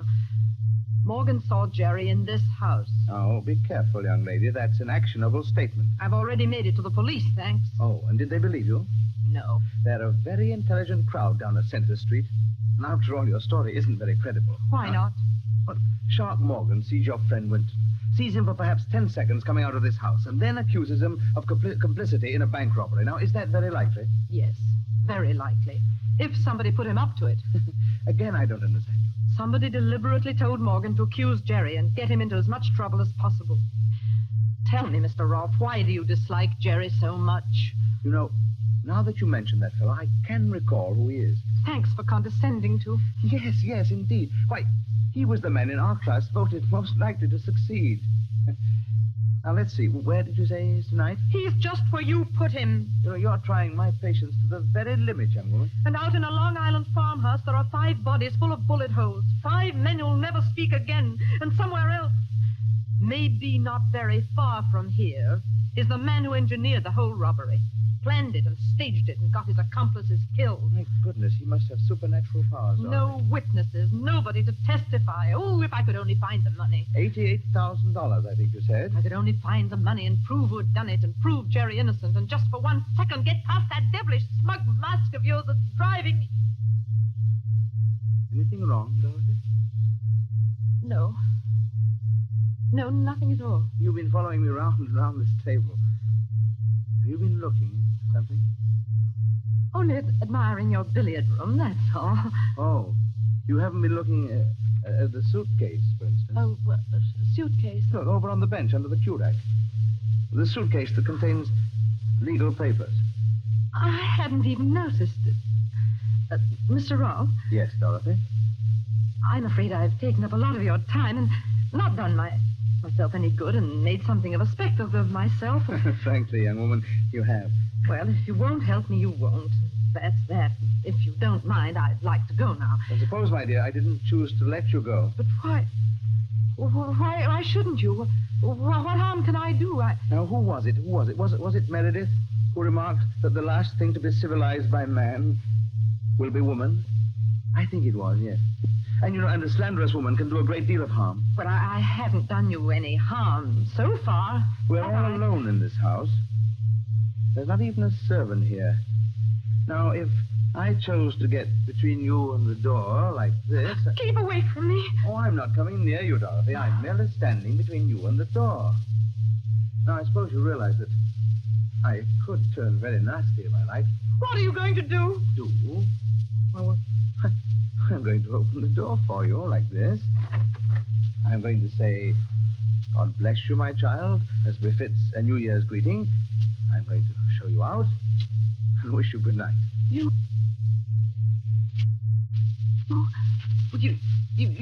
don't mind? Mind? Certainly not. You've got something to hide, haven't you, Mr. Rolfe? No. Nothing, young woman, that I can't hide. Good night.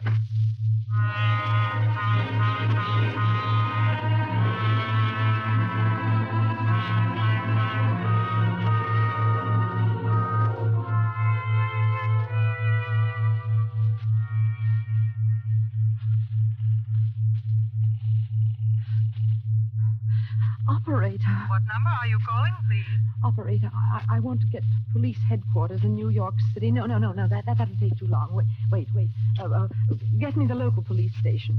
This is Mallingford 8891. The local police station? Yes, that's right. The number you want is Mallingford 326. I will ring them. Thank you. Oh, why is he so confident? What has he got up his sleeve? Mallingford Police Station. Oh, let me speak to the chief of police, please. You're speaking to him, ma'am. Nobody else to stay up here on New Year's Eve. Well, my name is Dale, Miss Dorothy Dale. I'm speaking from Green Acres, Mr. Derek Rolfe's house, about 2 miles up the post road. Do you know it? Yes, I know it, but can't you talk louder? I can hardly hear you. I don't dare talk loud. I'm speaking from a phone just outside the billiard room door. Well, what about it? Listen, you want to recover the city and provincial bank money, don't you? We sure do, miss. That money's hot, but... Well, it's here. It's in this house, in this billiard room now. Oh, who's got it? Derek Rolfe himself. Look, miss, is this on the level? I swear it's true. I've seen the money. Ralph's prominent people, you know. I can't help that. There's a big suitcase completely full of money in packages fastened with the paper label of the city and provincial bank. And that's not his own bank. Take it easy now. The lid of the suitcase wasn't quite closed. He thought he'd be alone here tonight, and that's why he was careless. Does he know you saw the money? Did I see the money? I'm not quite sure. You're not sure?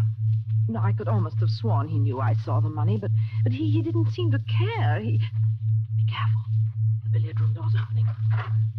Well, I heard someone using the telephone out here. Excuse me, Mr. Rolfe. I only... What's this about the door open?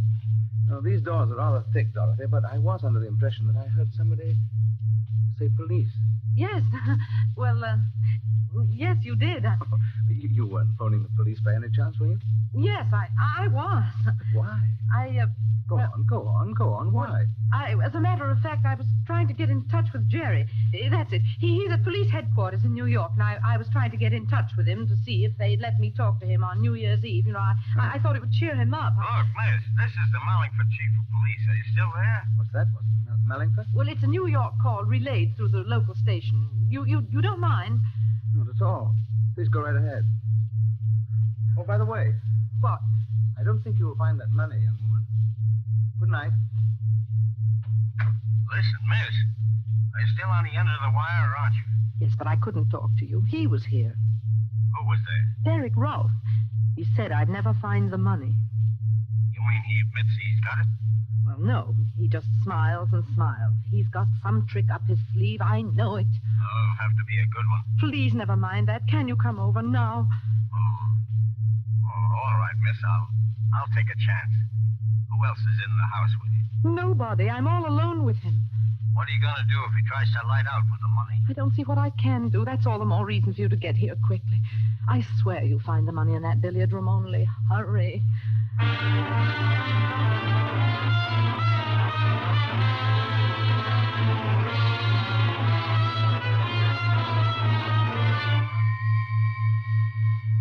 5 minutes. 10 minutes. 15 minutes. It can seem a very long time to a waiting girl crouching in a cold and dim-lit hallway outside a closed door, hearing only the clicking of billiard balls and watching, wondering, and praying until... Miss Dale. Miss Dale. This way. Shh. Miss Dale, I'm Joe Hollister, chief of police. Yes, I recognized your voice. The front door wasn't locked, so I just walked in. I hoped you would. I didn't want to leave here. Has Mr. Rolfe come out of that room since you talked to me? No. And according to what you claim, he's still in there with a suitcase full of money. That's right, Mr. Hollister. Now, look, miss, before we go any further, there's something I ought to tell you. Well? Well, I checked with New York about you. And what did they say? Yes, Miss Hollister. And what did they say about her? Mr. Rolfe! I'm rather interested in knowing that myself. So you could hear everything through that door? Of course I could hear everything through the door, including your conversation with our friend, the chief of police. Good evening, Mr. Hollister. Good evening, Mr. Rolfe. This young lady says that, I know what she says. Will you come into the billiard room, please? Both of you? Oh. Thank you. Just what trick are you up to now? Trick? You talk of tricks. Now, just a minute now. Take it easy. What I want to know is where's this suitcase Miss Dale was talking about? There it is. What, you mean that empty suitcase on the bench beside you? Empty suitcase? Yes, that's what I said. It wasn't empty when I left this room. Chief, do you mind seeing for yourself? Well, it isn't empty. It's empty now, miss. Hollister, it would gratify me to clear this matter up here and now. It'll gratify me, too. I'm tired of this slanderous nonsense, and I mean to end it. This young woman told you that I had, what was it? Some $88,000 in this room only a few minutes ago. I still say you had. Curb your temper, please, while I ask you some straight questions. Can you do that? You better answer them, miss. All right, I'll try. Did I or did I not leave the billiard room at any time? No, you didn't. Good. Well, there's only one door and no window. Only a skylight covered with snow. So I didn't leave that way, did I? No, I suppose you didn't. Therefore, unless you're lying, the money must still be in this room. Yes. Then where is it? I don't know. You must have hidden it someplace. Where? I'm afraid Mr. Rouse right, miss. Take a look around you. One pool table. Comes apart so you can examine it. One radio. Go on, examine that, too. One overhead light, one standing lamp, one bare bench, one rack of cues, one rack of pool balls. Now, that's everything. Now, can you tell me where I could hide enough money to fill a suitcase? No, I can't. It's impossible, miss. The stuff's not here. It must be here. It's either here or else... Or else what? Or else it vanished. Oh, Mr. Hollister, haven't we had quite enough of this? Yes, I guess we have. Now, look here, Miss Dale. I like the way you talked, and I thought you were talking straight. Will you just tell me why you tried to string me along like that? You know, I think I can tell you, Chief Hollister. I wasn't exactly asking you, Mr. Ralph, but... Well, go ahead. You know, perhaps, that she's engaged to a man who was mixed up in the city and provincial robbery? He was not. It was neither a very clever nor a very far-sighted attempt. I'm inclined to think that she'll not have a job when my aunt returns. But as I say, it was a case of any old attempt to shield Jerry Winton. Somebody mentioned my name. Jerry! Jerry. Steady, I'm alive. I'm not a ghost. You needn't dive at me like But that. how did you get here? How did you get away? I was trying to tell you, miss, when our host butted in. The DA is convinced your young man had nothing to do with this. That's right, Dolly. And I thought I'd better come out and take you back to New York with me. I was never so glad to see anybody in my life. Put your arms around me. I don't suppose you'd mind if I picked up this cue and went on practicing? Let's try the 8-ball all the way down the table. Come on, Dolly. It'll be New Year's in a few minutes. There's nothing to worry about. There is something to worry about. He's got the money, the whole 88,000. I know it. I'm sure of it. Only we can't find it. It's hidden somewhere in this room. As I said before, haven't we had just about enough of this? The chief of police there won't believe me, but it's true. I've heard a lot about that money myself. I'll bet you have, son. For nothing but hot money, hot money, hot money, and where is it, where is it, where is it, until I thought I was going off my nut. If I could prove Derek Rolfe had anything to do with this, I'd... Dolly, what's the matter? Mr. Hollister. Yes, miss? I think I know now where he's hidden the money. Well, that was a bad shot, Mr. Ralph. You've made the white ball jump clear off the table. Well, there are plenty of others on the table. I tell you, I know where he's hidden it. Is it in this room? Yes. But where? In the pool table? In the radio? In some secret panel? No. You'd better speak up, Dolly. Has it ever struck you, any of you, that there is such a thing as an invisible piece of furniture? An invisible piece of furniture? You mean we can't see it? No, it's in plain sight. It's smack in front of your eyes. But nobody ever sees it. You can't see it now. We may not understand you, Dolly, but by George, Derek Rolfe does. Look at his face. Yes. I'm looking at it. What's the matter with all of you? Please don't become emotional, Mr. Rolfe. I detest emotion. Miss, there's a reward of $10,000 for the recovery of that money. If you know where it is, tell us. There's nothing easier. It's... Before that young woman says something she may regret, please listen to me. You've got him, Dolly. I don't know how or why, but you've got him. Go on, Mr. Ralph. Tell me, Winton, you and I used to play on the same baseball team, didn't we? That's right. What about it? What did I play on that team? You were the pitcher. Why? Was I good? You had the best control and the best fast one I ever... Wait a minute. Why are you picking up that pool ball? What are you going to do? Take it easy, Mr. Ralph. You three are across the room from me. I have a number of rather dangerous objects on the table here, and I'll split that girl's skull if she says another word. Don't be a blasted fool. Think I can't do it? Well, does that convince you I haven't lost my pitching arm? You didn't even get a chance to raise that gun. No, you don't. Don't try to pick it up. I said it'd lie down on the floor. Get behind me, Dolly. You stay where you are. Move a step off first base and... Maybe you'd better listen to him, Miss Dale. Well, what are you going to do, Ralph? You can't keep us here forever. I don't propose to keep you there forever. I'm not so enamored of your company. Now, what's the game? Well, I'll make a bargain with you. Well? My car's outside, with a little more gas than the state allows. Give me 1 clear hour to get away.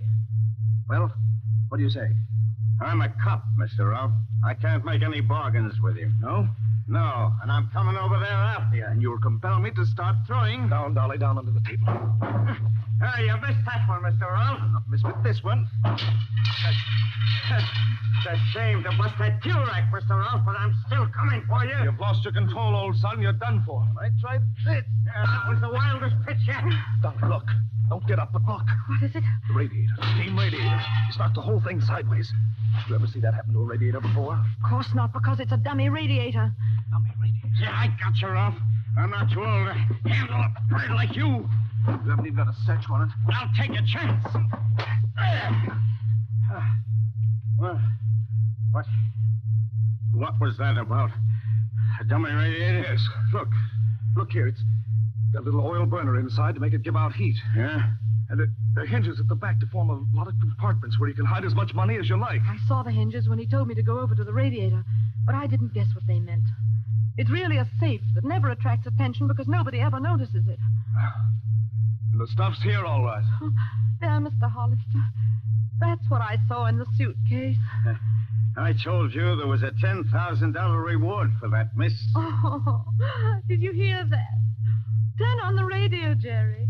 Go on, turn it on. Welcome in the new year. Didn't you tell me, all of you, that the money was hot?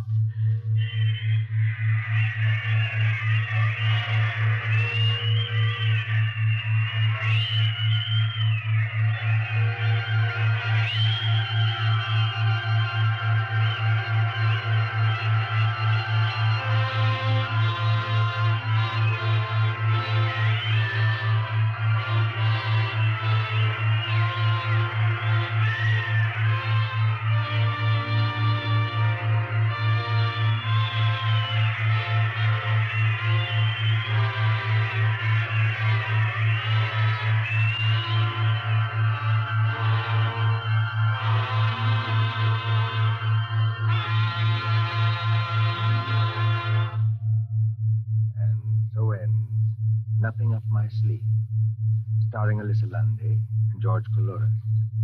Tonight's story of Suspense. Columbia presents these tales of mystery, intrigue, and dangerous adventure for your relaxation and enjoyment. Next Tuesday, there'll be another in this series. Same hour, 9:30 Eastern Wartime.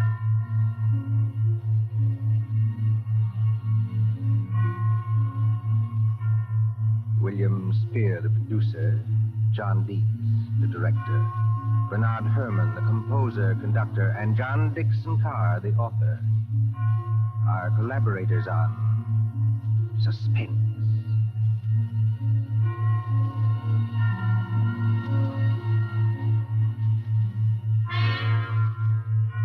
This is the Columbia Broadcasting System.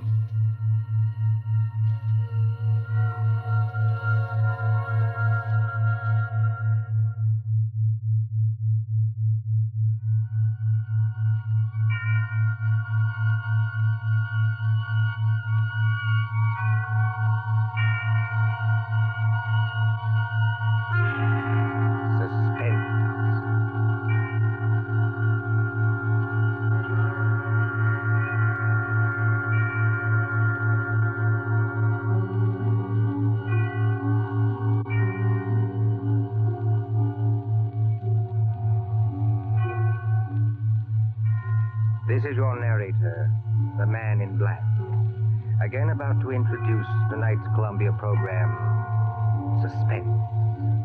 The story is The Pit and the Pendulum by Edgar Allan Poe, the adaptation by John Dixon Carr. Our guest is the distinguished American actor, Mr. Henry Hull, who plays the part of a prisoner of the Spanish Inquisition. If you've been with us on these Tuesday nights, you will know that Suspense is compounded of mystery, suspicion, and dangerous adventure, to hold you in a precarious situation and withhold the solution until the last possible moment. And so it is with The Pit and the Pendulum and Mr. Hull's performance. We again hope to keep you in suspense. And now, The Pit and the Pendulum.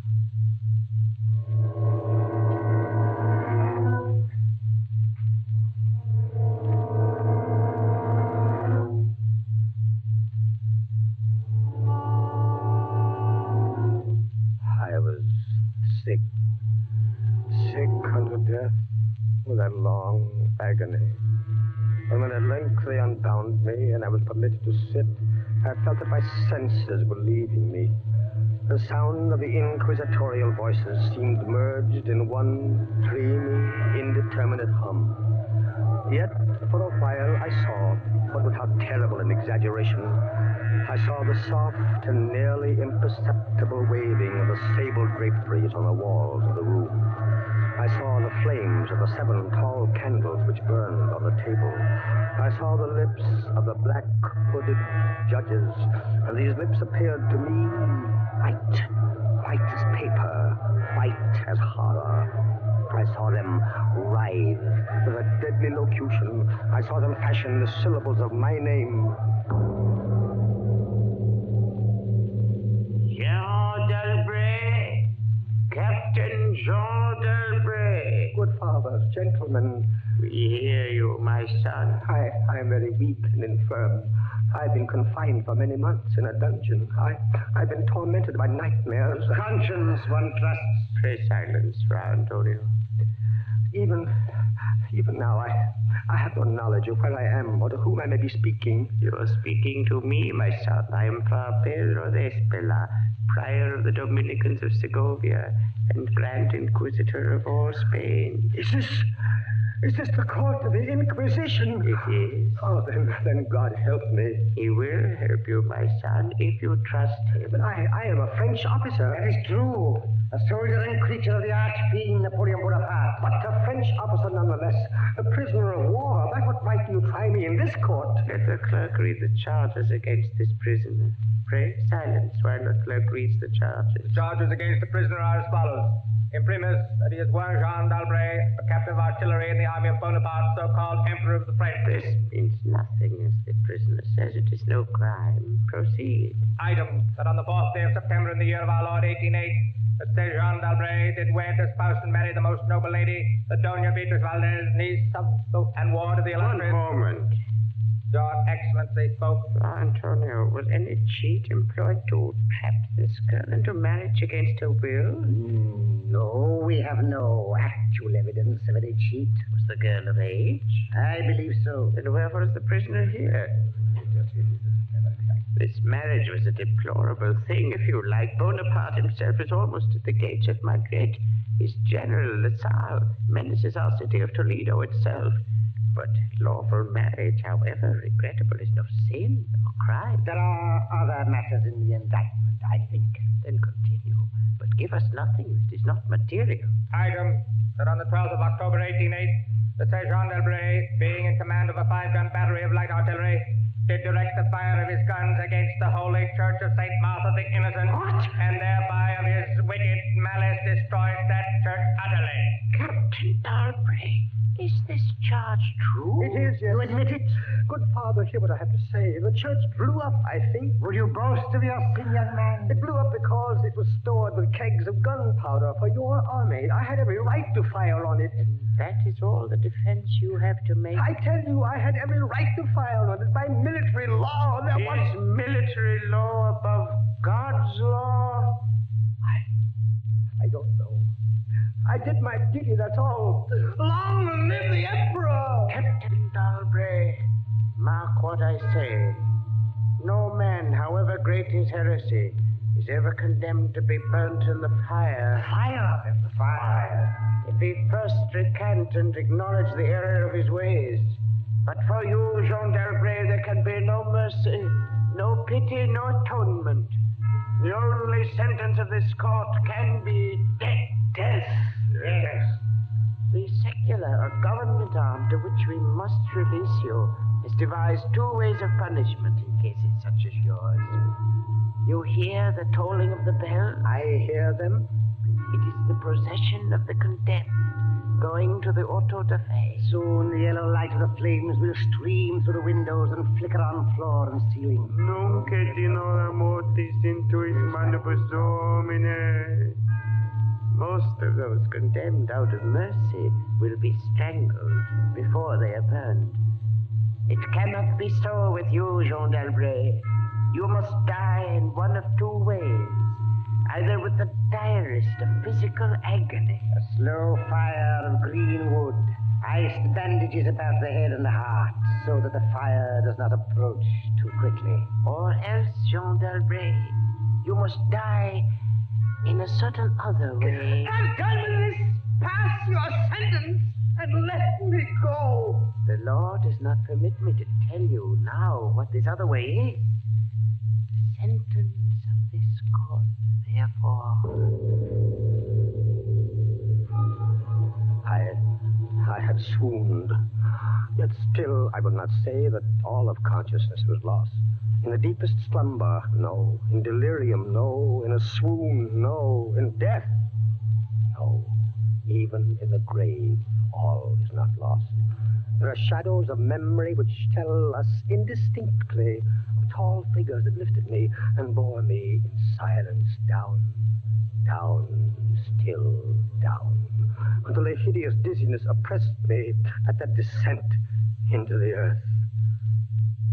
Then, as consciousness swam back to my wits, darkness, stone floor, and darkness. Oh, Beatrice. Beatrice, my wife, Beatrice. Did you call me, John? Beatrice, was that you who spoke? Yes, John. You were here in the dungeons of the Inquisition. I am not really speaking to you, my poor Jean. I am only in your imagination. Am I mad, then? No. But your brain is fevered. You only think you hear me. No, I do. I hear you clearly. As clearly as I once heard you. In the little church near the Ebro where we were married. Yes. I destroyed that church, Beatrice. I had to. It was my commanding officer's order. I know, Jean. Be comforted. There are those who care. You won't leave me. As long as I am in your heart, I shall be here. I was strong once. Now I am weak. Once I was reckless. Now I'm afraid. Where am I, Beatrice? What are they going to do to me? I cannot tell. Remember, my voice comes only from your own brain. Are you fettered? Fettered? No. They've not chained you to the wall. No. They've taken away my uniform. They've given me sandals and a robe of what feels like coarse serge, but I'm still free. Free. Take courage, Jean. Free. And in the grasp of the Inquisition. Beatrice. Yes, Jean. It's completely dark. There's hardly any air. I dread to get up. I dread to stretch out my hand. Suppose they've buried me alive. Courage. Can you stand up? I think so, yes. Then walk. Walk as far as you can. Measure the limit of the cell. If this is not a tomb... You're right, Beatrice, as always. I'll try. Are you on your feet? Yes, now pray. Pray for a poor devil who always meant well. 1 pace, 2 pace, 3, 4. You are very weak, Jean. Rest a moment. Where are you now, Beatrice? In the flesh, I mean. You know that, Jean. In the old house by the olive grove. Scorned of my people. Yes, I know it. Each morning I climb to the hilltop and watch. Go on. Sometimes I think I hear gun wheels rumble in the hills. Yes. And long-moving columns with the red dust rising about. Go on. First come the heavy cavalry in plume-crested helmets. Yes. On their flanks, wheeling like hawks, light hussars in blue and scarlet.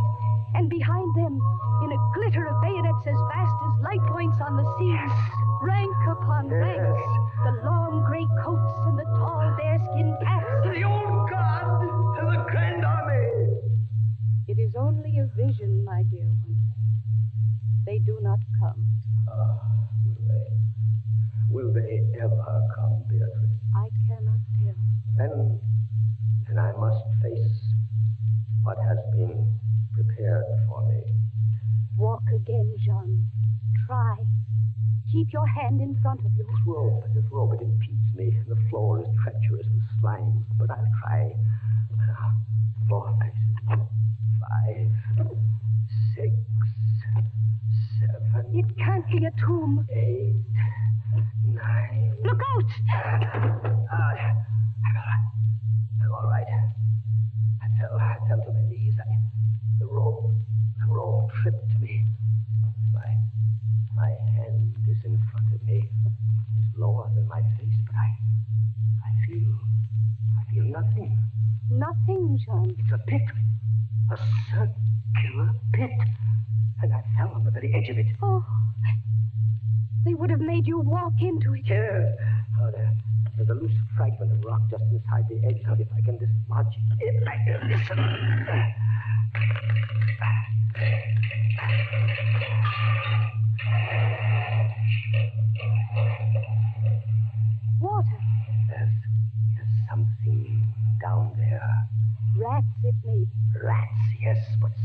bells. I heard it move. So did I. What is in the pit, Jean? I don't know. But you're saved. Saved, Beatrice. Saved from the Inquisition. My torture has been merely postponed.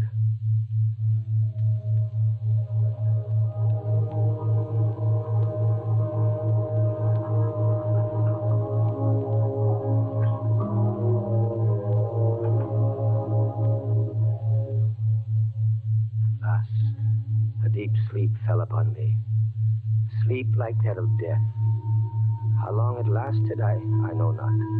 But when I opened my eyes once again, I could see. Yes, see. My prison was large and lofty. Its walls formed of massive iron plates, bolted or joined together.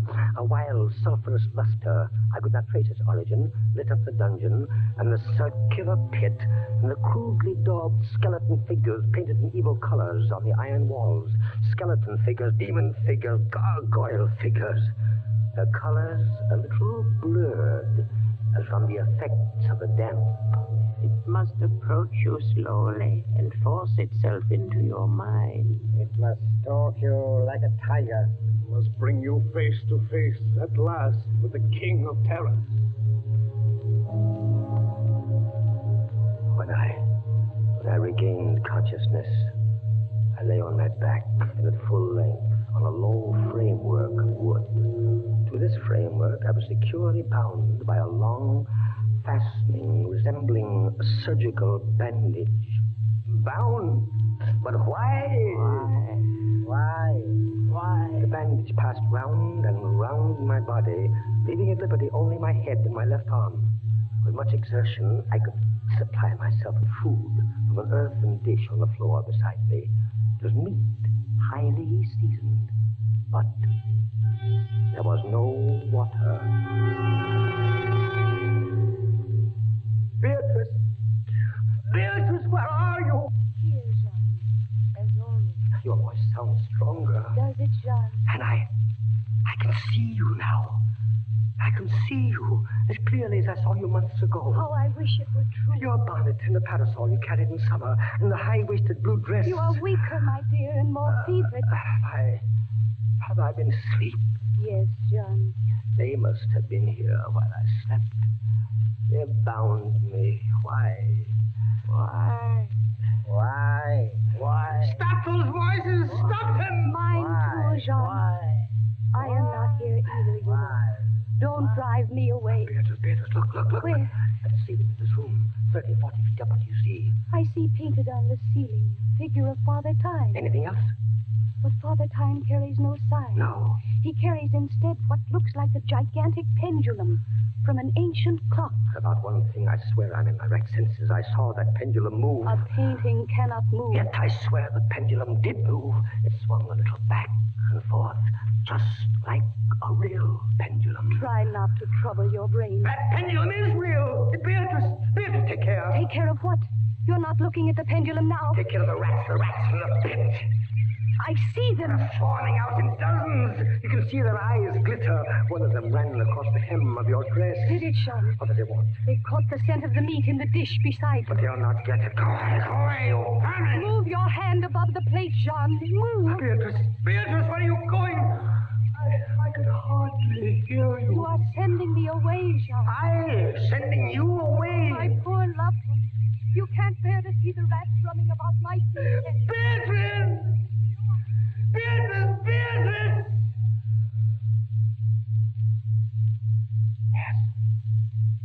it's true. In a cell swarming with vermin. There are others I had rather see here. I'd rather see. You call me Captain Dalbray. Then in spirit, I am here. Who are you? Don't you recognize me? No, I do not. I am that second Inquisitor, Fra Antonio, whom you thought unfair at your trial. But we were not unfair. We administer the law. That is all. Go. I command you, go. Not until I have first told you what you already get. Which is? There are two forms of death for such as you. One, death with its direst physical torture. The other, death with its direst mental torture. And I have been condemned to the second. Your guess is good. Listen. Do you hear anything? Yes, I do. I hear something. Turn your eyes upwards. Look at the ceiling. Pendulum. Aye, the pendulum. It's descended. Only a foot or so, as yet. As you notice, it is not really a pendulum. Its underside is a crescent, formed of razor-sharp steel. You mean? A ponderous weight, Captain Dalbray. Its movement is slow now, but soon it will take on momentum. It will swing wider and wider, 30 feet perhaps. Presently, as it swings, you will hear it hiss, and with each broad movement, it will creep a trifle lower. Steel is directly above me. Yes, above the region of your heart. Lie still and look up at it. How long before? You need have no immediate fear. It will not be too soon. But how soon? Who can tell you? In the name of pity, give me some answer. Hours, perhaps days. It's beginning to swing wider. I can't take my eyes from it. Its glitter fascinates you, eh? See how it shines in that wild light. And this is your utmost refinement in cruelty. The law, Captain Dalbray, is never cruel. And now, still in spirit, I leave you to your meditations. It will not be too soon. Minutes, hours, days.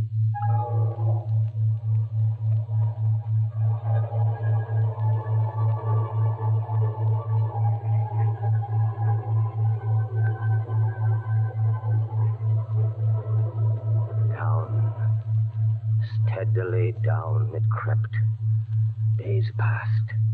It might have been many days before it swept so closely as to fan me with its morbid breath. Minutes. Hours. Days. The odor of the sharp steel forced itself into my nostrils. To the right. To the left. Far and wide, the shriek of a damned spirit. To my heart, with the stealthy pace of a tiger. Down. Certainly, relentlessly down. I prayed. I wearied heaven with my prayer for its more speedy descent. I grew frantically mad and struggled to force myself up against that swinging, glittering death. No avail. Down, still unceasingly, still inevitably down, the sharp steel flashed past within 3 inches of my chest. Beatrice! John? Beatrice, Beatrice, where are you? I heard you calling, John. I am here. It is a strange thing, Beatrice. I'm quite calm. You are resigned, then? No, that is the strange thing. Even now, I am not resigned. Is there a way out? How can there be? 10, 12 more vibrations, and will fray the surge of my robe. Only lightly as a razor in a delicate hand. There will be many sweeps before it bites deep. No, I can't escape it. You kept me away from you, John. You locked me out of your thoughts. If I am here only in your thoughts, why should I fear the rats? The rats! You open your eyes and your eyes blaze. What is it? The rats! Do they still swarm here? Across the floor and over the meat pile. They have taken nearly all your food. Yes, of course, they're ravenous. and they have sharp teeth. Well... The meat is oily and spiced. If I take what remains of it, scatter, you vermin, and rub that meat from the bandages that hold me here. Try it, John, try. It may be too late. If I leave my body attached to an inch up. Try it, I tell you, try. Ah, but look, they scatter as soon as I do try. But they are watching you. I can see their eyes glistening.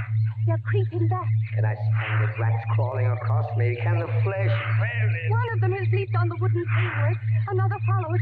They're gnawing at the bandage. 7, 8 more sweeps of the pendulum. But the bandage give way. A little. Lie still, Jean, lie still. 10, 12, a dozen rats now. Is death, I wonder, worse than this disgust? A dozen sharp knives could do no better.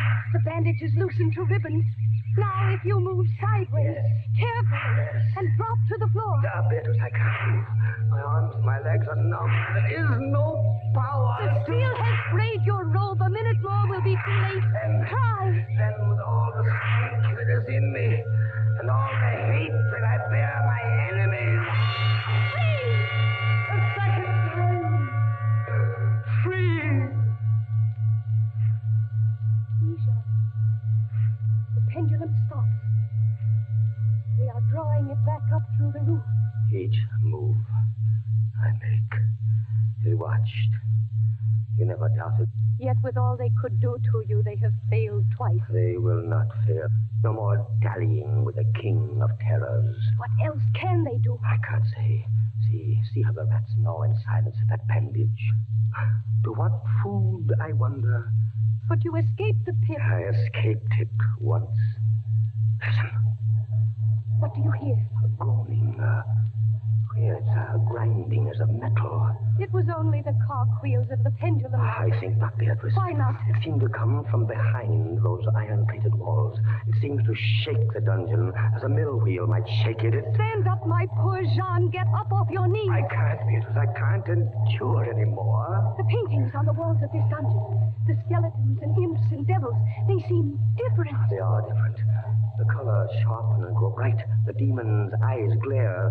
The skeleton hands outstretched. Don't you catch even yet the odor of heated iron? Heated iron? Beatrice, my darling, I have been much humbled.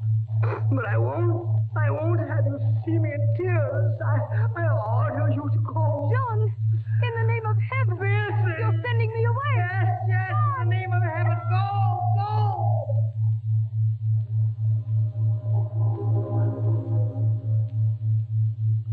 Suffocating heat pervaded the prison.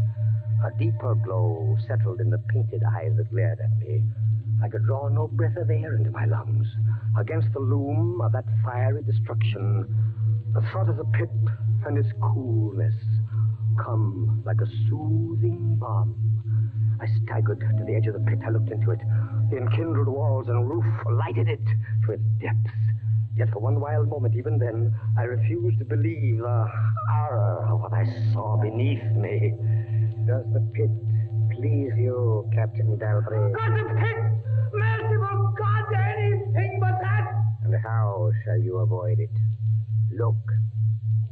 This dungeon has changed its shape. That is true. The walls are closing in. It was formerly a square. And now it is flattened slowly toward the center to force me into the pit. Of course. It'll force you along with me. Again, apparently you must be told, Captain Dalbray, that you are speaking only to your own sick fancy. I am not here at all. Farewell. And now closer and closer through the red burning walls, forcing me into the pit with a swiftness that left me no time for thought. I shrank back, but the closing walls pressed me relentlessly onward. At length, for my seared and writhing body, there was no longer an inch of foothold. I screamed. I tottered on the edge of the pit.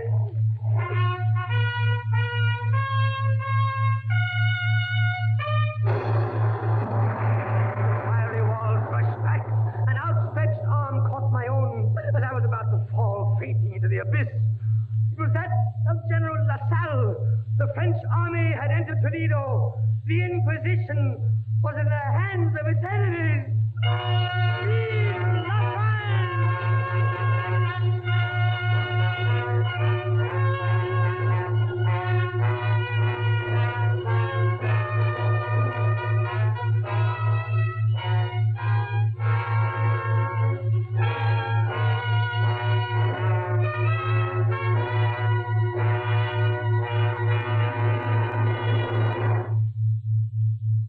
So closes Poe's celebrated story, The Pit and the Pendulum, starring Henry Hull.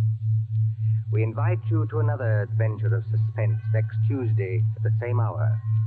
Until then, this is the Man in Black saying good night.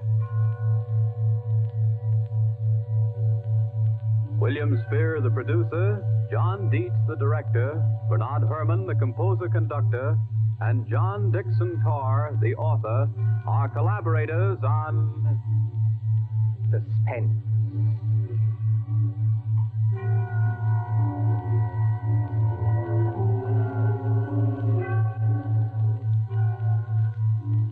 This is the Columbia Broadcasting System.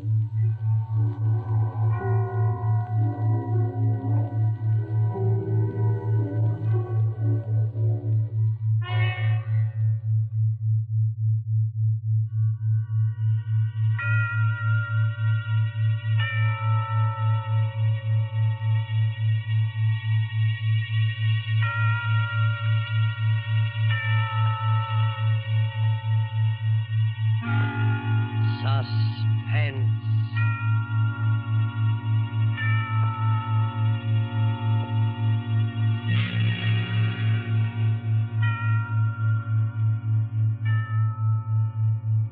This is the Man in Black, here again to introduce Columbia's program, Suspense. Our star tonight is Bela Lugosi, playing the part Professor Antonio Basile, psychologist. The story is by J. Donald Wilson, who calls it The Doctor Prescribed Death. If you have been with us on these Tuesday nights, you will know that suspense is compounded of mystery and suspicion and dangerous adventure. This series of tales is calculated to intrigue you, stir your nerves, to offer you a precarious situation, and then withhold the solution until the last possible moment. And so it is with the Doctor Prescribed Death and Bela Lugosi's performance. We again hope to keep you in suspense. Professor Antonio Basile has a theory, but let him tell you about it. As a psychologist, I have worked out a theory I know to be sound. I contend that a person who has decided to kill himself can very easily be turned from this desire to the desire of taking the life of another. I can prove my theory, and if necessary, that is exactly what I will do.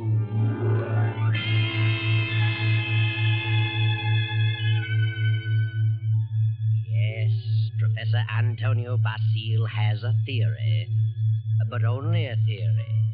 And he's worried about what his publisher will say, so he visits the editor, whose name is Hellman. Hellman finishes the manuscript and tosses it on the desk. Professor Basile leans forward eagerly and... Well, Hellman, what do you think? Professor Basile, it's purely conjecture, simply a theory, and I wouldn't advise publishing it. I worked on that theory for a long time. I'm positive of it. I know it'll work. Suppose it will. What good is it? What good have you accomplished if you can prove it'll work? Are you laughing at me, Hellman? It's so silly. An ordinary human being has suffered reverses, is sick of it all. He wants to leave it all behind. And you say he can be changed to want to kill someone else. I do. Self-destruction and the destruction of other life are closely related in the mind. The dividing line is very thin. It's ridiculous. And you won't publish it? Ranger would fire me. Why? He told me that, in his opinion, you should be in the asylum. Mr. Granger said that. Does he think I'm insane? How do I know? Hellman, Mr. Granger didn't say that. It's you who thinks I'm crazy. You've never liked me. For some reason, you are trying to tear me down. Well, we'll see, Mr. Hellman. We'll see. Now, wait a minute. I'll show you whether my works are illogical. I'll show you whether I'm insane. Oh, calm down.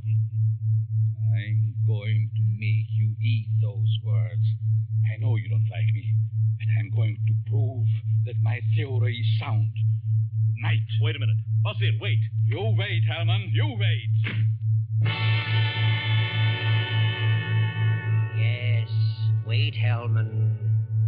Wait. Professor Basile, seething with resentment, rushes from the office and strides angrily down the street. Insane, huh? I'll prove my theory. I'll find a subject.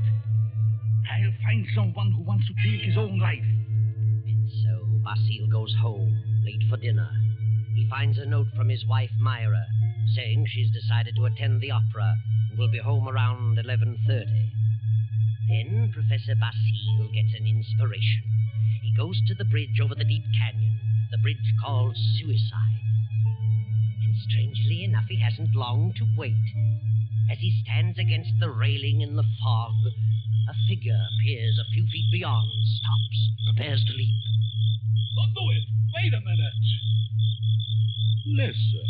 Huh? That's very silly. Let go of me. Oh, no.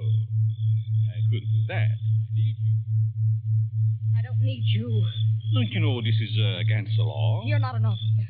You can't stop me. It's 500 feet to those tracks below. Hard steel rails. And don't believe what they all tell you about not being conscious of what happened. You'd know.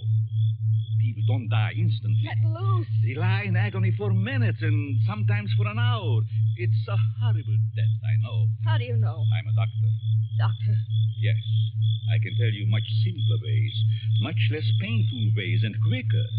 You're a nice young girl. An intelligent girl. You wouldn't want it to happen this way. Maybe after I talk to you a while, you wouldn't want to do this at all. No. No. But come on. Let's talk it over. Maybe a few minutes' talk will change the entire picture for you. What could you do to help me? If you'll come, I'll tell you. There's a motive back of your wanting to do this, and I'd like to know what it is. Nothing doing. Haven't you any relatives? Any loved ones you'd like to do something for? Yes. Then if you talk with me for a while, maybe I can find my way clear to help those people. You sound crazy. Oh, no. All right, Where? My apartment. Let's go.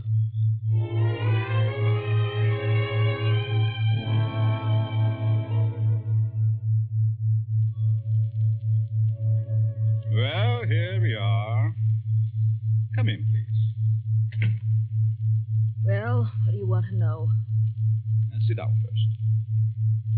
Are you hungry? No, I'm not that broke. It isn't Pop. I knew that. I could tell by your tone. Now first, why did you come here? Why? Why, because you talked me into it. I see. You're not afraid of me? Afraid? In my frame of mind. What can I lose? Suppose I told you that I really brought you here to kill you. Kill me? You know, you're a very pretty girl, don't you? Yeah. That doesn't always mean so much. The right man, it might. That's what I thought. But I found out it didn't mean a thing. Ah. Then it was because of a man. I knew it. Really? How did you guess? I'm a student of psychology. I'm Professor Antonio Basile. I see. And you want to know what makes me tick. You want to know the reason behind my action tonight. That's right. I would like to know what happened to make you want to kill yourself. Suicide is a mental aberration. Yeah. I'd like to know what preceded the decision to destroy yourself. What you thought about until the moment I stopped you on the bridge. What good will that do me? You said you weren't broke, but you also said you had some loved ones you'd like to do something for. I meant I wasn't broke to the point of being hungry. I have a few dollars. But you suggested help with someone in larger terms. Yes, I did. Who is the loved one? My mother. You are her only means of support? Yes. And you intend to kill yourself? Yes. That's being selfish, isn't it? Selfish? Yes. You are concentrating solely on self. You think so? What else? The first law of human nature is self-preservation, right? I suppose so. The second law is the preservation of family. Yeah? So you decide to deny the first law and destroy yourself. And as a consequence, deny the second and leave your mother alone and in need. You indicate a form of insanity. What would be normal? To destroy the other person. The one who has done you wrong. Have you hurt him? No. Then the one who has done wrong should be the one to suffer. You have no legal recourse? Legal recourse? No, I haven't, I'm sorry to say. And you would kill yourself to let your poor mother suffer because of the wrong of another. Why shouldn't he be the one to suffer? I suppose you're right. Why shouldn't he? What happened after all? Why not tell me about it? Were you married? No. He never seemed to find time to get around to marriage. What's your name? Gladys. Gladys Tanner. How long had you known him? Almost 4 years. And you always thought he meant to marry you? Yes. Until 3 weeks ago. Yes? On July 1st, he had to leave town for a week on business. Said he was going to Kansas City. When he came back, he seemed to be too busy to see me. Then a week ago, I found a snapshot along with several others in his desk in his home. May I see it? Certainly. It's a picture of him and another woman. But the picture was not taken in Kansas City. It was? No, it was taken on the beach at Atlantic City. And it's dated by the finisher, July 3rd. Since he returned, he's refused to see me. Yesterday, he finally said he didn't care to see me anymore. That I'd better forget him. But it isn't so easy as that, is it? No. I figured I'd done something. And blame myself. Do you know this blonde woman in this snapshot? No. Then it must be a woman he has met recently. You've known him for 4 years. I don't think you are to blame. He's the one in the wrong. And he should be made to suffer. How? You were going to kill yourself. Why should you? Kill him instead. He double-crossed you. He deserves it. Now, let me go a little deeper into the situation.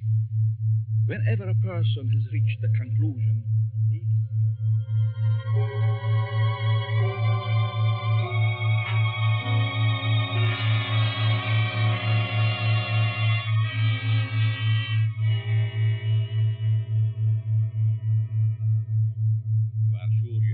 your mind, Miss Tanner? Positive. Now, if you're careful, you won't be caught. No. It's whether you are or not, I'm giving you this check for $1,000 made out to cash to be sent to your mother only after the man is dead. Write his name on this pad. There you are. I will know what has happened by the newspapers. And I will be told payment until I learn that you have gone through with it. It'll happen tonight. Very well. You are sure? You are determined? Absolutely. Nothing could stop me. Very good. But just what would happen if I did get caught? You won't get caught if you follow my instructions. I know. Now, here is a small revolver. It'll fit easily in your purse. That's all you need. Be sure to wipe your fingerprints off and leave the gun near the body. Well, goodbye, Dr. Basile. Goodbye, Gladys, and good luck.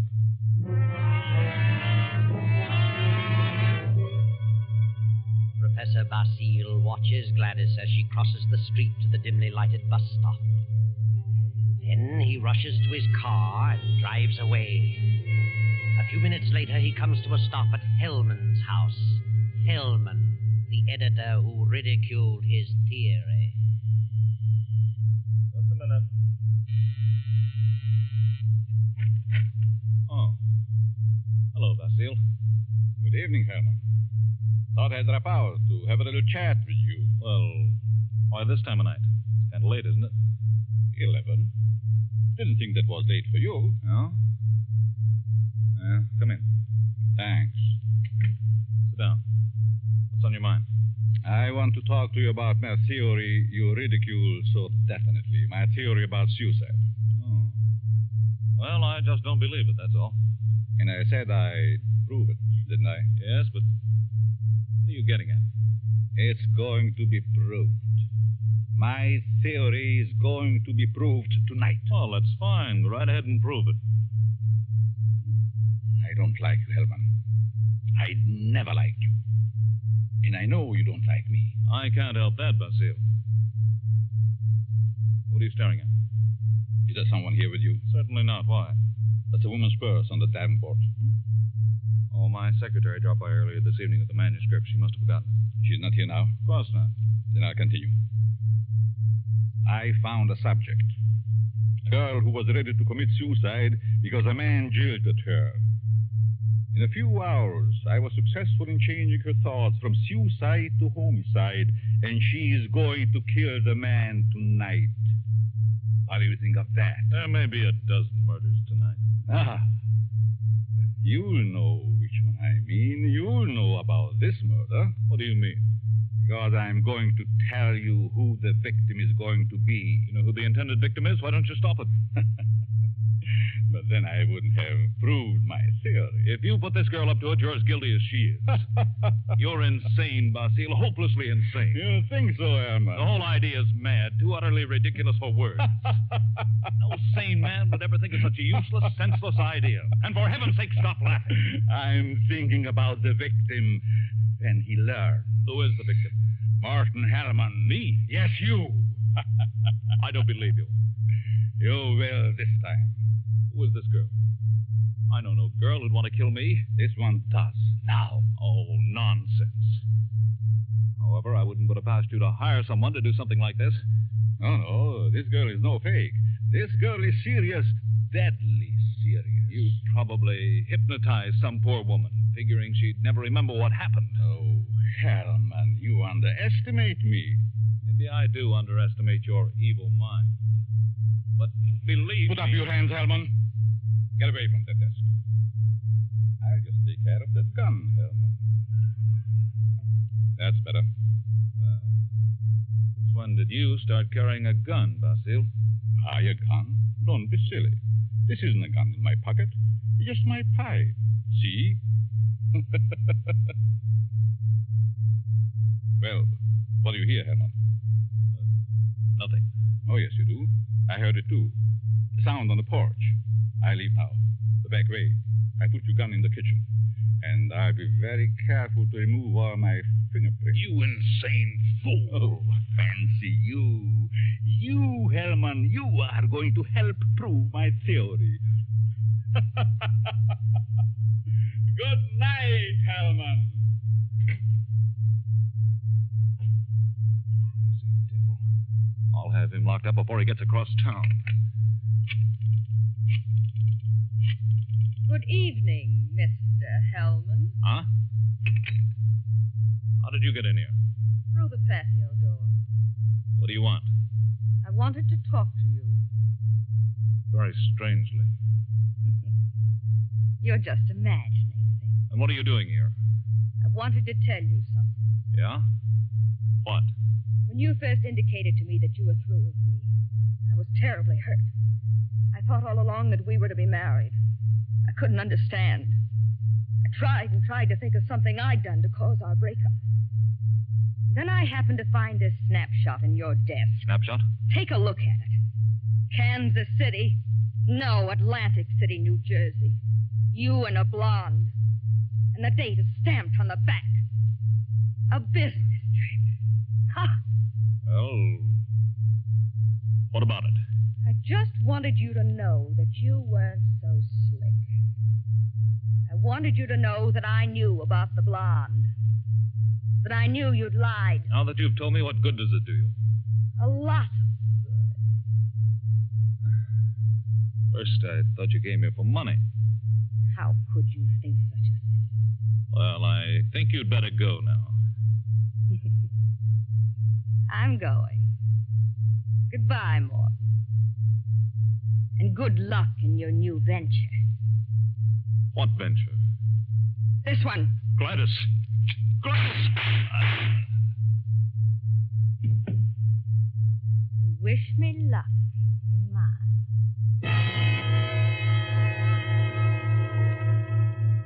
Gladys stands staring a moment at the body of Hellman, then wipes off the gun, drops it to the floor, takes the professor's check from her purse, steps to Hellman's desk and writes a note. Then she puts the note in an envelope with the check, addresses it, stamps it, turns out the lights, and steps out into the dark street. At the corner, she drops the envelope in the mailbox and disappears. Professor Basile heard the shots. His theory worked. Hellman will torment him no more. The perfect crime. So he can go home to his wife now and go to sleep.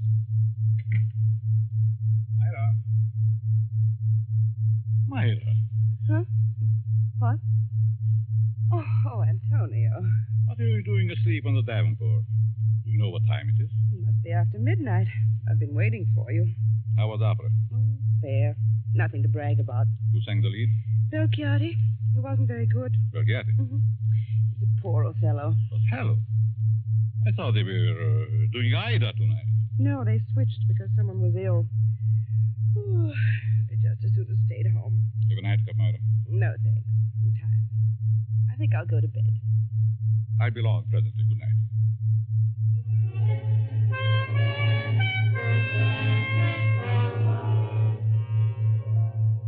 Then the night passes and the morning comes. The professor rises cheerfully and prepares for breakfast.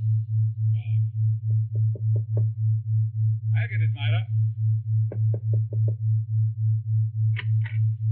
Yes? You Professor Basile? Yes. May we come in? We'd like to talk with you. Of course. What is it you want? Is your wife in? Yes. We'd like to see her, too. What? Oh, I'm Lieutenant Davis. Well, what do you want? Will you call your wife? Why, certainly. Myra! But what's this all about? What is it, Antonio? These men are from detective headquarters. They want to talk to us. Really? What about? May I ask where you were last night, Mrs. Basile? Certainly. I went to the opera. What time did you get home? Oh, I imagine it was around 11 or shortly after. Mm-hmm. Were you at home last evening, Professor? Well, I was at the club and got home about 12:30. By the way, do you know a Morton Hellman? Certainly. What about him? He's been murdered. Murdered? Good Lord. When? Around midnight last night. I found him this morning. How terrible. Why, I've known him for years. He was editor-in-chief of the company publishing my writings. I'm a psychologist, you know. Yes, we know. But what do you want to know from us? We weren't connected socially with Hellman. Just in business. Did you know him, Mrs. Basile? Yes, I knew him very slightly. Do either of you know of anyone who'd have reason to kill him? Certainly not. Everyone thought highly of him. Did you ever hear of a girl named Gladys Tanner? Gladys Tanner? No. Did you know of a Gladys Tanner, Mrs. Basile? No. Is this your purse, Mrs. Basile? Why, of course it is. That's the one I gave you last Christmas, Myra. Oh, yes. I must have lost it downtown. Where did you find it, Lieutenant? At Hellman's home. Hellman's home? Well, how in the world? Good heavens, but we found it on the sofa. Well, I can't imagine how it could get there. And this is the revolver that killed Hellman, found on the floor beside him. What?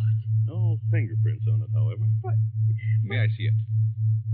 Why, Myra, this is your gun. I bought this for you 2 years ago when I went on the lecture tour. Yes, I think it's mine, but it just doesn't make sense. Did you have the gun in your purse when you lost it last time? Well, perhaps I did. I'm so confused now. I can't remember. That thing, Myra. The thing, it is terrible. Oh, I know. Oh, dear, I feel ill. Did you ever fire this gun? Yes, once last year up in the mountains. I wanted to see how it worked. Ever reload it? No, I've never reloaded it. I just didn't think about it. Maybe I did put it in my purse. Why, I don't know. And whoever found the purse may have used the gun to... Oh, I just can't seem to think. This gun misfired on the first 2 shots. The other 3 killed Hellman. This is the most amazing piece of coincidence I ever heard of. Why would my wife want to do such a thing? Why should she get to Hellman? She hardly knew him. Are you sure about that, Professor? Of course. Well, sorry to say that I don't believe her. What? This is ridiculous. This is going to be a shock to you, Professor, but here's a snapshot we found on Hellman's desk. Taken in Atlantic City last July. Good heavens. Why? This is you, Myra. You and Hellman. You were at your mother's in Florida in July. Myra, look at me. What does this mean? I can't. And I can't believe such a thing. May I have the purse, the gun, and the photo? Thank you. I'm sorry, but I'll have to take her down to headquarters. But I didn't kill him. I didn't. I wouldn't. I loved him. Myra. You better pull yourself together. You'll have to go back. They'll want photos and fingerprints. Yes. Better get it ready, Myra. Certainly looks bad for her. Afraid it does. Looks like an open and shut case. Oh, will you come along too, Professor? Certainly. And so it all worked out beautifully. Not quite as the professor had planned. But then he changed his plan from the moment when Gladys Tanner showed him the snapshot taken in Atlantic City, and he realized that the girl's fiancé was Hellman, and the blonde was Myra, his wife. He had no intention of allowing Gladys Tanner to kill Hellman until he saw that snapshot. And when he recognized Myra's purse in Hellman's home, he decided to let Gladys kill him and the blame be placed on Myra. The perfect crime. But several hours later, after fingerprints and many questions, the professor is just about to be dismissed when Sergeant Rankin steps into the room and speaks quietly to Lieutenant Davis. What is it, Rankin? I stayed at Basile's place, as you said. Well? A few minutes ago, a special delivery letter came for the professor. This'll knock your eye out. Read it. Huh? Well, this fits perfectly with the writing we were trying to make out on Helm's desk blotter. Professor, here's a letter sent special delivery to you a few minutes ago, postmarked last night. Read it. Dear Professor Basile, your theory worked a certain degree. You convinced me I should kill him. But when that gun you gave me misfired twice, I almost quit. Go ahead, Professor. Read on. Then as I looked at him on the floor, the feeling of self-destruction came back. I'm going ahead with my plan. Here's your check. I won't need it. Besides, I lied to you. I lost my mother long ago. Better luck next time. Gladys Tanner. A half hour ago, they found her body beneath Suicide's Bridge. Well, Professor, your perfect crime has failed. Failed? Yes, failed. Wonderful setup on paper, but your theory backfired and you're up for murder. But I didn't kill him. But you planned it and you're as guilty as Gladys. She's paid her penalty, now it's your turn. No.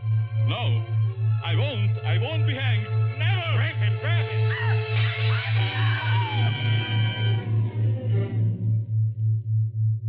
And now the doctor lies on the sidewalk 17 stories below.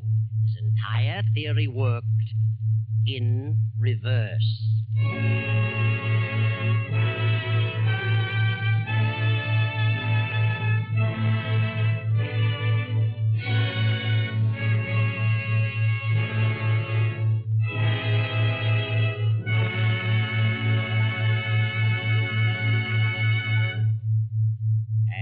So closes the doctor-prescribed death, starring Bela Lugosi. Tonight's story of Suspense. It came to you from Columbia Square in Hollywood.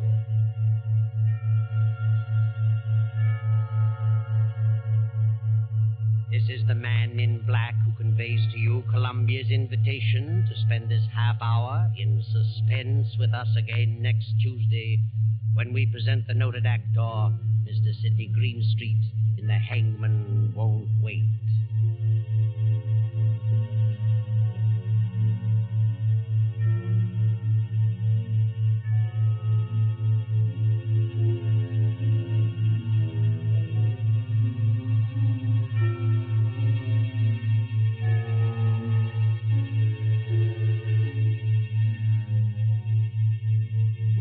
Spear, the producer, Ted Bliss, the director, that Pluskin, the musical director, Lucian Mahuik, the composer, and J. Donald Wilson, the author, collaborated on tonight's Suspense.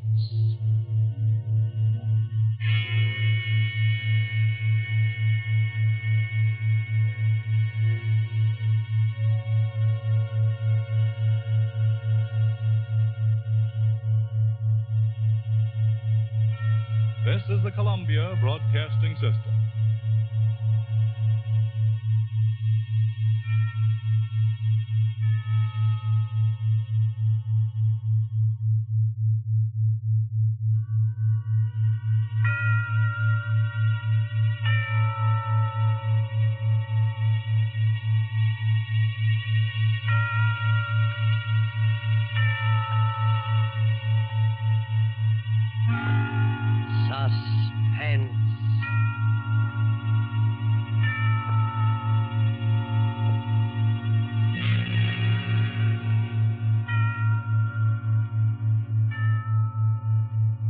This is the Man in Black, here again to introduce Columbia's program, Suspense.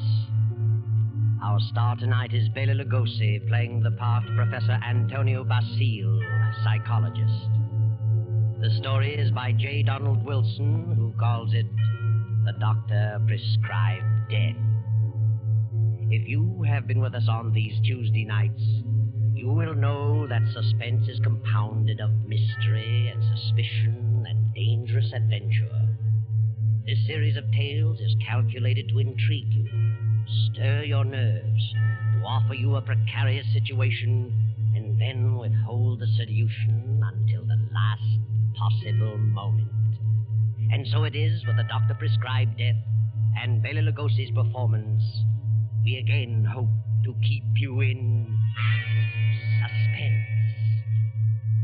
Professor Antonio Basile has a theory, but let him tell you about it. As a psychologist, I have worked out a theory. A theory I know to be sound. I contend that a person who has decided to kill himself can very easily be turned from this desire to the desire of taking the life of another. I can prove my theory, and if necessary, that is exactly what I will do.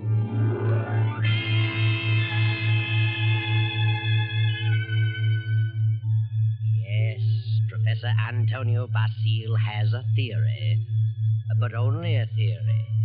And he's worried about what his publisher will say, so he visits the editor, whose name is Hellman. Hellman finishes the manuscript and tosses it on the desk. Professor Basile leans forward eagerly and... Well, Hellman, what do you think? Professor Basile, it's purely conjecture, simply a theory, and I wouldn't advise publishing it. I worked on that theory for a long time. I'm positive of it. I know it'll work. Suppose it will. What good is it? What good have you accomplished if you can prove it'll work? Are you laughing at me, Hellman? It's so silly. An ordinary human being has suffered reverses, is sick of it all. He wants to leave it all behind. And you say he can be changed to want to kill someone else. I do. Self-destruction and the destruction of other life are closely related in the mind. The dividing line is very thin. It's ridiculous. And you won't publish it? Ranger would fire me. Why? He told me that, in his opinion, you should be in the asylum. Mr. Granger said that. Does he think I'm insane? How do I know? Hellman, Mr. Granger didn't say that. It's you who thinks I'm crazy. You've never liked me. For some reason, you are trying to tear me down. Well, we'll see, Mr. Hellman. We'll see. Now, wait a minute. I'll show you whether my works are illogical. I'll show you whether I'm insane. Oh, calm down. I'm going to make you eat those words. I know you don't like me, but I'm going to prove that my theory is sound. Good night. Wait a minute. Basile, wait. You wait, Hellman. You wait. Yes, wait, Hellman. Wait. Professor Basile, seething with resentment, rushes from the office and strides angrily down the street. Insane, huh? I'll prove my theory. I'll find the subject. I'll find someone who wants to take his own life. And so Basile goes home, late for dinner. He finds a note from his wife, Myra, saying she's decided to attend the opera and will be home around 11:30. Then Professor Basile gets an inspiration. He goes to the bridge over the deep canyon, the bridge called Suicide. And strangely enough, he hasn't long to wait. As he stands against the railing in the fog, a figure appears a few feet beyond, stops, prepares to leap. Don't do it. Wait a minute. Listen. Huh? That's very silly. Let go of me. Oh, no. I couldn't do that. I need you. I don't need you. Don't you know this is against the law? You're not an officer. You can't stop me. It's 500 feet to those tracks below. Hard steel rails. And don't believe what they all tell you about not being conscious of what happened. You'd know. People don't die instantly. Let loose. They lie in agony for minutes and sometimes for an hour. It's a horrible death, I know. How do you know? I'm a doctor. Doctor? Yes. I can tell you much simpler ways, much less painful ways, and quicker. You're a nice young girl. An intelligent girl. You wouldn't want it to happen this way. Maybe after I talk to you a while, you wouldn't want to do this at all. No? No. But come on. Let's talk it over. Maybe a few minutes' talk will change the entire picture for you. What could you do to help me? If you'll come, I'll tell you. There's a motive back of your wanting to do this, and I'd like to know what it is. Nothing doing. Haven't you any relatives? Any loved ones you'd like to do something for? Yes? Then if you talk with me for a while, maybe I can find my way clear to help those people. You sound crazy. Oh, no. All right, Where? My apartment. Let's go.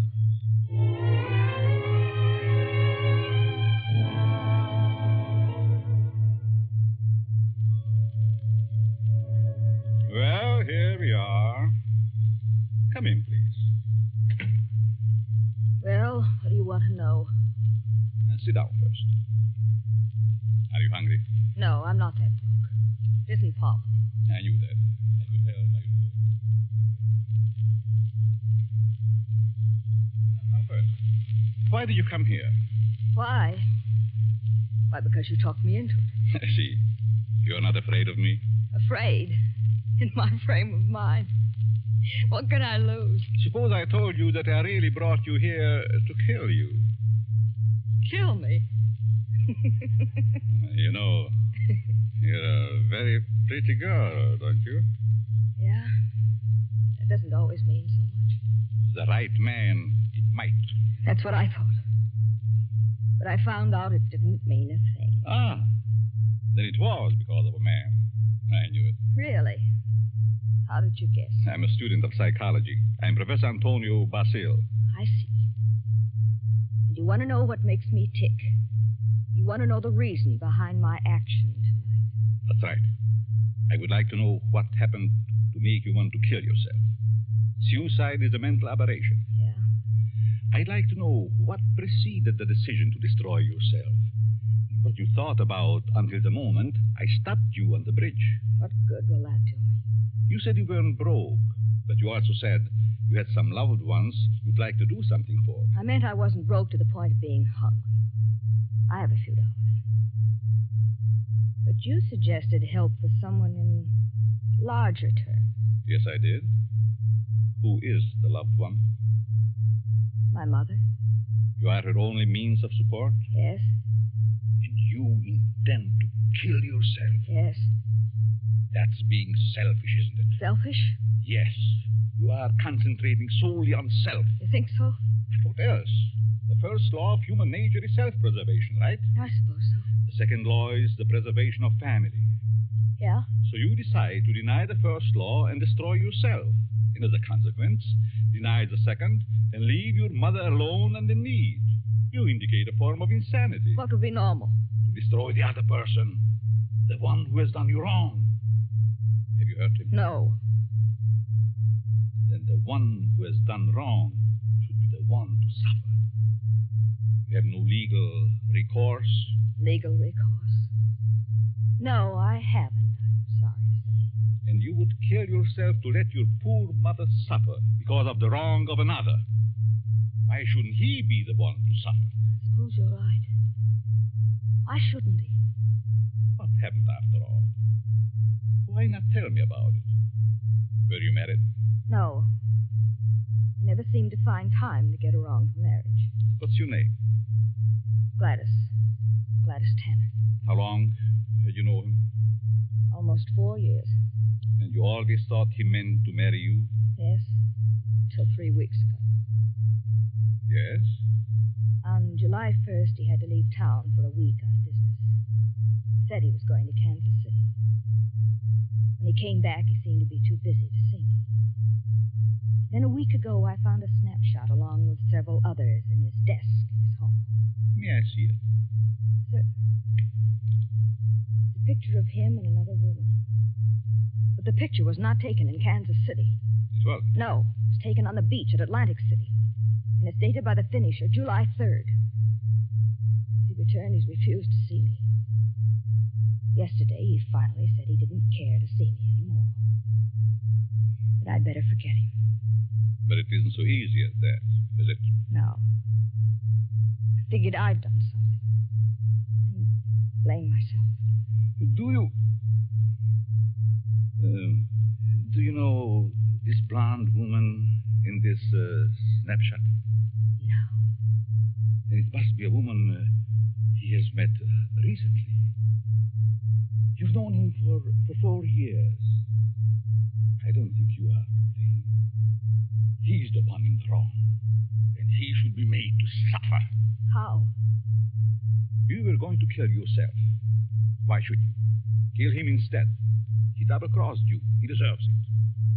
Now, let me go a little deeper into the situation. Whenever a person has reached the conclusion, you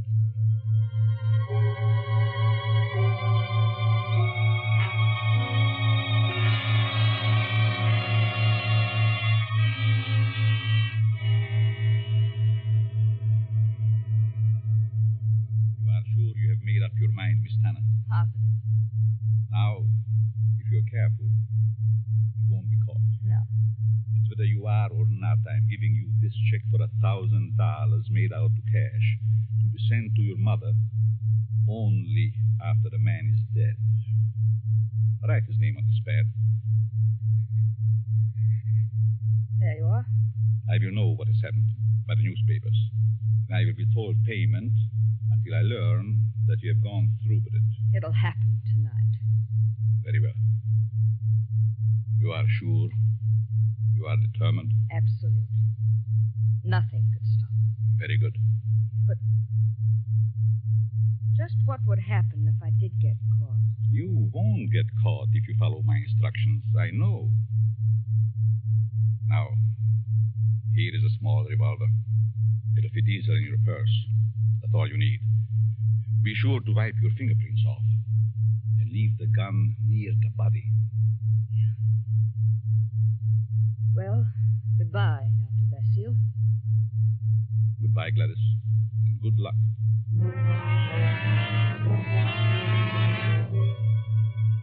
Professor Basile watches Gladys as she crosses the street to the dimly lighted bus stop. Then he rushes to his car and drives away. A few minutes later, he comes to a stop at Hellman's house. Hellman, the editor who ridiculed his theory. Just a minute. Oh. Hello, Basile. Good evening, Herman. Thought I'd drop out to have a little chat with you. Well, why this time of night? It's kind of late, isn't it? 11. Didn't think that was late for you. No? Come in. Thanks. Sit down. What's on your mind? I want to talk to you about my theory you ridicule so definitely. My theory about suicide. Oh. Well, I just don't believe it, that's all. And I said I'd prove it, didn't I? Yes, but What are you getting at? It's going to be proved. My theory is going to be proved tonight. Oh, that's fine. Go right ahead and prove it. I don't like you, Hellman. I never liked you. And I know you don't like me. I can't help that, Basile. What are you staring at? Is there someone here with you? Certainly not. Why? That's a woman's purse on the davenport. Oh, my secretary dropped by earlier this evening with the manuscript. She must have forgotten it. She's not here now? Of course not. Then I'll continue. I found a subject. A girl who was ready to commit suicide because a man jilted her.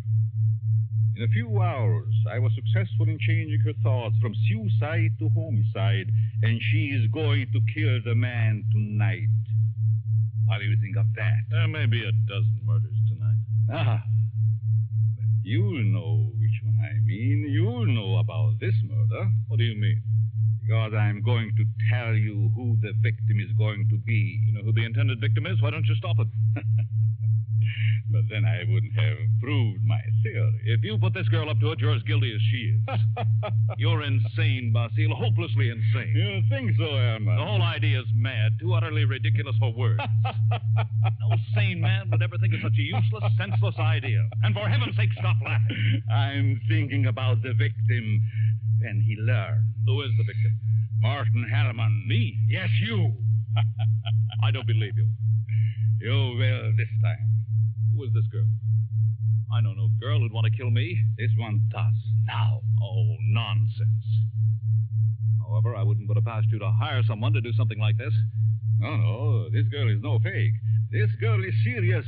Deadly serious. You probably hypnotized some poor woman, figuring she'd never remember what happened. Oh, Hellman, you underestimate me. Maybe I do underestimate your evil mind. But believe Put up your hands, Hellman. Get away from that desk. I'll just take care of that gun, Hellman. That's better.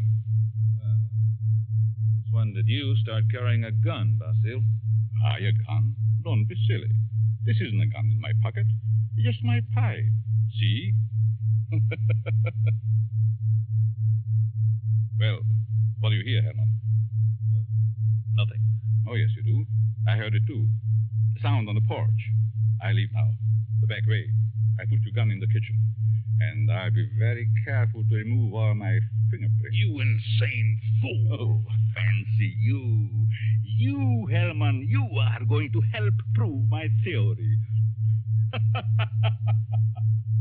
Good night, Hellman.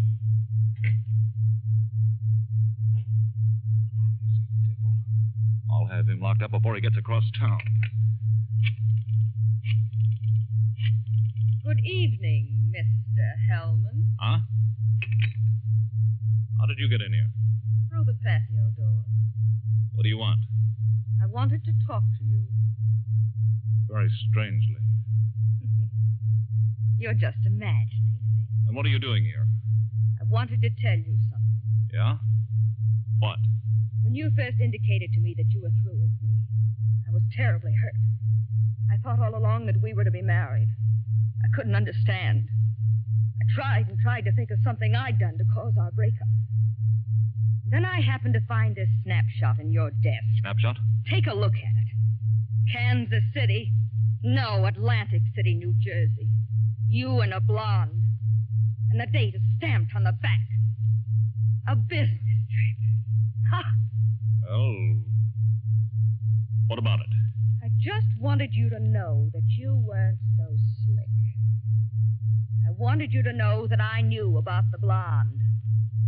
That I knew you'd lied. Now that you've told me, what good does it do you? A lot of good.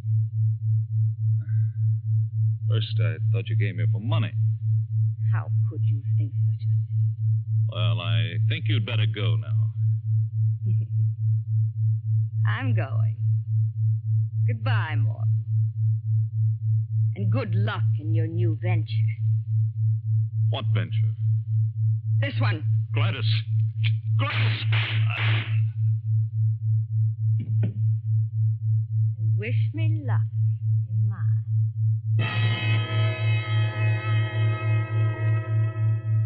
Gladys. Menace stands staring a moment at the body of Hellman, then wipes off the gun, drops it to the floor, takes the professor's check from her purse, steps to Hellman's desk and writes a note. Then she puts the note in an envelope with the check, addresses it, stamps it, turns out the lights, and steps out into the dark street. At the corner, she drops the envelope in the mailbox and disappears. Professor Basile heard the shots. His theory worked. Hellman will torment him no more. The perfect crime. So he can go home to his wife now and go to sleep.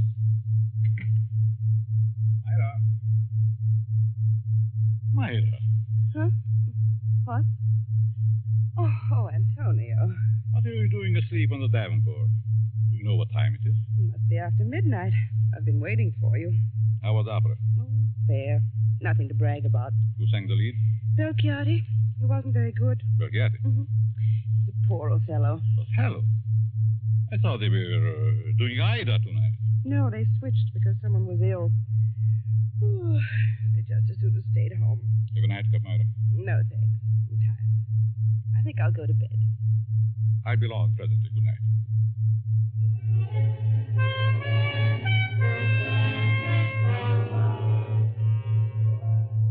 Then the night passes and the morning comes. The professor rises cheerfully and prepares for breakfast.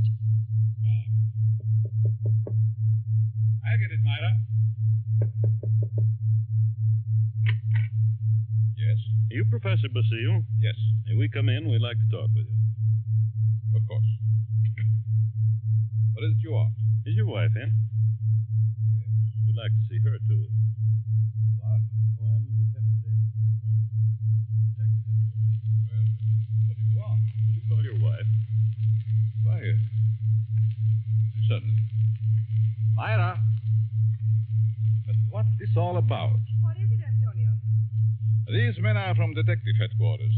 They want to talk to us. Really? What about? May I ask where you were last night, Mrs. Basile? Certainly. I went to the opera. What time did you get home? Oh, I imagine it was around 11 or shortly after. Mm-hmm. Were you at home last evening, Professor? Well, I was at the club and got home about 12:30. By the way, do you know a Morton Hellman?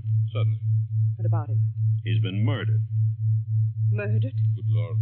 When? Around midnight last night. I found him this morning. How terrible. Why, I've known him for years. He was editor-in-chief of the company publishing my writings. I'm a psychologist, you know. Yes, we know. But what do you want to know from us? We weren't connected socially with Hellman. Just in business. Did you know him, Mrs. Basile? Yes, I knew him very slightly. Either of you know of anyone who'd have reason to kill him? Certainly not. Everyone thought highly of him. Did you ever hear of a girl named Gladys Tanner? Gladys Tanner? No. Did you know of a Gladys Tanner, Mrs. Basile? No. Is this your purse, Mrs. Basile? Why, of course it is. That's the one I gave you last Christmas, Myra. Oh, yes. I must have lost it downtown. Where did you find it, Lieutenant? At Hellman's home. Hellman's home? Well, how in the world? Good heavens, but We found it on the sofa. Well, I can't imagine how it could get there. And this is the revolver that killed Hellman, found on the floor beside him. What? No fingerprints on it, however. What? May I see it? Why, Myra, this is your gun. I bought this for you 2 years ago when I went on the lecture tour. Yes, I think it's mine, but it just doesn't make sense. Did you have the gun in your purse when you lost it last time? Well, perhaps I did. I'm so confused now. I can't remember. That thing, Myra. The thing, it is terrible. Oh, I know. Oh, dear, I feel ill. Did you ever fire this gun? Yes, once last year up in the mountains. I wanted to see how it worked. Ever reload it? No, I've never reloaded it. I just didn't think about it. Maybe I did put it in my purse. Why, I don't know. And whoever found the purse may have used the gun to... Oh, I just can't seem to think. This gun misfired on the first 2 shots. The other 3 killed Hellman. This is the most amazing piece of coincidence I ever heard of. Why would my wife want to do such a thing? Why should she get to Hellman? She hardly knew him. Are you sure about that, Professor? Of course. Well, sorry to say that I don't believe her. What? This is ridiculous. This is going to be a shock to you, Professor, but here's a snapshot we found on Hellman's desk. Taken in Atlantic City last July. Good heavens. Why? This is you, Myra. You and Hellman. You were at your mother's in Florida in July. Myra, look at me. What does this mean? I can't. And I can't believe such a thing. May I have the purse, the gun, and the photo? Thank you. I'm sorry, but I'll have to take her down to headquarters. But I didn't kill him. I didn't. I wouldn't. I loved him. Myra. Better pull yourself together. You'll have to go back. You'll want photos and fingerprints. Yes. Better get it ready, Myra. Certainly looks bad for her. Afraid it does. Looks like an open and shut case. Oh, will you come along too, Professor? Certainly.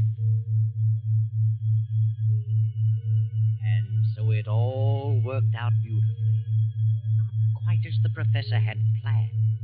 But then he changed his plan from the moment when Gladys Tanner showed him the snapshot taken in Atlantic City, and he realized that the girl's fiancé was Hellman, and the blonde was Myra, his wife. He had no intention of allowing Gladys Tanner to kill Hellman until he saw that snapshot. And when he recognized Myra's purse in Hellman's home, he decided to let Gladys kill him and the blame be placed on Myra. The perfect crime.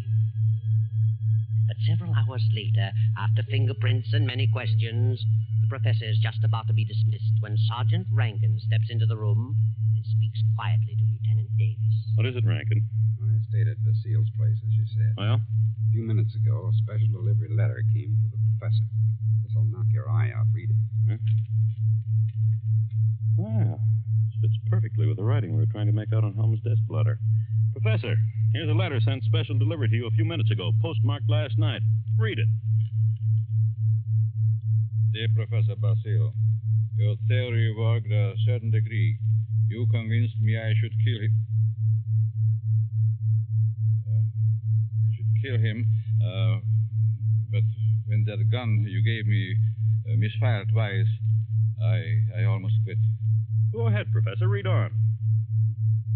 Then as I looked at him on the floor, the feeling of self-destruction came back. I'm going ahead with my plan. Here's your check. I won't need it. Besides, I lied to you. I lost my mother long ago. Better luck next time. Gladys Tanner. A half hour ago, they found her body beneath Suicide's Bridge. Well, Professor, your perfect crime has failed. Failed? Yes, failed. Wonderful setup on paper, but your theory backfired and you're up for murder. But I didn't kill him. But you planned it, and you're as guilty as Gladys. She's paid her penalty, now it's your turn. No. I won't be hanged. Never! Rankin.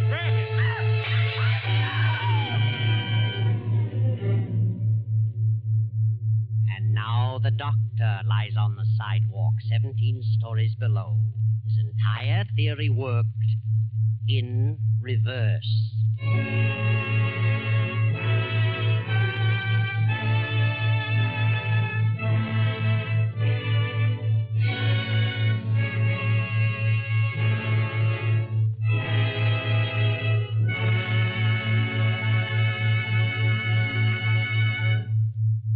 And so closes the doctor-prescribed death, starring Bela Lugosi. Tonight's story of Suspense. It came to you from Columbia Square in Hollywood.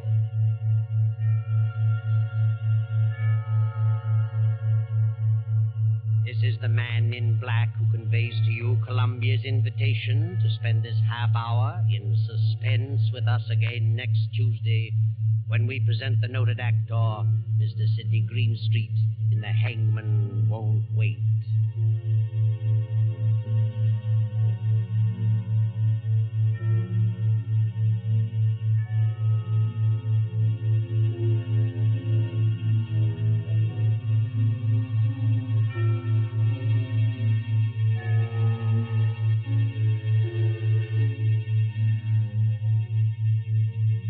Spear, the producer, Ted Bliss, the director, Lud Gluskin, the musical director, Lucian Mahowick, the composer, and J. Donald Wilson, the author, collaborated on tonight's Suspense.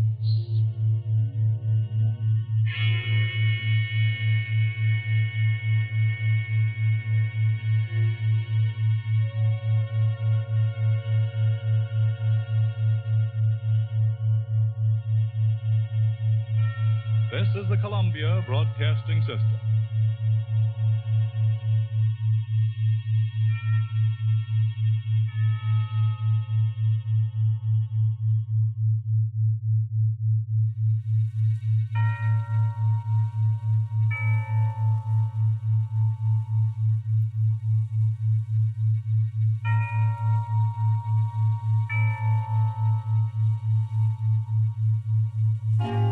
Suspense.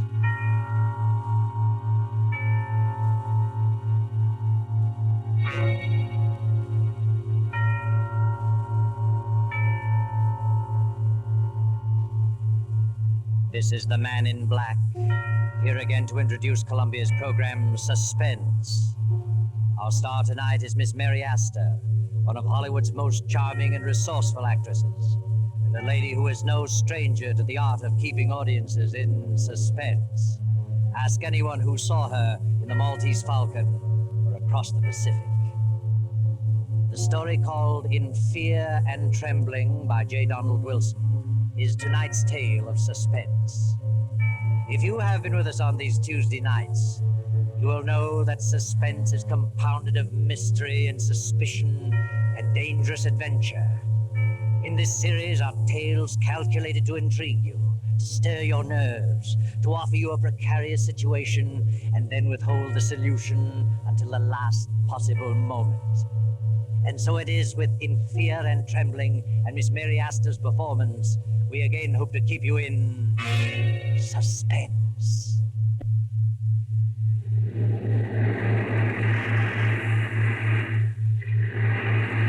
At the edge of the cliff, overlooking the sea, sits a gray stone mansion, weather-beaten by the storms of several decades.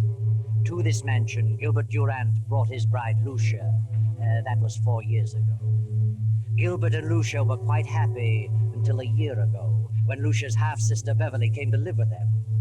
Gradually, something began to happen. Lucia felt that some insidious horror was beginning to gnaw at her happiness. She began to know that Gilbert's ardor was beginning to cool. He became more absorbed in his writing. Then she felt the cold clamminess of the great stone structure creeping about her, clutching at her heart. Anyone who saw her could tell that fear was growing in her mind, a fear of something which she could not or would not explain. One evening, Lucia, having excused herself at dinner, tossed on her bed in a fretful sleep. No. Don't. Get away from me! Mrs. Durant! Mrs. Durant, what's wrong? Oh, Benson, come in. Oh. What on earth is wrong? Why were you screaming? Oh, Benson, I must have been dreaming. It was horrible. You're white as a ghost and shaking like a leaf. Yes, I know.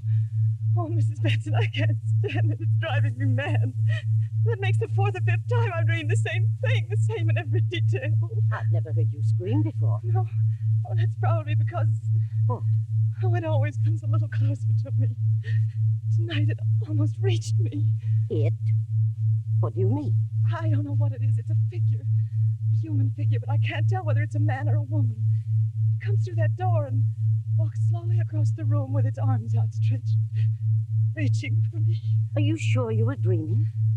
Now that I think of it, it isn't like a dream, an ordinary dream. Its reality seems to carry over even after I'm awake. That's what's made you so ill. This dream, if it is a dream, means something? Is that what you think? It's a premonition? Perhaps. What time is it? 9 o'clock. Where's Gilbert? Your husband went horseback riding over an hour ago. Did he go alone? Your sister went with him. Beverly? Why didn't he ask me to go? Well, you've not been yourself lately. Not been feeling well? Yes, of course. Well, if you're feeling better, I'll go back to my room. Mm-hmm. Oh, yes, I'll be all right. Thank you, Miss Benson. Good night.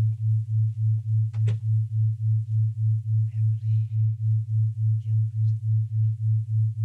night.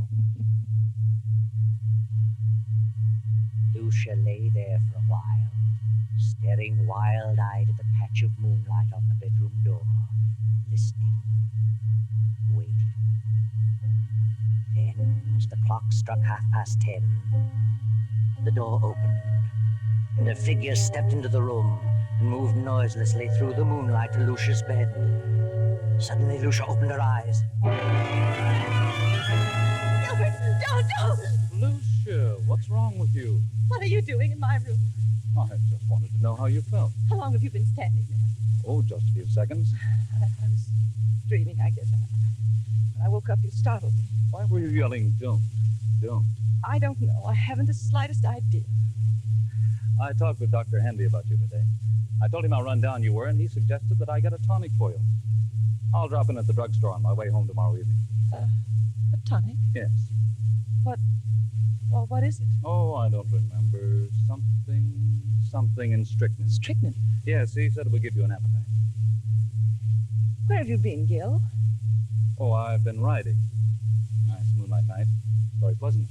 Did Beverly enjoy it? Yes, she's an excellent rider. I've decided to buy that filly from Thompson. Going over there tomorrow afternoon. Is Beverly going with you? Yes. She's a good judge of horseflesh. Why? Nothing. I just asked. Well, good night, Lucia. See you at breakfast? Yes. Good night.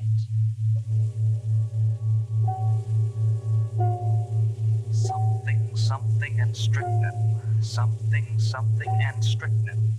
Lucia jumps from her bed, rushes down to the library, snaps on the light, and steps to the shelf holding the encyclopedia. She runs her fingers down the long line of books, LMNOPR, and then she stops and stares.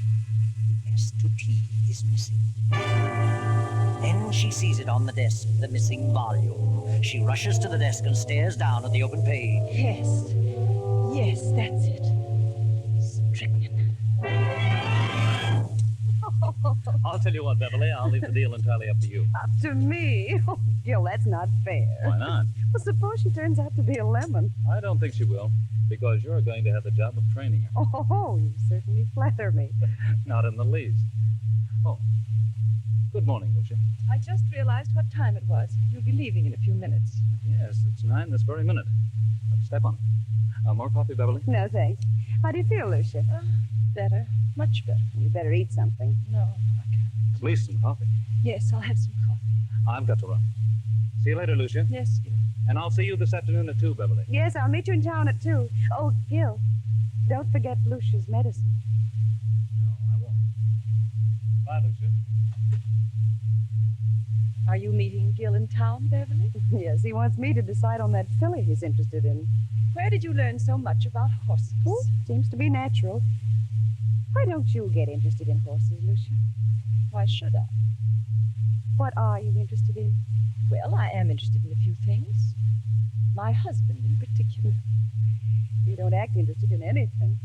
Really? Well, if you'll take my advice, you'll snap out of this coma and get some pep. Does Gil like women with pep? No man cares about a woman who sits around and mopes. I think you're a hypochondriac. Do you? You should do something about it. I intend to do something about it. I'm glad to hear it. Get out, do things. Play games, golf, tennis, swim, and ride. Maybe this medicine will fix you up. You know all about it, do you?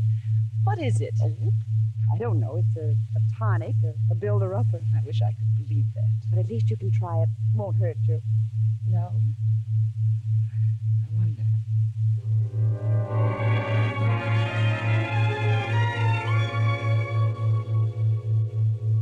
Oh, come in, Dr. Handy. Oh, Lucia, why did you call me out here? What's wrong? I just couldn't make it into town. Oh, it can't be as bad as all that. Did Gilbert talk to you about me yesterday? I saw Gil for a few moments at the club during lunch. Said you were run down. Did you give him a prescription for me? Oh, never do that until I've examined the patient. You didn't give him a prescription. Well, no. What did you suggest for him? Oh, I don't know. Mentioned a few tonics he might get for you. Spoke of beef iron and wine and sherry and egg and... I don't remember what else. Then you mentioned nothing specifically. I don't think so. I see.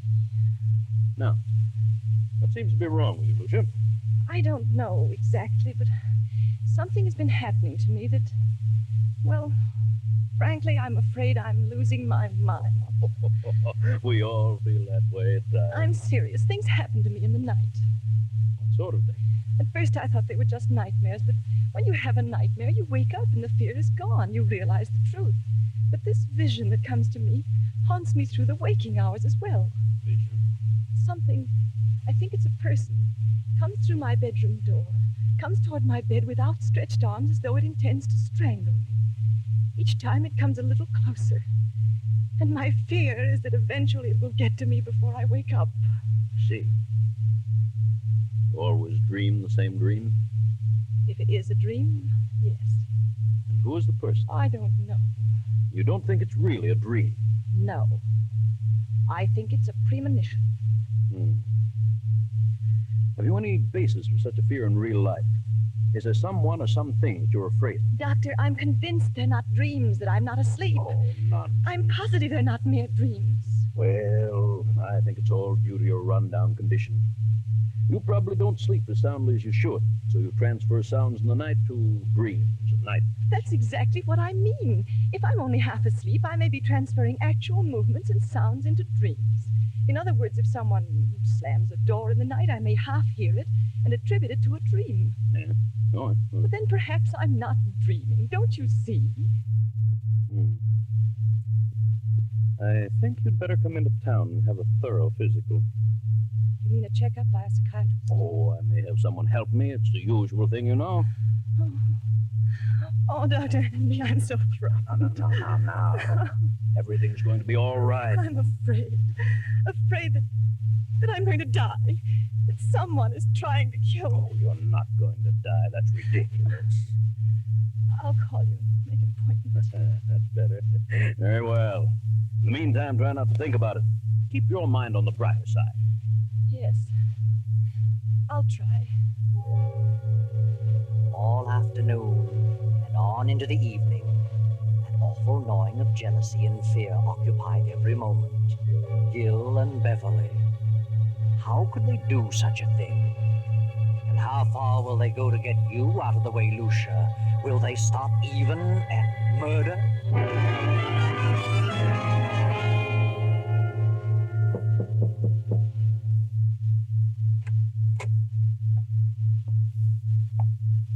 Are you asleep, Lucia?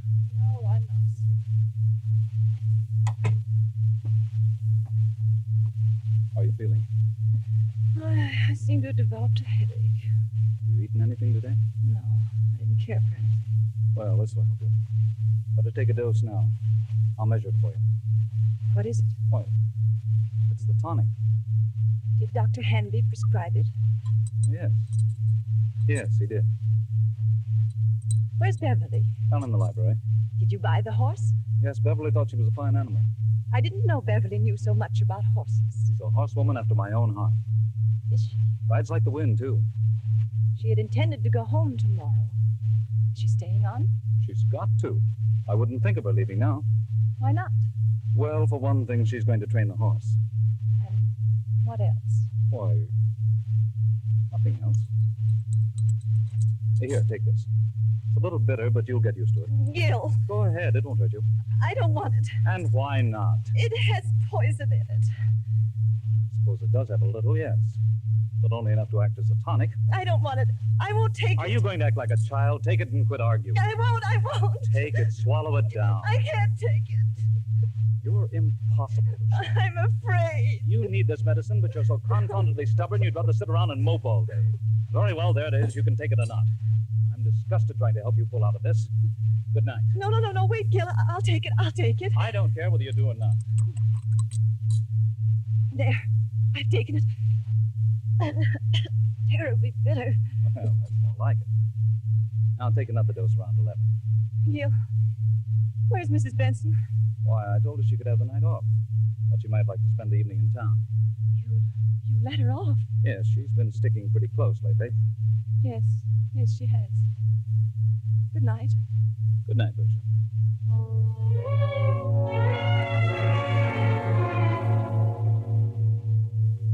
What's wrong, Gil? You look upset. I am. Lucia didn't want to take it. No? Why not? She's afraid of medicine. What are you going to do?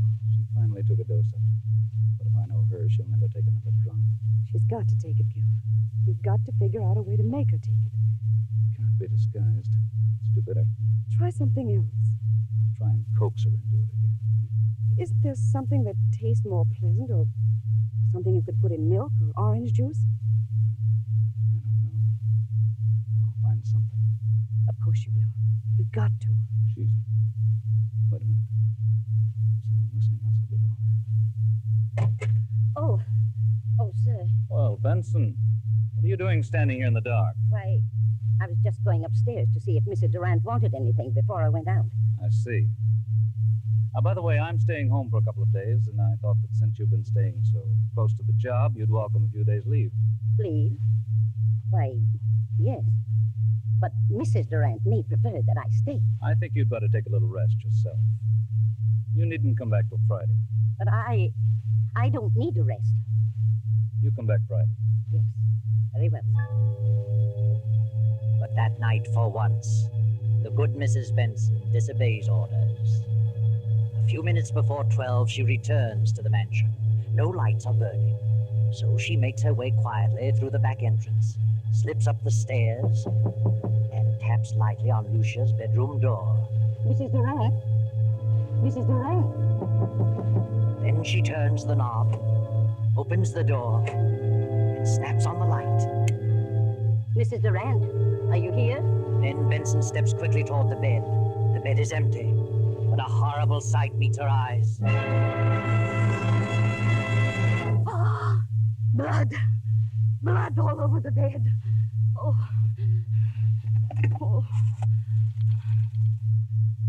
Get me the police department.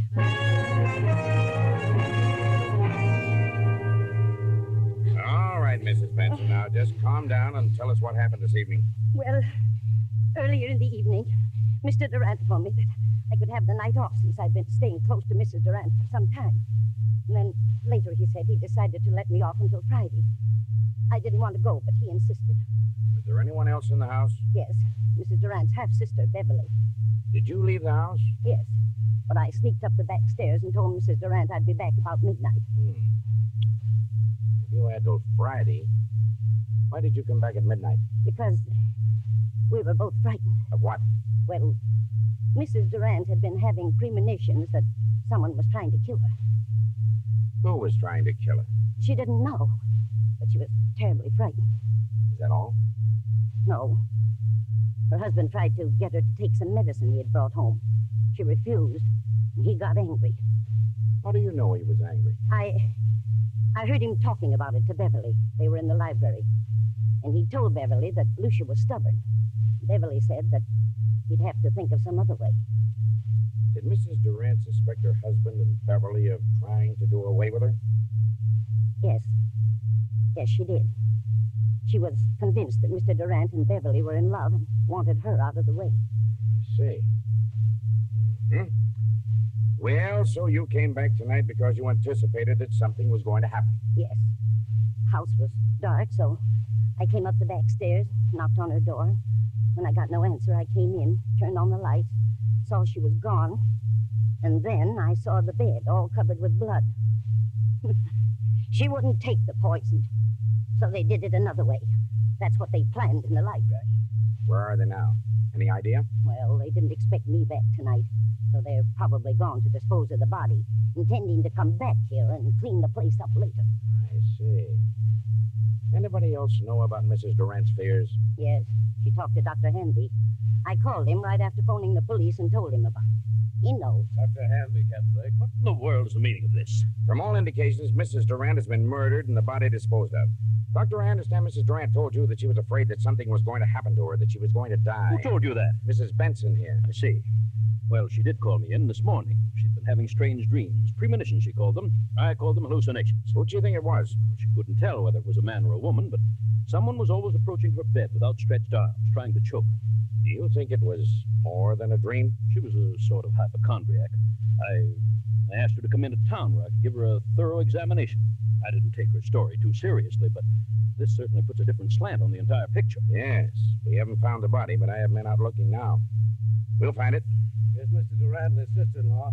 They found them about half-mile down the beach. Oh, how are you, Durant? What in the world goes on here? What's wrong, Doctor? Take a look at that bed. What happened? Lucia. Where is she? We thought you might enlighten us on that point. What do you mean? Where is she? Is Lucia dead? Oh, Gil, What happened? We think your wife has been murdered. Murdered? What are you doing here, Mrs. Benson? I thought you were gone till Friday. Why did you tell her to go until Friday? Why, I thought she needed a rest. She'd been having long hours. Where is Lucia? Where have you and your sister-in-law been? Why, I slipped upstairs and saw Lucia was asleep, so we decided to take a little ride down the beach. It was still early. Mm-hmm. Didn't take anything with you? Certainly not. What do you mean by that? What would we take? I don't know. I just asked. Did you two try to get Lucia to take some medicine? No. Wait a minute, Beverly. That won't do any good. Yes, we did. Lucia was run down and needed a tonic. But she refused to take medicine. Why did she refuse? I don't know. Maybe she was afraid of being poisoned. Poisoned? Why should I want to poison her? Lucia was my wife. How long has your sister-in-law, Beverly, been here with you?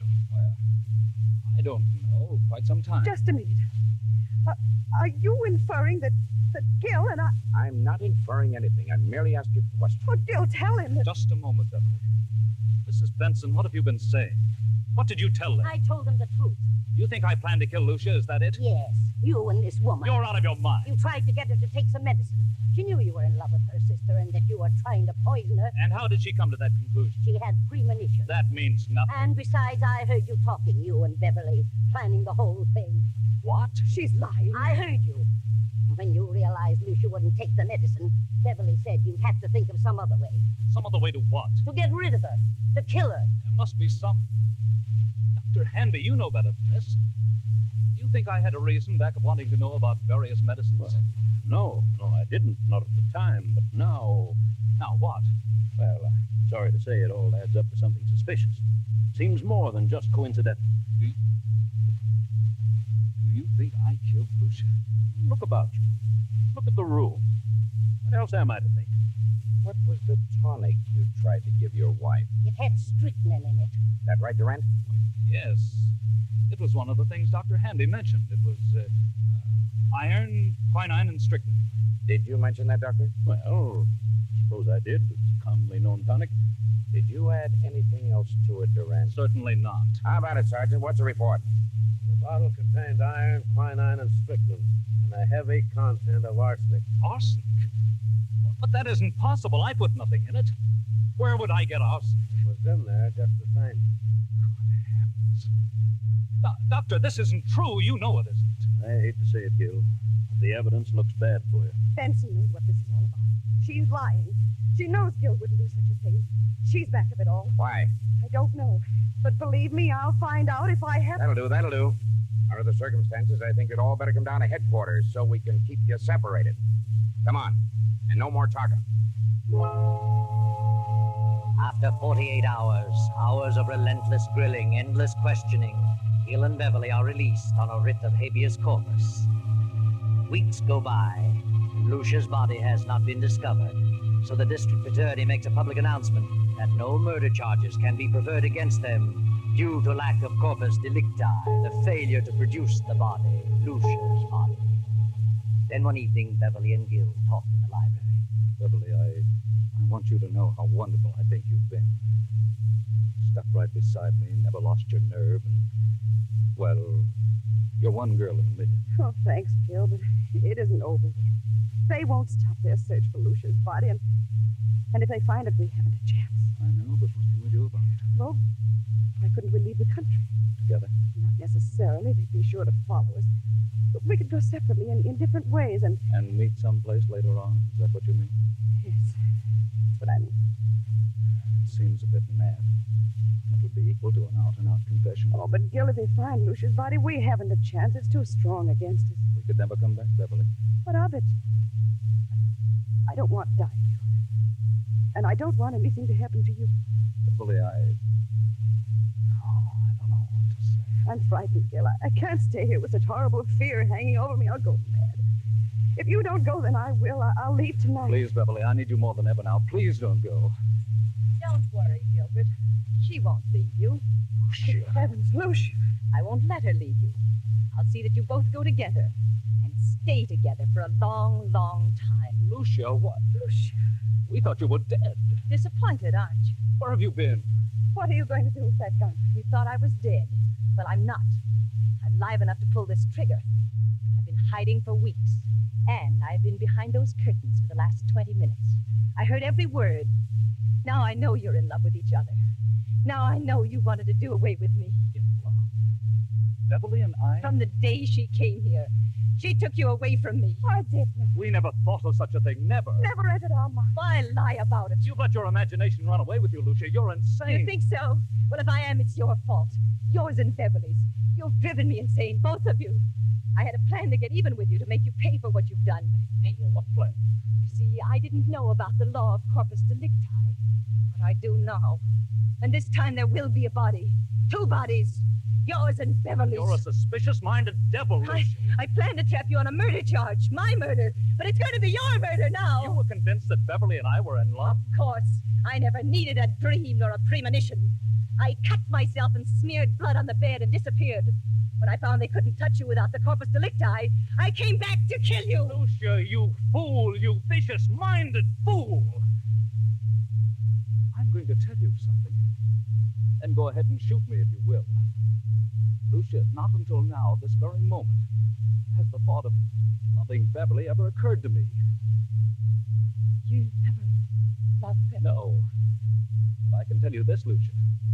Now that I've seen you as you really are, I could never love you again, never. Gil. Wait, Beverly. But I was sure. I was convinced that you were Beverly. You were sure only because your warped, jealous mind convinced you that there was something between us.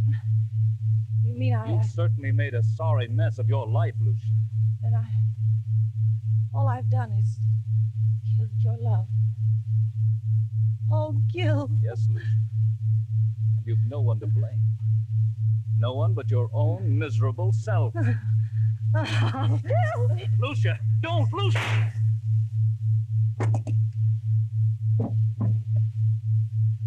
Oh, Gil.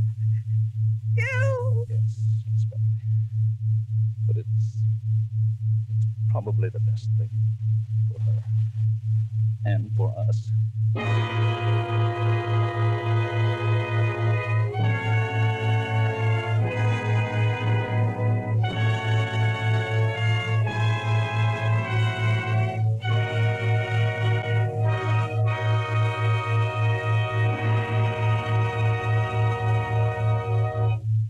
And so closes in Fear and Trembling, starring Metro-Goldwyn-Mayer's Mary Astor, tonight's tale of Suspense.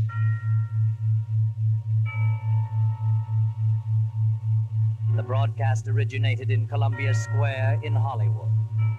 This is your narrator, the Man in Black, who conveys to you Columbia's invitation to spend this half hour in suspense with us again next Tuesday, when another of the screen's lovelier leading ladies, Geraldine Fitzgerald, will star in the uneasy drama called Will You Walk Into My Parlor? William Spear, the producer, Ted Bliss, the director, Bud Gluskin, the musical director, Lucian Morowick, the composer, and J. Donald Wilson, the author, collaborated on tonight's Suspense.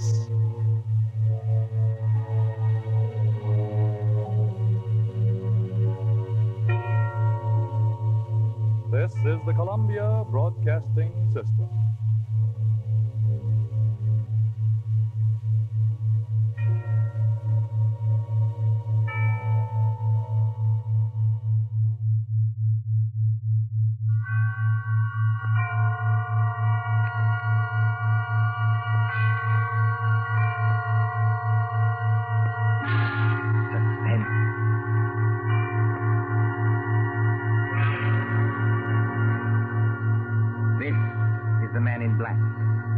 Again to introduce Columbia's program, Suspense. Our distinguished star this evening is that delightful gentleman, Mr. Roland Young, playing as author of detective novels, who invented his best plot when his life was at stake. With Mr. Young to play his long-suffering secretary is Miss Peggy Conklin. A story by John Dixon Carr in a somewhat lighter mood than is our habit, and called The Customers Like Murder, is tonight's tale of suspense. If you've been with us on these Tuesday nights, you will know that suspense is compounded of mystery and suspicion and dangerous adventure.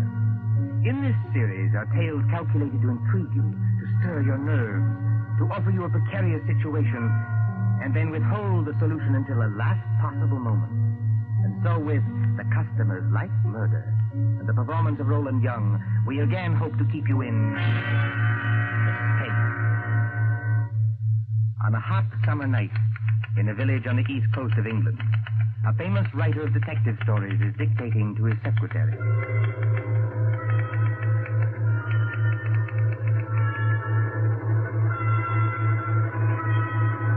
You have all heard of Mr. Gerald Hawkstone, celebrated author of Murder on the Woolsack, Aconite at the Admiralty, Who Shot the Prime Minister, and other thrillers which have held us past the midnight hour.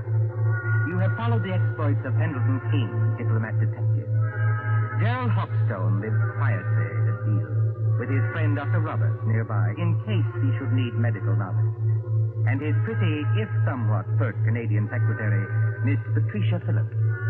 Gerald Hawkstone would be a happy man, even in wartime, if it were not war. You got all that, Miss Phillips? Yes, Mr. Hawkstone. Good. New paragraph. Yes, Mr. Hawkstone. At the head of the great banqueting table, comma, the Lord Chief Justice staggered to his feet. Full stop. His face was a ghastly whitish color, and his eyes had become glassy. Is he drunk, Mr. Hawkstone? No, Miss Phillips, the Lord Chief Justice is not drunk. Sounds pretty cockeyed to me. For your information, Miss Phillips, the Lord Chief Justice has just been poisoned with curare because he discovered the identity of the master criminal. Is that clear? Yes, Mr. Hawkstone. But I wish you wouldn't do it. Do what? Well, in the last 4 books, Mr. Hawkstone, you have shot the Prime Minister, killed the Lord Chancellor with an axe, poisoned the Home Secretary, and blown up the First Lord of the Admiralty. Why don't you stop picking on the poor government and murder somebody else for a change? The Lord Chancellor, Miss Phillips, was not murdered with an axe. No, Mr. Hawkstone? Definitely no. He was beamed with the Great Seal and found dead on the Woolsack. And there's another thing, Miss Phillips. Whether you talk like this because of a dense vacuum in what we will charitably call your mind... Really, Mr. Hawkstone? Or whether you are really making out what you might define as hot cracks, I don't know. But I don't want any more of it, do you hear? Just as you please, Mr. Hawkstone. Oh, Lord, where was I? His face was a ghastly whitish color, and his eyes had become glassy. Sounds like me. All right. A single choking cry escaped his lips, comma, and his body crumpled to the floor. Full stop. New paragraph. With one swift stride, Pendleton King had reached the fallen man. He can't have done that, Mr. Hawkstone. Who can't have done what? Pendleton King. What about him? Well, on the last page, you had him sitting at the foot of the table. So he can't get there in one stride. Unless you want him to sail across the room like a kangaroo. There are times, Miss Phillips, when I should like to poison you with curare and dance on your grave. I was only trying to help. All right, change it, strike it out. With hardly a second's delay, how's that? Comma. Pendleton King had reached the fallen man. Full stop. New paragraph. Quote. I feared it, comma. Close quote. He muttered. Full stop. Quote. Note the rigidity of the muscles. Exclamation point. Note the characteristic odor of curare, which... That won't do, Mr. Hawkstone. Why not? Curare hasn't got any odor. Now, there, Miss Phillips, you've really gone too far. But I can't help that. It's true. If you will permit the small vanity, I am noted for the correctness of my medical knowledge. Who is murdering the Lord Chief Justice, you or I? You are. But you might murder him properly. Curare hasn't got any odor. I say it has. And I say it hasn't. Listen, Miss Phillips. I propose to settle this rather childish dispute by going next door and asking Dr. Roberts. Will that convince you? Curare hasn't got any odor. Anyway, the Lord Chief Justice wouldn't be mixed up in any such silliness as this. Silliness, eh? Yes, I said silliness. Read your evening paper. The Lord Chief Justice is sentencing some American gangster who got involved in a robbery over here. That's the sort of thing he really does. You're very fond of these gangster reports, aren't you? Yes, I am, because they're real. Real? Ha! Don't you say fa to me. Merely remarking, Miss Phillips, that with your usual ingenuity, you sidetracked the argument. I am going to see Dr. Roberts. That's not necessary, of course. My own knowledge of poisons is as great as that of any doctor. Dr. Fa. And finally, kindly don't say fa to me, either. When I return, Miss Phillips, I hope to find you in a better frame of mind. Please observe that I, at least, have been able to keep my temper. Excuse me. All right. Go on. See if I care.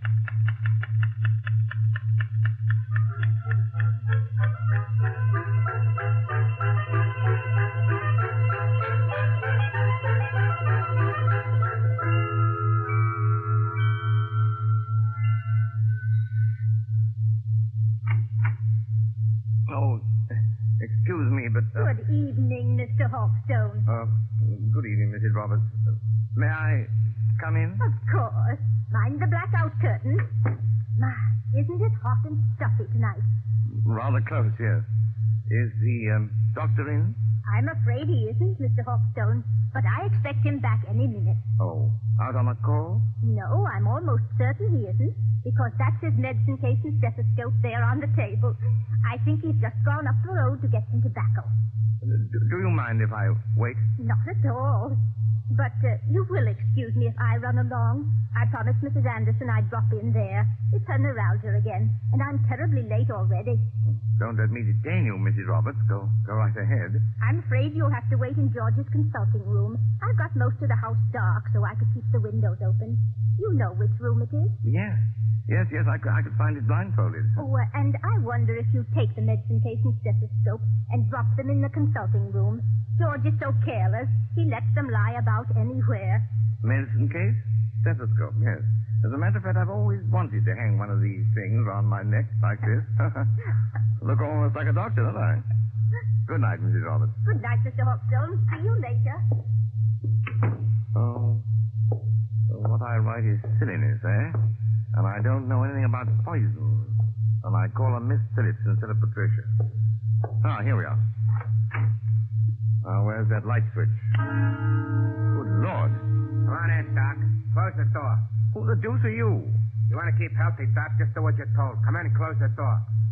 Is that by any chance a revolver you're pointing at me? Ain't no cigarette case. I'm warning you. Oh, I'm hanged. I've done it 1,000 times in stories, but I never thought... Don't drop that junk you're carrying either. You're going to need it, Doc, when you come along with me.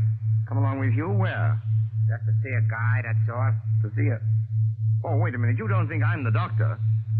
Now, look, Doc. I ain't got any time for gags, see? The boss says to bring you, so I bring you. There'll be a very sick man out there if you don't go. Yes, there'll be a very dead man out there if I do go.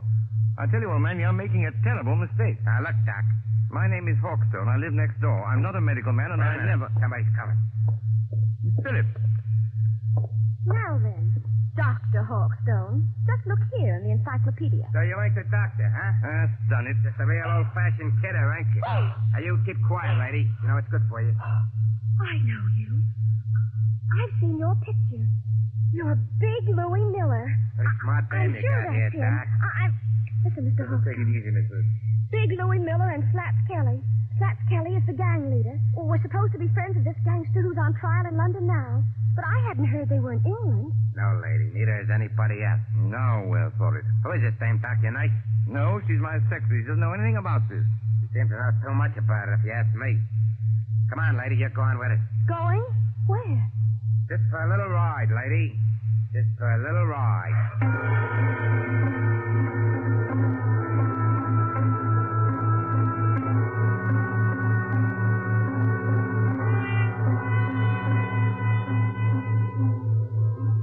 Far out from the village, in flat and miry swampland where pools of stagnant water gleam under the moon, stands the old Rutherford house. It is a desolate place, on the track of Field Marshal Goering's bombers when they crossed the coastline. But there are no searchlights here, and no guns. Only the heat on the glimmering marshes and the decaying, weather-boarded house as a motor car approaches. Drive straight ahead, Doc. Right around to the back of the house. Remember, I still got this rod against the back of your neck. As a matter of fact, Louis, I'm rather enjoying this. All except the murder. What murder? We ain't gonna bump anybody off. Maybe not you, old boy, but I am. Just wait till I get at your patient. I don't see how you can joke about this. I'm not joking, Miss Phillips. If Louis won't tell us what's wrong with the patient... Whenever you mind the patient, Doc, you just drive around here. Here, whoa. So... Right here. Oh. So this is the enchanted castle, eh? Climb out of here. Walk ahead of me over to that house. Come on, Miss Phillips. That's right, lady. You too. Come on. Hey, hold on, Doc. Grab a can of this cleaning fluid here. You can help me carry it in. Cleaning fluid? Yeah, there's 2 cans of it. If I can carry one, then I need my other hand for this rod. Come on. We ain't got all night. Get it out of the back seat. Professionally, this is a little out of my line of duty. What do you want with the cleaning fluid? The boss's suits get all messed up, so I clean them for him. I play nursemaid and everything around here. Come on now. Straight ahead. Stop asking questions. You got this place blacked out, Louis. If the police don't get you, the air raid warden will. Forget it, Doc. We got this place so sealed up, you can hardly breathe inside. In here? That's right, lady. Go ahead. I'll close the door. I can't see, old boy. Which way? Here. Set that can down and follow me. You too, lady. Right here, with the curtains hanging over the door. Now, I want you to meet the boss.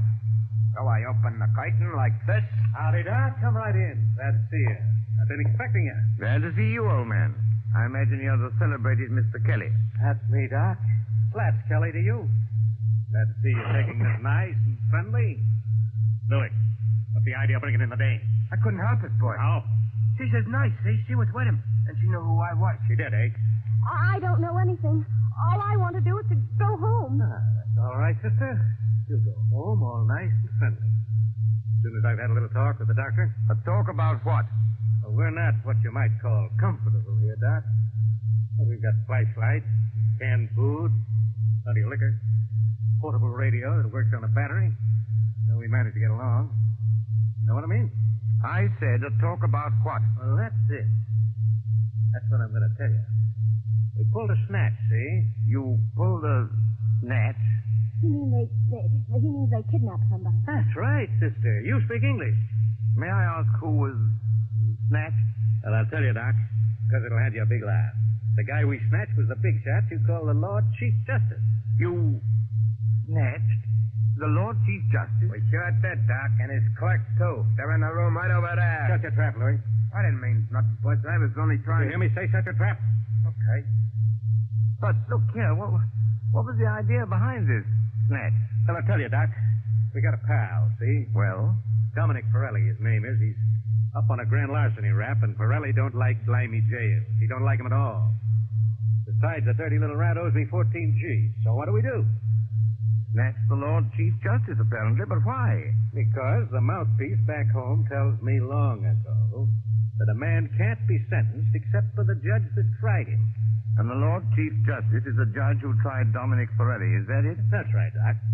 But it ain't the main thing. This Chief Justice is a pretty important guy, see?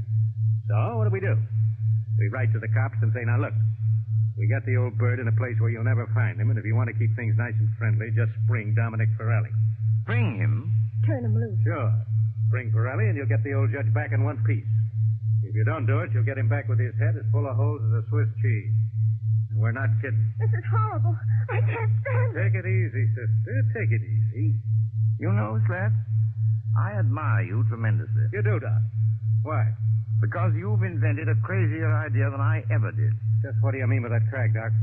You don't honestly think the government will make a bargain with you? I sort of think they will, Doc. I sort of think they will. But what if they don't? It'll be just too bad for a lot of people. You know what I mean? Why wouldn't I like to give that judge a going over? Louis got a sort of a grudge against the old guy, Doc. Well, wouldn't you have? Louis' temperamental, see? He gets bored. So he says to the old guy and his clerk, he says, "Can you play poker?" Just says, "Sure." So they play poker from 6 in the evening to 5 in the morning. What do you know? If the old judge don't win all Louis' dough. They rung in a cold deck on me. That's how they done it. They're a couple of crooks. Are you accusing the Lord Chief Justice of playing poker with marked cards? He won my dough, didn't he? Shut up, Louis. Okay, boy. Not that I blame Louis much. The things I've had to take from that judge. Well, that's where you come in, Doc. I was just wondering about that. Which of one of them is... Hurt? There's nobody hurt. Not yet. Then what the devil do you want with me? I want them kept quiet so they don't keep trying to escape.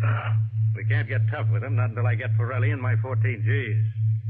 I want you to give them a hypodermic or something that'll keep them out cold for 2 days. Can you do that? Why, yes, I don't know. I suppose I could. No, for heaven's sake, be careful. Now, what do you use to dope them?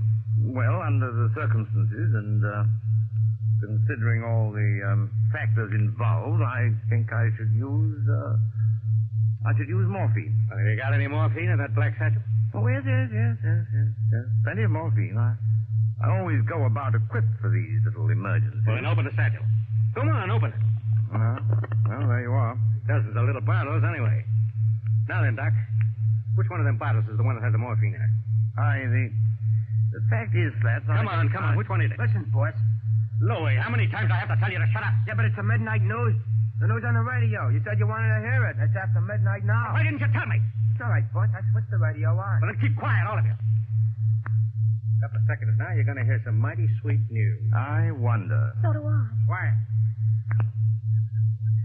Lord Chief Justice. That's us, ain't it? The kidnappers, stated Superintendent Hadley of the CID, seem to entertain a belief that no sentence can be passed on a criminal except by the judge who tried him. Whatever may be the law in certain American states, this is not the case here.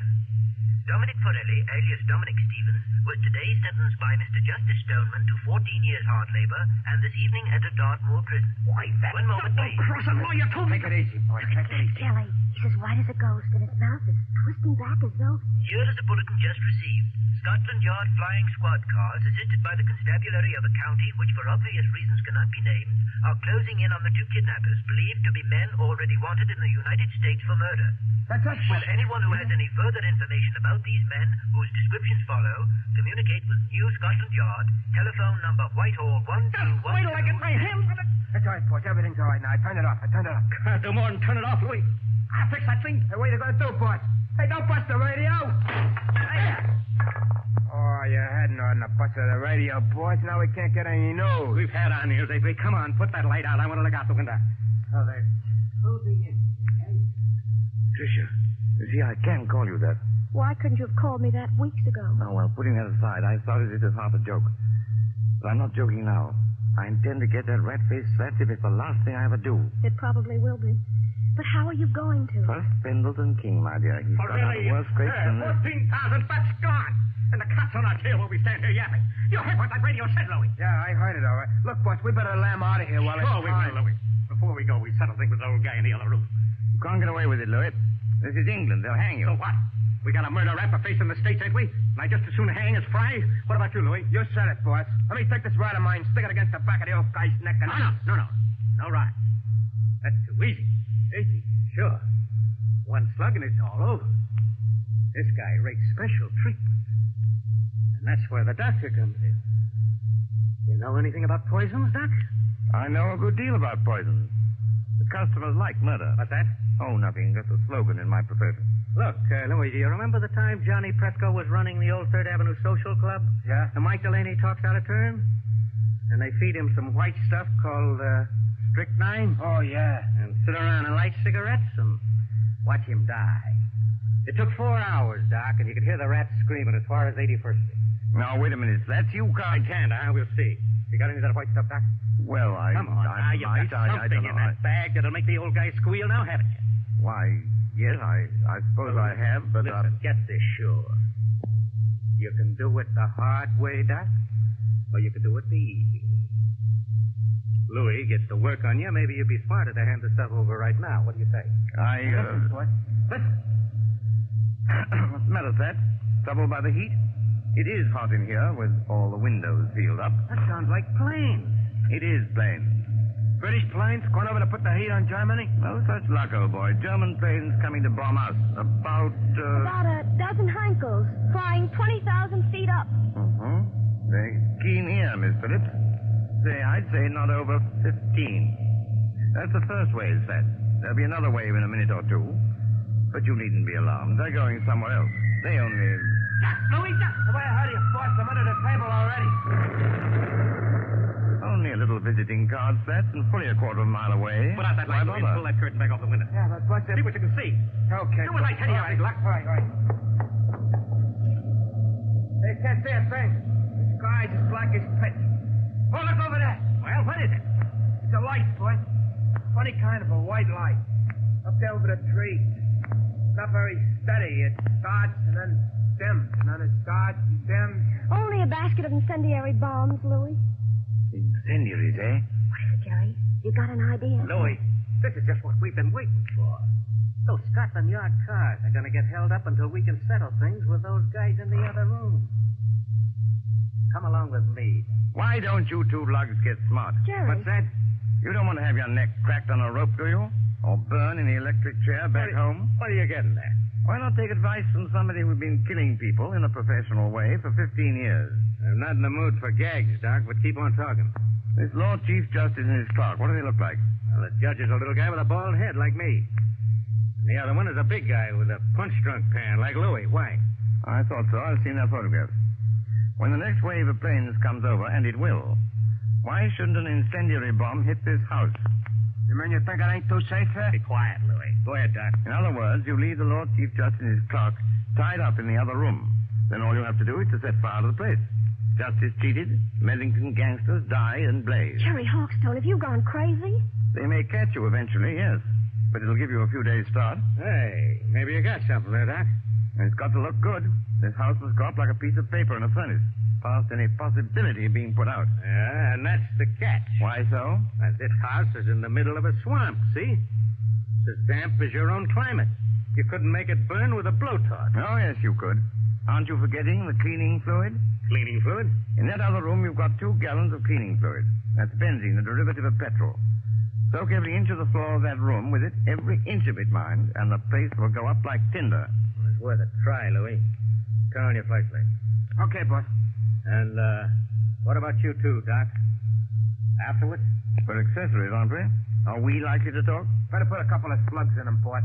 Drop them on the road. What's 1 or 2 more bumps in a spot like this? Maybe you're right at that. Well, anyway, Doc, thanks for a swell idea. You heard what the doc said, Louis. Get going with that cleaning stuff. Both of you had better do it. I'm warning you. Oh, why? Hear that? Because there isn't much time. Here they come. You can't have a fire start after the last wave of planes has gone over. Well, maybe you got something there, too. But I'll just take a little precaution first. What are you going to do? These are handcuffs, sister. 2 of the neatest pair of cuffs we ever swiped off a dumb cop. Now, well, just lock your arms around the back of the chair, like this. And the doc's arms around the back of his chair, like this. And we'll get going. Come on, Louis, through the curtain. Okay, I'm coming, boss. Bye-bye, Mr. Hawkstone. And your lady friend. Be seeing you in the funny papers. Or in the morgue.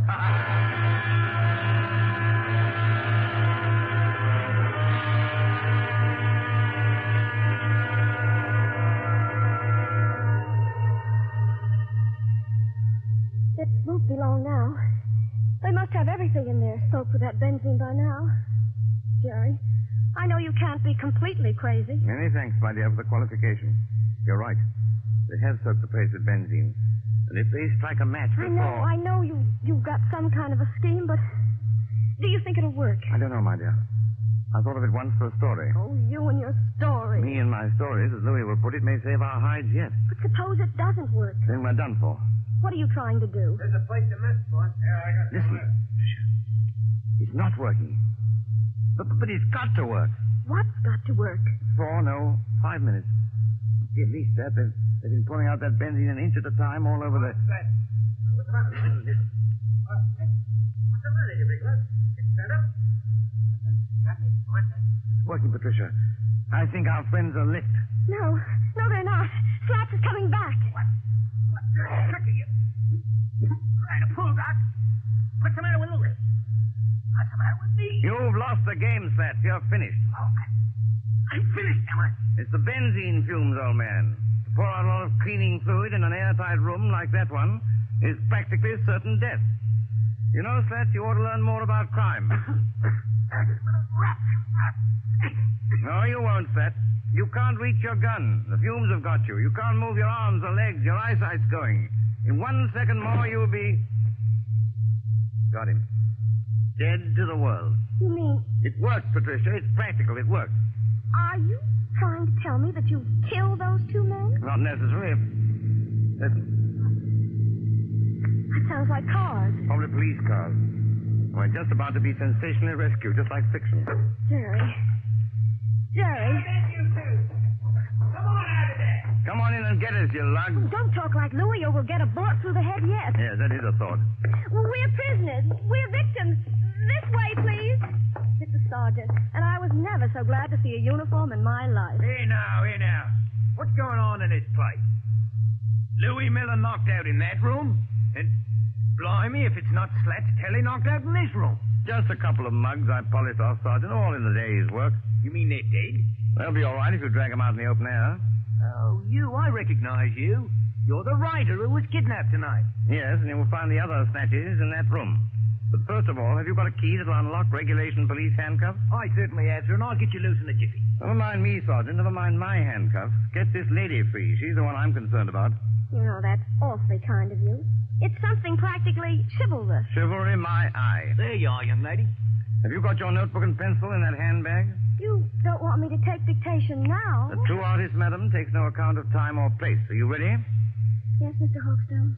Well, you admit now that my plot is practical. Yes, Mr. Hawkstone. Now then, The Income Tax Murder by Gerald Hawkstone, Chapter 1. But Mr. Hawkstone... Just as Big Ben was striking midnight, a hooded face looked into the window of the luxurious study occupied by the Chancellor of the Exchequer. Full stop. The hooded figure chuckled as it softly lowered inside the window a large tin of cleaning fluid. New paragraph. The Chancellor himself was hard at work devising a new scale of income tax. But Mr. Hawkstone, that's a completely different story. I thought you were going to murder the Lord Chief Justice. Haven't you any professional taste? How can I murder the Lord Chief Justice? I just saved his life.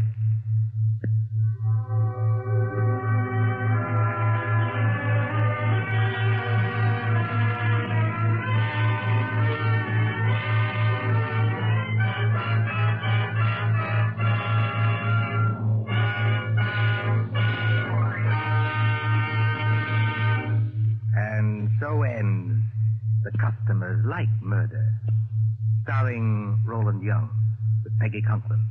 Tonight's tale of suspense.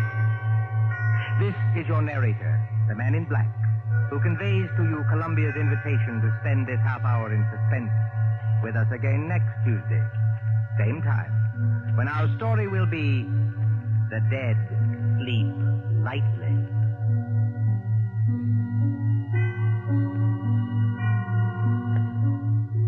William Spear, the producer, John Dietz, the director, Bernard Herrmann, the composer-conductor, and John Dixon Carr, the author, elaborated on tonight's Suspense.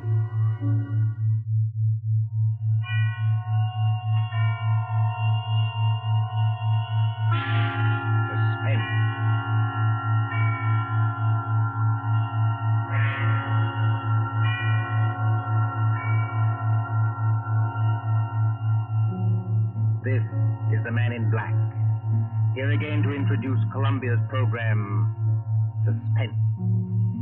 Our stars this evening are three. In the order of their appearance, they are Walter Hampton, one of the theater's proudest names for 2 generations, and Susan Hayward and Lee Bowman, two of Hollywood's brightest younger stars.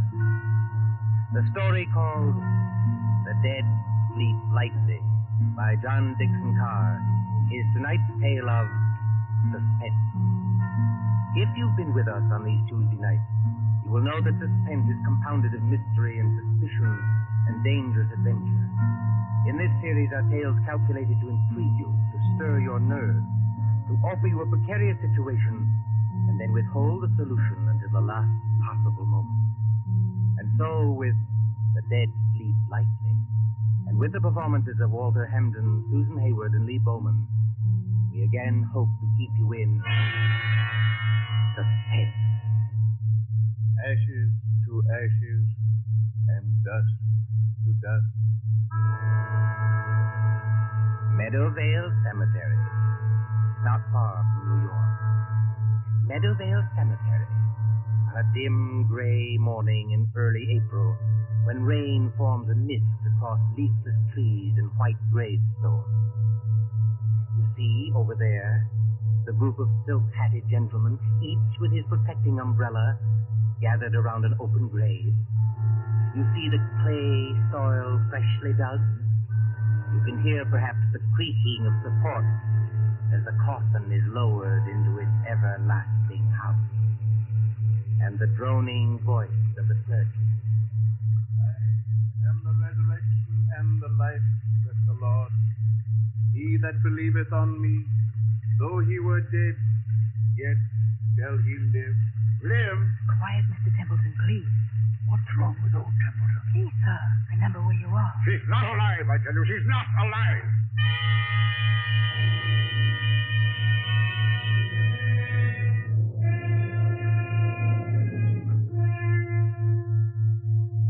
It might seem a long distance, that, from the Cosmopolites Club in Gramercy Park on the following evening, when that same well-fed man, as hard and unemotional as the diamond pin in his tie, hurries up the steps into the club and... What? Yes, Mr. Templeton? Tell me, Mr. Wilmot in the club, do you know? Yes, sir. Don't you see him? See him? Where? In the lounge over there, sir. Sitting by the fire. Yes, of course. I'm a little upset. You're a good fellow, Henry. I won't forget you. Thank you, sir. Excuse me, sir, but aren't you going to take off your hat and overcoat? Never mind my hat and coat. Just tell me one other thing. When I came into the club, was there anybody following me? Following you, Mr. Templeton? Yes, a woman. A woman with a long skirt and a heavy black veil. There aren't many women who wear that kind of dress nowadays, sir. Look out into the street. Do you see anybody? No, sir. There's just, What's that? Oh, that's only the old street musician, sir. He doesn't mean any harm. I won't have that tune played, you hear? I'm used to getting my orders obeyed, and I'm going to have this one obeyed. Here's some money. Go out and tell him to go away. Yes, sir, if you insist, but... Do as you're told and don't ask questions. If anybody wants me, I shall be with Mr. Wilmot. Very good, sir.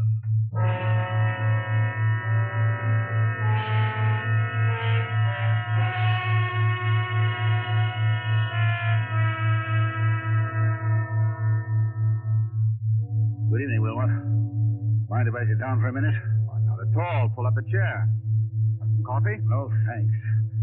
I'll get down to brass tacks right away. Yes, you always do. I've noticed that. Well, I'm a pretty self-sufficient kind of a fellow, Wilmot. I made a name for myself, even if I do say it myself. But, well, the fact is, I need advice. Successful publisher asking advice from one of his own authors.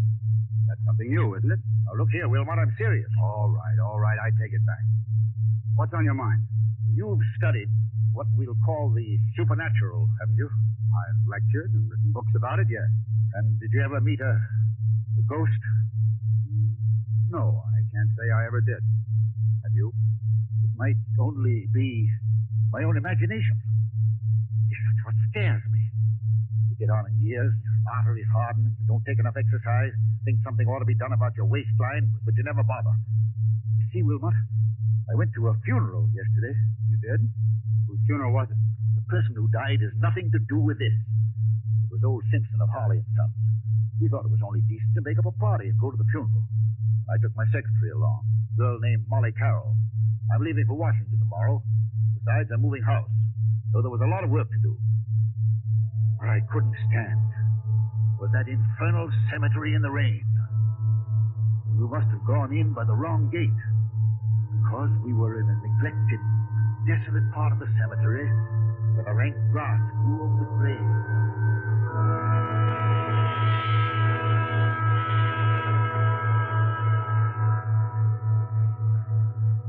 You'll oblige me, Miss Carroll, if you first find out the proper directions to our places. We've come in the wrong gate to the cemetery. Well, I'm sorry, Mr. Templeton. I thought What you thought doesn't matter now. This is the wrong part of the cemetery. My shoes are absolutely ruined with wet clay. Well, it isn't doing my own shoes and stockings any good either, Mr. Templeton. If there's been any damage to them, Miss Carroll, I'll replace them. You never found me ungenerous, now have you? Well, not exactly ungenerous, no. I'll pay you the compliment, Miss Carroll, saying that you're the best secretary I ever had. Thank you. Yet you want to leave me. Yes, I want to get married. That's what Mr. Barnes is telling me. And who is this paragon of yours? What does he do? Does he make any money? Well, Frank's a radio technician. He's not very wealthy, I'll admit. Wealthy? A radio technician? I'll bet he doesn't make as much as I pay you. Yet you want to get married. Well, is there anything very strange about that? Yes, if it interferes with your career, if it... Good Lord. Look at what, Mr. Templeton? Over there, where I'm pointing. You mean that? It's only an old gravestone covered with weeds and brambles. I haven't seen that grave in years. It looks rather neglected. It is neglected, isn't it? Will you go closer, please, and read the inscription? Mr. Templeton. Do as I tell you, please. It says, let's see if I can get some of these weeds aside. It says, sacred to the memory of Mary Ellen Cleaver, born September 5th, 1892. Departed this life March 25th, 1919. Thou shouldst still be adored as this moment thou art. Let thy loveliness fade as it will. If you lower that umbrella, Mr. Templeton, you'll get soaking wet. Sentimental trash. But she always liked it. She always liked it? Mary Ellen Cleaver. Did you know her? Very well indeed. She was my wife. Your wife? But I never knew you were married. Neither does anybody else. Where's my flask of brandy? What have I done with it? It's in your hip pocket, Mr. Templeton, but do you think that's very wise? You've already had more than enough. Whatever I do is wise, Miss Carroll. Well, we were married very young. She was a nice little thing. I was fond of her, yes. But she couldn't have helped me. I'm not a snob, but she wasn't in my class. No style, you know, no manners, no education. Indeed. Could I have introduced her to the friends I was making? No. Wouldn't have been kind to her. She didn't even want to go to the places where I was invited. She'd sit at home and say, what was it like? Did you have a nice time? What was Mrs. So-and-so wearing? And she loved me. I'll put that to her credit. But... You left her? I thought it was the kindest thing to do, yes. She went away. Then I heard she'd had... Had what? Nothing. Doesn't matter. Well, there was a war on. I attended the peace conference in Europe. Never even knew she was dead until I heard some friends had buried her. I always promised to call her up. She said she'd come back to me if I did. You couldn't call her up now, Mr. Templeton, even if you wanted to. No, I suppose not. But I was fond of her. I wish there was something I could do. Well, you could have her grave cared for. Have some flowers put on it. That's it. That's an idea. She'd have liked that. Can you take care of that for me? I'll look after it tomorrow morning, Mr. Templeton. But how will they ever be able to locate the grave? Must be thousands in this cemetery. Well, each grave has a number, you know, cut into the stone so you can identify it. This is number 1212. 1212. Sounds like a telephone number, doesn't it? Yes, doesn't it? Meadowvale 1212. Poor girl. I was fond of her. Please, Mr. Templeton, come along, and please, no more brandy. You've got a funeral to attend.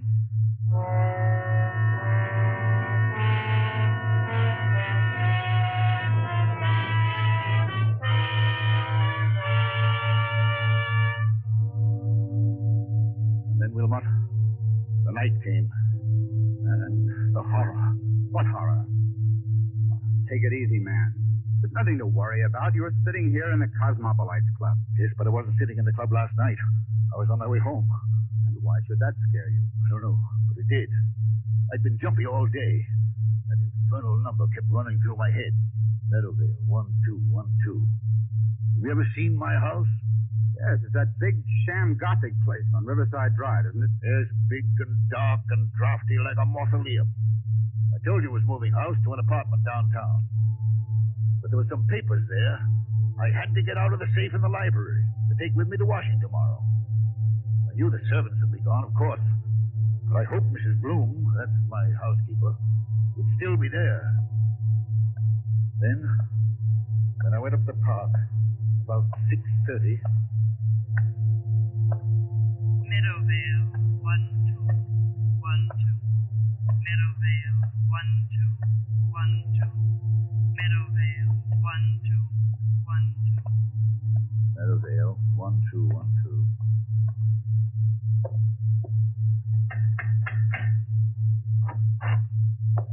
Mr. Templeton, this is a surprise. Sorry to trouble you, Mrs. Bloom. I seem to have mislaid my key. The other could have sworn I had it on my key ring this morning. It's no trouble, Mr. Templeton. Only, I hope you're not planning to spend the night here. No, I'm going to a hotel. Why do you ask? Because they've disconnected everything except the electricity and taken away most of the furniture. I haven't touched anything in the library. No, sir. I told them you said to leave that. But it does seem a pity in a way. What seems a pity? To break up a lovely home like this after all these years. Home? This big, ugly picture gallery? It's been a home to me, sir. I've treated you generously, haven't I? Yes, sir. I'm sorry. I've got several hours' work to do, Mrs. Bloom. A whole safe full of papers to sort over. I'm going to the library and... What's that you're hiding behind your back? I'm not hiding anything, sir. All the same, what is it? It's only a music box, sir. I found it in the attic when the moving men were here.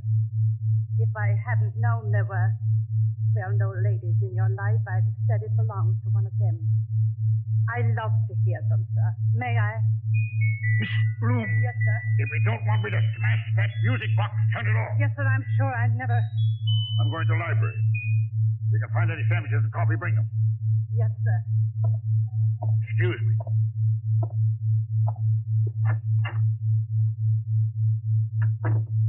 Same old library. Same old claw-footed desk. There's the Venetian mirror she bought for you. Look at yourself in the mirror, Templeton. Admit you can't face it. Admit you can't work here tonight. Admit you've got to have lights and music and... That's it. Go out for dinner. Telephone Wilmot. If they've left the phone... Oh, yes, good. Here it is. Hello, hello. Yes, sir. Number, please. Number, please. I want, Meadowvale 1212. Meadowvale 1212. Wait, what the devil's name am I saying? Change that, I want... Hello, my darling. I knew you'd call me when you needed me. Who's that speaking? Who are you? It's Mary Ellen, dear. Don't you recognize my voice? You're not Mary Ellen. The strict Mary Ellen is dead. Yes, dear. But the dead sleep lightly, and they can be lonely, too. And now that you do need me... I don't need you. I don't need anybody. I'm coming back to join you, dear. It's not easy, but I'll be there by the time the clock strikes 7. I'll wear a veil because I don't look very pretty. I won't have this. I won't listen to you. I won't... Goodbye, my dear. Remember, when the clock strikes 7... Mrs. Bloom, Mrs. Bloom! Mr. Templeton, what on earth is the matter? Who's been playing tricks on me? Tricks, sir. I don't understand. Who spoke to me on this phone? But, sir, nobody could have spoken to you on that phone. Nobody could have. What are you talking about? That phone's disconnected, sir. Disconnected? Yes, sir. The man came here this afternoon and took that little metal box off the wall and rolled all the wires up and put everything on the desk there. Said he'd be back tomorrow to take it away. Mrs. Bloom, that's impossible. Look for yourself, sir. You're standing in the middle of the room holding that phone, and the wires don't lead anywhere. That's true. So you couldn't very well have talked to anybody on the phone that wasn't connected? Now could you? I tell you, I got the operator. I heard it ring. I talked to someone else. Oh? And what did that person say? She said she'd be here to visit me when...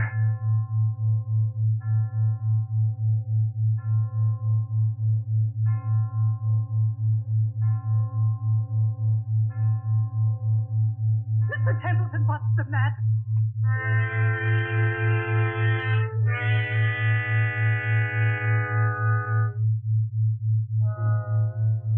Sir Wilmot, that's what happened last night. The phone was disconnected. It was Mary Ellen's voice. There's no doubt about that. Am I out of my mind or what? Before I say anything about that, my friend, Well, let's hear the end of your story. What did happen when the clock struck 7? I don't know. You don't know? No, I lost my head. Ran out of that house as though the devil were after me. Maybe he was. And since then? I spent the night at the hotel. Today, I've walked past that house 50 times, 100 times, trying to muster up enough nerve to go in. I couldn't do it, but I've got to go in there. Why? It's those papers I've got to take to Washington. Send somebody else to get them. I can't do that, Wilmot. It's confidential information for the government. I've thought of everything. I've even bought a revolver, see? For the love of heaven, man, put that gun away. You want the other club members to think you have gone insane? Then I thought of you. You know all the tricks of fake spiritualists. You've written about it and lectured about it. Which reminds me, by the way, that I'm lecturing before the Acropolis Club in about 20 minutes. You've got to break that engagement, Wilmot. Why? Because you're going with me to my house tonight, now. It's impossible, old man. Now sit quietly and listen to me. I'll go with you willingly tomorrow morning. That's too late. I'm taking an early plane to Washington. Well, then wait until I can get away from the lecture. Say, around midnight. I'll tell you what I'll do. I'll take a taxi and join you as soon as I can. That won't do. I've got to know the answer now. You understand? Aren't you being a little unreasonable about this? Unreasonable or not, I usually get my own way, and I mean to have it now. Well, then I'm afraid you'll have to go to the house alone.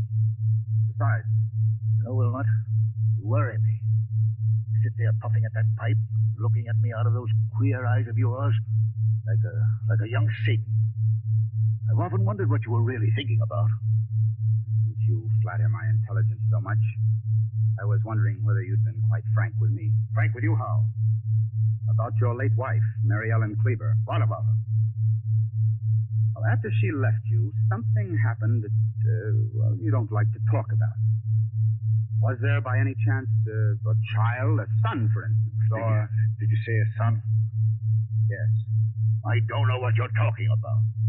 Well, then let's agree not to understand each other, shall we? Now, are you coming with me or aren't you? I tell you, man, I'll get there as soon as I can. All I can think about is the wet red clay in that cemetery, the dismal graves in the rain, and what her face might look like if she raised the veil. And what am I going to see in that house? What am I going to see in that house?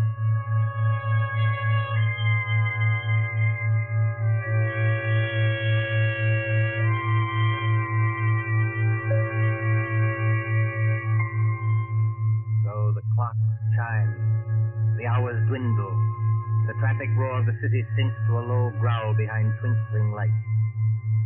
It is midnight, when a taxi moves along a certain street towards a certain house out of a bygone age. Lightless, black against the stars, surrounded by iron railings and with a path bordered by fir trees leading to the front door. Look, too, with the face of Mr. Patrick Wilmot when that taxi draws near. All right, driver. This is the place. I'll be in wait for you, sir. No, you needn't wait. Keep the change. Thank you, sir. Good night.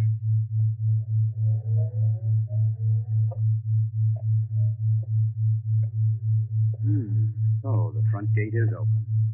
And he did go in. I beg your pardon. I didn't mean to bump into you. Mr. Wilmot. You know who I am. Oh, yes. I've seen you several times at our office. I'm Molly Carroll, Mr. Templeton's secretary. What are you doing here? Well, it's Mr. Templeton. What about him? Well, that's what I want to know.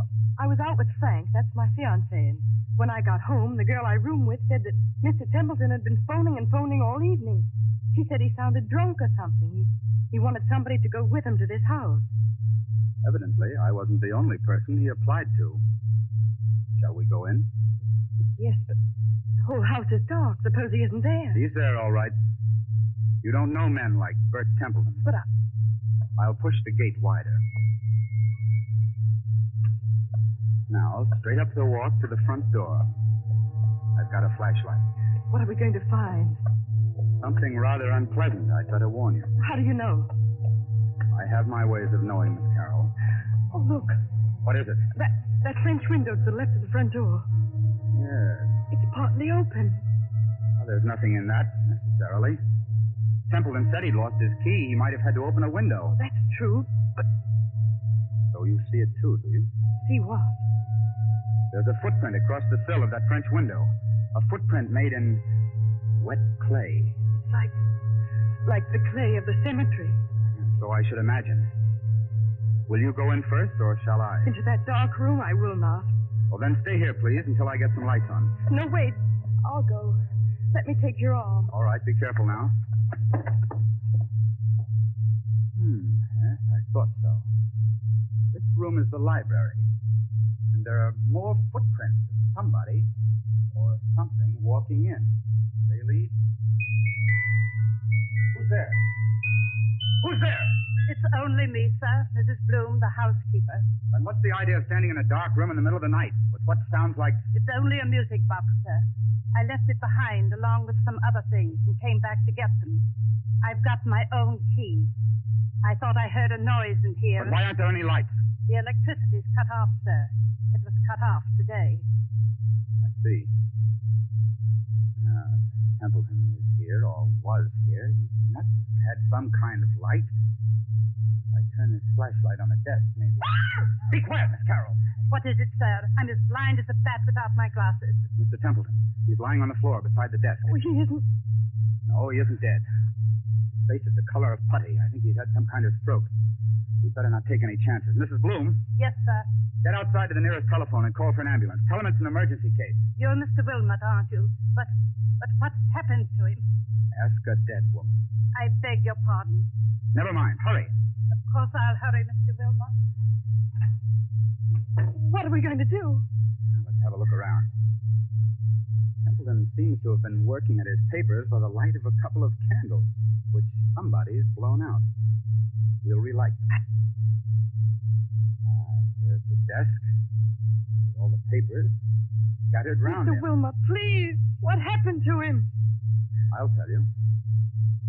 As he sat there in the dim light of two candles, a ghostly figure appeared at that French window. It wore a long, old-fashioned skirt and a heavy black veil to hide the face. It walked toward Templeton, tracking graveyard clay. It stretched its arms to him like this. Keep away from me, please. Templeton couldn't stand it. He collapsed. And now, before the old housekeeper returns, would you care to hear how the whole trick was worked? Trick? What trick? Have you heard about the ghost voice that talked on a disconnected telephone? Oh, yes. Yes, he said something about it this morning, but I thought he wasn't himself. He wasn't, but he heard it. Remember Mrs. Bloom's story about the telephone man? Yes. They don't send a man round to yank the whole apparatus off the wall, put it on the desk, and say he'll be back for it next day. This man from the telephone company was an imposter. The man from the telephone company was an imposter? Exactly. Oh, look, he's moving his hand. He's trying to open his eyes. Isn't there anything we can do for him? No, there's nothing we can do till the doctor arrives. In the meantime, listen to me. All right. What did this imposter do? He took away the real phone and substituted a spirit telephone. You don't know what a spirit telephone is? No, of course not. It's an old device used by fake mediums. You see a telephone without wires standing on a desk, like that one. You pick up the receiver and talk to the dead. Of course, you never really talk into the phone at all. But if you don't talk into the phone, then... Fixed underneath the desk is a tiny microphone with hidden wires leading to another room in the same house. That microphone picks up every word you think you are saying to the phone. Is that clear? I think so. Now, the dummy telephone is really a low-power radio receiving set. Somebody in another room can talk back to you after hearing what you say on the wired microphone. Then, Mr. Templeton... If Templeton hadn't rung Meadowvale 1212, then rest assured that same number would have rung him. Well, then the scheme couldn't fail either way. But, you see, there's one thing in this matter I haven't got quite clear even yet. And what's that? Tell me, Miss Carroll, just why did you work this whole trick? Why did you try to scare your father to death? My father? Templeton is your father, isn't he? That might be rather difficult to prove, Mr. Wilmot. By George, I admire you. Thanks very much. I'm flattered. Expressionless as ever. Eyes as hard and cold and blue and handsome as... Well, make your own comparison. But I knew you were guilty, of course, when I heard your fiancé was a radio ticket. You can leave Frank out of this. Oh, you have scruples. Have I touched you? Nothing can touch me. Not since my mother died. Your fiancé installed the ghost mechanism and took it away today. He probably thought it was only a joke. He did. I swear he did. And the rest of it was plain enough. Who led Templeton to the wrong gate in the cemetery, past that woman's grave? You did. Who was the only one who could have stolen the key to this house off that key ring he took to the office? You were. You needed that key to come and go as you liked and impersonate the two voices on the phone. Is there any need to go on with this? He killed her, you know. You mean Templeton killed your mother? Oh, not with a knife or a bullet or poison. All he did was break her heart. And that's no offense in law. Steady now. Well, I've done what I wanted to do. I've torn his whole rotten life to pieces. And there he is, gasping for breath on the floor. And I'm glad. Oh, God, forgive me. He is my father. Does he know you're his daughter? No, of course not. When I went to work for him as a secretary, he hadn't even seen me since I was a child. But I got near him. I worked for years to get near him. No, I wish I hadn't. Dear, you've got to pull yourself together. Why? Who cares?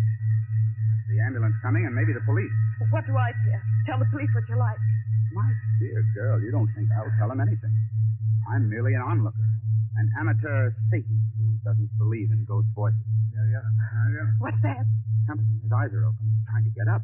Mary Ellen. It's as though he could see something that we can't. What's that he's got in his hand? It's a revolver. He had one at the club. He's putting it against his chest. I'll stop him. Look out! Oh, he did love her after all. And now he's tried to join her. Oh, don't let him die. It's all right, Molly. You grabbed the gun just in time. If he doesn't die, I'll make it up to him. I swear I'll make it up to him. I tell you now, he's not going to die. But... Mary Ellen. What? Mary Ellen. But what? Mary Ellen. I was just wondering. Is there a ghost in this room tonight?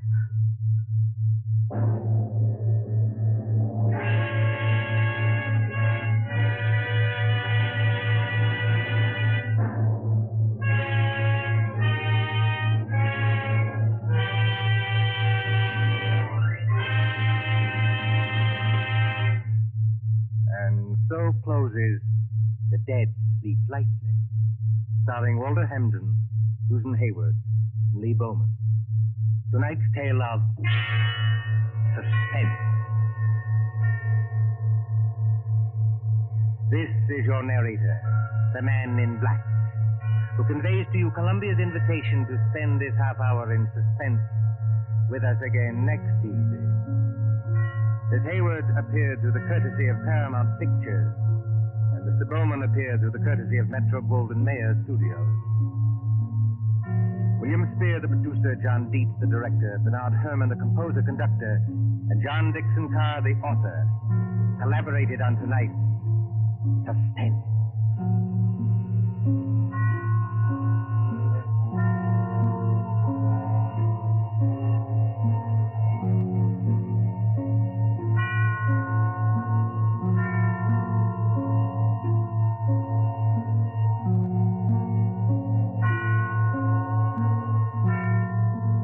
This is the Columbia Broadcasting System.